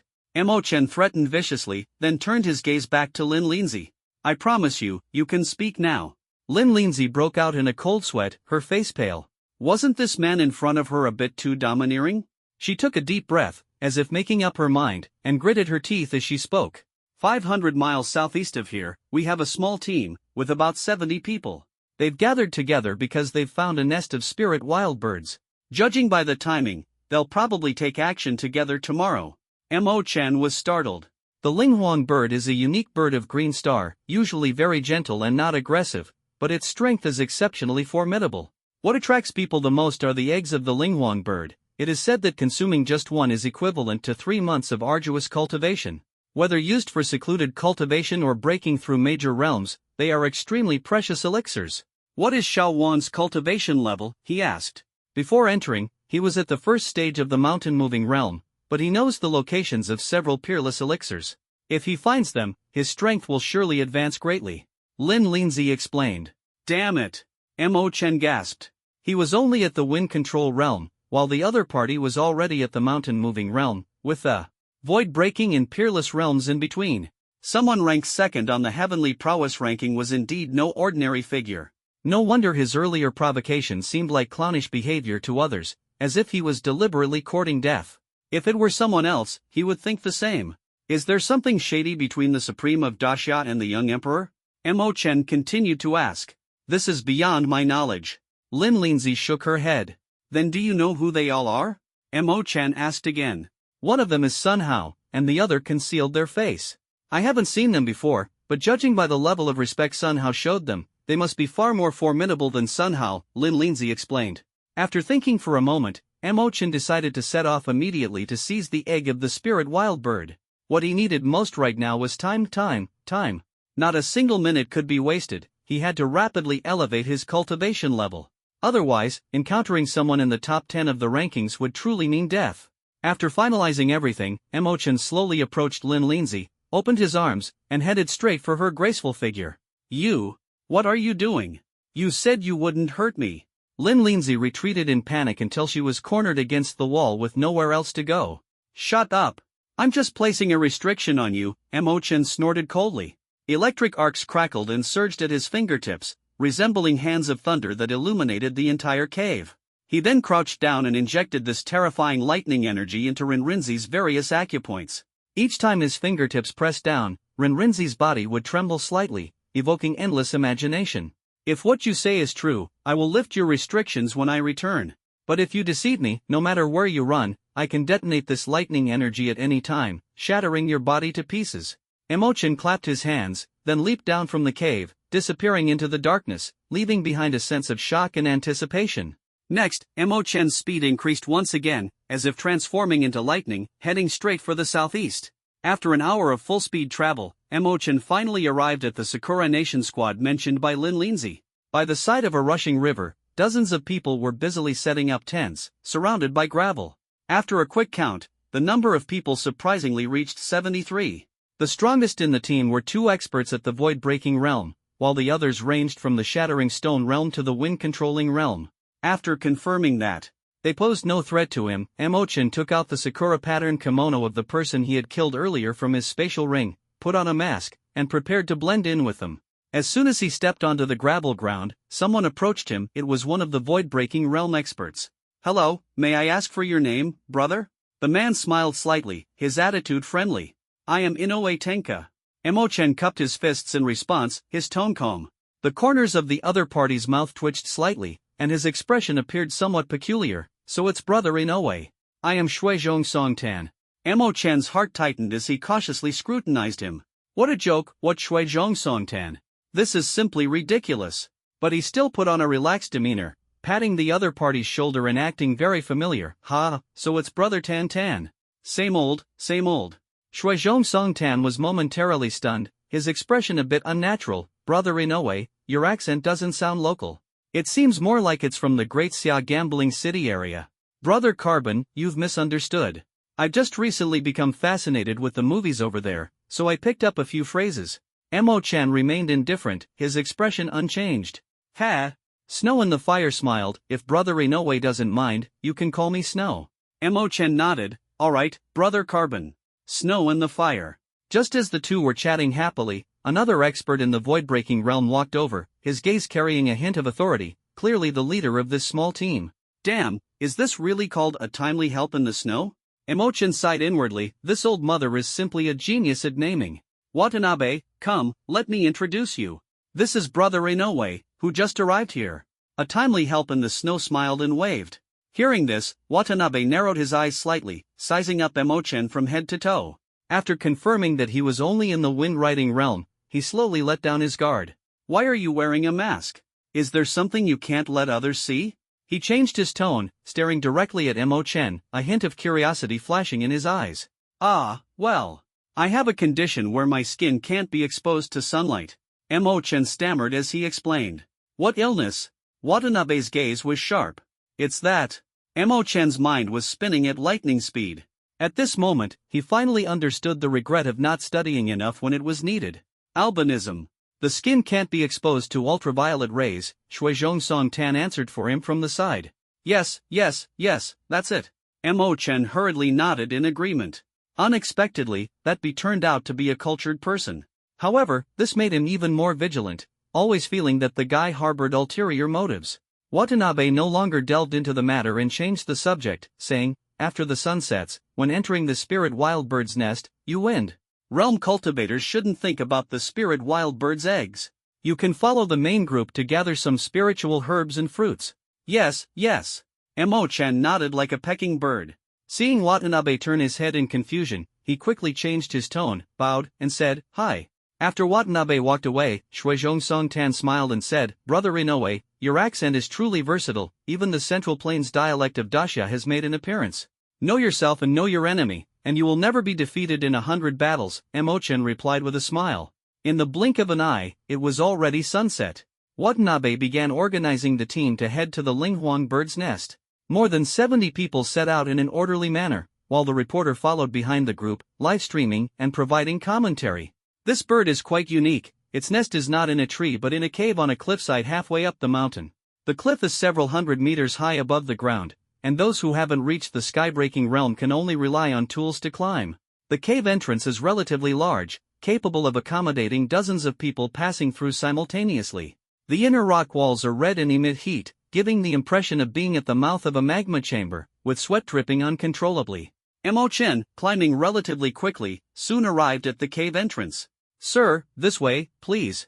He wore a smile, his expression sincere, as he organized the crowd to enter at the cave entrance. The little Japanese frowned slightly upon hearing this. But seeing that Mo Chen was only at the Wind Mastery realm, they didn't think much of it, merely regarding him as someone who liked to stand out. After all the trial participants had entered, Shuizhong Song-tan turned his head in surprise and said, Brother Inoue, aren't you going in? You won't even get a sip of soup out here. No worries, I'll keep watch outside for you, just in case trial participants from other countries come to snatch the opportunity. Mo Chen put on an air of righteous selflessness. Brother Inoue really has a warm heart. Shuizhong Song-tan gave him a thumbs up. He didn't ask further and followed the main group, rushing inside.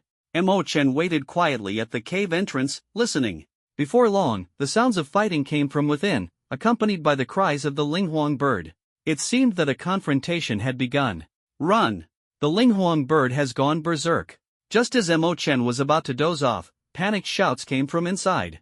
He jolted awake, quickly took out the heaven-opening axe, and blocked the doorway, his smile full of malice. That look of his was unmistakably that of a robber. Inoue, what do you mean by this? Shuizhong Song-tan was the first to step forward, casting a puzzled and confused look. Hand over the spatial rings and all the treasures inside, or none of you will leave. Mo Chen said coldly. Bastard! I knew you were up to something. Watanabe fumed with rage. He waved his sleeve, and a gust of wind blew past, knocking the mask off Mo Chen's face. It's that bastard Mo Chen. The little mud dares to deliver himself here, kill him and claim the reward from the young emperor. Amid the curses, more than 10 people immediately unleashed their martial techniques toward Mo Chen. The dazzling multicolored lights and immense energy fluctuations caused the entire cave to shake violently. Boom! Mo Chen swung his axe forward with great force. In an instant, a silver-white beam of light roared out, dissolving all incoming energy into nothingness. Along with it, the dozen or so attackers were also turned into blood mist, leaving not even a trace of bone fragments behind. How is this possible? What's up with this kid? The rest of the people dared not move, all standing frozen in place with expressions of terror. Inoue, are you playing dumb to catch the tiger? Shuizhong Song-tan widened his eyes, speaking in the accent of a certain region in Daxia. Chirp! A furious cry of the Linghuang bird came from behind. Watanabe furrowed his brows, knowing he could no longer delay, and said coldly, Shuizhong, join me in taking him down. He knew that this Mo Chen was not an ordinary wind-controlling realm, so he had to be on full alert. All right. Shuizhong Song-tan agreed without hesitation, but silently took a few steps back, showing no intention of making a move. Emo-chan's expression turned strange. This guy was even more cunning than him. Watanabe gritted his teeth, ignoring Shui Zhong's subtle movements, and struck a palm toward Emo-chan. Emo-chan's afterimage flickered and directly charged forward. At the same time, he cast a silence spell to prevent Watanabe from using martial techniques. Everyone held their breath, not daring to blink. In their eyes, this was bound to be an intense battle. However, no one expected that only 2 seconds had passed. Watanabe was already covered in blood, heavily collapsing to the ground. They hadn't even seen how Emo-chan made his move, as if that axe hadn't been used at all? Impossible. Senior brother Watanabe is an SS-level Void Break Realm Stage 3. Just how strong is that bastard Emo-chan? Could it be that he's an SR-level Future Supreme? The tone of the little days revealed despair, completely losing all will to resist. Even their strongest leader had been defeated so quickly, any further action from them would be nothing but a futile sacrifice. Scoundrel! The young emperor won't let you off. Watanabe gritted his teeth, preparing to use his last bit of strength to destroy the spatial ring. Poof! But Emo-chan had been keeping an eye on that treasure all along. How could he possibly give him the chance? He immediately swung his axe and severed both of his hands. Watanabe was a tough man. He gritted his teeth and didn't utter a sound. His gaze was fixed on Emo-chan, his eyes burning with an indescribable hatred. Daxia man, you won't live much longer either. Xiao Wang and the daughter of the Thunder God will soon launch a purge against the trial participants from Daxia. This time, not a single person from Daxia will be spared. This is not just empty talk. You bastard, I'll be waiting for you in the underworld. As soon as he finished speaking, he directly destroyed his own meridians and took his own life, unwilling to endure further humiliation. Emo-chan let out a cold laugh and pried off the spatial ring from his severed hand. Upon opening it, he found several cubic units of cultivation resources as well as 3 red bird eggs. Ing! At this moment, the Linghuang bird finally caught up, its massive claws reaching for Emo-chan's crown like spinning wheels. The crowd fled backward, leaving the battlefield to Emo-chan. The Linghuang bird, comparable to the peak of the void-breaking realm, was absolutely not something they could contend with. Previously, it was only through the combined efforts of Watanabe and Shui Zhong that they barely managed to escape. Emo-chan's afterimage flickered, and he instantly vanished from his original spot. Boom! In an instant, the sky was covered with dark clouds, silver lightning streaked wildly, and the entire cave was illuminated in a flash. Boom! Several bolts of lightning, as thick as a thumb, struck down from the sky, landing directly on the wings of the Linghuang bird. The smell of burning filled the air, and black smoke rose. The Linghuang bird let out a mournful cry and fell heavily at the entrance of the cave. I took your egg, so I won't kill you. Go lay another clutch. Emo-chan understood the other party's protective instincts and couldn't help but feel a twinge of compassion. Just how high is his limit? Could it be that what he used just now was a divine-level martial technique? A trace of apprehension flashed in Shui Zhongsong Tan's eyes as he quickly retreated behind the crowd. At this moment, he wished he had the ability to burrow into the ground. Emo-chan's cold gaze swept across the surroundings. Sorry, I suddenly changed my mind. Except for that reporter, none of you should think about leaving. The words Watanabe had just said stirred Emo-chan's killing intent. It seemed that what Senior Yun Sunhai had mentioned was true. Sakura and Dipao really did want to kill all the Daxia trial participants. This wasn't just empty talk on the internet. Since that's the case, he didn't mind launching a counter-purge. This way, it also gave him a perfect excuse for killing and looting. You better not do anything reckless. I'm live streaming right now, and everything you're doing is being watched by everyone on the entire blue planet. The reporter, relying on their protected privilege, mustered up the courage to try to persuade Emo-chan. Ha! Emo-chan cast a murderous glance, deciding to deal with this reporter first. He began to size up the reporter. Tall figure, brown-black skin, wavy hair, and a relatively flat nose. Judging by the looks, probably from Kangaroo Country. The Kangaroo Country can be considered Big Beautiful's #1 lackey. Great Xia citizen, must you pursue us to the very end? By doing this, you're bringing calamity to Great Xia. Aren't you afraid of triggering a war? If the young emperor finds out, he will surely hunt you down to the ends of the earth. Boom! Emo-chan swung his axe, instantly making those chattering people disappear. The cleanup operation was their idea in the first place. And now they blame him for being ruthless. What a joke. Fight him to the death. Kill. The remaining people, knowing they were doomed, rushed forward, intending to fight for a chance at survival.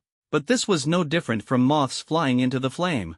With a few swings of Emo-chan's axe, it was like slicing through melons and vegetables. Amid the burst of blood mist, they fell one after another. In just a moment, only 3 people and 1 bird remained at the cave entrance. Rage value plus 18 billion. In Sakura country, there was a scene of wailing and roaring. When they saw the scene, the anger in their hearts erupted uncontrollably like a raging volcano. The internet was instantly flooded with curses and insults directed at Mo Chen. This executioner, he deserves to die. It's a pity we can't send a message to our nation's supreme.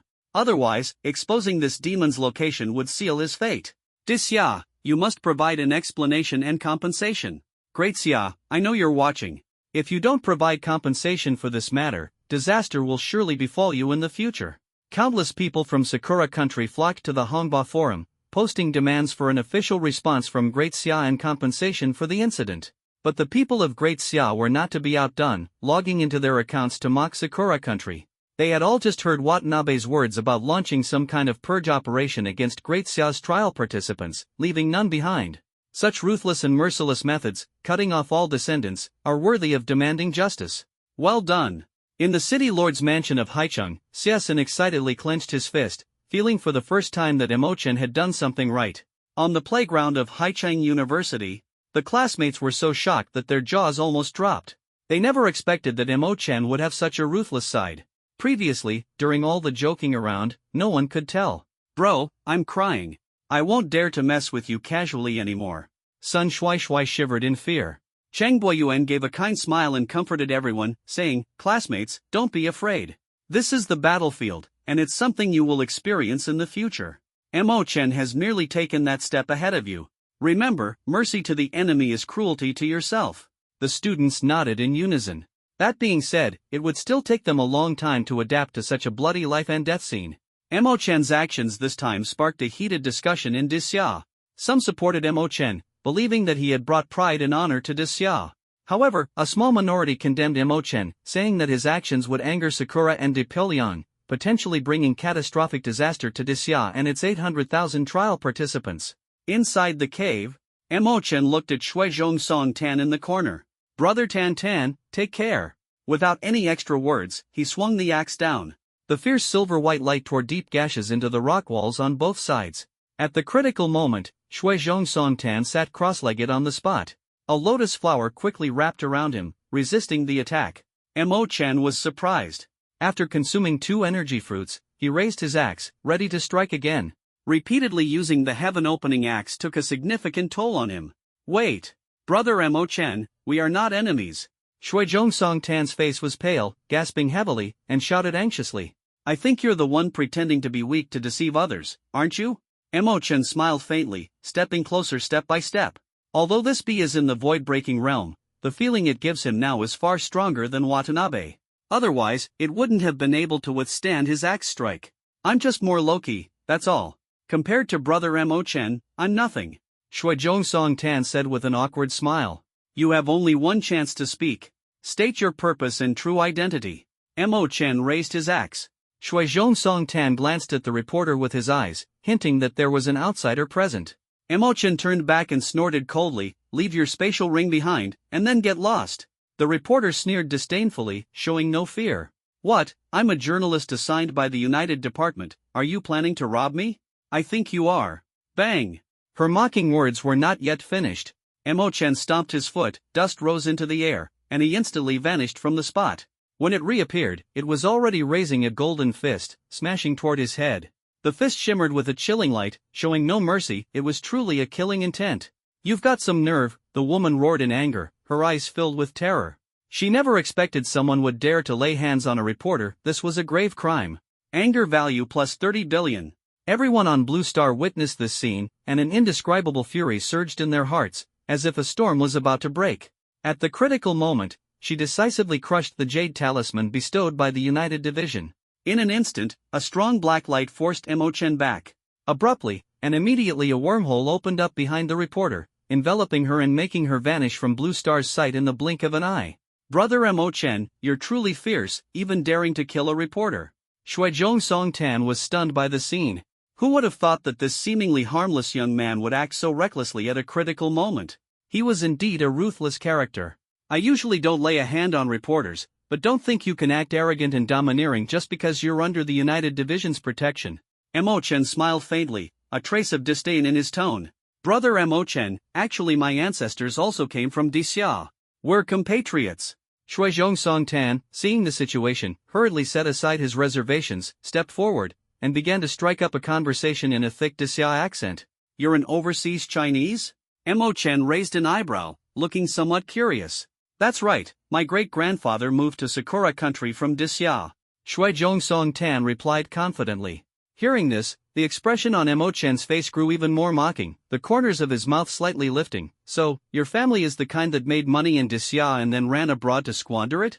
As soon as the words were spoken, Shui Zhongsong Tan immediately panicked, waving his hands to explain, Brother Mo-chen, you've misunderstood. My great-grandfather was an undercover agent, a hero. Our family has always been a pillar of Dixia, carrying a great mission to gather intelligence in Sakura country.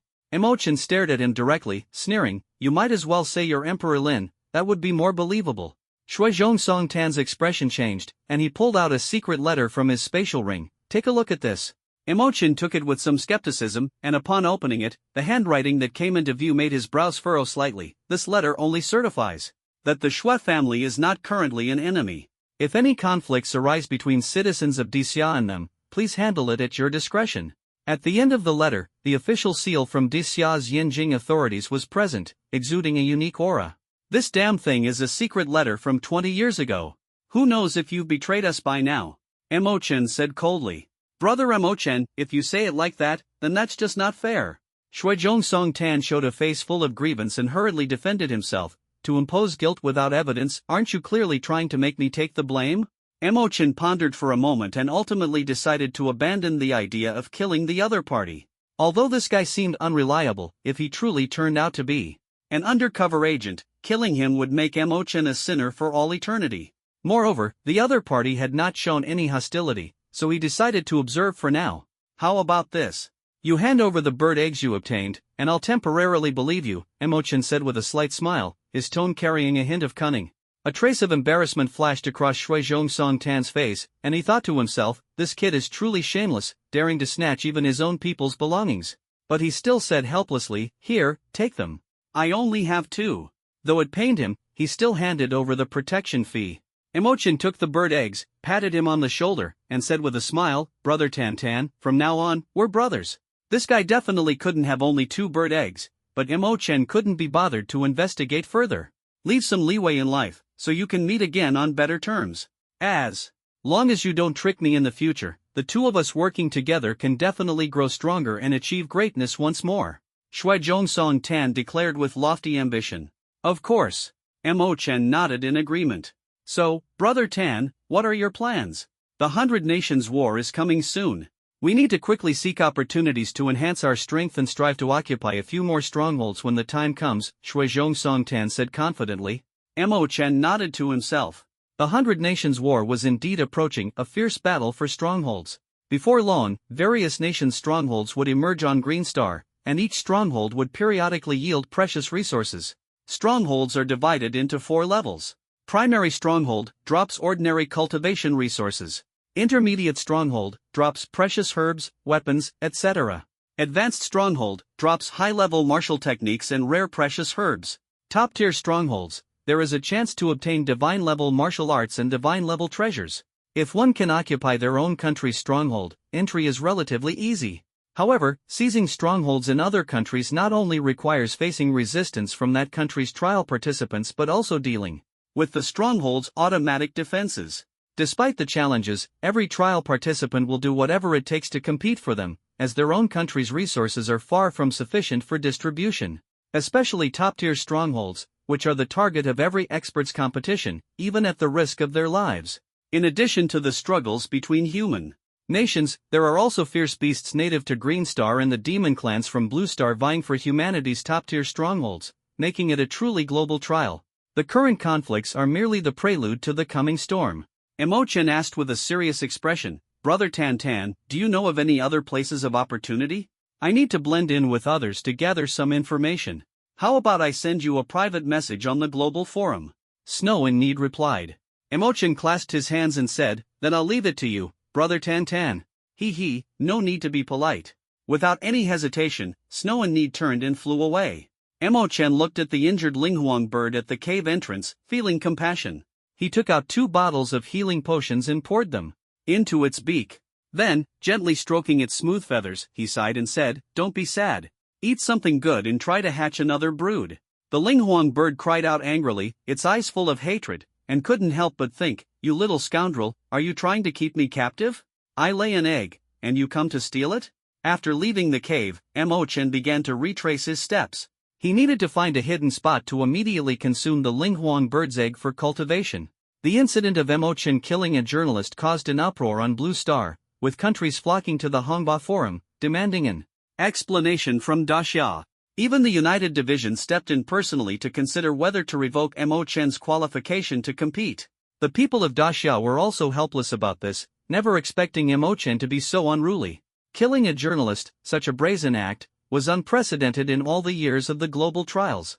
Not only were other countries condemning Mo Chen, but even within Daxia, many people were demanding his punishment, claiming that he had committed a great crime, disgraced Daxia, and made all Daxia citizens unable to hold their heads high. As public pressure continued to mount, the Daxia authorities eventually issued a statement, indicating that they could revoke Mo Chen's qualification to compete and extradite him back to the country for trial. The United Council also expressed agreement with this, and many people in Daxia supported this decision. However, De Poliang and Xiao Rizi were not having it. "No way, Mo Chen can't go back, or else Nora won't be able to kill him. Mo Chen must pay the price in blood for insulting the young emperor. Green Star is the perfect burial ground for him. Agree to execute Mo Chen on Green Star, we cannot let him escape back to Daxia." Helplessly, the United Division had no choice but to withdraw this demand. In the end, the matter of Mo Chen killing the reporter was hastily concluded, and everyone felt that this whole incident was nothing short of a farce. After Mo Chen returned and released Lin Linzi from her restraints, he found another secluded cave, preparing for a frenzied breakthrough. He calmed the aura within his body, silently reciting in his heart, and then swallowed a spirit desolation bird egg. In an instant, an immense and boundless source of energy surged into his body, as if every cell was cheering with joy. This energy was pure and powerful, requiring no refinement, effortlessly transforming into strength within his body. The sensation was unparalleled, far surpassing any energy fruits or potions. An ordinary Windmaster Realm cultivator would need at least 3 days to fully absorb this energy, but Mo Chen opened his eyes in less than 2 hours, his face glowing with incredulous excitement. Windmaster Realm, 6th stage. I actually advanced 3 minor stages at once. This is unbelievable, he muttered to himself, secretly feeling proud. With 4 spirit wild bird eggs remaining, he was confident they would be enough to propel him to the peak of the Windmaster Realm. Mo Chen took a deep breath, closed his eyes, and continued to focus on his cultivation. After 3 days of consolidation, he consumed the remaining eggs one by one. The second egg quickly brought him to the 8th stage of the Windmaster Realm. The third egg instantly pushed him into the 9th stage, and with the 4th and 5th eggs, he astonishingly broke through in one leap, successfully reaching the peak of the Windmaster Realm, just 1 step away from the void-breaking realm. This secluded cultivation lasted a full 10 days. Mo Chen understood in his heart that if he continued to push forward, he might end up achieving the opposite of what he intended due to impatience. He needed to remain at the peak of the Windmaster Realm for a period of consolidation to stabilize his cultivation level. He opened the global forum, wanting to catch up on the latest major news. However, the content of the posts filling the screen made him frown. The top trending headline was striking, shocking. Xiao Wang and Nora have joined forces to launch the Great Xia cleanup operation, involving 7 countries. He clicked in to take a look. The 7 countries were Beautiful Country, Sakura Country, Kangaroo Country, Sun Never Sets Country, Ganges Country, Monkey Country, and Gaul Country. The second trending headline was, Masters from 7 countries begin their assault, vowing to sweep away all Great Xia trial participants. The third trending headline read, anyone providing the exact location of Great Xia trial participants can claim rewards from the 7 countries. Going this far? Mo Chen couldn't help but exclaim in shock, his heart filled with astonishment. I like it, he. Apart from a trace of anger, his heart was filled with more excitement and thrill. This was the perfect opportunity to showcase his strength. He immediately sent a private message to Bai Xia, is your location safe? Are you hiding? Not long after, Bai Xia replied, it's safe for now, don't worry about us. Just focus on what you need to do. Seeing this message, Mo Chen let out a sigh of relief and began calculating in his mind. Since that was the case, he could act freely and do as he pleased, showcasing his strength. He wanted to show the people of these 7 countries who was the cat and who was the mouse. At this moment, Snow in the Coal sent him a message, "Brother Emo-chan, come quickly. There's a tremendous opportunity." Emo-chan replied eagerly, "Send the location." The Seven Nations cleanup operation stirred up a massive storm on Green Star. For a time, the trial participants from Disya were like headless flies, hiding and fleeing everywhere, suffering relentless pursuit. But it wasn't just the Seven Nations hunting them down, other smaller countries, eager to curry favor with Big Beautiful and Little Sunshine, also joined the slaughter. They even cloaked their actions under the guise of aspiring to civilization, which was utterly unbearable to witness. Beneath the guise of civilization lies endless bloodshed and slaughter. In just 3 short days, over 10,000 trial participants from Dacia have perished, forever buried in this foreign land. Ironically, most of the dead are ordinary trial participants with slightly inferior cultivation levels and talents. On the other hand, those SSS-level void-breaking realm experts and young supremes remain relatively safe, as no one dares to provoke them lightly. But this is only a temporary calm. For the young supremes of the Seven Nations have already issued harsh threats, declaring that when they emerge from seclusion, it will mark the downfall of Dacia's supremes. When the Dacia people on Blue Star learned of this news, their hearts were filled with grief and despair. The audacity of the Seven Nations to carry out such unrestrained acts of extermination is even more ruthless than Emo-chan. In major cities and universities, a sorrowful atmosphere pervades, and the tears shed are more painful than blood. The prodigies of Dacia were trampled like ants by people from the Seven Nations, even suffering great humiliation before their deaths. The Dacia authorities, burning with anger, approached the United Division, demanding an explanation.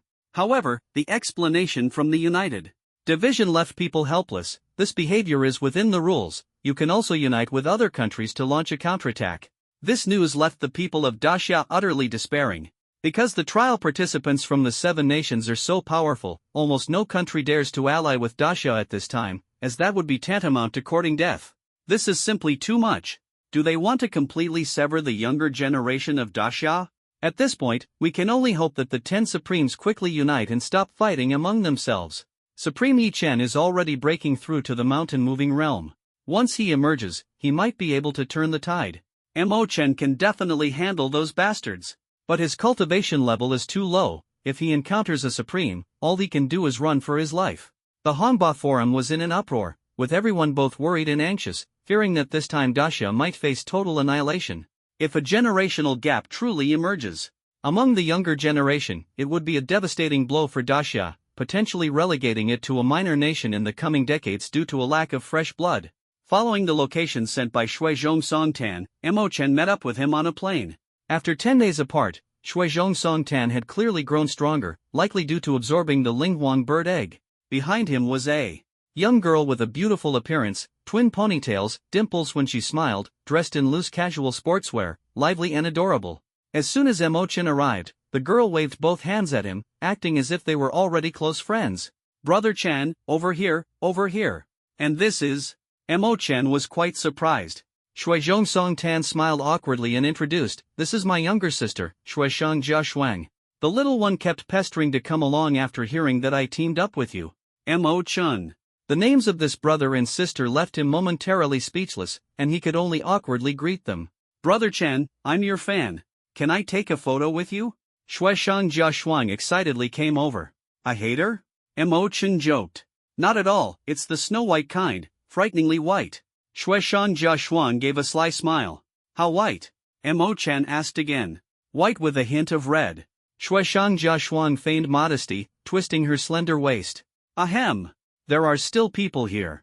Shuizhong Songtan couldn't take it anymore and quickly pulled his sister aside to scold her. Emo-chan didn't hear it, but he could roughly guess what she was saying about him, probably bad-mouthing him. "Let's talk about the main matter first. Brother Emo-chan, someone has discovered the ruins of a deity. Rumor has it that there's divine essence inside, and trial participants from thousands of miles around have rushed over. Currently, people from several nations have gathered together and are discussing how to enter and explore, worried about encountering great dangers." Upon hearing this, Emo-chan instantly perked up. Divine blood essence, this is a treasure of unparalleled rarity. A single drop can transform a person completely, turning even a waste into a supreme level talent. The divine essence energy contained within is a substance highly coveted by supremes, a potential opportunity for future ascension to godhood. But this thing is both a miraculous medicine and a deadly poison. If used improperly, mere contact could lead to bleeding from the 7 orifices and instant death, let alone refining it into the body. Even so, it remains a supreme treasure that people are willing to risk their lives to fight for, its value incomparable to divine-level martial techniques. Where is it? Emo-chan asked impatiently, his eyes gleaming with urgency. 300 miles ahead, follow me quickly. Shuizhong Song-tan pointed to the edge of the plain, his tone filled with anticipation. The three of them sprinted all the way, and before long, they arrived at their destination. On the plain before them, tens of thousands of trial participants were camped. Such a large gathering of people was a rare sight on the vast green star. Moreover, people were still streaming in from all directions, as if no one could resist the allure of divine blood essence. Emo-chan's gaze swept across the scene and found at least 5 supremes from different countries gathered here. Among them, one figure was particularly striking, the Poison King, ranked 25th on the Heavenly Prowess ranking. Moreover, there were over 20 reporters broadcasting live from all angles, creating a tense and thrilling atmosphere. Let's go, brother Emo-chan. We'll head to the Sakura Nations area to gather some intel first, Shuizhong Song-tan said decisively, a clever glint flashing in his eyes. All right. Emo-chan nodded, quickly putting on a brand new mask and following closely behind. Each country had its own designated area, but the trial participants from Desya were nowhere to be seen, clearly unwilling to take such a risk. Brother Shuizhong, who is this person that cannot be seen? The three had just approached when they were stopped by a man named Zayarizi. I am Mishue Bingcheng, and he is my cousin. Emo-chan cupped his hand slightly, a confident smile on his face. This statement left Shuizhong Song-tan and Shuishan Jiaxuan stunned, secretly thinking, what a bizarre name. Why have I never heard of it? Oh, so it's brother Mishue. Welcome to join us. Zayarizi also cupped his hands in response, a trace of doubt appearing on his face. Emo-chan scanned the surroundings with the gaze of someone admiring prey, noticing that there were roughly 1,000 people present, most of them ranging from the void-traversing realm to the sky-shattering realm, posing no threat to him. However, in the center, a young woman meditating with her eyes closed caught his attention. She exuded an elusive sense of menace. Brother, she is the only female supreme of Sakura Nation at present, Miyu, Shuishan Jiaxuan walked over to explain, his tone carrying a hint of reverence. Upon hearing this, Emo-chan gave her another look and indeed found her appearance somewhat similar to Rin Rinzi. Miyu seemed to sense his gaze, and slowly opened her eyes, casting a cold, icy stare at him. Those eyes seemed capable of seeing through everything, devoid of any emotion. We found out the divine relic will appear in 3 days, Shuizhong Song-tan walked over at this moment, his tone brimming with excitement. Did you find out which deity's relic in essence this is? Emo-chan asked curiously. The deity of Great Xia, Deyu, Shuizhong Song-tan responded excitedly, his eyes gleaming with fervent light. Hearing this name, a trace of shock swept through Emo-chan's heart. Deyu, a legendary figure well known throughout Great Xia, whose achievements were unparalleled and deeply revered. To think that he had once visited Green Star, everything seemed to become even more enigmatic. In the days that followed, the plains grew increasingly lively, with the number of people exceeding 20,000. On this land full of opportunities, everyone wanted to become stronger before entering the relic. Some secluded themselves to cultivate, racing against time, others exchanged resources, seeking cooperation, still others auctioned off newly acquired precious herbs, with on-site bidding reaching a fever pitch, creating a bustling scene. Xuan, what did your brother say to you before? Emo-chan walked up to the twin-tailed girl with a mischievous grin, teasing her. He said you're a troublemaker and told me not to get too close to you. Learning bad habits is one thing, but if I get tricked and taken away, I'll regret it for the rest of my life. Shuishan Jiaxuan revealed everything without hesitation, showing no mercy. Ha! Emo-chan flashed a sly smile. So, what do you think of me? My brother is pretty sleazy, but Dust Brothers' kind of defiance against the whole world is what makes people like you. Shuishan Jiaxuan's eyes sparkled with admiration as she rested her chin on her hand. Emo-chan patted her on the shoulder. Young lady, you have potential. Stick with me in the future. Sure, I'd love to. Sister Xuanxuang nodded excitedly, her face full of enthusiasm. Seeing this, Shuizhong Song-tan, who was standing behind, turned green with envy. He secretly regretted bringing his sister along, feeling that this kid Emo-chan was about to lure her away. Time flew by, and 3 days passed in the blink of an eye.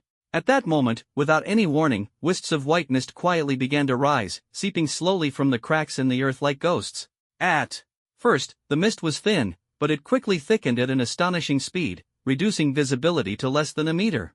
All around was a vast expanse of whiteness, as if one had stepped into a chaotic world.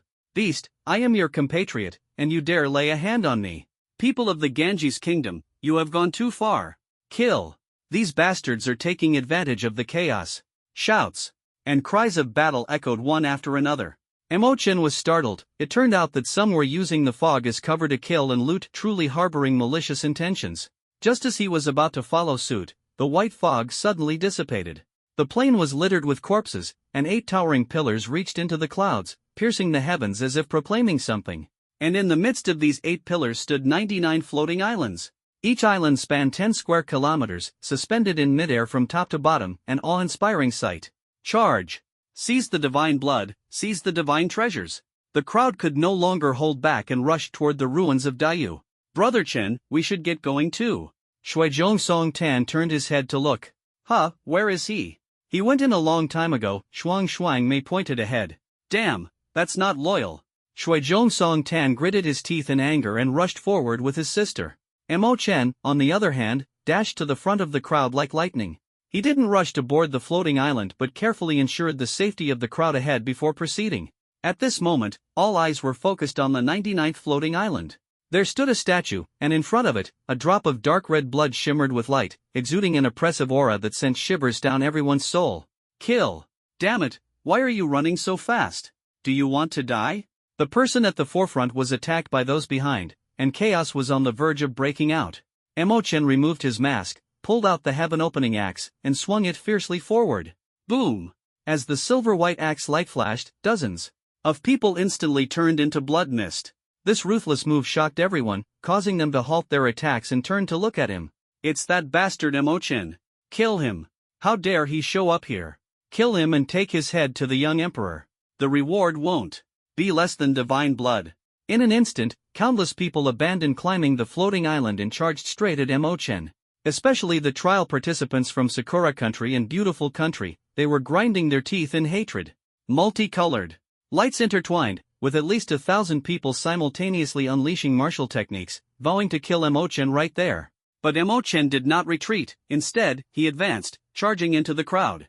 He tightly gripped the heaven-opening axe, activating the spinning skill, and a violent storm erupted, thoroughly investigated by the ancestors of Dayu for 3 generations. In the days that followed, the plains were bustling with activity, with crowds surging like tides, exceeding 20,000 people. Some were in seclusion, cultivating to become stronger before entering the ruins. Some people are exchanging resources, striving to maximize their benefits. Others are auctioning off the precious treasures they just acquired. The atmosphere is lively, and the crowd is frantically raising their bids. Xuan, what did your brother say to you earlier? Emochan walked up to the twin-tailed girl and asked slyly. He said you're a bad guy and told me not to get too close to you. Learning bad habits is one thing, but if I get abducted, I'll regret it for the rest of my life. Shuishan Jia Shuang replied without hesitation, revealing everything with candid honesty. He. Emochan's lips curled into a mischievous smile. Then what do you think of me? My brother is too sleazy.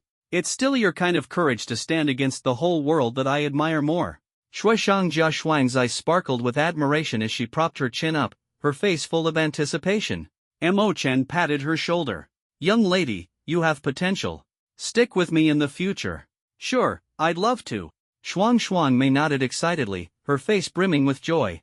In the distance, Shuizhong Song Tan saw this scene, and his face instantly turned grim. He was filled with regret, thinking that bringing his sister here was absolutely a mistake. Emochan, this brat, was definitely trouble. In the blink of an eye, 3 days passed in a flash. Suddenly, wisps of white mist quietly emerged, seeping out like ghosts from the cracks in the earth. These white mists were initially thin and faint, draping the plains in a mysterious veil. But before long, the white mists grew denser at an astonishing speed. Visibility quickly shrank to less than a meter, and everything around became a blur, as if one were in a chaotic world. Beast, I am your compatriot, and yet you dare lay a hand on me. You people of the Ganges nation, you're going too far. Kill. These bastards are taking advantage of the situation. Shouts of killing and cursing rose one after another. Emochan was startled. It seemed someone was causing trouble under the cover of the mist. What a scoundrel. He was just about to imitate, but saw the mist quickly recede. On the plain, apart from the ground littered with corpses, there were suddenly 8 towering pillars, reaching into the clouds and piercing the sky. In the middle of the 8 pillars stood 99 floating islands. Each floating island was about 10 square kilometers, suspended in mid-air, overlooking all beings. Charge! Snatch the divine essence, seize the divine treasures. The crowd could no longer contain their excitement and swarmed toward the ruins of Du. Brother Chen, we should get going too. Shuizhong Song Tan turned around, only to find Mo Chen missing. He asked anxiously, where did he go? He went in a long time ago. Xuan pointed ahead, her face full of excitement. Damn, that's not cool. Shuizhong Song Tan gritted his teeth in anger and pulled his sister forward in a rush. Mo Chen moved like the wind, instantly reaching the front of the crowd. But he wasn't in a hurry to ascend the floating island. Instead, he patiently observed to ensure there was no danger ahead before starting to go up.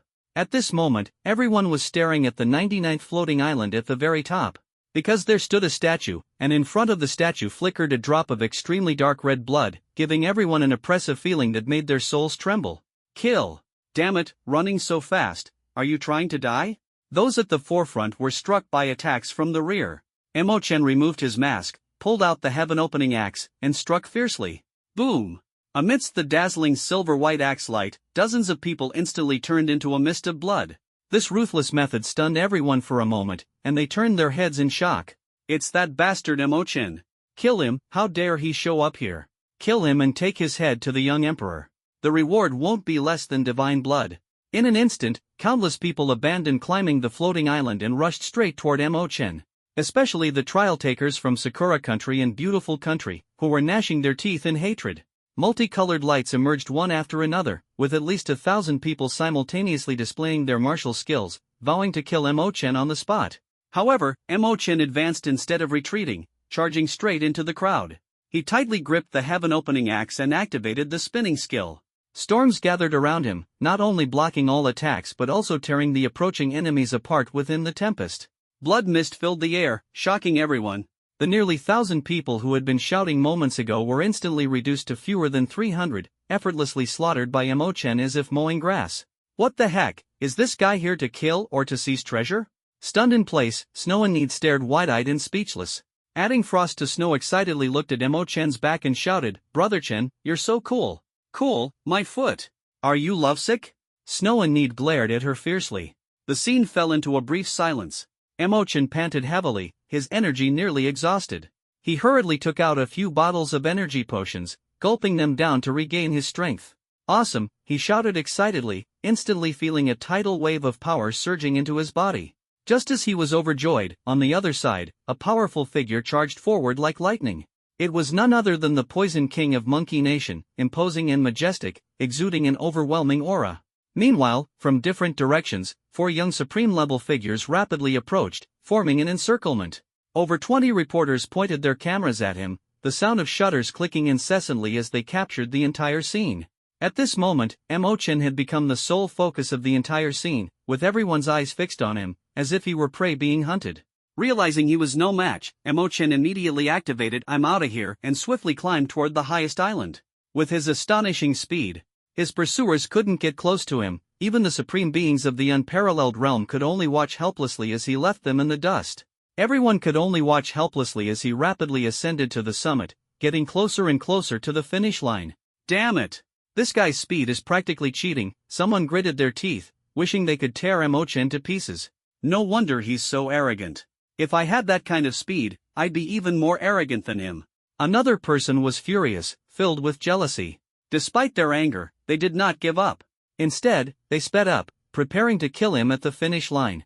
About 10 minutes later, Mo Chen finally reached the 99th floating island. He quickly walked to the 100 Zhang statue of Du, his heart filled with excitement. However, he did not rush to take the blood essence floating in mid-air. Instead, he sincerely looked at the statue, knelt down, and kowtowed 3 times. Greetings, ancestor.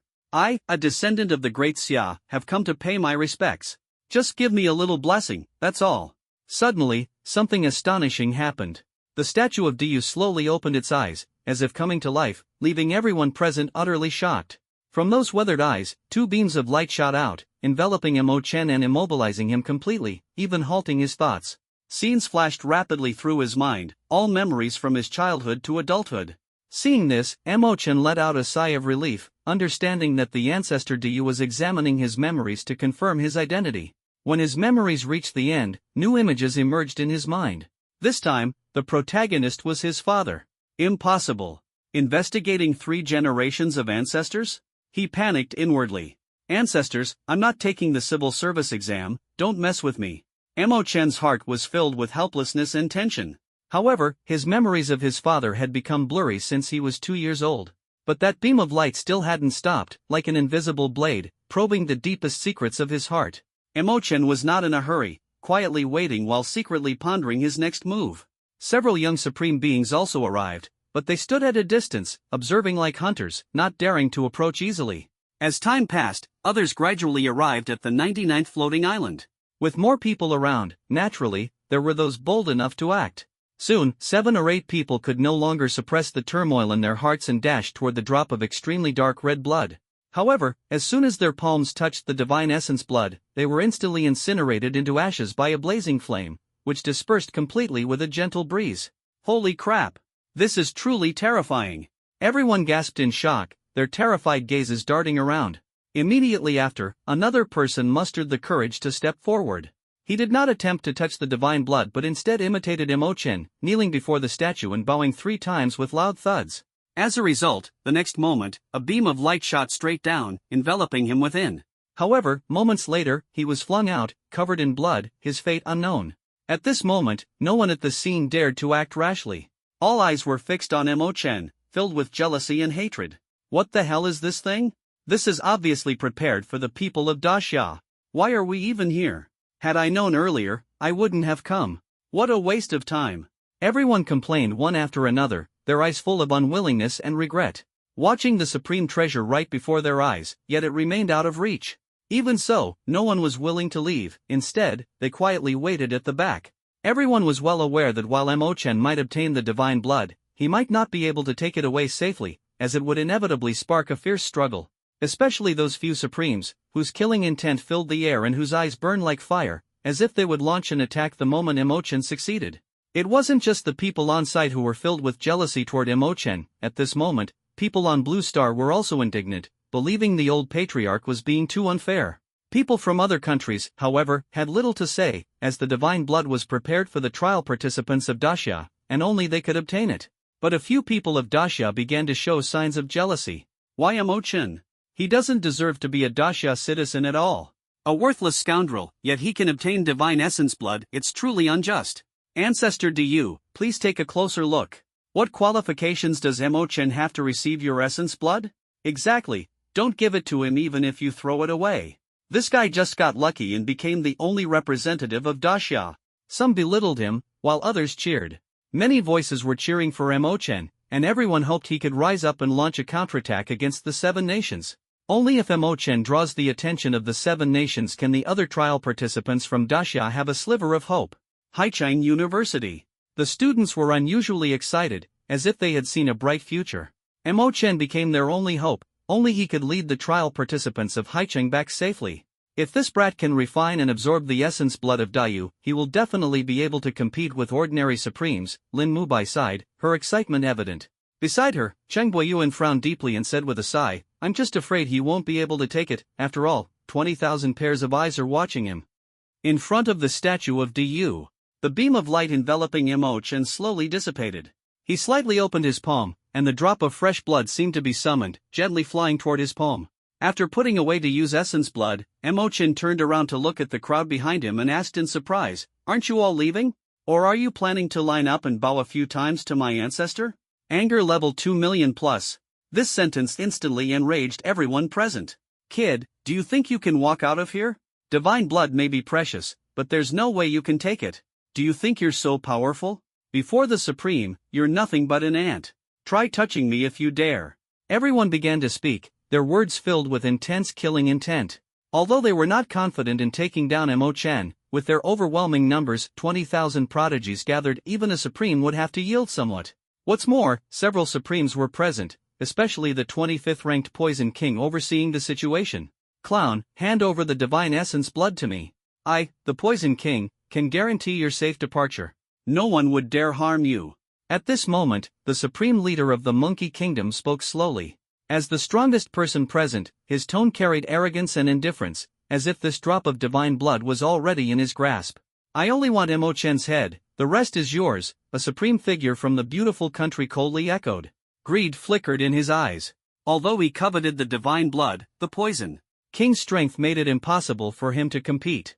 Secretly, he calculated that securing Emochen's head would allow him to claim rewards from Nora and the young emperor upon his return. Emochen touched his nose, the corner of his mouth curling into an unusual smile, as if he were watching a group of clowns. His demeanor unsettled everyone, causing them to frown and wonder what kind of scheme this young man was plotting. Have you finished your last words?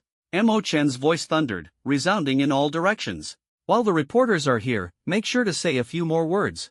Your last words can be sent back to Blue Star, saving you the trouble of writing a farewell letter. He smiled, his gaze sweeping over the crowd, full of mockery. Anger level, 3 million plus. Dust Bro is so handsome, facing countless enemies without a hint of panic. Snow on the Frost smiled, revealing 2 small dimples, her tone full of admiration. If you keep this up, go back. Snow and the Coal snapped angrily. The crowd's killing intent surged wildly. No one expected Emochen to still be so arrogant in the face of life and death. Attack together, kill him, someone roared angrily. Kill. In an instant, countless voices filled with killing intent rang out. However, no one dared to step forward, all quietly waiting for the Supreme to make a move. They were merely building momentum, hoping to fish in troubled waters during the final melee. Die. Finally, someone couldn't hold back and struck out, slamming a palm toward Emochen. That man was none other than the supreme figure of the beautiful country, William, ranked 328th on the Heavenly Pride list. The people around quickly stepped aside, fearing they might get caught in the crossfire. Emochen sneered disdainfully, raised his hand to point in the direction of the beautiful country, and shouted, "Ancestors, please help me slay the enemy." Under the incredulous gazes of everyone, the statue of Du actually moved. It mimicked Emochen's gesture, pointing toward the direction of the beautiful country. In an instant, a brilliant beam of light shot out from the statue's fingertip, enveloping over 2,000 people from the beautiful country. Boom! As the light faded, everyone struggled to open their eyes.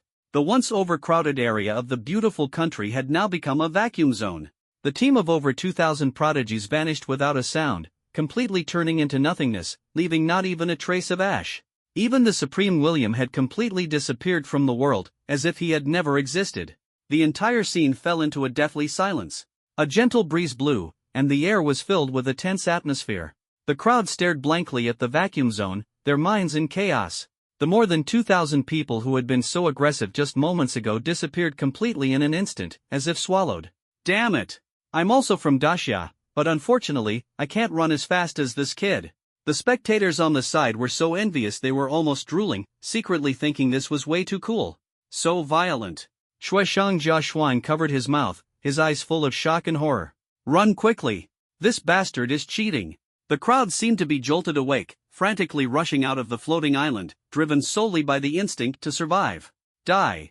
Emochen sneered coldly, pointing his finger in the direction of Sakura country. In an instant, that blinding beam of light erupted once again. In just a moment, thousands of prodigies from Sakura country vanished like fireworks, forever disappearing from this world. However, one person escaped the calamity, and that was their only female supreme, Mio. Although Emochen was ruthless, he valued his credibility. Since he had promised Lin Lindsay, he would spare her sister's life, but this would be the only time. If the other party dared to show hostility toward him again, he wouldn't hesitate to act mercilessly. It's your turn now. Emochen then set his sights on the Monkey Kingdom. Boom! The light dissipated, and thousands of people from the Monkey Nation also turned to dust. Unfortunately, the Poison King was clever. Taking advantage of the moment when the people from the beautiful nation had just died, he immediately fled in the opposite direction, not retreating with the people of the Monkey Nation. And you all! Emochen pointed at the Sun Never Sets Nation. Another beam of light shot out, and nearly 2,000 deserters from the Sun Never Sets Nation were reduced to nothingness, without even having time to react. You won't escape either.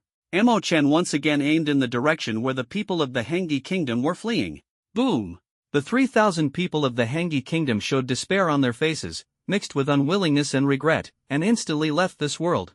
Their country had the largest population, so the number gathered here was also the highest.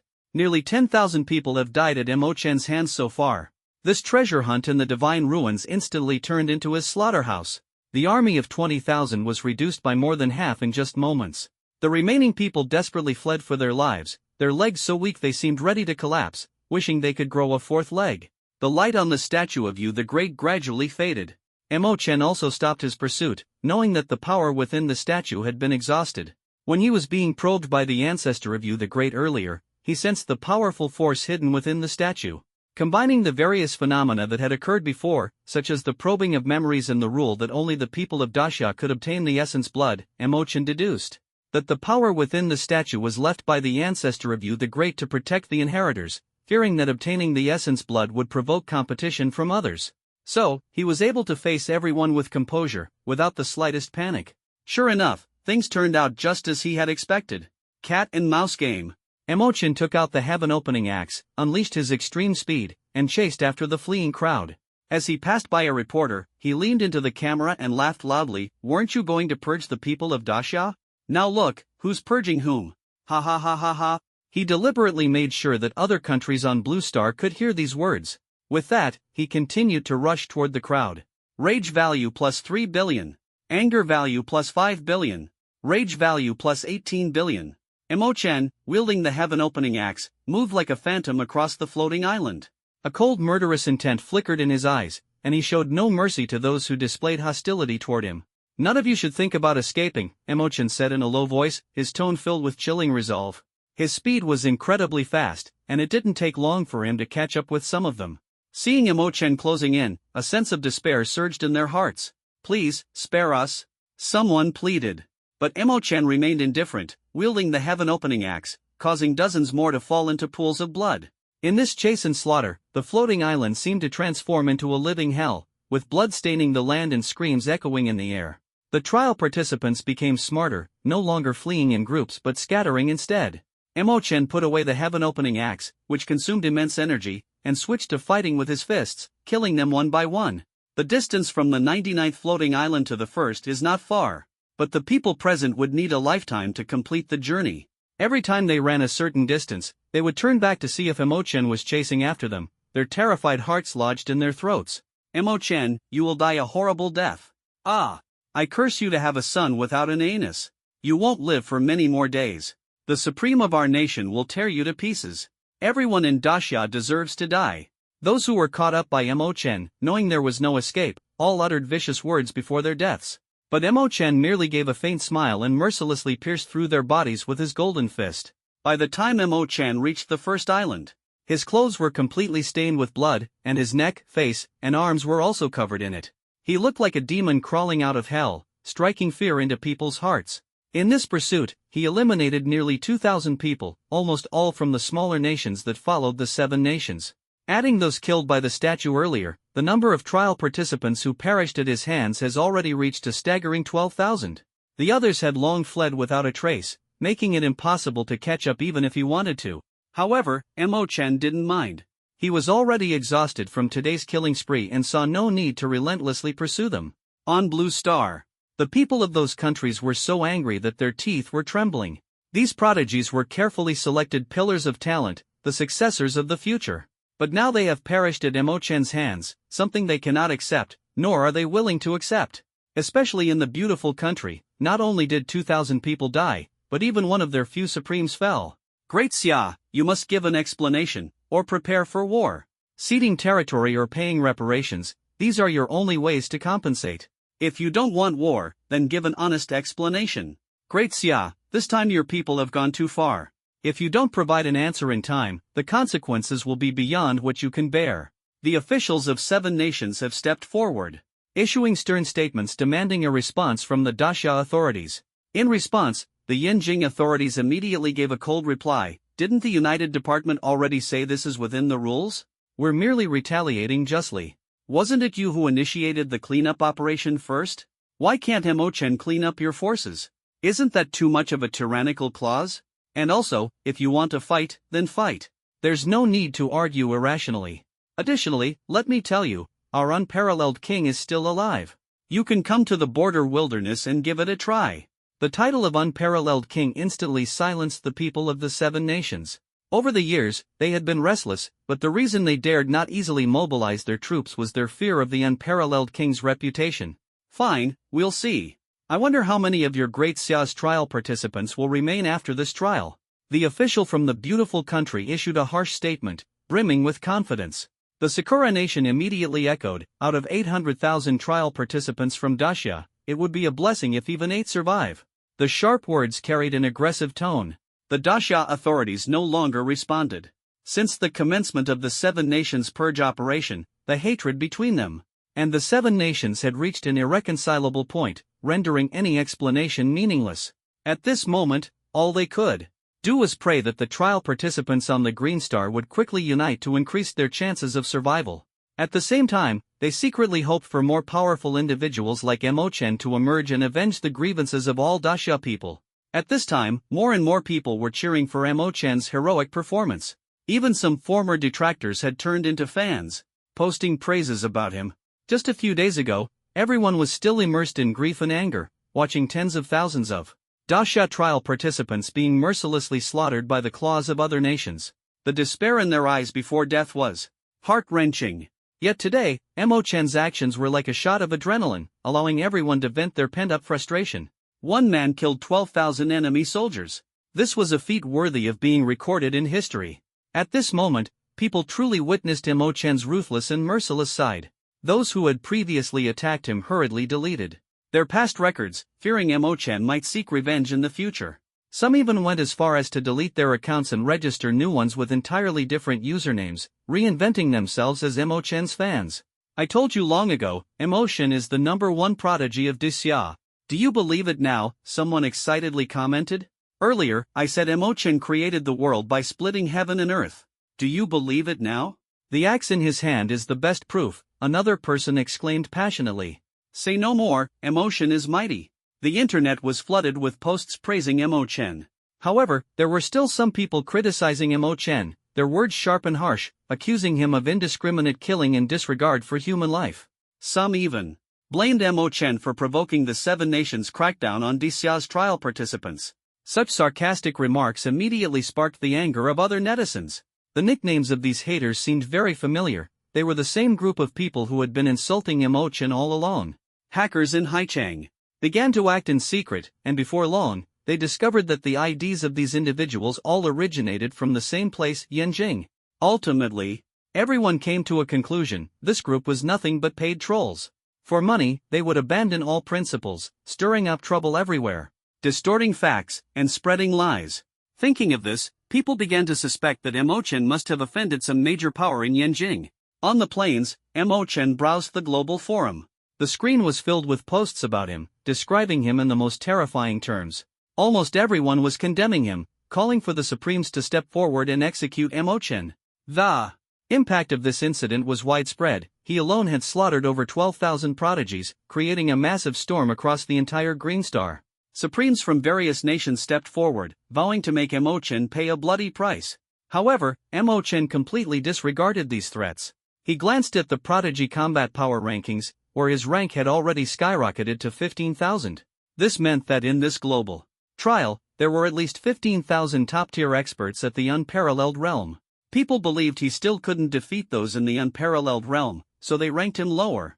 Xiaodian, check the treasure chest progress, Emochen commanded. Emerald treasure chest, 380 billion/2 trillion. Emochen nodded with satisfaction. This global live-streamed killing event had earned him at least 300 billion rage points, which was quite impressive. As long as he continued like this, he would definitely be able to unlock the emerald treasure chest before the global trial ended. Joker, I finally caught you, ha, hee hee. Suddenly, a sharp voice rang out, and the figure of the Poison King appeared 500 meters ahead of Emochen. Without the power of the divine statue, you're nothing but fish on the chopping block. Another voice came from behind, blocking Emochen's retreat. Hand over the divine essence, and we can grant you a swift death. The third Supreme appeared on his left side. Following closely was the fourth Supreme, blocking his right side. The four formed a tight encirclement, trapping Emochen firmly within. The trial participants who had fled earlier also rushed back, eager to witness this thrilling confrontation. Reporters from all directions swarmed in, capturing every exhilarating moment. Emochen, do you think you can escape? You despicable dog who kills the innocent, today is the day you die. A deep voice thundered, shaking the very air. The four Supremes taking action together, consider yourself honored. Another person shouted angrily, their tone full of mockery. The crowd sneered coldly, making no effort to hide their disdain for Mo Chen, as if they could already foresee his tragic demise. Meanwhile, in the various countries of Blue Star, waves of laughter surged like a tide. Everyone craned their necks in anticipation, eagerly awaiting the unfolding of this scene. Only the people of Daxia looked solemn, their hearts unable to find peace. They silently prayed, hoping that Mo Chen would open his eyes, quickly find a safe place, and refine the precious divine blood, rather than remain on this plain like a lamb to the slaughter, at the mercy of his enemy's pursuit. Brother, aren't you going to help Brother Chen? He's your ally. Shuishang Jiashuang called out anxiously, her voice filled with obvious unease. Upon hearing this, Shuizhong Songtan felt a chill in his heart. What kind of sister is this? She's practically digging his grave. Among the four supreme figures, the leader, the Poison King, is ranked 25th on the leaderboard, going there would be no different from courting death. Don't worry, that kid is as sly as they come, he'll definitely be fine. He forced a smile, trying to reassure himself as well as others. At this moment, Mo Chen's gaze was like an abyss, calm yet sharp, sweeping across the surroundings. Seeing that the four of them were not in a hurry to make a move, the corners of his mouth slightly curved upward. He took out that single drop of divine blood and asked with feigned profundity, "There is only one drop of blood, but there are four of you. Who should I give it to?" This question immediately plunged the four supreme beings into a brief silence. Although they appeared to be allies of the 7 nations on the surface, each harbored their own ulterior motives, unwilling to let the others obtain the divine blood. The Poison King calculated in his heart that if he could use this blood to break into the top 10 of the rankings, he would surely become renowned across the world. The others harbored similar ambitions. You don't need to worry about that. We will naturally find a way to distribute it, the Poison King sneered coldly, a trace of insidiousness flashing in his eyes. Don't waste words with him, kill him first and talk later. Another Supreme had lost patience, his face fierce, his palm ready to strike, aiming directly at Mo Chen. Wait. Mo Chen made a pause gesture with one hand, his gaze sharp as he stared directly at the other party. Do you believe that I'll immediately consume my essence blood? Even if I die here, I won't let you succeed. These words made the man's actions abruptly halt, and the air was filled with a tense atmosphere. But soon after, another person sneered coldly, "You wretch, stop playing tricks. Today is destined to be your death day. We're just thinking about how to kill you." Another Supreme wore a sinister smile, as if victory was already within grasp. Mo Chen smiled faintly, his eyes glimmering with wisdom. "Actually, I have a fair proposal. How about this, we use a 1v1 method. Whoever defeats me can obtain the essence blood, and I will willingly let them decide my fate. How does that sound?" His words were like a bombshell, instantly drawing everyone's attention and contemplation. As soon as he finished speaking, the entire crowd burst into laughter. Ha ha ha ha. Mo Chen, you brat, you're too amusing. Do you really think you can wrestle with a Supreme? Even if you're an SR talent, capable of surpassing levels to kill any void-breaking realm with speed and weapons, do you think you can challenge a Supreme of the unparalleled realm? The four Supremes exchanged glances and suddenly found it entertaining. The Supreme Leader of the Sun Never Sets Empire was the first to speak. "I am slightly weaker among them, ranked 402nd. How about you compete with me first?" The other three naturally didn't want to miss this opportunity and began introducing themselves one after another. 1v1 with me, I'll only use 70% of my strength. I'll only use 60% of my strength. If you lose, I promise to make it quick and spare you from being tormented by the others. I swear in the name of the Poison King, I will only use 30% of my strength and will let you go, as long as I get the divine blood essence. Mo Chen touched his chin, pretending to think. After a moment, he pointed at the Poison King and said, "Alright, I'll 1v1 you." Hearing this, the Poison King burst into laughter. Although the other three were unwilling, they couldn't say much and stepped aside to watch the show. Why is Junior Mo Chen acting so foolishly? Does he really think the Poison King will let him go? He's definitely lying to confuse him. A student on the Haichang University sports field couldn't help but express concern. "Don't worry, Junior Mo Chen must have his own plans, he won't suffer any losses," a classmate nearby comforted. The Poison King approached step by step, a subtle and intriguing smile playing at the corners of his mouth. "Come on, since you seem to respect me so much, I'll let you make the first move." "Yes, I respect you so damn much." Mo Chen nodded. As soon as his words fell, two phantom hand shapes appeared in the void, tightly clasped together, with the index and middle fingers straightened while the other fingers curled into fists. "Immortal technique, Millennium Kill." Mo Chen shouted loudly as his palms shot straight toward the Poison King. When everyone saw this scene and heard that name, their expressions instantly froze. What the heck is this? Millennium Kill? The Poison King's originally confident expression changed dramatically. Watching the rapidly approaching shadow of the palms, an inexplicable unease surged in his heart. What is this? The Poison King muttered to himself inwardly. But it was too late to think further. He hurriedly channeled his spiritual power, attempting to fend off the sudden attack. However, the Millennium Kill, as a conceptual martial technique, was not something he could resist. All defenses before it were as if non-existent. The Poison King panicked and fled at full speed, striking a palm toward him in the process. This palm contained all his strength, and as the poisonous mist spread, all the surrounding flowers, grass, and trees were turned into withered straw. A powerful energy fluctuation blasted a 10-jon-deep pit into the ground. However, those palms were completely unaffected, instantly appearing behind the Poison King and aiming at his lower back. The Poison King only managed to slightly turn his body, but the shadow of the palm still struck his lower back. Ah! Ah! Two extremely shrill screams echoed. At this moment, everyone present, as well as all those watching the livestream, whether male or female, felt a sudden chill. This guy's level of wickedness is still skyrocketing. Shuizhong Songtan broke out in cold sweat, utterly shocked. Snow on the side, adding insult to injury, also opened his mouth wide, unable to speak for a long time. The surrounding trial participants and reporters all widened their eyes, hardly able to believe the scene before them. Many people secretly imagined what they would do if they were hit by this move. But no matter how they thought about it, they couldn't relate to it at all. It was simply an unbearable humiliation. After all, this is under the watchful eyes of tens of billions of people. How could he face anyone in the future? Ah! The Poison King was still screaming in agony. Because those palms did not disappear, instead, they kept chasing after his movements. No matter what methods the Poison King used, he couldn't do anything about those palms. Poof! Until a fart as loud as thunder echoed, the shadowy palm finally dissipated. Ah! I'll kill you! You little brat, I'll tear you to pieces! The Poison King's face turned green. Clutching his buttocks, an endless fury and humiliation erupted at that moment. Where's that brat Emochan? He was just here, when did he sneak off? Everyone's eyes scanned the area, but they couldn't find Emochan's figure anywhere. Earlier, they had all been shocked by the Poison King's miserable state, never expecting that this kid would take advantage of the chaos to slip away. King, are you okay? A newly arrived trial participant from Monkey Nation cautiously stepped forward to ask. 2 lines of tears slid down the Poison King's cheeks. It was a kind of indescribable grievance and humiliation. The trial participant's heart tightened suddenly. He had heard that the Poison King hadn't even cried at birth, and had since risen rapidly to become the 25th ranked global young supreme.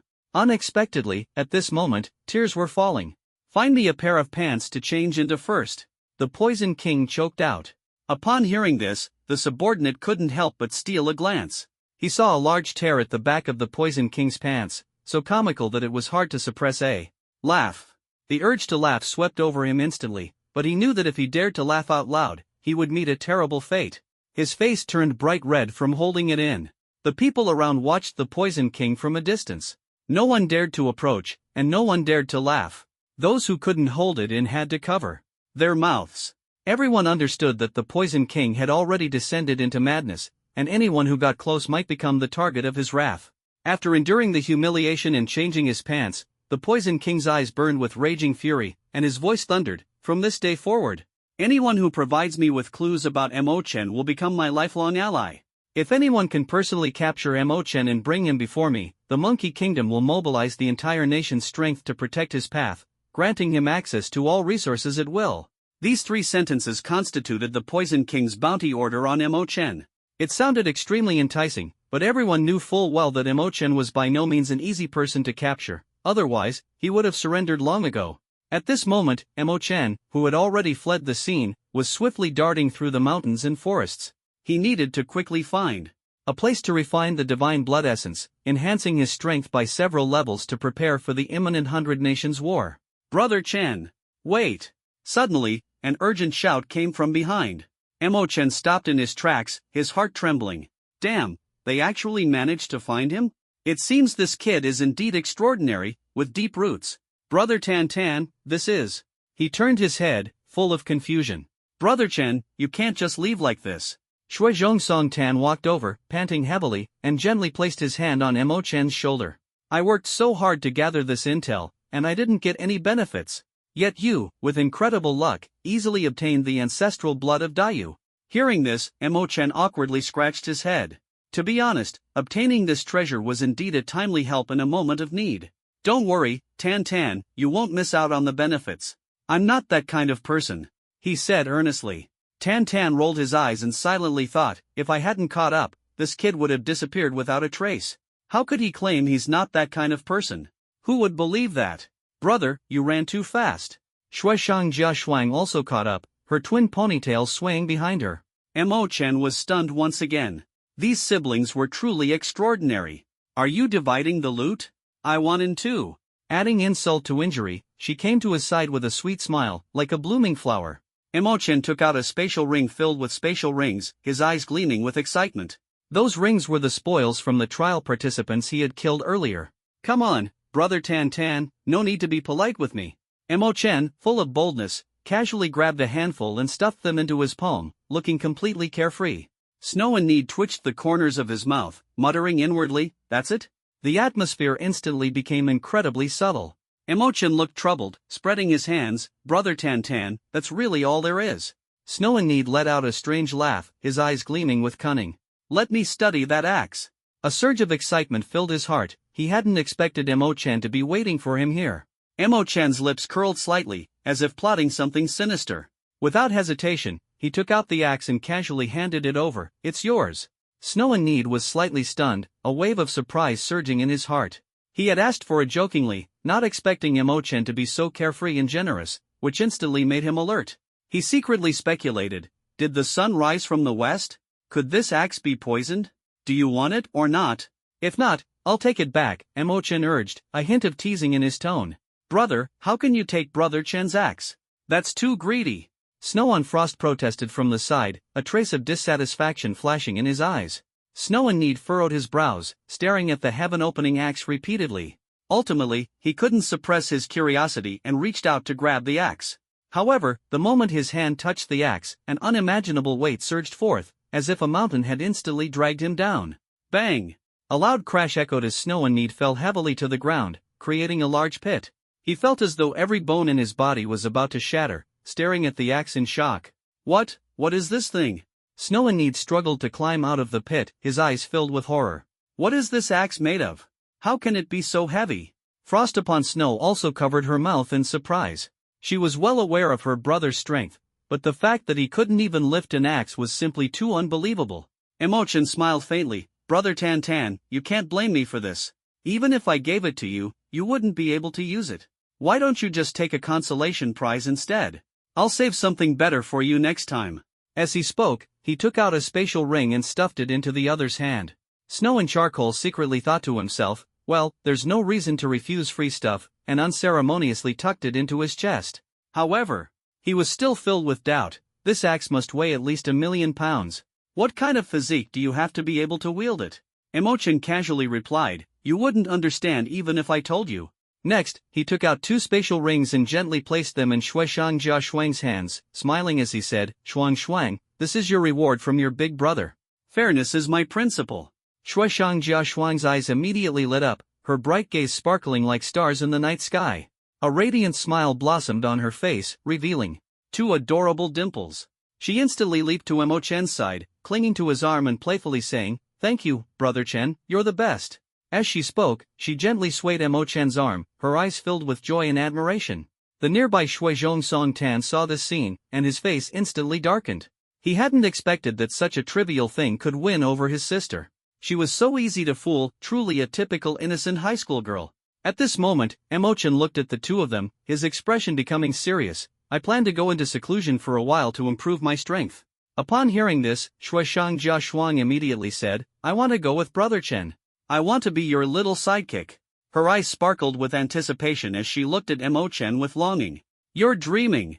Shuizhong Song Tan retorted directly, rejecting the idea. Don't mess around. If you keep this up, I won't bring you along next time. He glared at his sister with a serious expression. Snow on the Frost listened, mischievously stuck out her tongue, and made a funny face, as if saying, I won't listen to you. In the end, Snow and the Coal still forcibly took his sister away. Mo-chan, on the other hand, found a secluded cave to prepare for seclusion, secretly planning his next steps in his heart. Ding! Ding what? What's the good news? Congratulations to the host for achieving the milestone. Everyone in the world has contributed anger towards you. Mo-chun? Unexpectedly, he had already become the top name on Blue Star's hatred list without even trying. Truly, the heavens envy the talented. Your spell slipped away has been upgraded. Now upgraded to super spell, come and catch me. Your speed has been enhanced once again, go ahead and enjoy. Emochan widened his eyes, secretly marveling in his heart, this move is just too slick, absolutely exhilarating. Congratulations to the host for unlocking prank mode. Explanation, you can draw a prank method once a month, with the option to specify the target group, no range restrictions. Would you like to draw now? Drawl. Emochan eagerly responded, his heart filled with anticipation, wanting to see what kind of bizarre prank he had drawn this time. Ding! Congratulations to the host for drawing the Be a Dad mode. After use, it allows the host to make a selected group of people call you dad, limited to one time. What's the use of this? It doesn't have any real attack power, just lets me enjoy it once. This mode is just a prank mode, earning large amounts of rage points by disgusting others. Is there an even more enjoyable mode? There is. Being a dad in prank mode can only be considered inferior. If the host can draw the superior one, it will be even more enjoyable. What is it? Tell me quickly. Emochan's eyes lit up, his face full of anticipation, eagerly pressing for an answer. Unable to disclose. But I can give the host some keyword hints. Woman. What the heck? Emochan's eyes instantly widened, and various images involuntarily flashed through his mind. The corners of his mouth couldn't help but curl into a smile resembling that of a smug pervert. Forget it, improving strength is the true path. Emochan withdrew his thoughts and quickly took out that drop of divine blood. He sat cross-legged, his expression solemn, fully aware of the power and danger of divine essence blood, and knew that it must be refined with extreme caution. To refine that violent and chaotic energy, thunder was undoubtedly the best choice. Emochan placed the drop of blood in mid-air and began to perform Heavenly Thunder Strike. In an instant, the sky was shrouded in dark clouds, thunder roared, as if heralding an earth-shattering event about to unfold. Bolts of lightning darted across the sky like silver snakes, currents surged everywhere, emitting crackling sounds, and the ground around the cave trembled incessantly under the immense power of the heavens. Emochan took a deep breath, his hands moving continuously as he tried to guide the power of the lightning in the sky to converge. Amid the relentless strikes of thunder, the divine blood emitted a dark red glow, seemingly resisting this overwhelming force. However, Emochan did not back down in the slightest. He tightly controlled the intensity and direction of the heavenly thunder, refining that drop of essence blood bit by bit, with an endless fighting spirit igniting in his heart. During his seclusion, the global forum was in an uproar, with everyone frantically discussing Emochan's crimes. Those young supremes, who had once vowed to kill Emochan, fell silent after witnessing the Poison King's miserable state, not even daring to boast anymore. An anonymous post by a trial participant from Monkey Nation mentioned that after the Poison King returned, he remained silent and cried for several days. His cries echoed for dozens of miles, sending chills down people's spines. While everyone was shocked and filled with sympathy for the Poison King, they also grew fearful of Emochan. His Millennium Kill technique was simply too vicious, leaving people trembling with dread.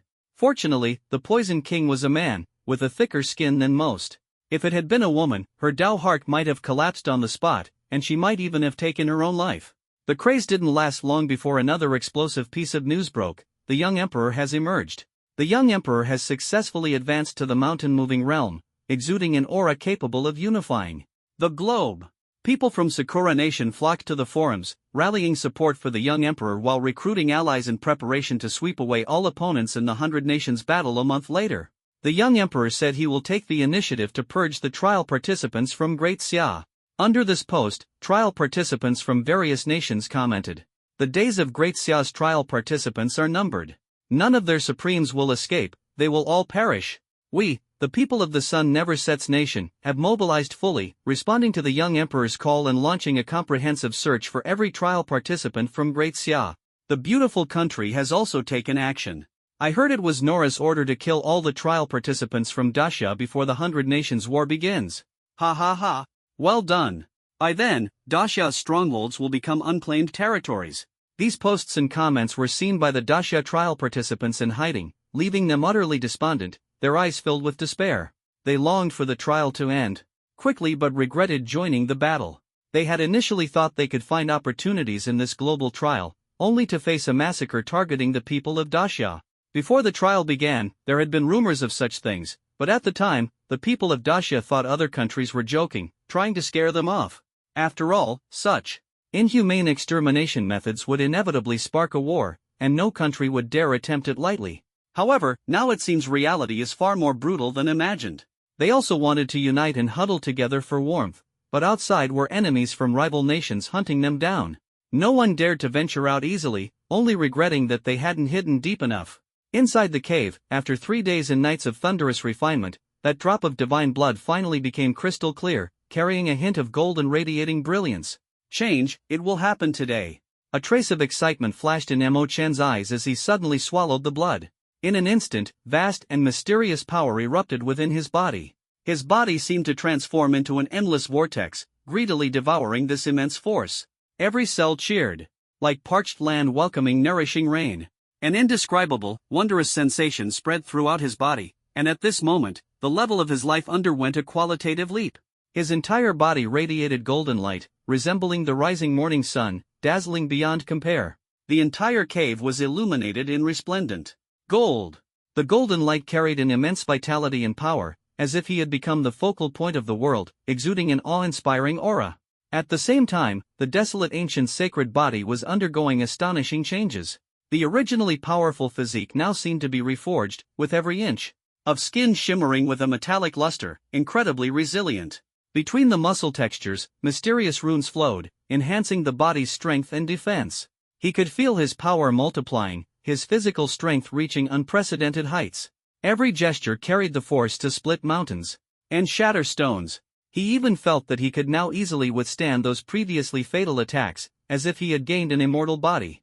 Mo Chen kept his eyes tightly shut, immersed in these wondrous changes, carefully sensing every subtle transformation in his body. He knew that this drop of divine blood not only brought an increase in strength but also marked a profound transformation of life itself. When the energy inside and outside his body stabilized, Mo Chen began to mobilize this divine energy to break through his realm. Break! In just half an hour, he broke through the peak of the wind-controlling realm and officially became a powerhouse in the void-breaking realm. Yet, this only consumed 1/3 of the divine energy. Next, Mo Chen infused another third of the divine energy into his body, instantly advancing to the 4th stage of the void-breaking realm. He chose not to rush further breakthroughs, worried that advancing too quickly might lead to backlash. Instead, he focused on stabilizing his physical body and realm, ensuring that every ounce of power could be fully utilized. After finishing all this, Mo Chen slowly stood up, his gaze sharp as a blade, staring into the outside world. He clenched his fists, feeling the overwhelming power surging within him, secretly thrilled. It's time to go out and meet the people of the world. A glimmer of golden light flashed in Mo Chen's eyes, and a wicked smile curved at the corner of his mouth. With that, he suddenly stomped on the ground, and the immense strength of his physical body instantly caused the cave to collapse, sending rocks flying in all directions. Like a bolt of lightning, he shot into the sky, beginning low-altitude flight. The so-called breaking through the void refers to achieving true flight. As he skillfully controlled the super-immortal technique Come Catch Me, he browsed the global forum to stay updated on the latest news from the outside world. His speed was so extreme that he seemed like a streak of light cutting across the sky, disappearing in the blink of an eye.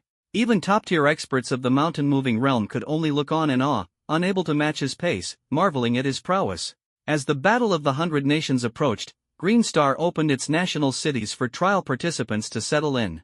These national cities were constructed by each country on Green Star, serving as supply points and gathering places for their trial participants during the struggle for strongholds. After learning this information, Mo Chen rushed all the way toward the Great Xia City. After flying for an entire day, he finally saw this vast and magnificent city. Ancient-style buildings stood tall and imposing, with city walls winding like giant dragons, guarding everything within. The architecture inside was entirely classical, exuding a sense of antiquity and ancient charm.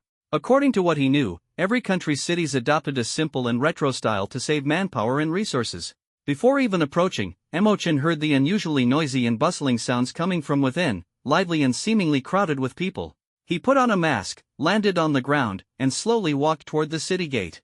A restriction was set above the city, preventing direct entry by flight, all designed to protect the trial participants from sudden attacks. "Stop right there!" a few dark-skinned kids shouted at the city gate. Come over here for inspection. Their tone was anything but polite. Emochen's anger surged instantly, and he thought to himself, the grand city of Dacia, actually letting a few dark-skinned kids guard the gate, how ridiculous.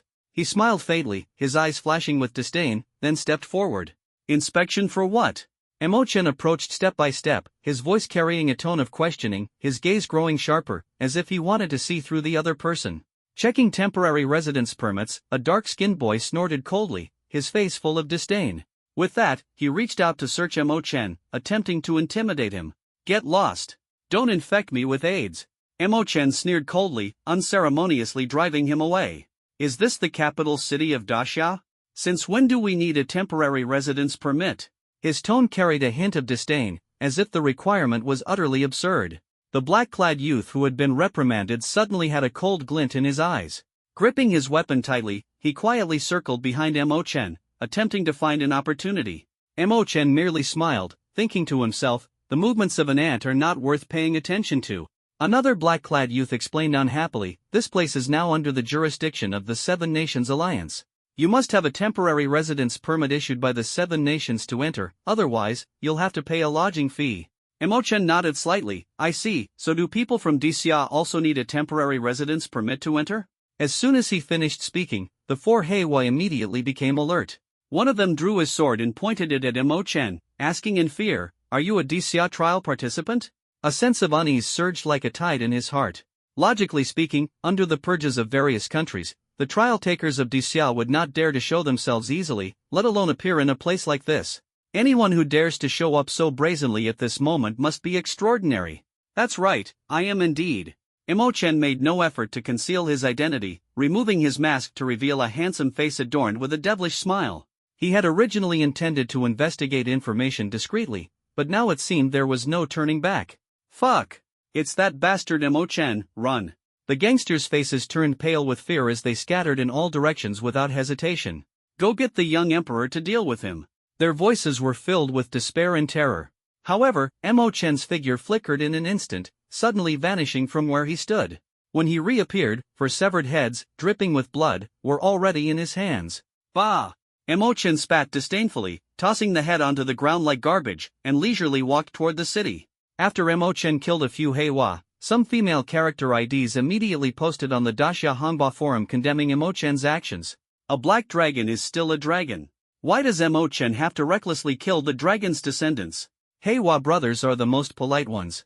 Emochen, you're too much. My boyfriend is gone, Emochen, you won't die a good death. Damned Emochen, give me back my son-in-law. My son-in-law is an international student. Anger level 50,000 plus. Emochen strode into the city of Dacia, sunlight cascading over him, outlining his tall and upright figure. However, his appearance was like a storm, instantly sweeping through the entire street. The trial participants on both sides of the street were originally focused on their own activities, whether it was chatting, trading, or cultivating. But when their gaze inadvertently fell on Emochen, their expressions instantly changed dramatically. Run! That bastard Emochen is here. Someone shouted this first, immediately triggering a chain reaction of panic. People hurriedly dropped the items in their hands, disregarding everything, and fled in all directions. Some trial participants collided in panic, but they couldn't care about the pain and quickly got up to continue running. Some stall owners didn't even have time to pack up their stalls, fleeing hastily, leaving their goods scattered all over the ground. Quick, go east and summon the young emperor. Quick, go west and summon Nora. Shouts and footsteps intertwined, plunging the entire city into chaos in an instant. The once bustling street instantly became deserted, leaving only swirling dust and scattered items. Emochen stood dazed in the middle of the street, momentarily speechless. When did I become like a plague? He thought to himself helplessly, but he no longer cared about such things. In the next moment, Emochen soared into the air, his aura surging around him. His hands swiftly formed seals as he chanted under his breath.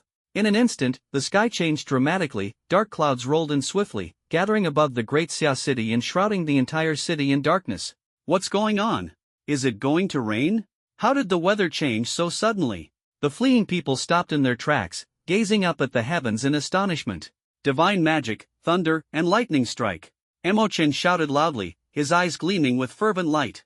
Suddenly, bolts of lightning emerged from the dark clouds like roaring dragons, incredibly thick and flashing with dazzling blue light, carrying an aura of total destruction. Boom! Boom! deafening thunder exploded in the sky, as if it were tearing heaven and earth apart. Immediately after, thick bolts of lightning roared out from the dark clouds, like the furious whips of a wrathful deity, striking fiercely toward the city of Dacia. Boom! The thunderous roar of the lightning was deafening, and the entire city trembled under the immense sound. Each bolt of lightning illuminated the entire city, its dazzling brilliance resembling daylight, yet carrying an aura of destruction. Lightning danced wildly across the city like silver serpents, and the panicked crowds could no longer withstand this terrifying force. On the streets, atop houses, and in the squares, lightning struck like a torrential storm, scattering dazzling sparks everywhere. Buildings trembled under the roar of the thunder, stones flew, and dust filled the air, as if the entire city were lamenting this natural disaster. The coalition forces of the Seven Kingdoms were at this moment struck with panic by the sudden thunderbolt, the warriors staring at each other in dismay as fear surged over them like a tide. Some hadn't even had time to react before being struck by the thunderbolt, reduced to charred remains, leaving behind a blackened shadow that emitted a pungent smell. The others, like startled birds, fled in a frenzy, letting out heart-wrenching screams. What on earth is going on? The one who most deserves to be struck by lightning is hitting us instead. Heavens! What on earth are you doing? The allied forces of 7 nations were completely caught off guard by the sudden thunderbolt, and the entire formation fell into chaos. Some were struck by the thunderbolt, instantly turning into charred corpses, their bodies blackened as they lay motionless on the ground, sending chills down one's spine. The others fled in panic, their faces pale, eyes filled with fear and despair, as if the end of the world had arrived. When this shocking scene was broadcast live to Blue Star by reporters, all the viewers were stunned. It's over. This ungrateful kid even destroyed his own city. We'll have to rebuild it again in the future. An official figure revealed a tone of helplessness and heartache, secretly thinking to himself that this would be yet another massive resource drain. I did some calculations. There are at least over 10,000 foreign trial participants in the Great Xia city. This time, they're probably all done for. Mo Chen is too fierce. Well done, ha ha ha. It seems the heavy task of clearing the 7 nations still depends on Junior Mo Chen. As for those so-called Supremes, who knows where they've been hiding for so long? Everyone from Great Xia was filled with excitement and enthusiasm, their eyes shining with fervent light. In their view, this scene was precisely Mo Chen representing Dacia, using thunder to judge other nations. As for the plan to purge the 7 countries and their lackeys, so far only Mo Chen has launched a powerful counterattack. What's more, he directly confronted the officials of the beautiful country and mocked. See that? Our Mo Chen is the god of thunder. Even your goddess of thunder has to call him father when she sees him. That so-called goddess of thunder is nonsense. If she's not convinced, let her go and clash with Junior Mo Chen to see whose thunder is stronger. The people from the beautiful country were trembling with anger, secretly filled with hatred. They had at least over 2,000 people stationed in the Great Xia city, but now it seemed that these trial participants would all perish under Mo Chen's thunder. This is just the beginning. Great Xia, we'll see about that. I said, when this trial ends, not a single trial participant from Dacia will return home alive. The entire situation changed in an instant. The roar of thunder brought endless fear and excitement, and the curtain of battle had only just been raised. As Mo Chen's hand slowly withdrew, the earth-shaking thunder gradually subsided, like the calm after a violent storm. The city of Dacia, at this moment, had become unrecognizable, a scene of devastation that was heart-wrenching. On the streets, the massive craters, left by the strikes of thunder, still flickered with lingering currents, emitting sizzling sounds. The once orderly stone-paved roads had been torn apart beyond recognition, with rubble scattered everywhere, as if the city had endured an apocalyptic catastrophe. Most of the buildings had collapsed, with piles of broken walls and ruins forming mountains, black smoke swirling in the air, exuding a pungent burnt smell. Faced with this scene, the officials felt as if their hearts were being cut by knives. Money, it's all money and resources. A prodigal, a downright prodigal. Clearly, there's an axe to use, but he insists on using lightning. In the city, charred figures could be seen everywhere, remnants of the 7 nations people struck by lightning. Some maintained a running posture, yet had turned into pitch black charcoal, others lay twisted on the ground, their bodies unrecognizable. Out of 9,300 people, only 3 trembling reporters remained standing in a corner, like lambs awaiting slaughter. Mo Chen slowly descended from mid-air, his face full of weakness and exhaustion. This lightning tribulation had drained all his source energy. He quickly took out dozens of energy potions and swallowed them, then turned his gaze to the 3 reporters, a wicked smile curling at the corner of his lips. You 3, come over here and give me a massage. This teasing yet domineering remark sent chills down their spines. Chen, we didn't provoke you. What are you trying to do? One reporter, with dark skin, glared angrily, his heart filled with unease. You don't even qualify to give me a massage. Get lost. Chen struck out with his palm, scaring the reporter into quickly taking out a life-saving talisman and instantly returning to Blue Star. The remaining two reporters, with blonde hair and blue eyes, exchanged glances, unwilling to give up. They absolutely couldn't return in disgrace, otherwise, all their benefits and privileges would be forfeited.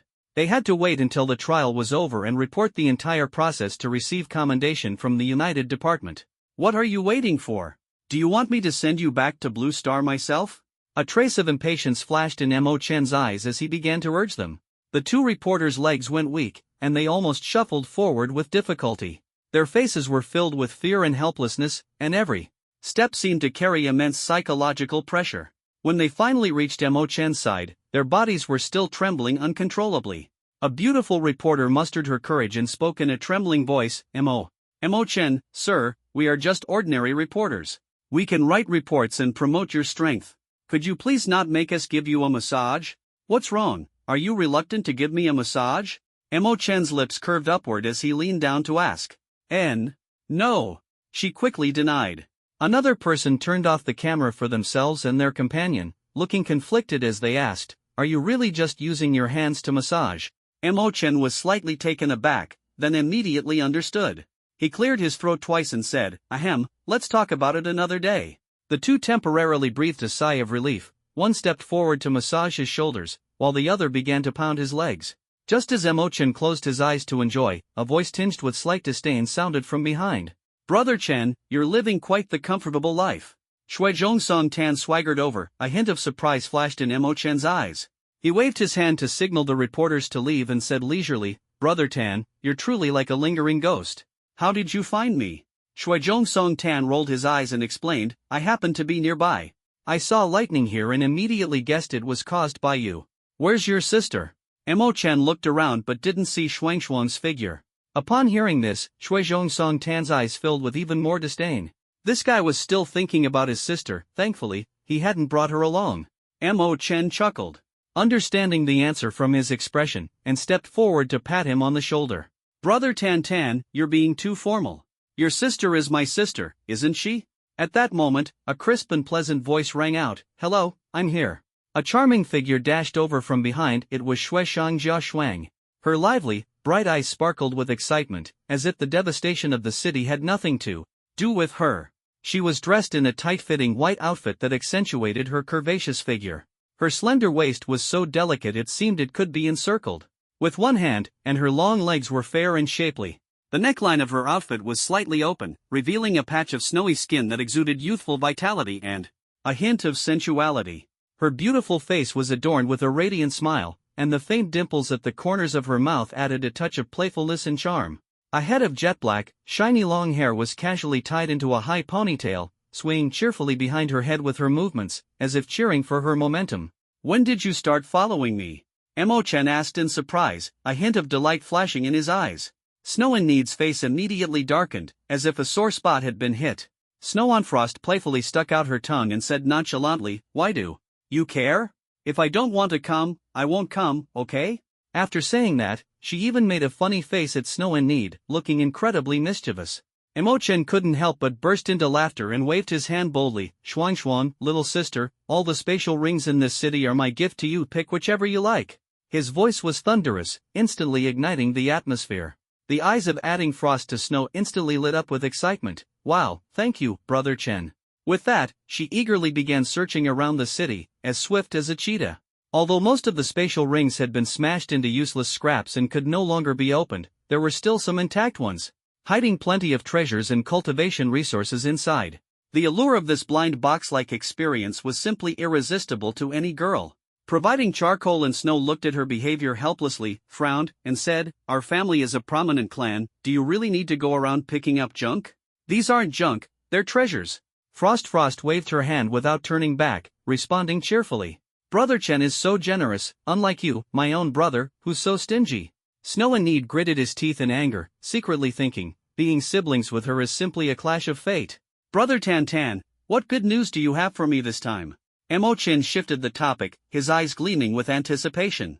Snow and Need withdrew his gaze, his expression turning grave, as if a storm was about to break. No good news, but there is one piece of bad news. He spoke slowly, his voice deep like thunder. The young emperor personally took action and captured tens of thousands of Daxia trial participants, planning to execute them in 3 days.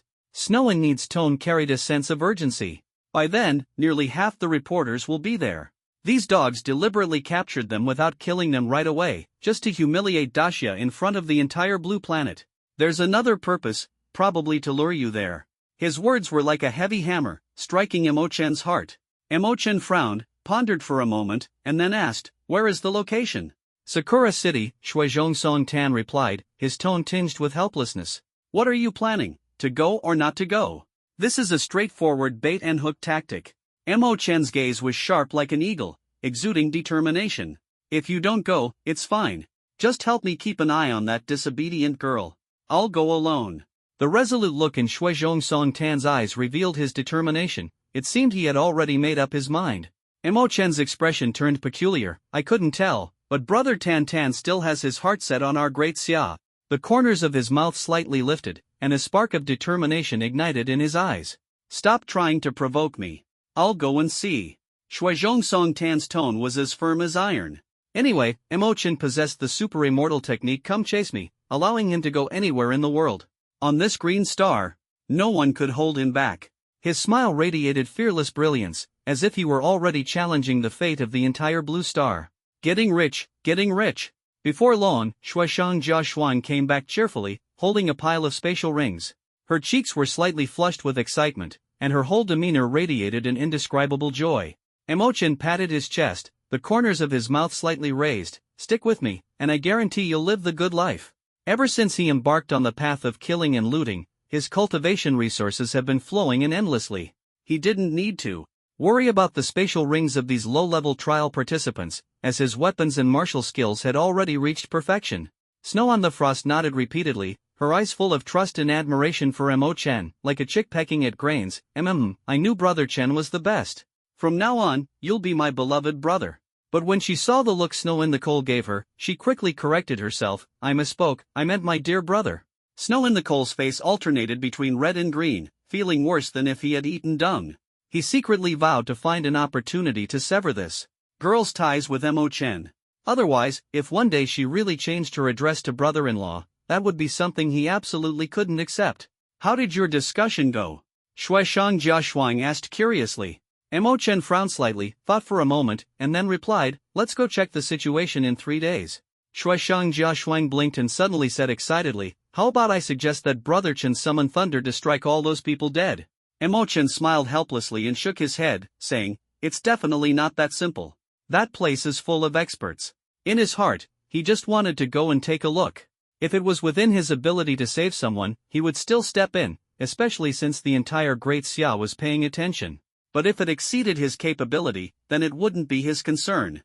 After the three agreed on a time, the siblings bid farewell and left, with Xuangshuang being dragged away by her brother. Emo-chan didn't want to stay in the city surrounded by corpses, so he went out to find a scenic valley. He opened the global forum and asked in the Haicheng chat group, "Are there any of our people here who haven't been taken away?" "Not yet, Junior, don't worry. Junior, our group is picking wild penguin eggs in Antarctica, it's perfectly safe. This place is a treasure trove, filled with precious herbs. When the Battle of the 100 Nations begins, we'll come back to find you." Seeing this, Emo-chan let out a sigh of relief. He sincerely hoped that the trial participants from Haicheng could all return home safely, as they all trusted him and regarded him as their leader. At this moment, Bai Xia sent a message, "You're not planning to go to Sakura City, are you?" Emo-chan replied, Let's go take a look." Bai Xia reminded, "Be careful. They're definitely waiting for you with a lot of people." Emo-chan replied, "I know." After turning off the phone, Emo-chan closed his eyes and meditated to adjust his state. On the morning of the second day, after breaking through to the 5th stage of the void-breaking realm, he began heading toward Sakura City. Near dusk, Emo-chan finally arrived near Sakura City. Outside the city was a vast plain filled with cherry blossom trees, resembling a pink ocean stretching into the distance, merging with the horizon. The setting sun filtered through the gaps between the cherry blossom trees, casting light onto the petals on the ground, creating a dreamlike scene. The entire plane was enveloped in a mysterious and romantic atmosphere, making one irresistibly captivated. Even Emochan couldn't help but exclaim, "So beautiful. From now on, this place shall be renamed Emochan City." Under the cherry blossom trees, people from different countries gathered. Some were chatting, some were practicing, and others were exchanging supplies. Such a pity, those dark and unsightly things ruined the scenery. Emochan shook his head, then put on a mask and slowly walked toward the city gate. When he reached the city gate, several men dressed in kimonos stopped him. One of them asked, "Which country are you from? Why are you wearing a mask? How dare you?" Emochan snorted coldly, "I am Kamita Ichiro of the Kamita family. Why are you stopping me?" The few people exchanged glances upon hearing this, as if discussing whether the Kamita family really had such a person. "You all, move aside quickly. I, Kamita Ichiro, am going to meet the young emperor to report an important matter. If there is any delay, I will take your heads as an offering to the heavens." Emochan began urging, secretly thinking that if these guys really checked the household registration, it would be troublesome. After pondering for a moment, the group eventually stepped aside to let him pass. Walking into the city, classical-style buildings came into view, blue tiles and red walls, indistinguishable from the Great Xia city. The streets on both sides were bustling, crowded with trial participants from various countries setting up stalls, each stall attracting a considerable number of people. Emochan entered a tea house run by a woman from Sakura country, intending to gather information here. This type of shop-like house can only be used by people from Sakura country. Other visitors can enjoy the food and drinks after paying a certain amount of cultivation resources. Emochan casually found a corner, but his ears perked up. The conversations around him made him excited. Such places were the best for gathering information. He listened intently, but to his disappointment, the people around were discussing trivial matters like which country's women had kavya hips or which country's women had larger chests. Just as he was about to interrupt, the topic finally shifted to his name. "Guess what? Do you think that bastard Emochan will show up?" A burly man with dark skin sneered coldly, his tone full of provocation. "There's a 99% chance he won't. That bastard doesn't care about anyone else's life or death. His lack of conscience is known to all." Another fair-skinned man retorted mercilessly. "Who cares if he comes or not? Our young emperor said this global live execution is specifically for the Dacia people on Blue Star to see." A short fellow chimed in, his eyes gleaming with excitement. The burly man gestured mysteriously, and the group leaned in closer as he whispered, "I heard quite a few Dacia people have infiltrated. Tomorrow's execution is bound to be a bloodbath." The dwarf boy sneered, "Ha, I just hope they come. Our young emperor is waiting for them. The more Supremes that come, the better, we'll take them all down in one go." The group was chatting enthusiastically when suddenly Heiwa sensed something was off. He raised his hand to count, and his face instantly changed. 1, 2, 3, 4. "When did an extra head appear? Who are you, kid? When did you sneak over here?" Emochan smiled awkwardly, "Don't mind the details, just carry on with your conversation." Blackwa's face instantly darkened. He said discontentedly, "Not talking anymore. You, wearing a mask, clearly don't look like a good person." The other two also silently returned to their seats, continuing to savor their wine, completely ignoring him. Emochan resisted the urge to strangle Blackwa, then walked out of the tea house and began wandering the streets, searching for the hidden Dacia people. As night fell, his actions became even more covert. He infiltrated various places, secretly hoping to encounter a few Dacia people. Suddenly, Emochan's eyes lit up. He quietly climbed onto the balcony of an inn, and as soon as he slipped inside, a sharp sword was pressed against his throat. "Master, it's me," he exclaimed immediately. Hearing this familiar voice, Yun Shuya was momentarily stunned, then quickly withdrew her sword and removed her mask. "How did you know I was here?" she asked in surprise. Emochan explained indifferently, "I could tell from the lingerie hanging on the balcony. It's the same as the one I took last time, lace, with an embroidered cloud on it." "That cloud is your custom exclusive logo, isn't it?" Yun Shuyao's expression changed instantly, as swiftly as shifting clouds. At first, her face turned red, shame surging like a tide. Then it darkened abruptly, her fists clenched as anger welled up, and the scandal of Emochan stealing her lingerie for auction flashed through her mind. Finally, her face turned pale, but she forced herself to remain composed, smiling faintly. "Your focus is indeed different from normal people, haha." Emochan awkwardly scratched his head, his gaze unintentionally dropping an inch. At that moment, the sound of someone swallowing suddenly broke the silence. Yun Shuyao froze for a moment before realizing she was only wrapped in a bathrobe, a barely concealing lace garment. She hurriedly grabbed a coat from the bed to cover herself, the blush on her face deepening instantly as she glared angrily at Mo Chen. Are you looking to die? What are you staring at? Her voice trembled slightly, her anger almost palpable. I thought Master would give me a grand welcome, hee hee. Mo Chen shamelessly teased. A grand welcome? Yin Shuyao let out a cold laugh, her fury boiling over. I'll welcome your grandmother. Unable to hold back any longer, she struck out at Mo Chen with a fierce palm. This strike showed no mercy, it was her full force blow at the peak of the Wushuang realm. Boom! Mo Chen's figure flickered as he quickly dodged, but the house opposite was caught in the aftermath. The roof collapsed with a loud crash, revealing a man and a woman doing push-ups on the bed. Startled, they hurriedly dressed and fled in embarrassment. 3 days without a beating, and you're tearing the roof off. You're courting death. Yin Shuyao, burning with rage, raised her jade-like leg high and swept it straight toward Mo Chen's crown. The air crackled with explosive sounds, showcasing her astonishing power.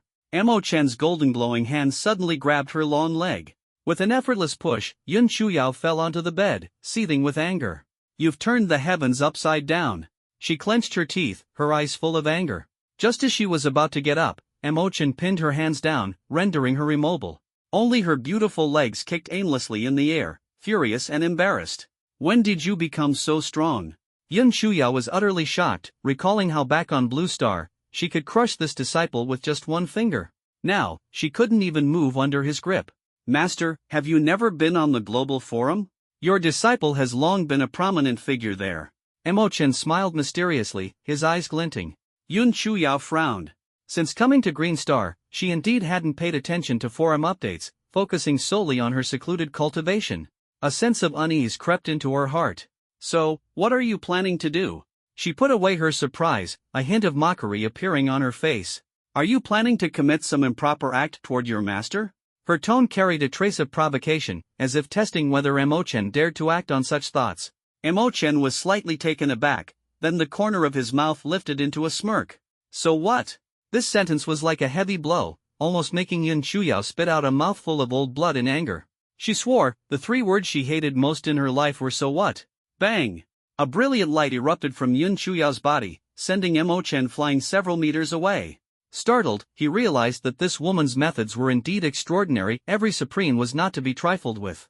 Yin Shuyao slowly stood up, adjusted her clothes, and the sneer on her face turned into fury. Her gaze was as sharp as a knife. Come on, continue. I'd like to see just how shameless you can be. She stepped closer, questioning angrily, what's the matter? Got the desire but not the guts? Didn't you say your wings have grown strong? Her delicate body trembled slightly. The disciple she had carefully taught for 3 months actually dared to flirt with her. Mo Chen refused to back down, extending his hand like a dragon claw, his intentions blatantly clear. You really dare?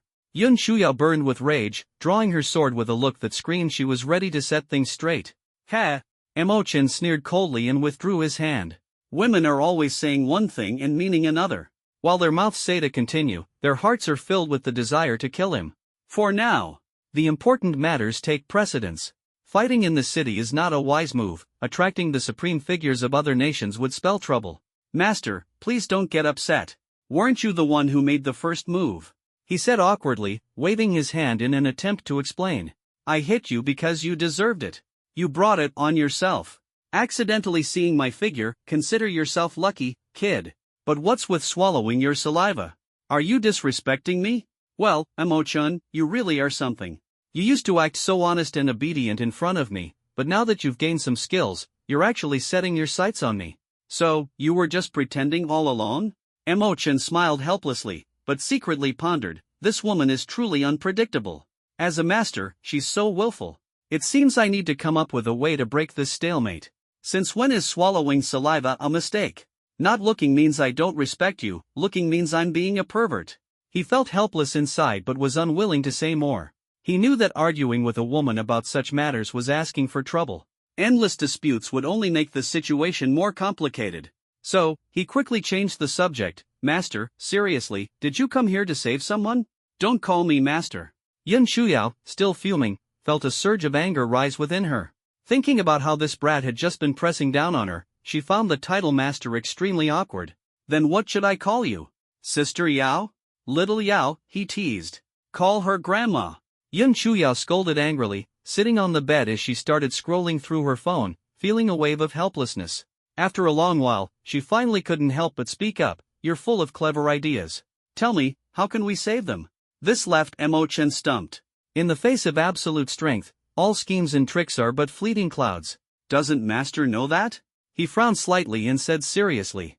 Just that yellow-haired kid has already reached the mountain-moving realm, and as for the other supreme beings in the top 10 of the Heavenly Pride rankings, who knows how many have shown up? Emo-chan's tone carried a hint of helplessness. We can only wait and see tomorrow, but I think it's unlikely. The safest choice is to run. He spoke bluntly. Upon hearing this, Yun Chuyao let out a heavy sigh, understanding that the success rate of this mission was almost zero. That's why she hoped that Emo-chan, who never played by the rules, could come up with something unexpected. Let me ask you something. Yun Chuyao shifted the topic, a hint of curiosity flickering in her eyes. What is it? Emo-chan cast a surprised glance, wondering what she wanted to ask. The one ranked first on the potential leaderboard, the person called Hidden Blade in the Sheath, that's you, isn't it? It's me. Emo-chan nodded, a wave of pride surging in his heart. Yun Chuyao rolled her eyes, utterly baffled. What kind of weirdo could come up with such a name? It was simply speechless. You can go now. I need to sleep and conserve my energy for tomorrow's battle. She waved her hand, issuing an order to leave, though secretly she was looking forward to it. I want to stay here to protect Master. What if a flower thief shows up? Emo-chan teased. Get out. Yun Chuyao mercilessly drove him away, yet a faint sense of anticipation lingered in her heart. Tomorrow's battle might be different because of Emo-chan's presence. The next morning, as the first ray of sunlight pierced through the darkness, the golden dawn spread like a magnificent brocade, gently draping over Sakura City. The entire city seemed to be adorned with a dazzling golden edge, dreamlike and ethereal. A soft breeze swept through, carrying the fragrance of cherry blossoms from outside the city. The delicate pink petals danced like graceful butterflies under the caress of the wind, slowly drifting into the city and lightly settling on the rooftops. On the streets, petals floated down with the breeze, resembling a romantic shower of flowers. Passers-by walked amidst them, as if transported to a fairyland, the faint fragrance lingering at their noses, intoxicating all who breathed it in. So beautiful. Emo-chan pushed open the window and took a deep breath. Yet, a wicked smile gradually appeared on his face. Such a beautiful scene, of course, is most suitable for killing. He quickly got dressed and walked downstairs with resolute steps. On the street, the crowd surged, everyone wearing solemn expressions, their gazes fixed on the central square of the city. That was the place where the 7 nations were executing the trial participants from Dixia, the atmosphere tense and oppressive. Brother Chen. At that moment, a pair of hands patted his shoulder from behind. Emo-chan turned his head and exclaimed in surprise, I've disguised myself like this, and you still recognize me? Come on, admit it, did you plant a tracker on me? Shuizhong Songtan rolled his eyes and said disdainfully, a guy who goes around wearing a mask and acting pretentious all the time, who else could it be but you? Beside him, sister. Shuang chimed in, exactly, Brother Chen. With your mask and straw hat, it's obvious you're planning a prison break. It's just that no one else has pointed it out yet. Emo-chan smiled awkwardly, but inwardly he was secretly pleased. It seemed the disguise was working well. With a disguise, others would only suspect, without it, everyone would know he was Emo-chan. On the way to the square, Emo-chan kept scanning his surroundings, his gaze sharp like an eagle, capturing every detail. He spotted at least 100 people who were more or less disguised, some had their hats pulled low, others wore masks. He guessed these were likely trial participants from Daxia. It seemed many still cared deeply for their compatriots, willing to risk their lives to come and save them. The square was incredibly grand, with a cherry blossom battle flag planted at its center, as if setting the stage for the bloody drama about to unfold. The area was packed with people. At least 700,000 to 800,000 trial participants gathered here. Hailing from different countries, they wore diverse attire, creating a vivid tableau of a shared human destiny. The sounds of footsteps, conversations, and breathing merged into a heavy and oppressive atmosphere. On the high platform sat over 50 young supremes, each one a peerless genius. The figure at the forefront was particularly striking. He wore a celestial crown, a golden robe, his eyes closed, his face ordinary yet exuding an extraordinary aura. A powerful presence emanated from him, making everyone acutely aware of his strength and inviolability. This innate arrogance seemed to come naturally, making it hard for anyone to look directly at him. He was the young emperor. The other young supremes sat in a row behind him, but compared to him, they instantly appeared dull and lackluster. Emo-chan's gaze swept across the scene and immediately spotted the Poison King. He couldn't help but wonder if that bastard's hemorrhoids had healed. In addition, there was King Arthur from the land of the setting sun, the Dancer King from the Ganges nation, and the long-legged Appa from the Kimchi nation. Almost all of the top 10 on the rankings were gathered here, and the atmosphere instantly reached its peak, stirring everyone's emotions. On the outermost edge, dozens of reporters were snapping photos non-stop, their camera flashes sparkling like stars. Wow, that long-legged Appa is even more handsome than he looks online. Sister Shuang exclaimed, her eyes glimmering with infatuation. Shuizhong Song Tan's mouth twitched as he gritted his teeth and said, "You might as well choose Mo Chen." "Of course. I'm Brother Chen's little fangirl." Sister Shuang nodded repeatedly, sneaking a glance at Mo Chen with feigned coyness. Mo Chen smiled faintly, secretly feeling proud. "Brother Tan has good taste. I will definitely treat your sister well." "Get lost." Snow and Charcoal immediately got angry. "I was just joking. My sister is still young, so stop having ideas about her." "Little." Sister Frost wasn't happy and immediately tilted her neck, puffed out her chest, and said, "Brother Dust, do I look young to you?" "Not young anymore." Mo Chen nodded, secretly thinking that it seemed this little girl had indeed grown up. Snow and Charcoal's eyes almost shot fire as he cursed inwardly, feeling that the most frustrating thing in a man's life was seeing his own sister flirting with a scoundrel. Silence.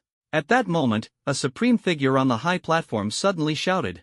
The noisy square instantly quieted down, and everyone's gaze turned toward the platform. Then, the young emperor slowly opened his eyes and spoke nonchalantly, "Bring forth the criminal of Great Xia." As soon as these words were spoken, the crowd erupted into cheers and applause, resounding through the skies. Young emperor, mighty and powerful. The trial participants from Daxia are finally going to face disaster, satisfying. Daxia people shouldn't exist in this world, isn't that right? The crowd's fervent emotions surged like a tide, suffocating. These piercing words, like steel needles, deeply stabbed into the hearts of every Daxia citizen. Anger erupted like a volcano within them, uncontrollable. Mo Chen's gaze swept across the scene, noticing that those who had previously concealed their faces were now unconsciously clenching their fists, their expressions filled with fury and determination. Indeed, they are the trial participants from Daxia here to rescue. Mo Chen secretly felt relieved. He turned to look at the siblings beside him and found that they had also stopped their playful banter, their faces showing uncontrollable anger.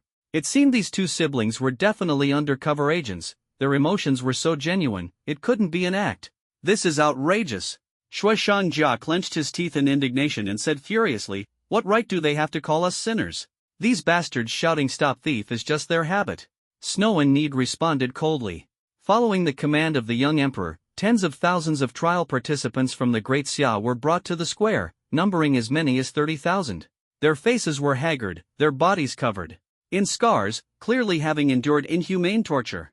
Despair and anger intertwined in their eyes, as if they could erupt with boundless hatred at any moment, wishing to tear the people of the 7 nations to shreds. "Their cultivation has been sealed." Snow and Need frowned and said, "That's troublesome." Mo Chen's expression turned grave.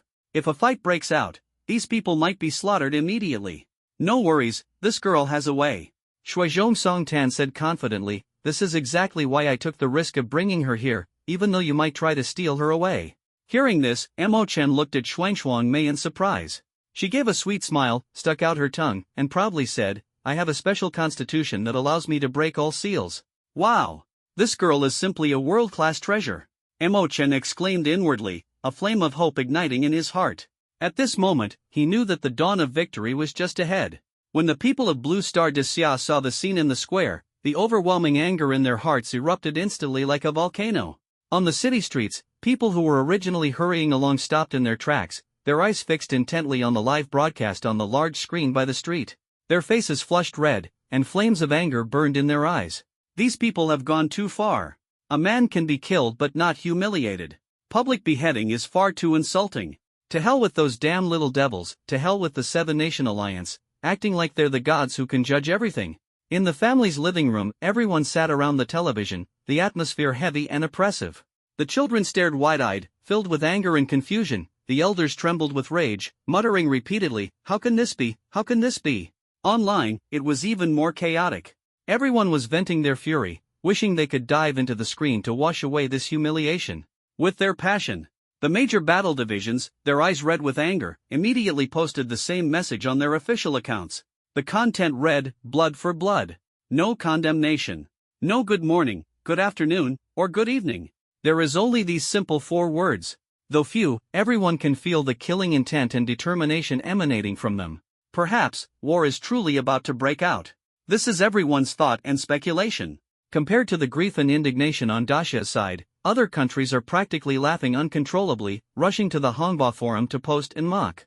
Wasn't Dacia arrogant before? Thinking Mo Chen could save them? But where is he now? Ha ha ha, even their supreme has fled. How would that morally corrupt Mo Chen dare to show up?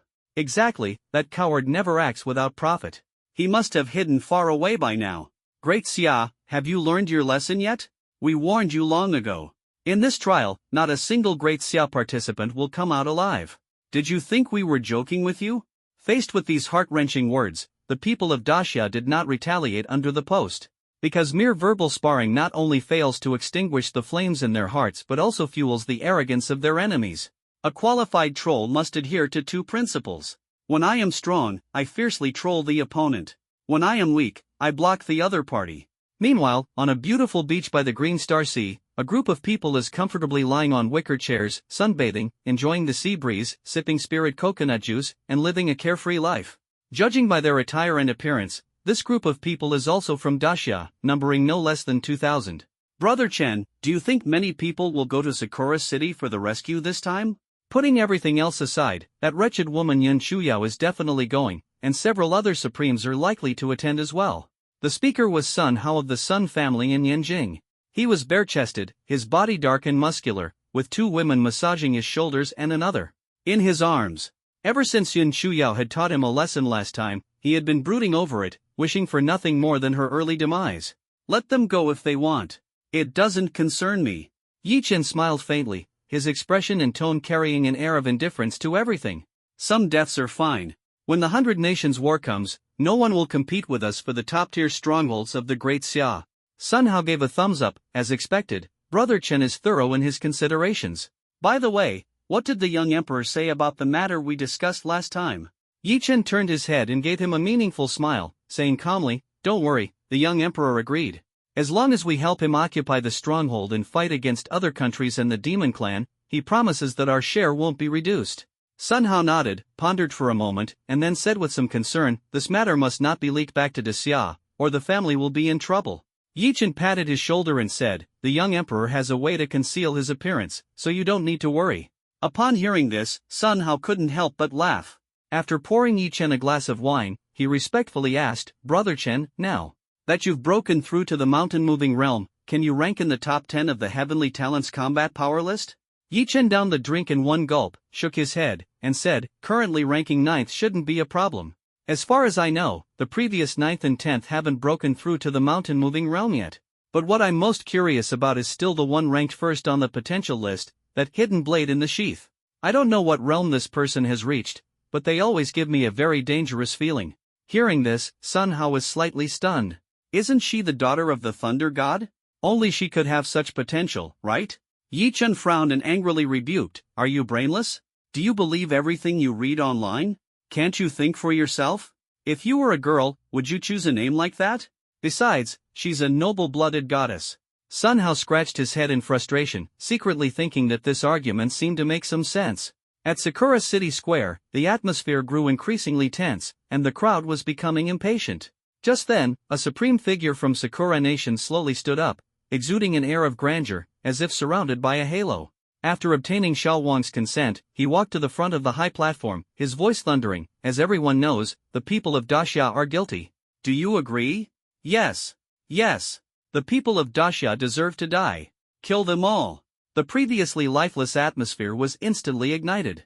The trial participants from the 7 nations were like barrels of gunpowder set ablaze, waving their hands and shouting slogans that shook the heavens. "I really can't stand this anymore." Shuizhong Song Tan gritted his teeth in hatred, his heart burning with anger. Mo Chen's brows furrowed tightly, anger surging in his heart. This time, he was truly enraged. He had always been the one to provoke others, but today he was forced into such a situation, something he could not tolerate. On the stage, the Sakura Supreme let out a cold laugh. "Since there is guilt, there must be judgment. What do you say, should we kill them? Kill. Kill. Kill all these rats. The people of Daxia only know how to hide in dark corners and play tricks. Kill them all. The cheers were like thunder, shaking the heavens and stirring waves deep in the hearts of every Daxia person on Blue Star. The Supreme turned his gaze to the young emperor, seeking his opinion. Seeing the young emperor nod, he shouted coldly, "In the name of the gods, I sentence these 30,000 Daxia trial participants to death. Kill." Boom! Before the words had even fallen, a streak of energy suddenly struck, kicking up clouds of dust. At that moment, Yun Chuyao charged forward like a tiger unleashed, heading straight for the high platform. Following her, the second, third, and even fourth individuals also rushed out from the crowd, their momentum unstoppable. It's Yun Chuyao, the Supreme. The Yun family truly lives up to its legacy of heroes. That's Supreme Lin Shang and Supreme Zhou Ping, they've come to save people too. Look quickly, isn't that Zhao Fan from Shaohua University? I didn't expect him to come as well. On Blue Star, the people of Daxia were instantly swept up in a wave of excitement. Those figures charging forward without regard for their lives were deeply etched into their hearts. These individuals were undoubtedly true heroes. The Great Xia does not lack heroes. Every figure charging forward is a symbol of hope, a manifestation of justice. At that moment, everyone understood, never surrender. On the Great Xia side, 5 young Supremes dashed out like lightning, their momentum overwhelming, as if they could overturn the entire battlefield. The rest of the SSS-level unparalleled experts surged forward in droves, numbering in the hundreds, their formidable lineup enough to make hearts tremble. Yet, in the face of the allied forces of the 7 nations, this power seemed like moths to a flame, destined to be shattered. Jia. I've been waiting for you. The Poison King let out a strange laugh, as if declaring his victory, and directly charged forward, courting death. The supreme leaders of the 7 nations roared from the high platform, immediately joining the frenzy of battle. Boom! The battle erupted in an instant, and the deafening roar echoed across the entire square, as if it were about to tear the heavens apart. The aftermath of the energy spread like raging waves in all directions. The trial participants in the square turned pale and retreated in panic, hastily wrapping themselves in energy shields, fearing they might be injured by the overwhelming shockwaves. The entire Sakura city was shrouded in massive energy fluctuations. Beams of light crisscrossed the sky, and a variety of strange phenomena dazzled the eyes. Flaming palm imprints burned. In the air, seemingly ready to devour everything, sword energy crisscrossed, slicing through the atmosphere, mysterious glowing shields flickered, fending off attacks from all directions. The battle between the young supreme beings was breathtaking, captivating everyone's attention, as every strike embodied the power they had long dreamed of. They've started using divine-level martial techniques. A cry of astonishment arose from the crowd. Retreat quickly. 100 Zhangtal giants suddenly appeared between heaven and earth, forcing the crowd to retreat another 1,000 meters. Boom! Yet before the giant could unleash its might, it was crushed into dust by a colossal hand that blotted out the sky. The disparity in numbers was overwhelming, and the battle lasted only a few minutes before the Great Xia trial participants who came to the rescue were utterly defeated. In the blink of an eye, an SSS-level prodigy had fallen. The 5 Supremes were overwhelmed, gravely injured. Go quickly, don't worry about us. The loyal and righteous trial taker of the Great Xia let out a heart-wrenching cry, unwilling to see the foundation of Great Xia buried here. These cries were heard by the people of Great Xia on Blue Star, filling them with grief and anger, tears streaming uncontrollably. Some closed their eyes, unable to bear watching any longer. We clearly have 10 Supremes, where are the others? Someone angrily questioned. Those cowards who fear death are truly unworthy of being the young Supremes of Daxia. Angry voices rose one after another. Damn it, to hell with them. The crowd burned with rage, blaming others for not coming to join the battle. The dogs of the 7 nations are relentlessly hunting down Daxia's trial participants, yet they hide like turtles. Where can they possibly hide? Amid the surging public outcry, the top aristocratic families of Yinjing were the first to issue a statement. Everyone, please stay calm. Green Star is too large, the others are definitely on their way. Our brave men of Yinjing, none of them are cowards who fear death. Screw you. The crowd was furious and mercilessly started cursing in the comments section with their real names. Brother Chen, if not now, then when will you act? Shuizhong Song Tan asked anxiously. My move will be the end, no rush. Mo Chen shook his head, his gaze fixed on the high platform. The top 10 on the leaderboard, including King Arthur, the King of Dancing City, and Long-Legged Appa, remained calmly observing the situation, while the young emperor at the front scanned the crowd sharply, as if searching for something. Mo Chen's heart stirred. Sure enough, The other party was looking for him. Heh, at a time like this, you're still busy bragging. Shuizhong Song Tan sneered. Immediately, he put on the mask and, with a whoosh, charged into the battlefield. His aura surged dramatically, instantly closing in on the two supreme beings of the seven nations. Damn, this guy really was playing the pig to eat the tiger. Mo Chen was shaken. The combat strength that came to their aid was far stronger than that of ordinary young supremes. Brother Chen, I'm going too. I'll take advantage of the chaos to break their seals. Little sister Xuanxuan puffed up her cheeks and said excitedly. It's not time yet, Mo Chen quickly pulled her back. Niao Huang and the others haven't made their move. If you break the seals now, the 30,000 Daxia trialists will be slaughtered immediately. Frost nodded. Dust is still the smartest. Just as the two were engrossed in watching, the tension on the battlefield grew increasingly intense. On the battlefield, a deafening shout rang out, Brother Mo Chen, it's time to make your move. This thunderous voice echoed through the air, causing everyone present to instinctively perk up their ears. Clearly, this was a deliberate battle declaration. In an instant, countless pairs of eyes darted around, eagerly searching for Mo Chen's figure among the crowd. Even the fierce battles in the sky came to a brief halt at this moment. The young supremes of the seven nations dared not act rashly before seeing Mo Chen, fearing they might accidentally fall victim to the legendary 1,000-year strike. This move may seem harmless, but if it hits, it will definitely disgust someone for a lifetime. Mo Chen, that kid, is here? Where is he? Tell him to get out here. The people of Dixia can be spared, but Mo Chen must die. The challengers from the seven nations hated him to the core, roaring in fury. Among them, the one who despised him the most was none other than the Poison King. That kind of hatred was simply beyond description.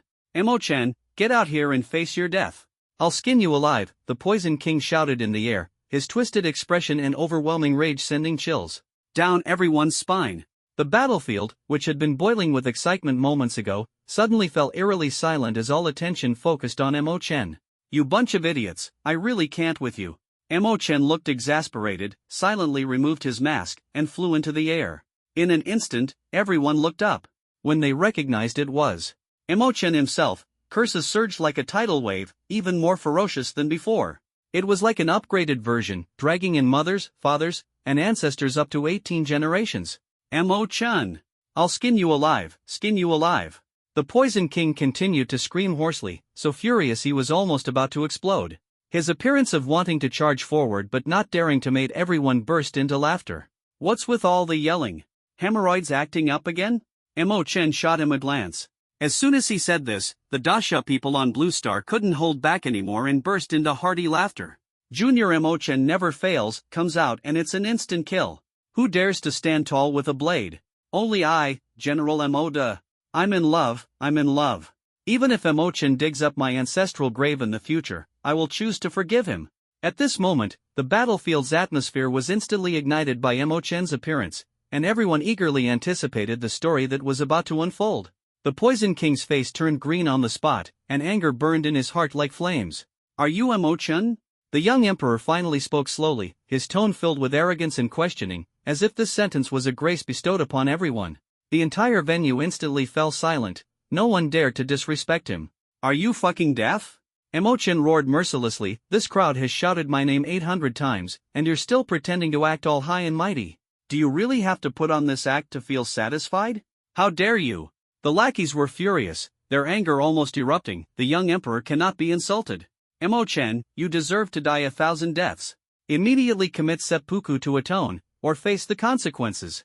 In their hearts, Xiao Wang was closer than their own parents. Seeing Mo Chen dare to confront him like this, their anger surged like a volcano. Brother Chen, give him 1,000-year kill, and he'll behave. Little sister Xuanxuang shouted from the crowd, her tone full of anticipation. Xiao Wang sneered disdainfully, believing that no martial skill could harm him. Even if there were, it wouldn't be something a void-breaking realm individual could achieve. As for the Poison King, it was clearly his own stupidity that led to him being played. Do you think you can walk out of here? Xiao Wang's lips curled into a cold smile, his eyes flashing with contempt. Yes, that's what I think. Mo Chen nodded, completely unconcerned. Hearing this, Xiao Huang's smile grew even wider. Behind him, King Arthur snorted coldly, we know you're fast, and we knew you were coming. So we just used a formation to seal the entire city. Let's see where a fly like you can run now. Mo Chen, however, sneered disdainfully. The indifference on his face made Xiao Huang and the others frown, unable to figure him out. He was about to die, so how could he still be smiling? Was he an idiot? Mo Chen, as long as you admit that the culture of the Great Xia Kingdom originated from the Kimchi nation, I'll have Xiao Huang leave your corpse intact.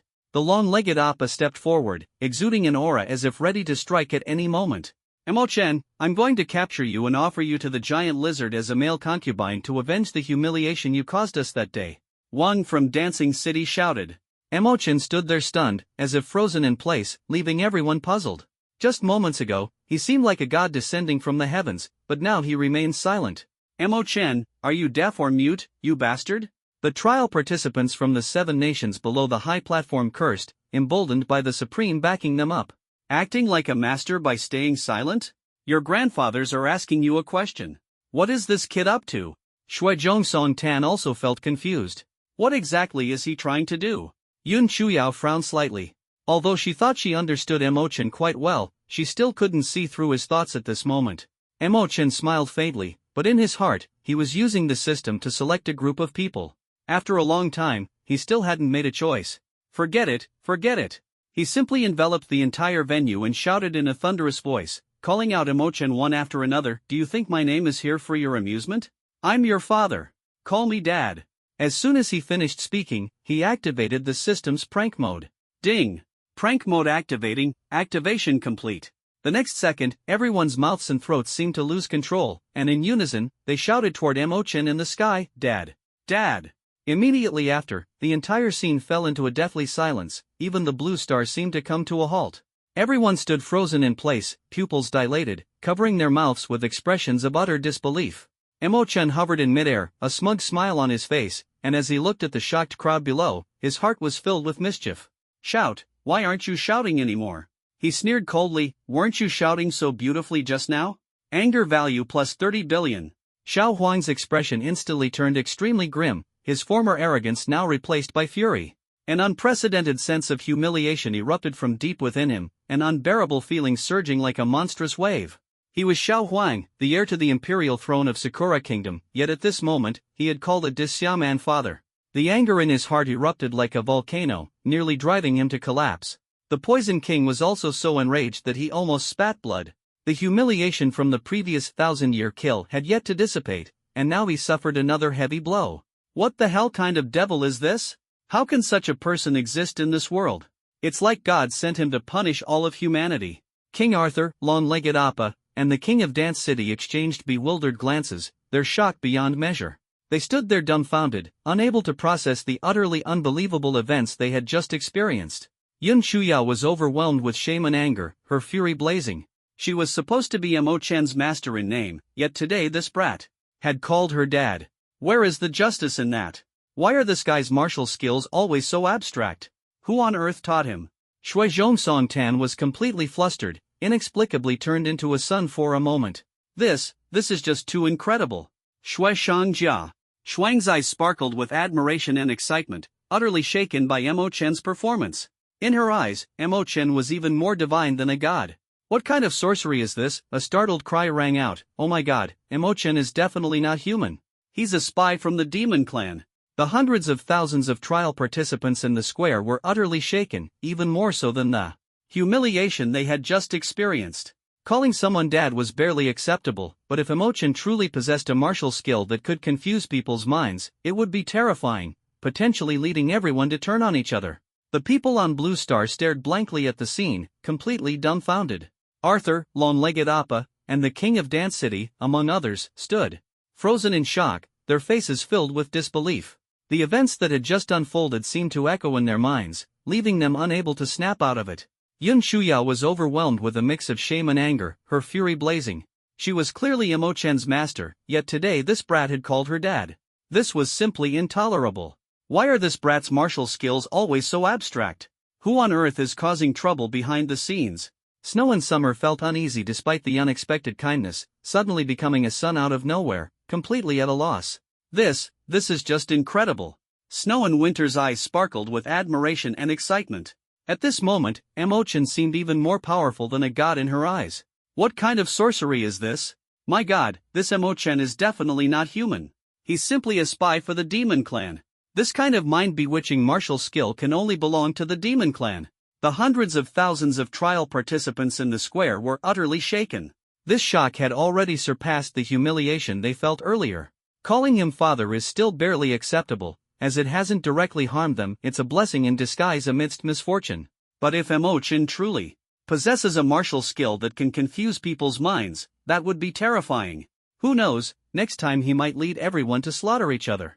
The people on Blue Star were speechless for a long time, completely dumbfounded one by one. What kind of monster is this Emochin? How can he unleash such astonishing power every now and then? Does he not leave any room for others to survive? I'll kill you. The young emperor could no longer hold back, shouting angrily.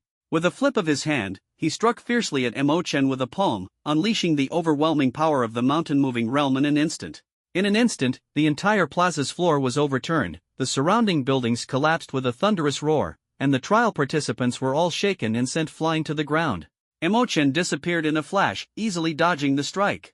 The power of the mountain-moving realm was indeed terrifying, but it was two entire major realms below him, so he didn't care at all. If you can do it, go ahead, but I'll steal your rear.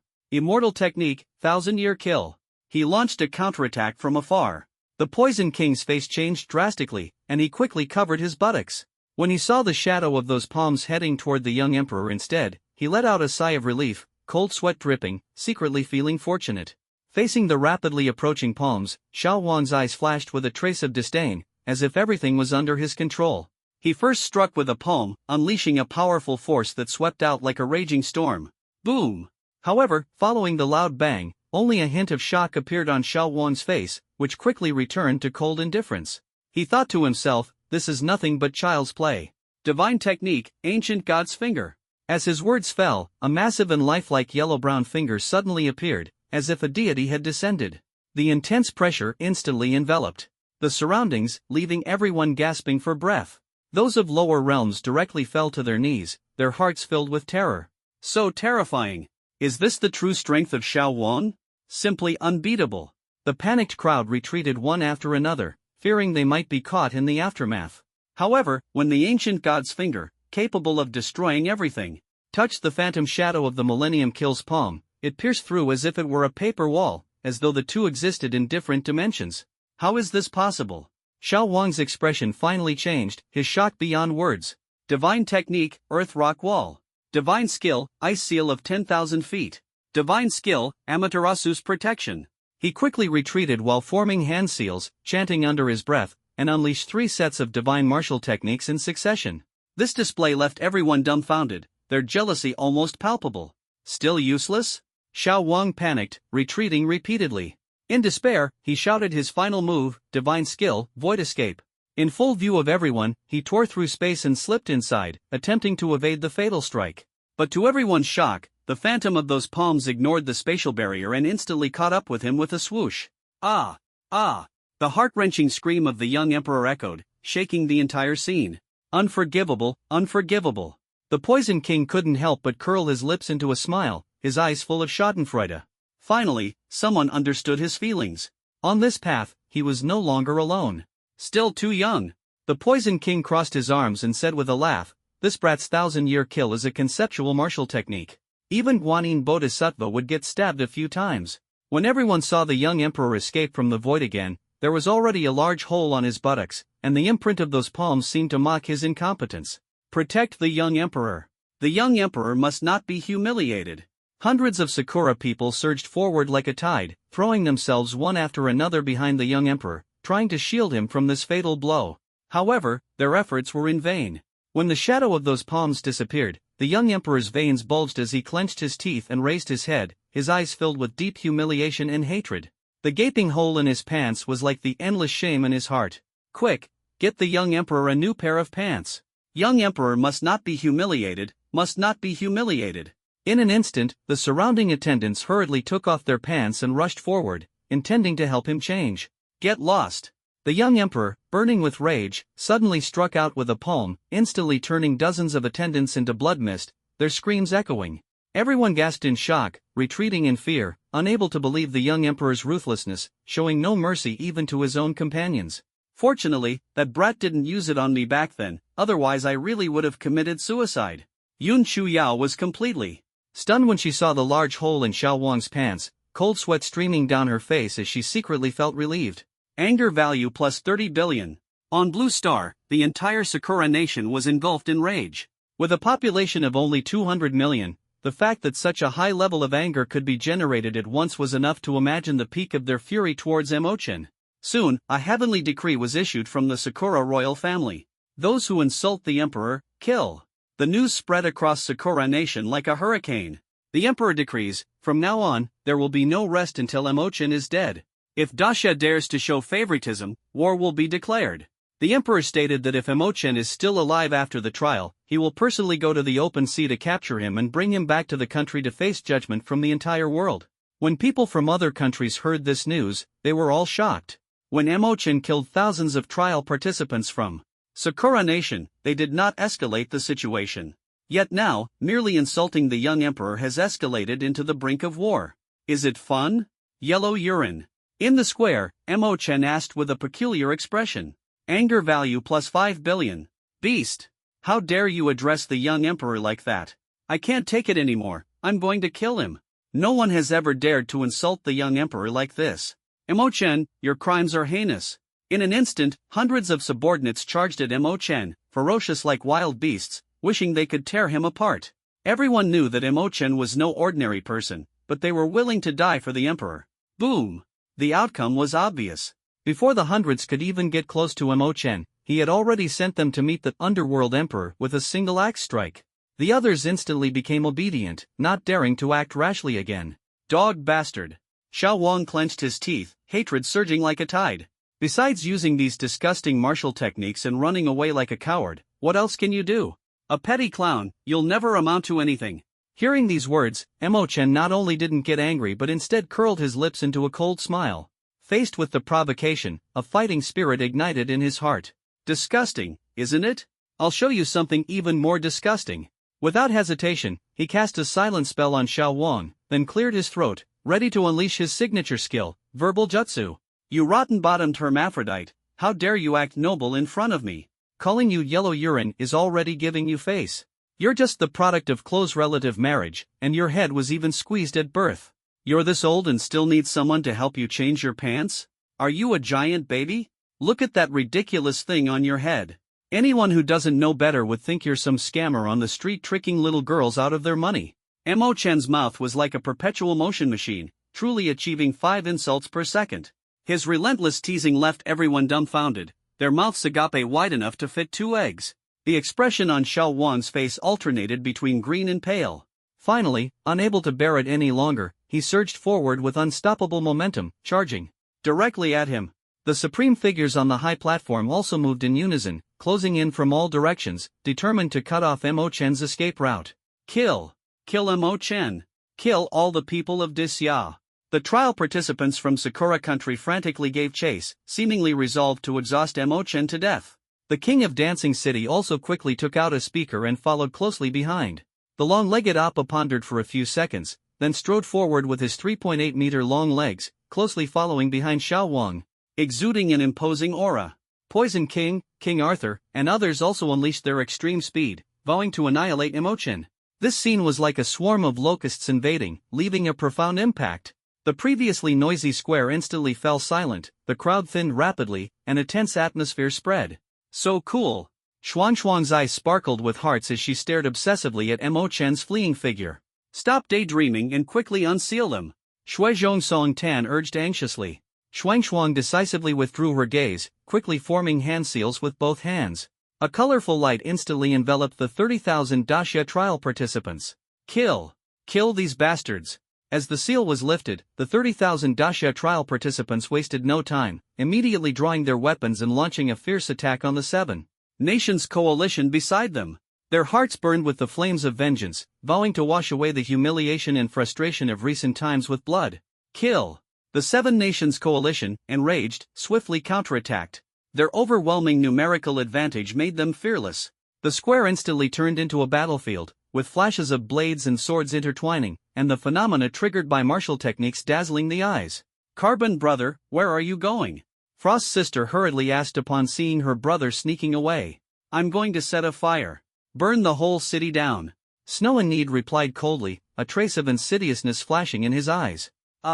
Frost's sister was slightly stunned. Carbon brother, since when did you become so wicked? You still know too little about your brother. Shuizhong Song Tan's lips curled into a cold smile. Don't call me Tan Tan bro again, or I'll hit you. Okay, Tan Tan bro. Shuang Mei responded playfully, completely unfazed. Shuizhong Song Tan gritted his teeth in anger, seething with helpless rage, and turned to leave. Shuang Mei couldn't help but giggle at his look of wanting to hit her but not daring to, feeling secretly pleased. In the City of Beauty, Nora emerged from her secluded retreat, a confident smile on her face.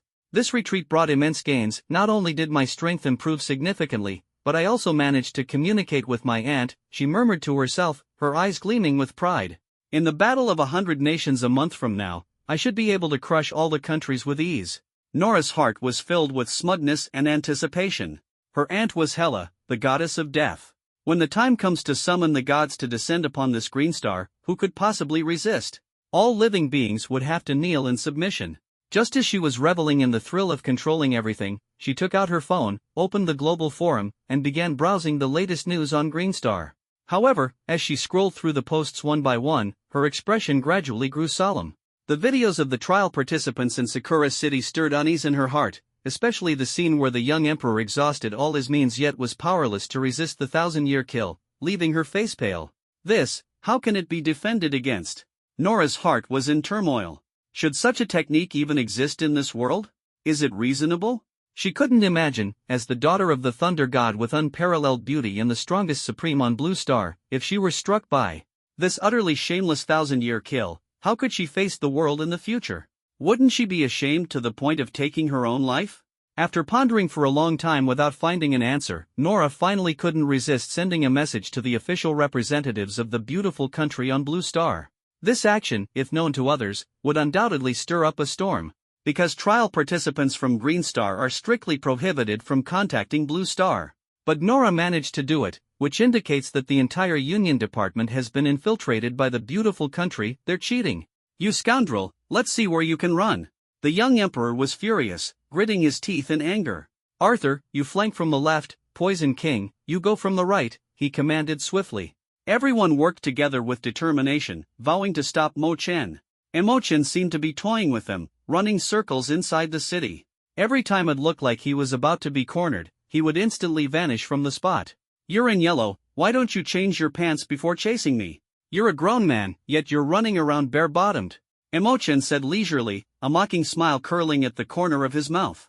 Young Emperor was so furious he let out a howl, his heart burning with rage. As the heir to the throne, he had never suffered such humiliation. If he couldn't kill Mo Chen, his Dao heart would surely collapse, and these stains would haunt him for life. A few minutes later, Mo Chen was forced into a corner near the city gate, with no way to escape. Run? Why aren't you running anymore? Several supreme experts ranked in the top 10 sneered from behind. We've sealed off the entire city. Not a single trial participant from the Great Xiao will leave here alive. Kimura, you go. The young emperor ordered one of the supreme experts from Sakura country. The person named had a grim expression, but as it was an imperial command, he dared not disobey. His heart burned with anger, yet he had no outlet to vent it. Come on, I'm ready. Use your 1,000 years of death on me. He approached Mo Chen with a bitter expression, his demeanor tragic. Mo Chen smiled faintly, secretly feeling pleased. He wouldn't waste his skills on such cannon fodder, saving them to intimidate a crowd of enemies was the wisest choice. I'll perform a magic trick for you all. With that, a sly glint flashed in Mo Chen's eyes. Under the astonished gazes of everyone, Mo Chen took a step outside the city. It seemed as if this seal was like an invisible object to him. How is that possible? Could this kid also possess a physique capable of breaking all seals? The supreme beings showed shock in their eyes, unable to comprehend. A bunch of country bumpkins, haven't seen the world, have you? Mo Chen stood outside and yawned. Just kidding.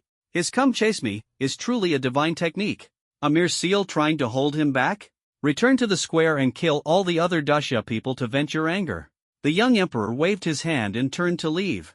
He was well aware of Mo Chen's speed. Since he could leave the city, no one could catch up to him. The others also gritted their teeth in frustration, unwillingly withdrawing their gaze, preparing to go back and unleash their fury on the other Daxia people. Hey, I'm back again. Suddenly, Mo Chen stepped into the city of cherry blossoms and shouted to the crowd. The group paused in their tracks, their fists clenching with a cracking sound. They had never seen someone so shameless. Yet, there was absolutely nothing they could do about him. Look, I went out again. I came back in again. What can you do to me? Come and hit me. An invisible fire quickly spread in the hearts of the Seven Nations Alliance. Many people were furious, probably dreaming of Emochen's shameless face even in their sleep.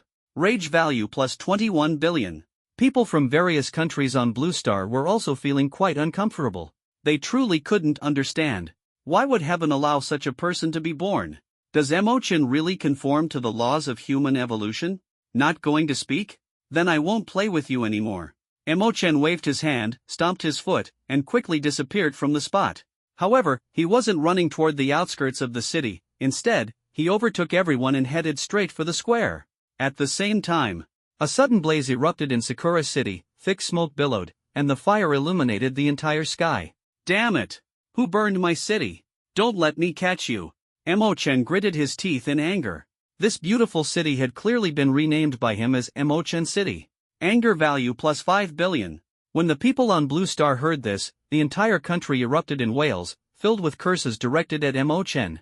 Get lost and put out the fire. What are you standing there for? A bunch of useless fools.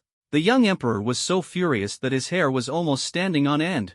Sakura City was the pride of their nation, and if it were destroyed, he wouldn't have the face to return and face his people.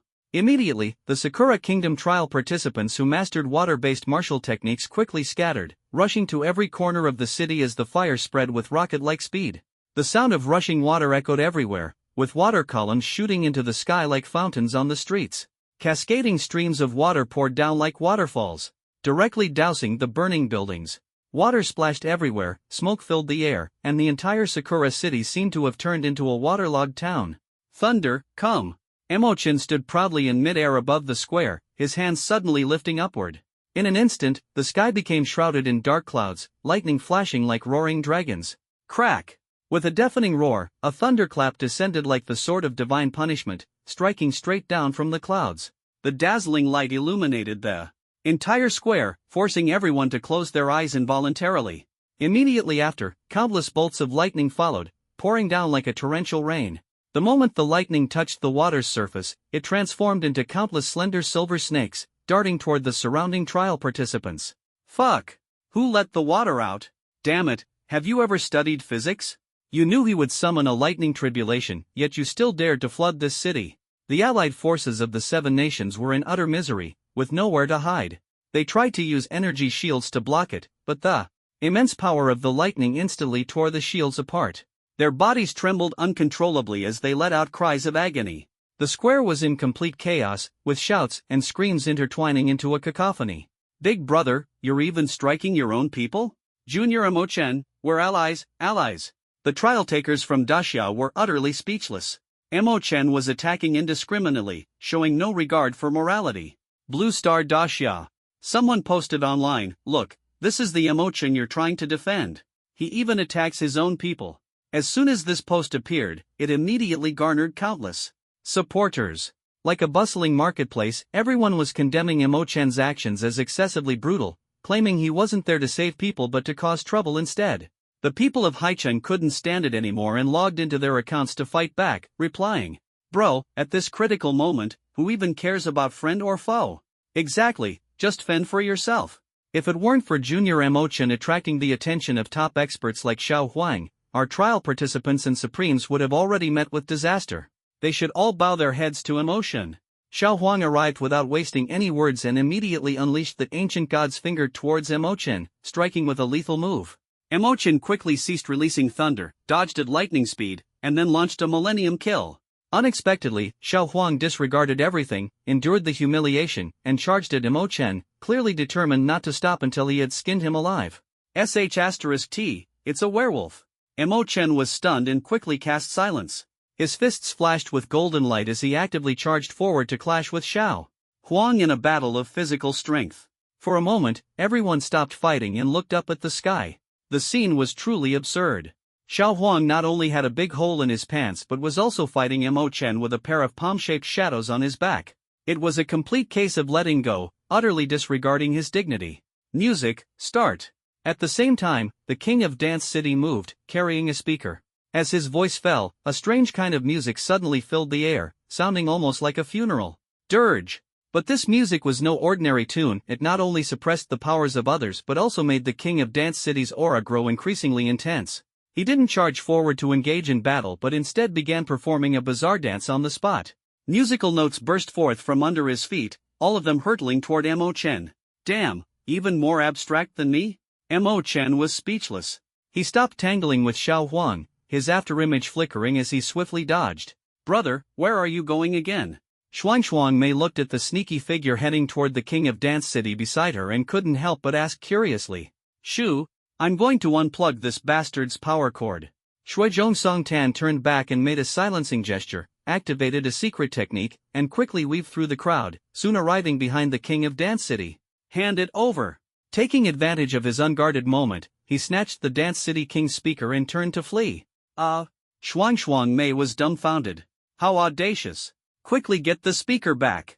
This is the national treasure of our Ganges kingdom. The trial participants from the Ganges kingdom, seeing this, recklessly rushed to offer timely assistance. Kill all the Daxia people. After 30 seconds, the young emperor raised his head and roared, his voice like thunder, shaking the entire Sakura city. He no longer pursued Mo Chen but instead struck downward with a palm toward the Daxia trial participants below. Boom! In an instant, the shockwave swept through, causing countless casualties. Even the 7 nations' allied forces were not spared, suffering this unwarranted disaster. Everyone's hearts burned with anger, but they had nowhere to vent it, so they could only direct their resentment toward Daxia. Kill! The battle broke out again, and the Sakura city was instantly plunged into chaos. What should I do? Shuang stood frozen in place, seemingly completely at a loss. Go and break the seal. Shuizhong Songtan shouted while fleeing for his life. Okay. Shuang responded and immediately turned to run toward the edge of the city. Soon, the sound of cracking echoed, and the seal of the Sakura city instantly turned to nothingness. Retreat! Yun Shuyao decisively ordered, commanding everyone to leave immediately. At this moment, fewer than 10,000 trial participants from Daxia remained. The previous battles had caused heavy casualties, with corpses strewn across the ground, evoking deep sorrow. Chase! Don't let a single one escape! The 7-nation alliance roared as they pursued, unwilling to let them escape so easily. At that moment, Mo Chen's afterimage flashed, blocking the 7-nation alliance. Boom! Boom! Boom! He swallowed several bottles of energy potions and unleashed 3 consecutive axe strikes, instantly killing over 1,000 people. This scene stirred the hearts of the Daxia people, as if they were witnessing a true hero in battle. I really cried. Mo Chen is the true hero. I'll never criticize him again. If anyone dares to, I'll fight them. Brother Chen, I was wrong. I kneel and apologize for the slander I made against you before. Brother Chen, you must come back alive. I'll introduce my own sister-in-law to you. At this moment, countless people from Daxia became instant fans, with waves of praise surging and stirring their emotions. But before they could recover from their emotional state, Mo Chen suddenly grabbed a reporter from Daxia and fiercely said to the camera, I put in the most effort this time. A month's worth of top-tier bases in the Great Xia Kingdom. I want to take them all by myself. No objections, right? If anyone dares to come and babble at me then, don't blame me for cutting them down on the spot. These words left the people of Great Xia dumbfounded. Clearly, Mo Chen was deliberately sending a signal to Great Xia, indirectly giving the officials a warning. The message was, these bases are the rewards I deserve today, who dares to object? The official nearly jumped in anger upon hearing this. There are a total of 10 top-tier strongholds in Daxia, and the original plan was to allocate one to each of the 10 supremes, ensuring fairness and avoiding internal conflict. But this brat Mo Chen actually wanted to take them all for himself. His illustrious achievements were undeniable. If it weren't for him single-handedly holding off the supremes of 7 nations, the trial participants wouldn't have had a chance to escape during the Sakura City rescue mission. Even 5 supremes might have fallen, which would have been a devastating loss. The official chose to remain silent, but people in Yanjing were not pleased. The Yi family immediately spoke out, not very capable, but your appetite sure is big. Can you even handle it all by yourself? Additionally, the Sun family chimed in, these top-tier strongholds are meant for the supremes. Mo Chen hasn't even been conferred the title of supreme yet, so by the rules, he's not qualified. Seeing the joint statement from the Yi and Sun families, the people of Haichang were outraged and began to argue. Why? Just because Yanjing has a bigger backing, does that mean we locals don't have any rights? If you're not convinced, let Yanjing's Supremes go and face off against Junior Emochen. Junior Emochen has already warned you, if you're not afraid of death, go find him. In this rescue mission, aside from Yun Chuyao, we didn't see any other Supremes from Yanjing, did we? One comment after another struck directly at the hearts of the Yi and Sun families. They couldn't understand, since when did people from a small city dare to shout at them? In the past, members of top-tier families were revered wherever they went. Everyone they met would show them respect and courtesy. Negative news about them was unheard of, and the media wouldn't dare report it. After some thought, they concluded, it was Emochen who had emboldened this group of people. Alright, then we'll see whose fist is bigger when the time comes. The senior members of the Yi family responded to the people of Haichang with a cold sneer. The competition for strongholds isn't about speed, but real strength, strategy, background, and luck. On the Green Star Beach, Sun Hao spoke disdainfully. Brother Chen, have you seen the latest video on the forum? Mo Chen actually said he wants to dominate all the top-tier strongholds. It's killing. Ni with laughter, ha ha ha. Yi Chen, with his eyes closed, chuckled lightly and said, just a clown, not worth paying attention to. If he annoys me, I won't even spare him a low-tier stronghold. Speaking of this, Sun Hao suddenly became interested. By the way, Brother Chen, I heard you've been studying the top-tier strongholds. This time? You must be absolutely confident, right? All within my area of expertise, Yi Chen replied with a faint smile. On the other side, after Mo Chen covered the retreat of the Dasha trial participants and shook off the 7 Nations Supremes, he arrived in the city of Dasha with the Shui siblings. Brother Chen, the Heavenly Talents ranking has been updated. Yi Chen is actually ranked 8th. Shui Songtan said while scrolling through his phone. Frost May chimed in, I saw a video where Yi Chen instantly killed a Supreme, which is why his ranking shot up so high. Upon hearing this, Mo Chen's eyes flashed with a hint of surprise. This kid actually has some skills. If what Lin Lindsay said last time is true, then the hidden-faced Great Xia Supreme she mentioned is most likely Yi Chen. The only person who could make Sun Hao show such respect would be him and no one else. Brother Chen has also risen to the 300th rank, the strongest below the Supreme level. Mo Chen smiled but said nothing. The Heavenly Talents ranking is based on combat power and achievements. He has yet to officially defeat a Supreme, only killing some low-level trial participants, so in the official view, his void-breaking realm is still not enough to directly contend with a Supreme. This ranking seems unreasonable no matter how you look at it. Mo Chen doesn't seem like someone an ordinary Supreme could resist, Shui Zhong. Song Tan mocked. What about you, Brother Tan Tan? Surely you should have a spot in the top 10 of the rankings? Mo Chen asked meaningfully.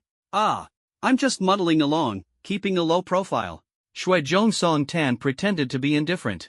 Mo Chen also started scrolling through his phone, where many people had sent him private messages. Thank you, Junior Mo Chen, for lending a hand today. In the future, we will help you seize a top-tier stronghold. Junior, if you ever need my help in the future, just say the word. Even if it means being cannon fodder, I, Zhao Hu, will never slack off. Senior has nothing to repay you with. Just name a place, and I'll give you the best of me. Shy emoji. The messages were filled with this kind of enthusiastic gratitude. Just as Mo Chen was about to reply to the senior, he was suddenly interrupted. Let's leave it at that for now, Brother Chen. We'll meet again in the Battle of 100 Nations a month from now. Snow and Summer waved his hand and pulled Snowstorm away, preparing to leave. Wait. Shuishang Jiashuang turned around, her eyes sparkling with curiosity. I want to ask Brother Chen a question. What? Mo Chen looked puzzled. Brother Chen, what kind of girl would a guy like you like? Mo Chen answered without hesitation, big waves. You should have said so earlier. I'll go get a big wavy perm next time. Shuang excitedly exclaimed, then removed her hair tie. Her twin ponytails instantly transformed into long, flowing hair, losing some of its liveliness and gaining a touch of elegance. Don't you dare. Stop trying to look like some kind of ditzy girl every day. Shui Song Tan sternly scolded from the side. You misunderstood. I meant big waves, not that kind of waves, Mo Chen explained helplessly. Shuang froze for a moment. Why do you guys always like big chests? Because we have our own little ones. Mo Chen smiled faintly, his gaze falling on Brother Tan Tan beside him. Right, Brother Tan Tan? No problem, Brother Chen.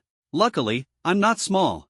Sister Shuang confidently glanced down at herself, her smile exceptionally radiant. Get lost. Shuizhong Songtan was furious, roaring, "I warn you, if you dare tease my sister again, I'll turn against you." After saying this, he forcibly dragged Sister Shuang away quickly, as if afraid this guy might steal his sister away. "Turn against me if you want.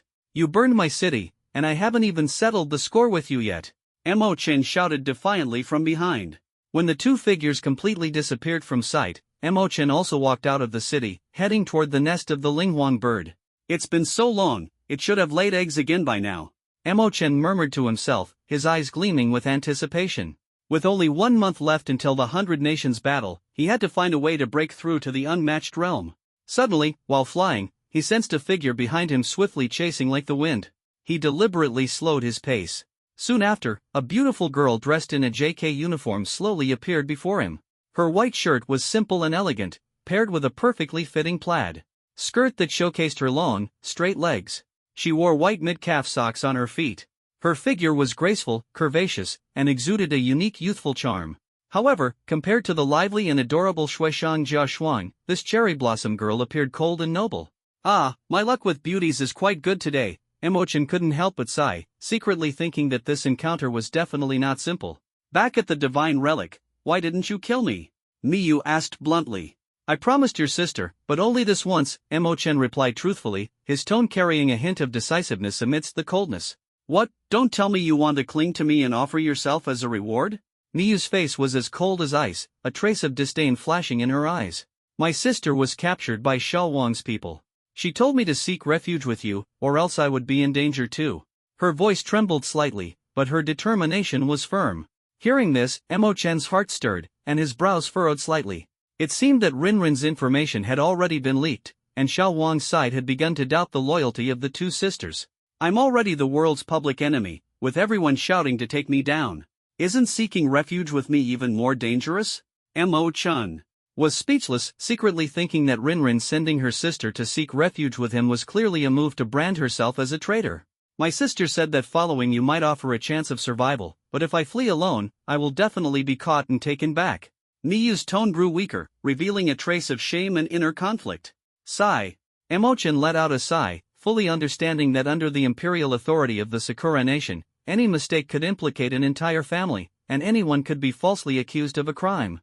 "Well, can you warm the bed?" Mo Chen asked half-jokingly. "No," Miyu answered without hesitation.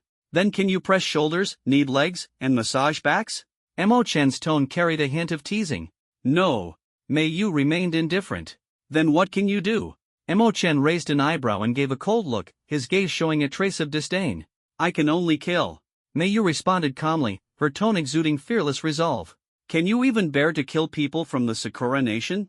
Mo Chen asked again, somewhat surprised by her ruthlessness. "Just a bunch of brainless, loyal zombies. What's there to hesitate about?" Miyu said nonchalantly.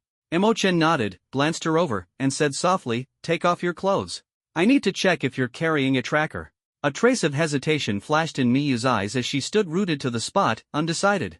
"What's wrong, unwilling? Then just leave, don't follow me." Mo Chen's lips curved slightly, his tone carrying a hint of mockery. Hearing this, Miyu lowered her head.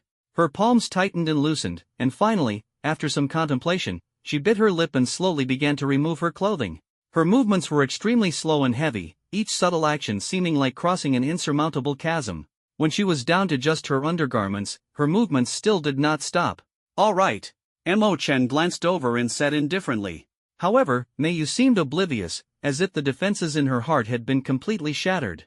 In the end, she stood before Mo Chen without any secrets. "Okay, you passed." Mo Chen nodded, his heart gaining a bit more appreciation for her courage. After she finished dressing, he continued heading toward the Linghuang bird cave. Miyu caught up, her expression returning to normal, and asked, "Where are you going?" "To raid a bird's nest," Mo Chen said, a mysterious smile appearing on his face. "By the way, you came to find me, surely it's not just as simple as seeking refuge, right?" Miyu paused slightly, took a deep breath, and added a hint of pleading to her tone, "I hope you can save my sister." "Only you can save her. Originally, Xiao Wang's people were after me, but Lin Linzi was just too foolish." Mo Chen raised an eyebrow, secretly admiring her in his heart. Rinrin sacrificed herself to cover her sister's escape, willingly walking into the trap. Truly an admirable woman. Mo Chen neither agreed nor refused, silently pondering in his heart. Several hours later, he finally arrived at the nest of the spirit wildbird from before. Wait here, I'll go in and take a look. With that, he quietly ventured into the depths of the cave. What kind of noise is that? Emo-chen frowned as a strange screeching sound reached his ears, sounding both like enjoyment and suffering.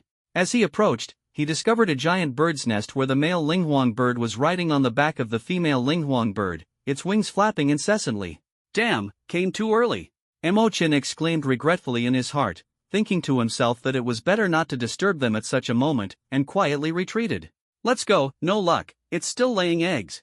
He looked at Mei-yu, a helpless smile appearing on his face. Mei-yu's face flushed red, seemingly guessing something, and she said softly, "Do you want the egg of the linghuang bird? I know who has one, I can help you snatch it." Hearing this, excitement flashed in Emo-chan's eyes, and he immediately said, "Then hurry and help me snatch it.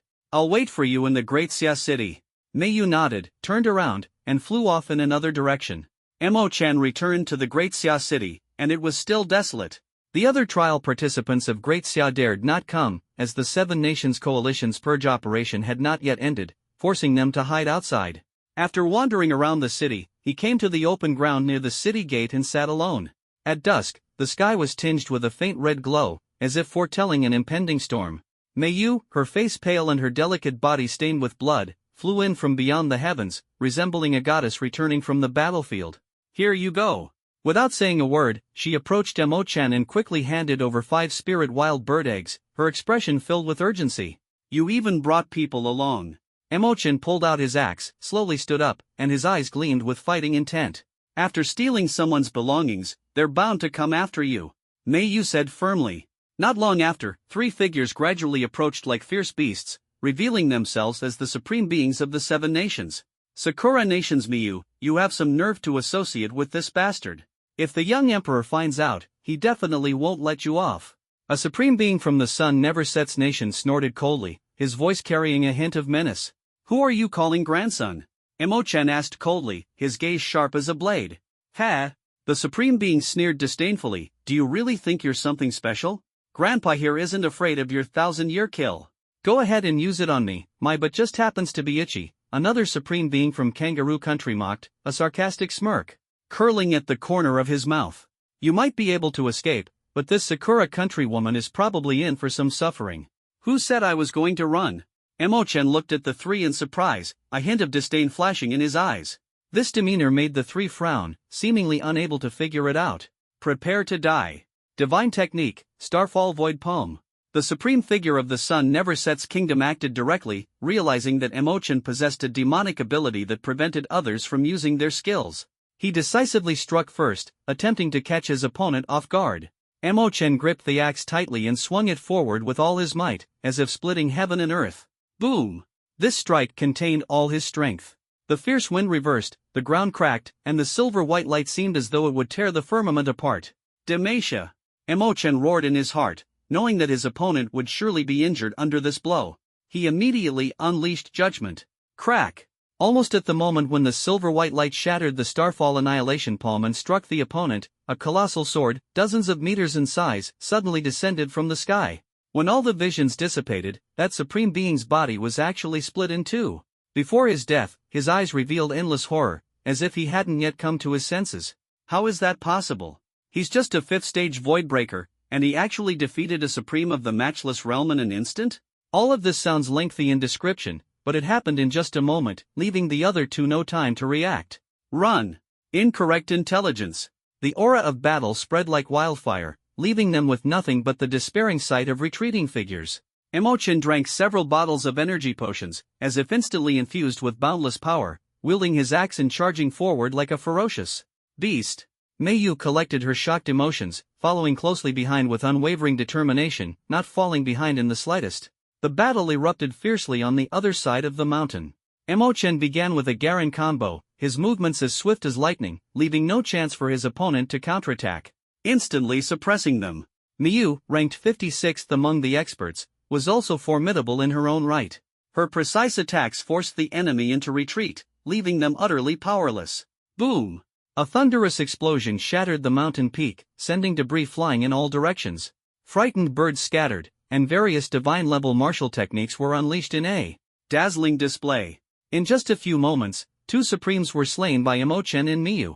Blood stained the ground, and under the flicker of sword light, the wilderness had turned into a scene of carnage. Imo-chen collected the enemy's spatial rings and turned to fly toward the Great Xia city with unstoppable momentum. When will we rescue Rinrin?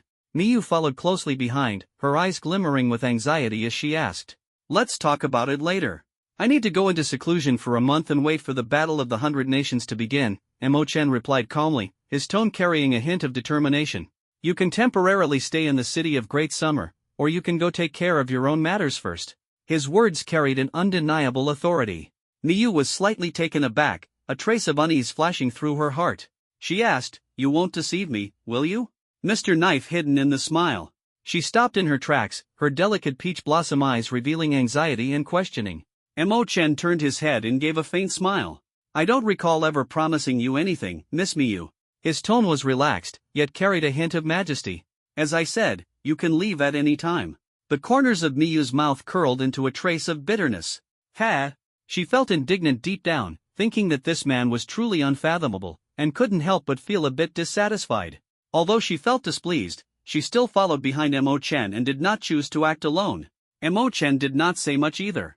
After returning to the Great Xia city, he selected a room to begin his retreat and set up thunder formations around it to prevent any sneak attacks. He took out 5 spirit wild bird eggs, along with a large pile of energy fruits and potions.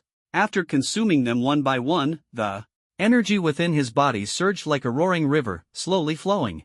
The intense energy sensation made him feel incredibly comfortable. Outside the room, Miyu also found a secluded spot in the city to begin her retreat. She knew that relying on herself alone would make it impossible to rescue Rinrin.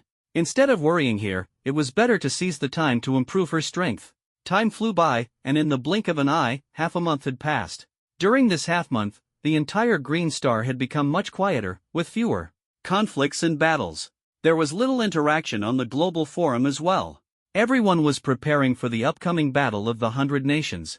Some are cultivating, some are forming alliances, some are exchanging the resources they need. Underneath it all, hidden currents flow, and a faint sense of tension fills the air, like the calm before a storm. The spectators on Blue Star are also closely watching this upcoming grand event. Finally, a month has passed, and the true trial has arrived. The Battle of 100 Nations is officially announced to begin. The 3-phase combat system is unveiled, with the first phase called the internal struggle phase. During this period, almost all trial participants will go to occupy their country's strongholds in hopes of obtaining better resources, enhancing their strength, and preparing for the second phase of external battles. At this moment, a breathtaking spectacle was unfolding on the vast and boundless land of the Green Star. Mysterious strongholds emerged one by one in astonishing ways. Like ancient beasts awakening from slumber. Some rose from the rocks, some surfaced from the deep sea, and others descended from the clouds, resembling divine miracles. Each stronghold was shrouded in mysterious beams of light that shot straight into the sky, connecting to unknown realms.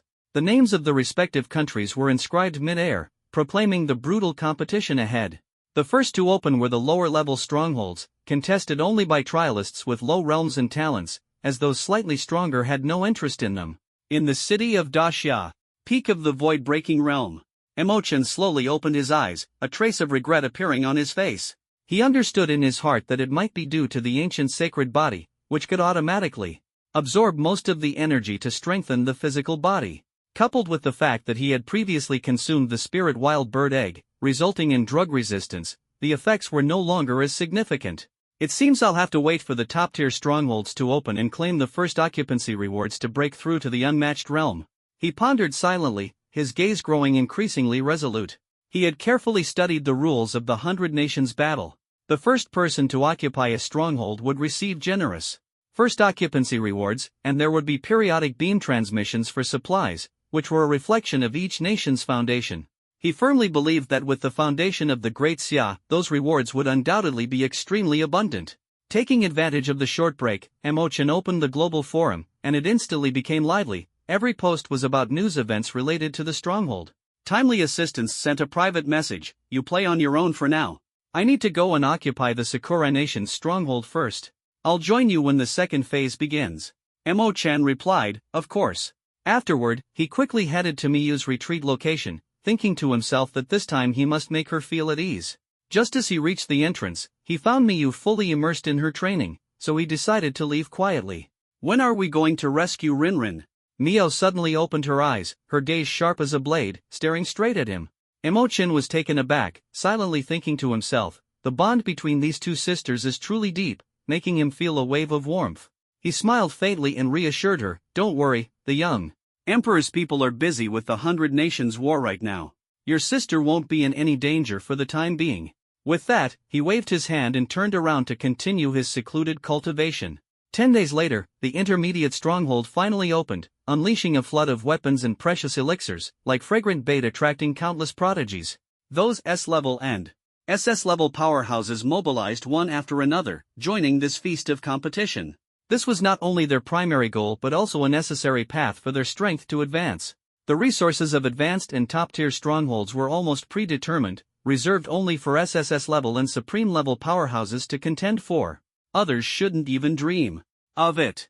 In this world, if one wants to go further, they must have a clear understanding of their own position. Attempting things beyond one's capabilities will only lead to ruin.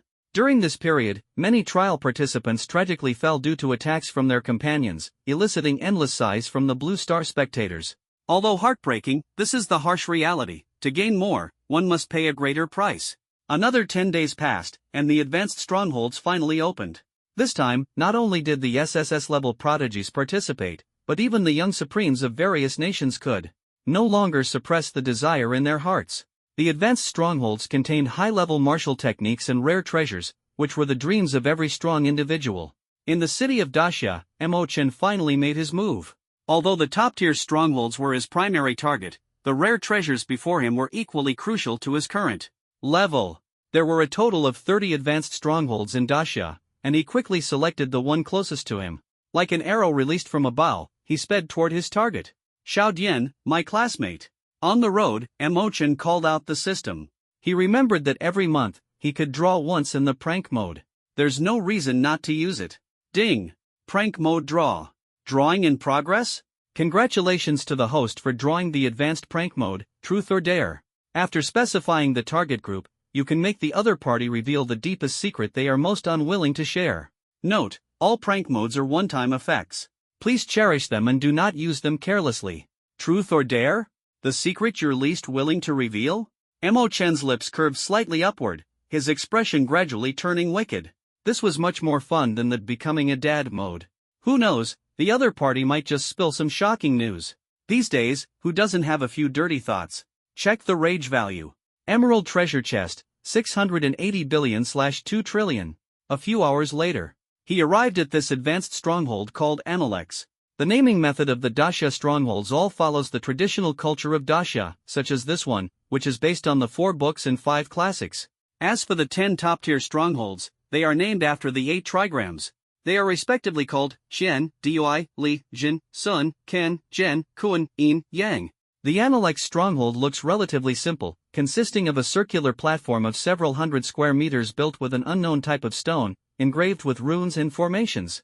These formations will automatically activate when other countries launch an attack, but they will not target the people of Dacia. Over 100 people were already standing on the round platform, chatting excitedly and basking in the joy of victory. When Emochin approached, the group fell silent, their expressions turning grim. Emochin, what are you here for? An SSS-level gifted leader stepped forward to ask. Nonsense, I'm here to take what's mine. Emochin walked straight to the platform and then extended his hand. Hand it over. Hand over what? Give me the first-time reward. Upon hearing this, the group immediately became displeased. They had never seen someone so unreasonable, it was practically outright robbery. Even bandits would at least say a few nice words first. We are here under the orders of Supreme Yi Chen to help him claim the items. Haven't you noticed that no other people from Dacia have come to compete for them? The man's voice rose a few notches, carrying an air of confidence when mentioning Yi Chen. Upon hearing this, Emochin gave a peculiar smile. He glanced around and realized that this group of people were trial participants from Yanjing. What a coincidence.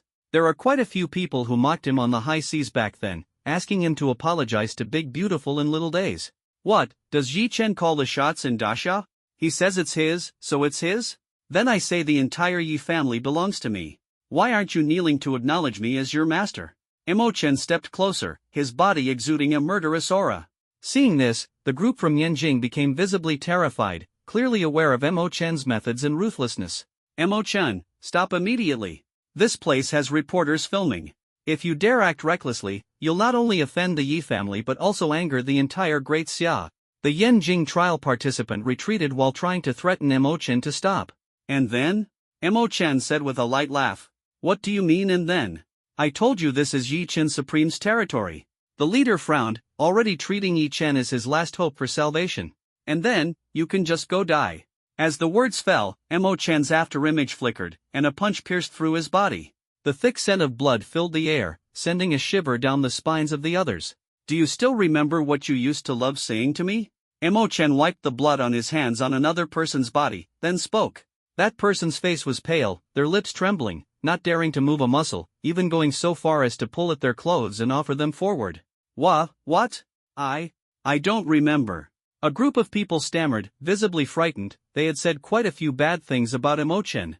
You see, outside is not like Xia. Once I step out, the law no longer protects me. Similarly, I now return these words to you.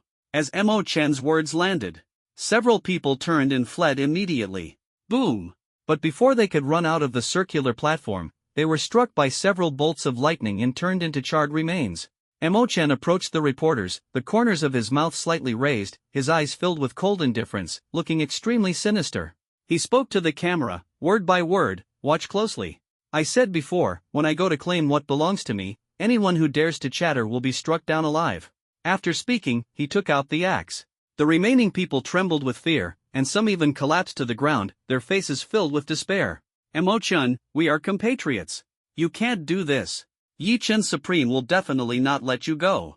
When you return to Blue Star in the future, not only will the Yi family hunt you down, but the Daxia authorities will also hold you accountable. They spoke in terror, trying to use the prestige of the Yi family and the Daxia authorities to plead for their lives. Mo Chen sneered disdainfully and asked coldly, "Oh, now you realize we're compatriots? Back on the high seas, why didn't you speak up for me, your compatriot? Didn't you enjoy kicking someone when they're down? I think, since you'll eventually die at the hands of the Seven Nations Alliance, I might as well send you on your way early."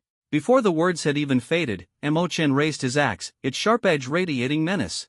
The others, seeing this, gritted their teeth and vowed to fight to the death, desperately unleashing martial techniques toward Mo Chen. But their strength was merely at the void-breaking realm. Even if they worked together, it was nothing more than courting disaster.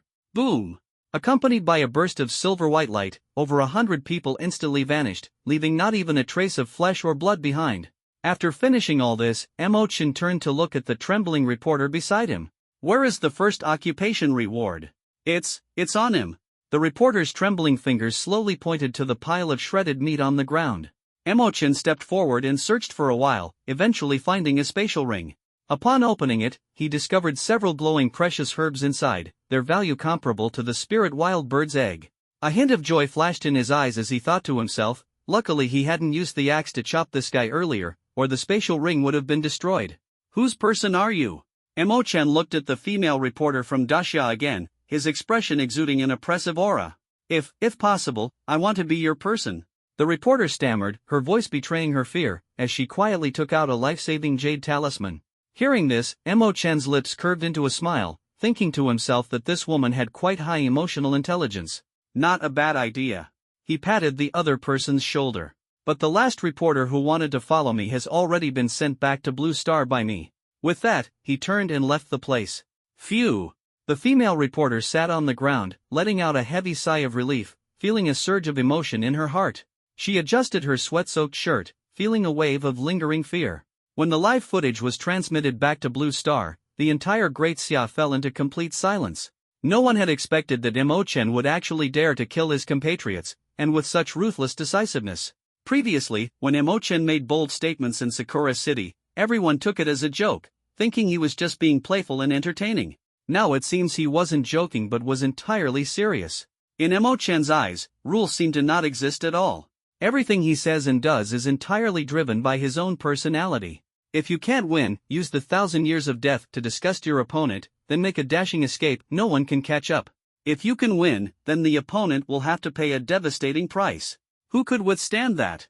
Regarding this incident, the Daxia authorities remained silent, neither stepping forward to curb public opinion nor mentioning any intention to hold Mo Chen accountable. Although Mo Chen killed his compatriot. There are no laws on Green Star, and all actions are unrestrained. This is a well-known fact.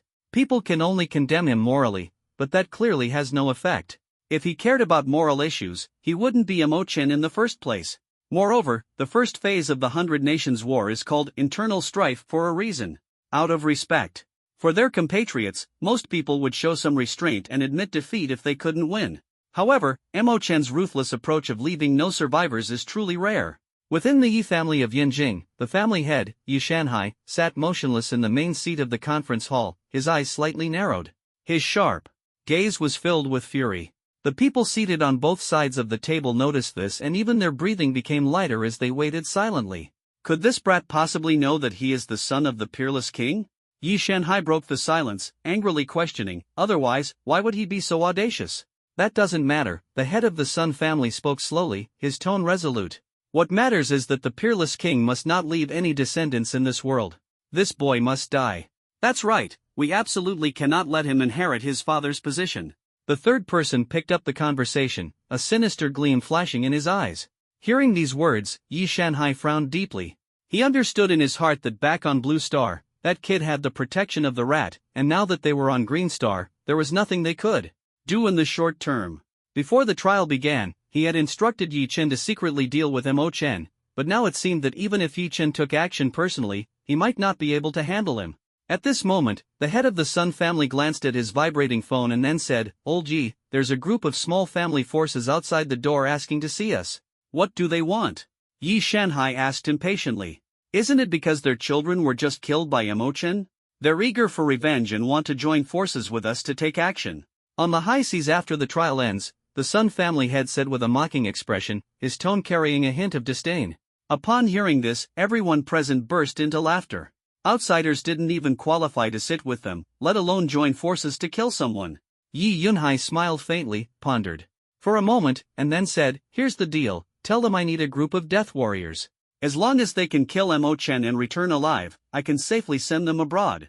The head of the Sun family nodded with a smile and began replying on his phone.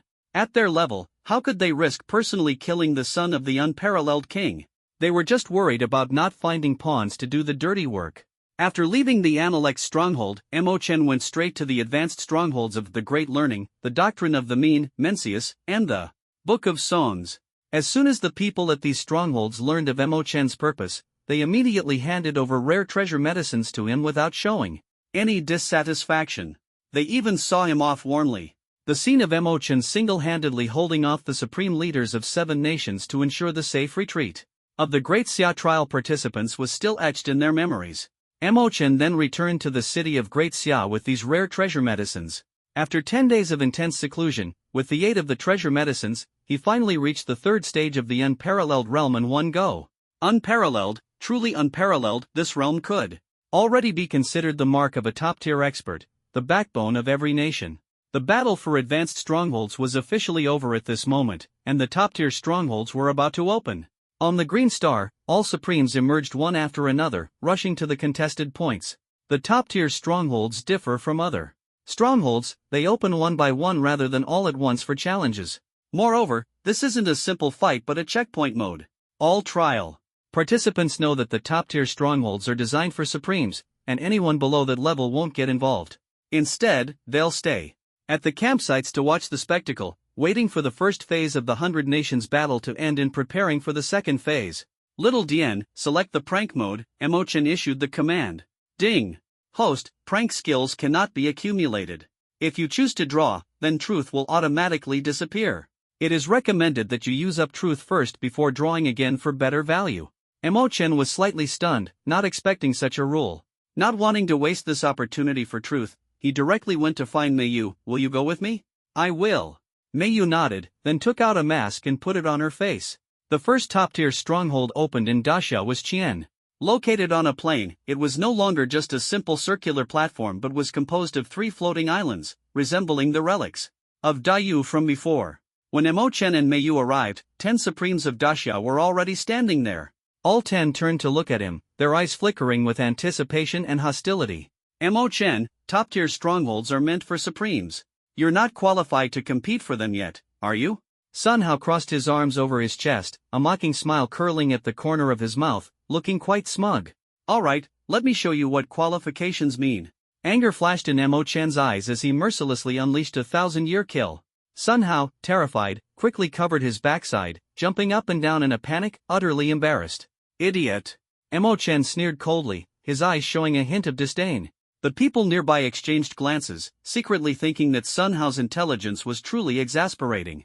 Knowing full well how formidable Mo Chen was, he still dared to provoke him, practically asking for trouble. Mo Chen, who did you bring along?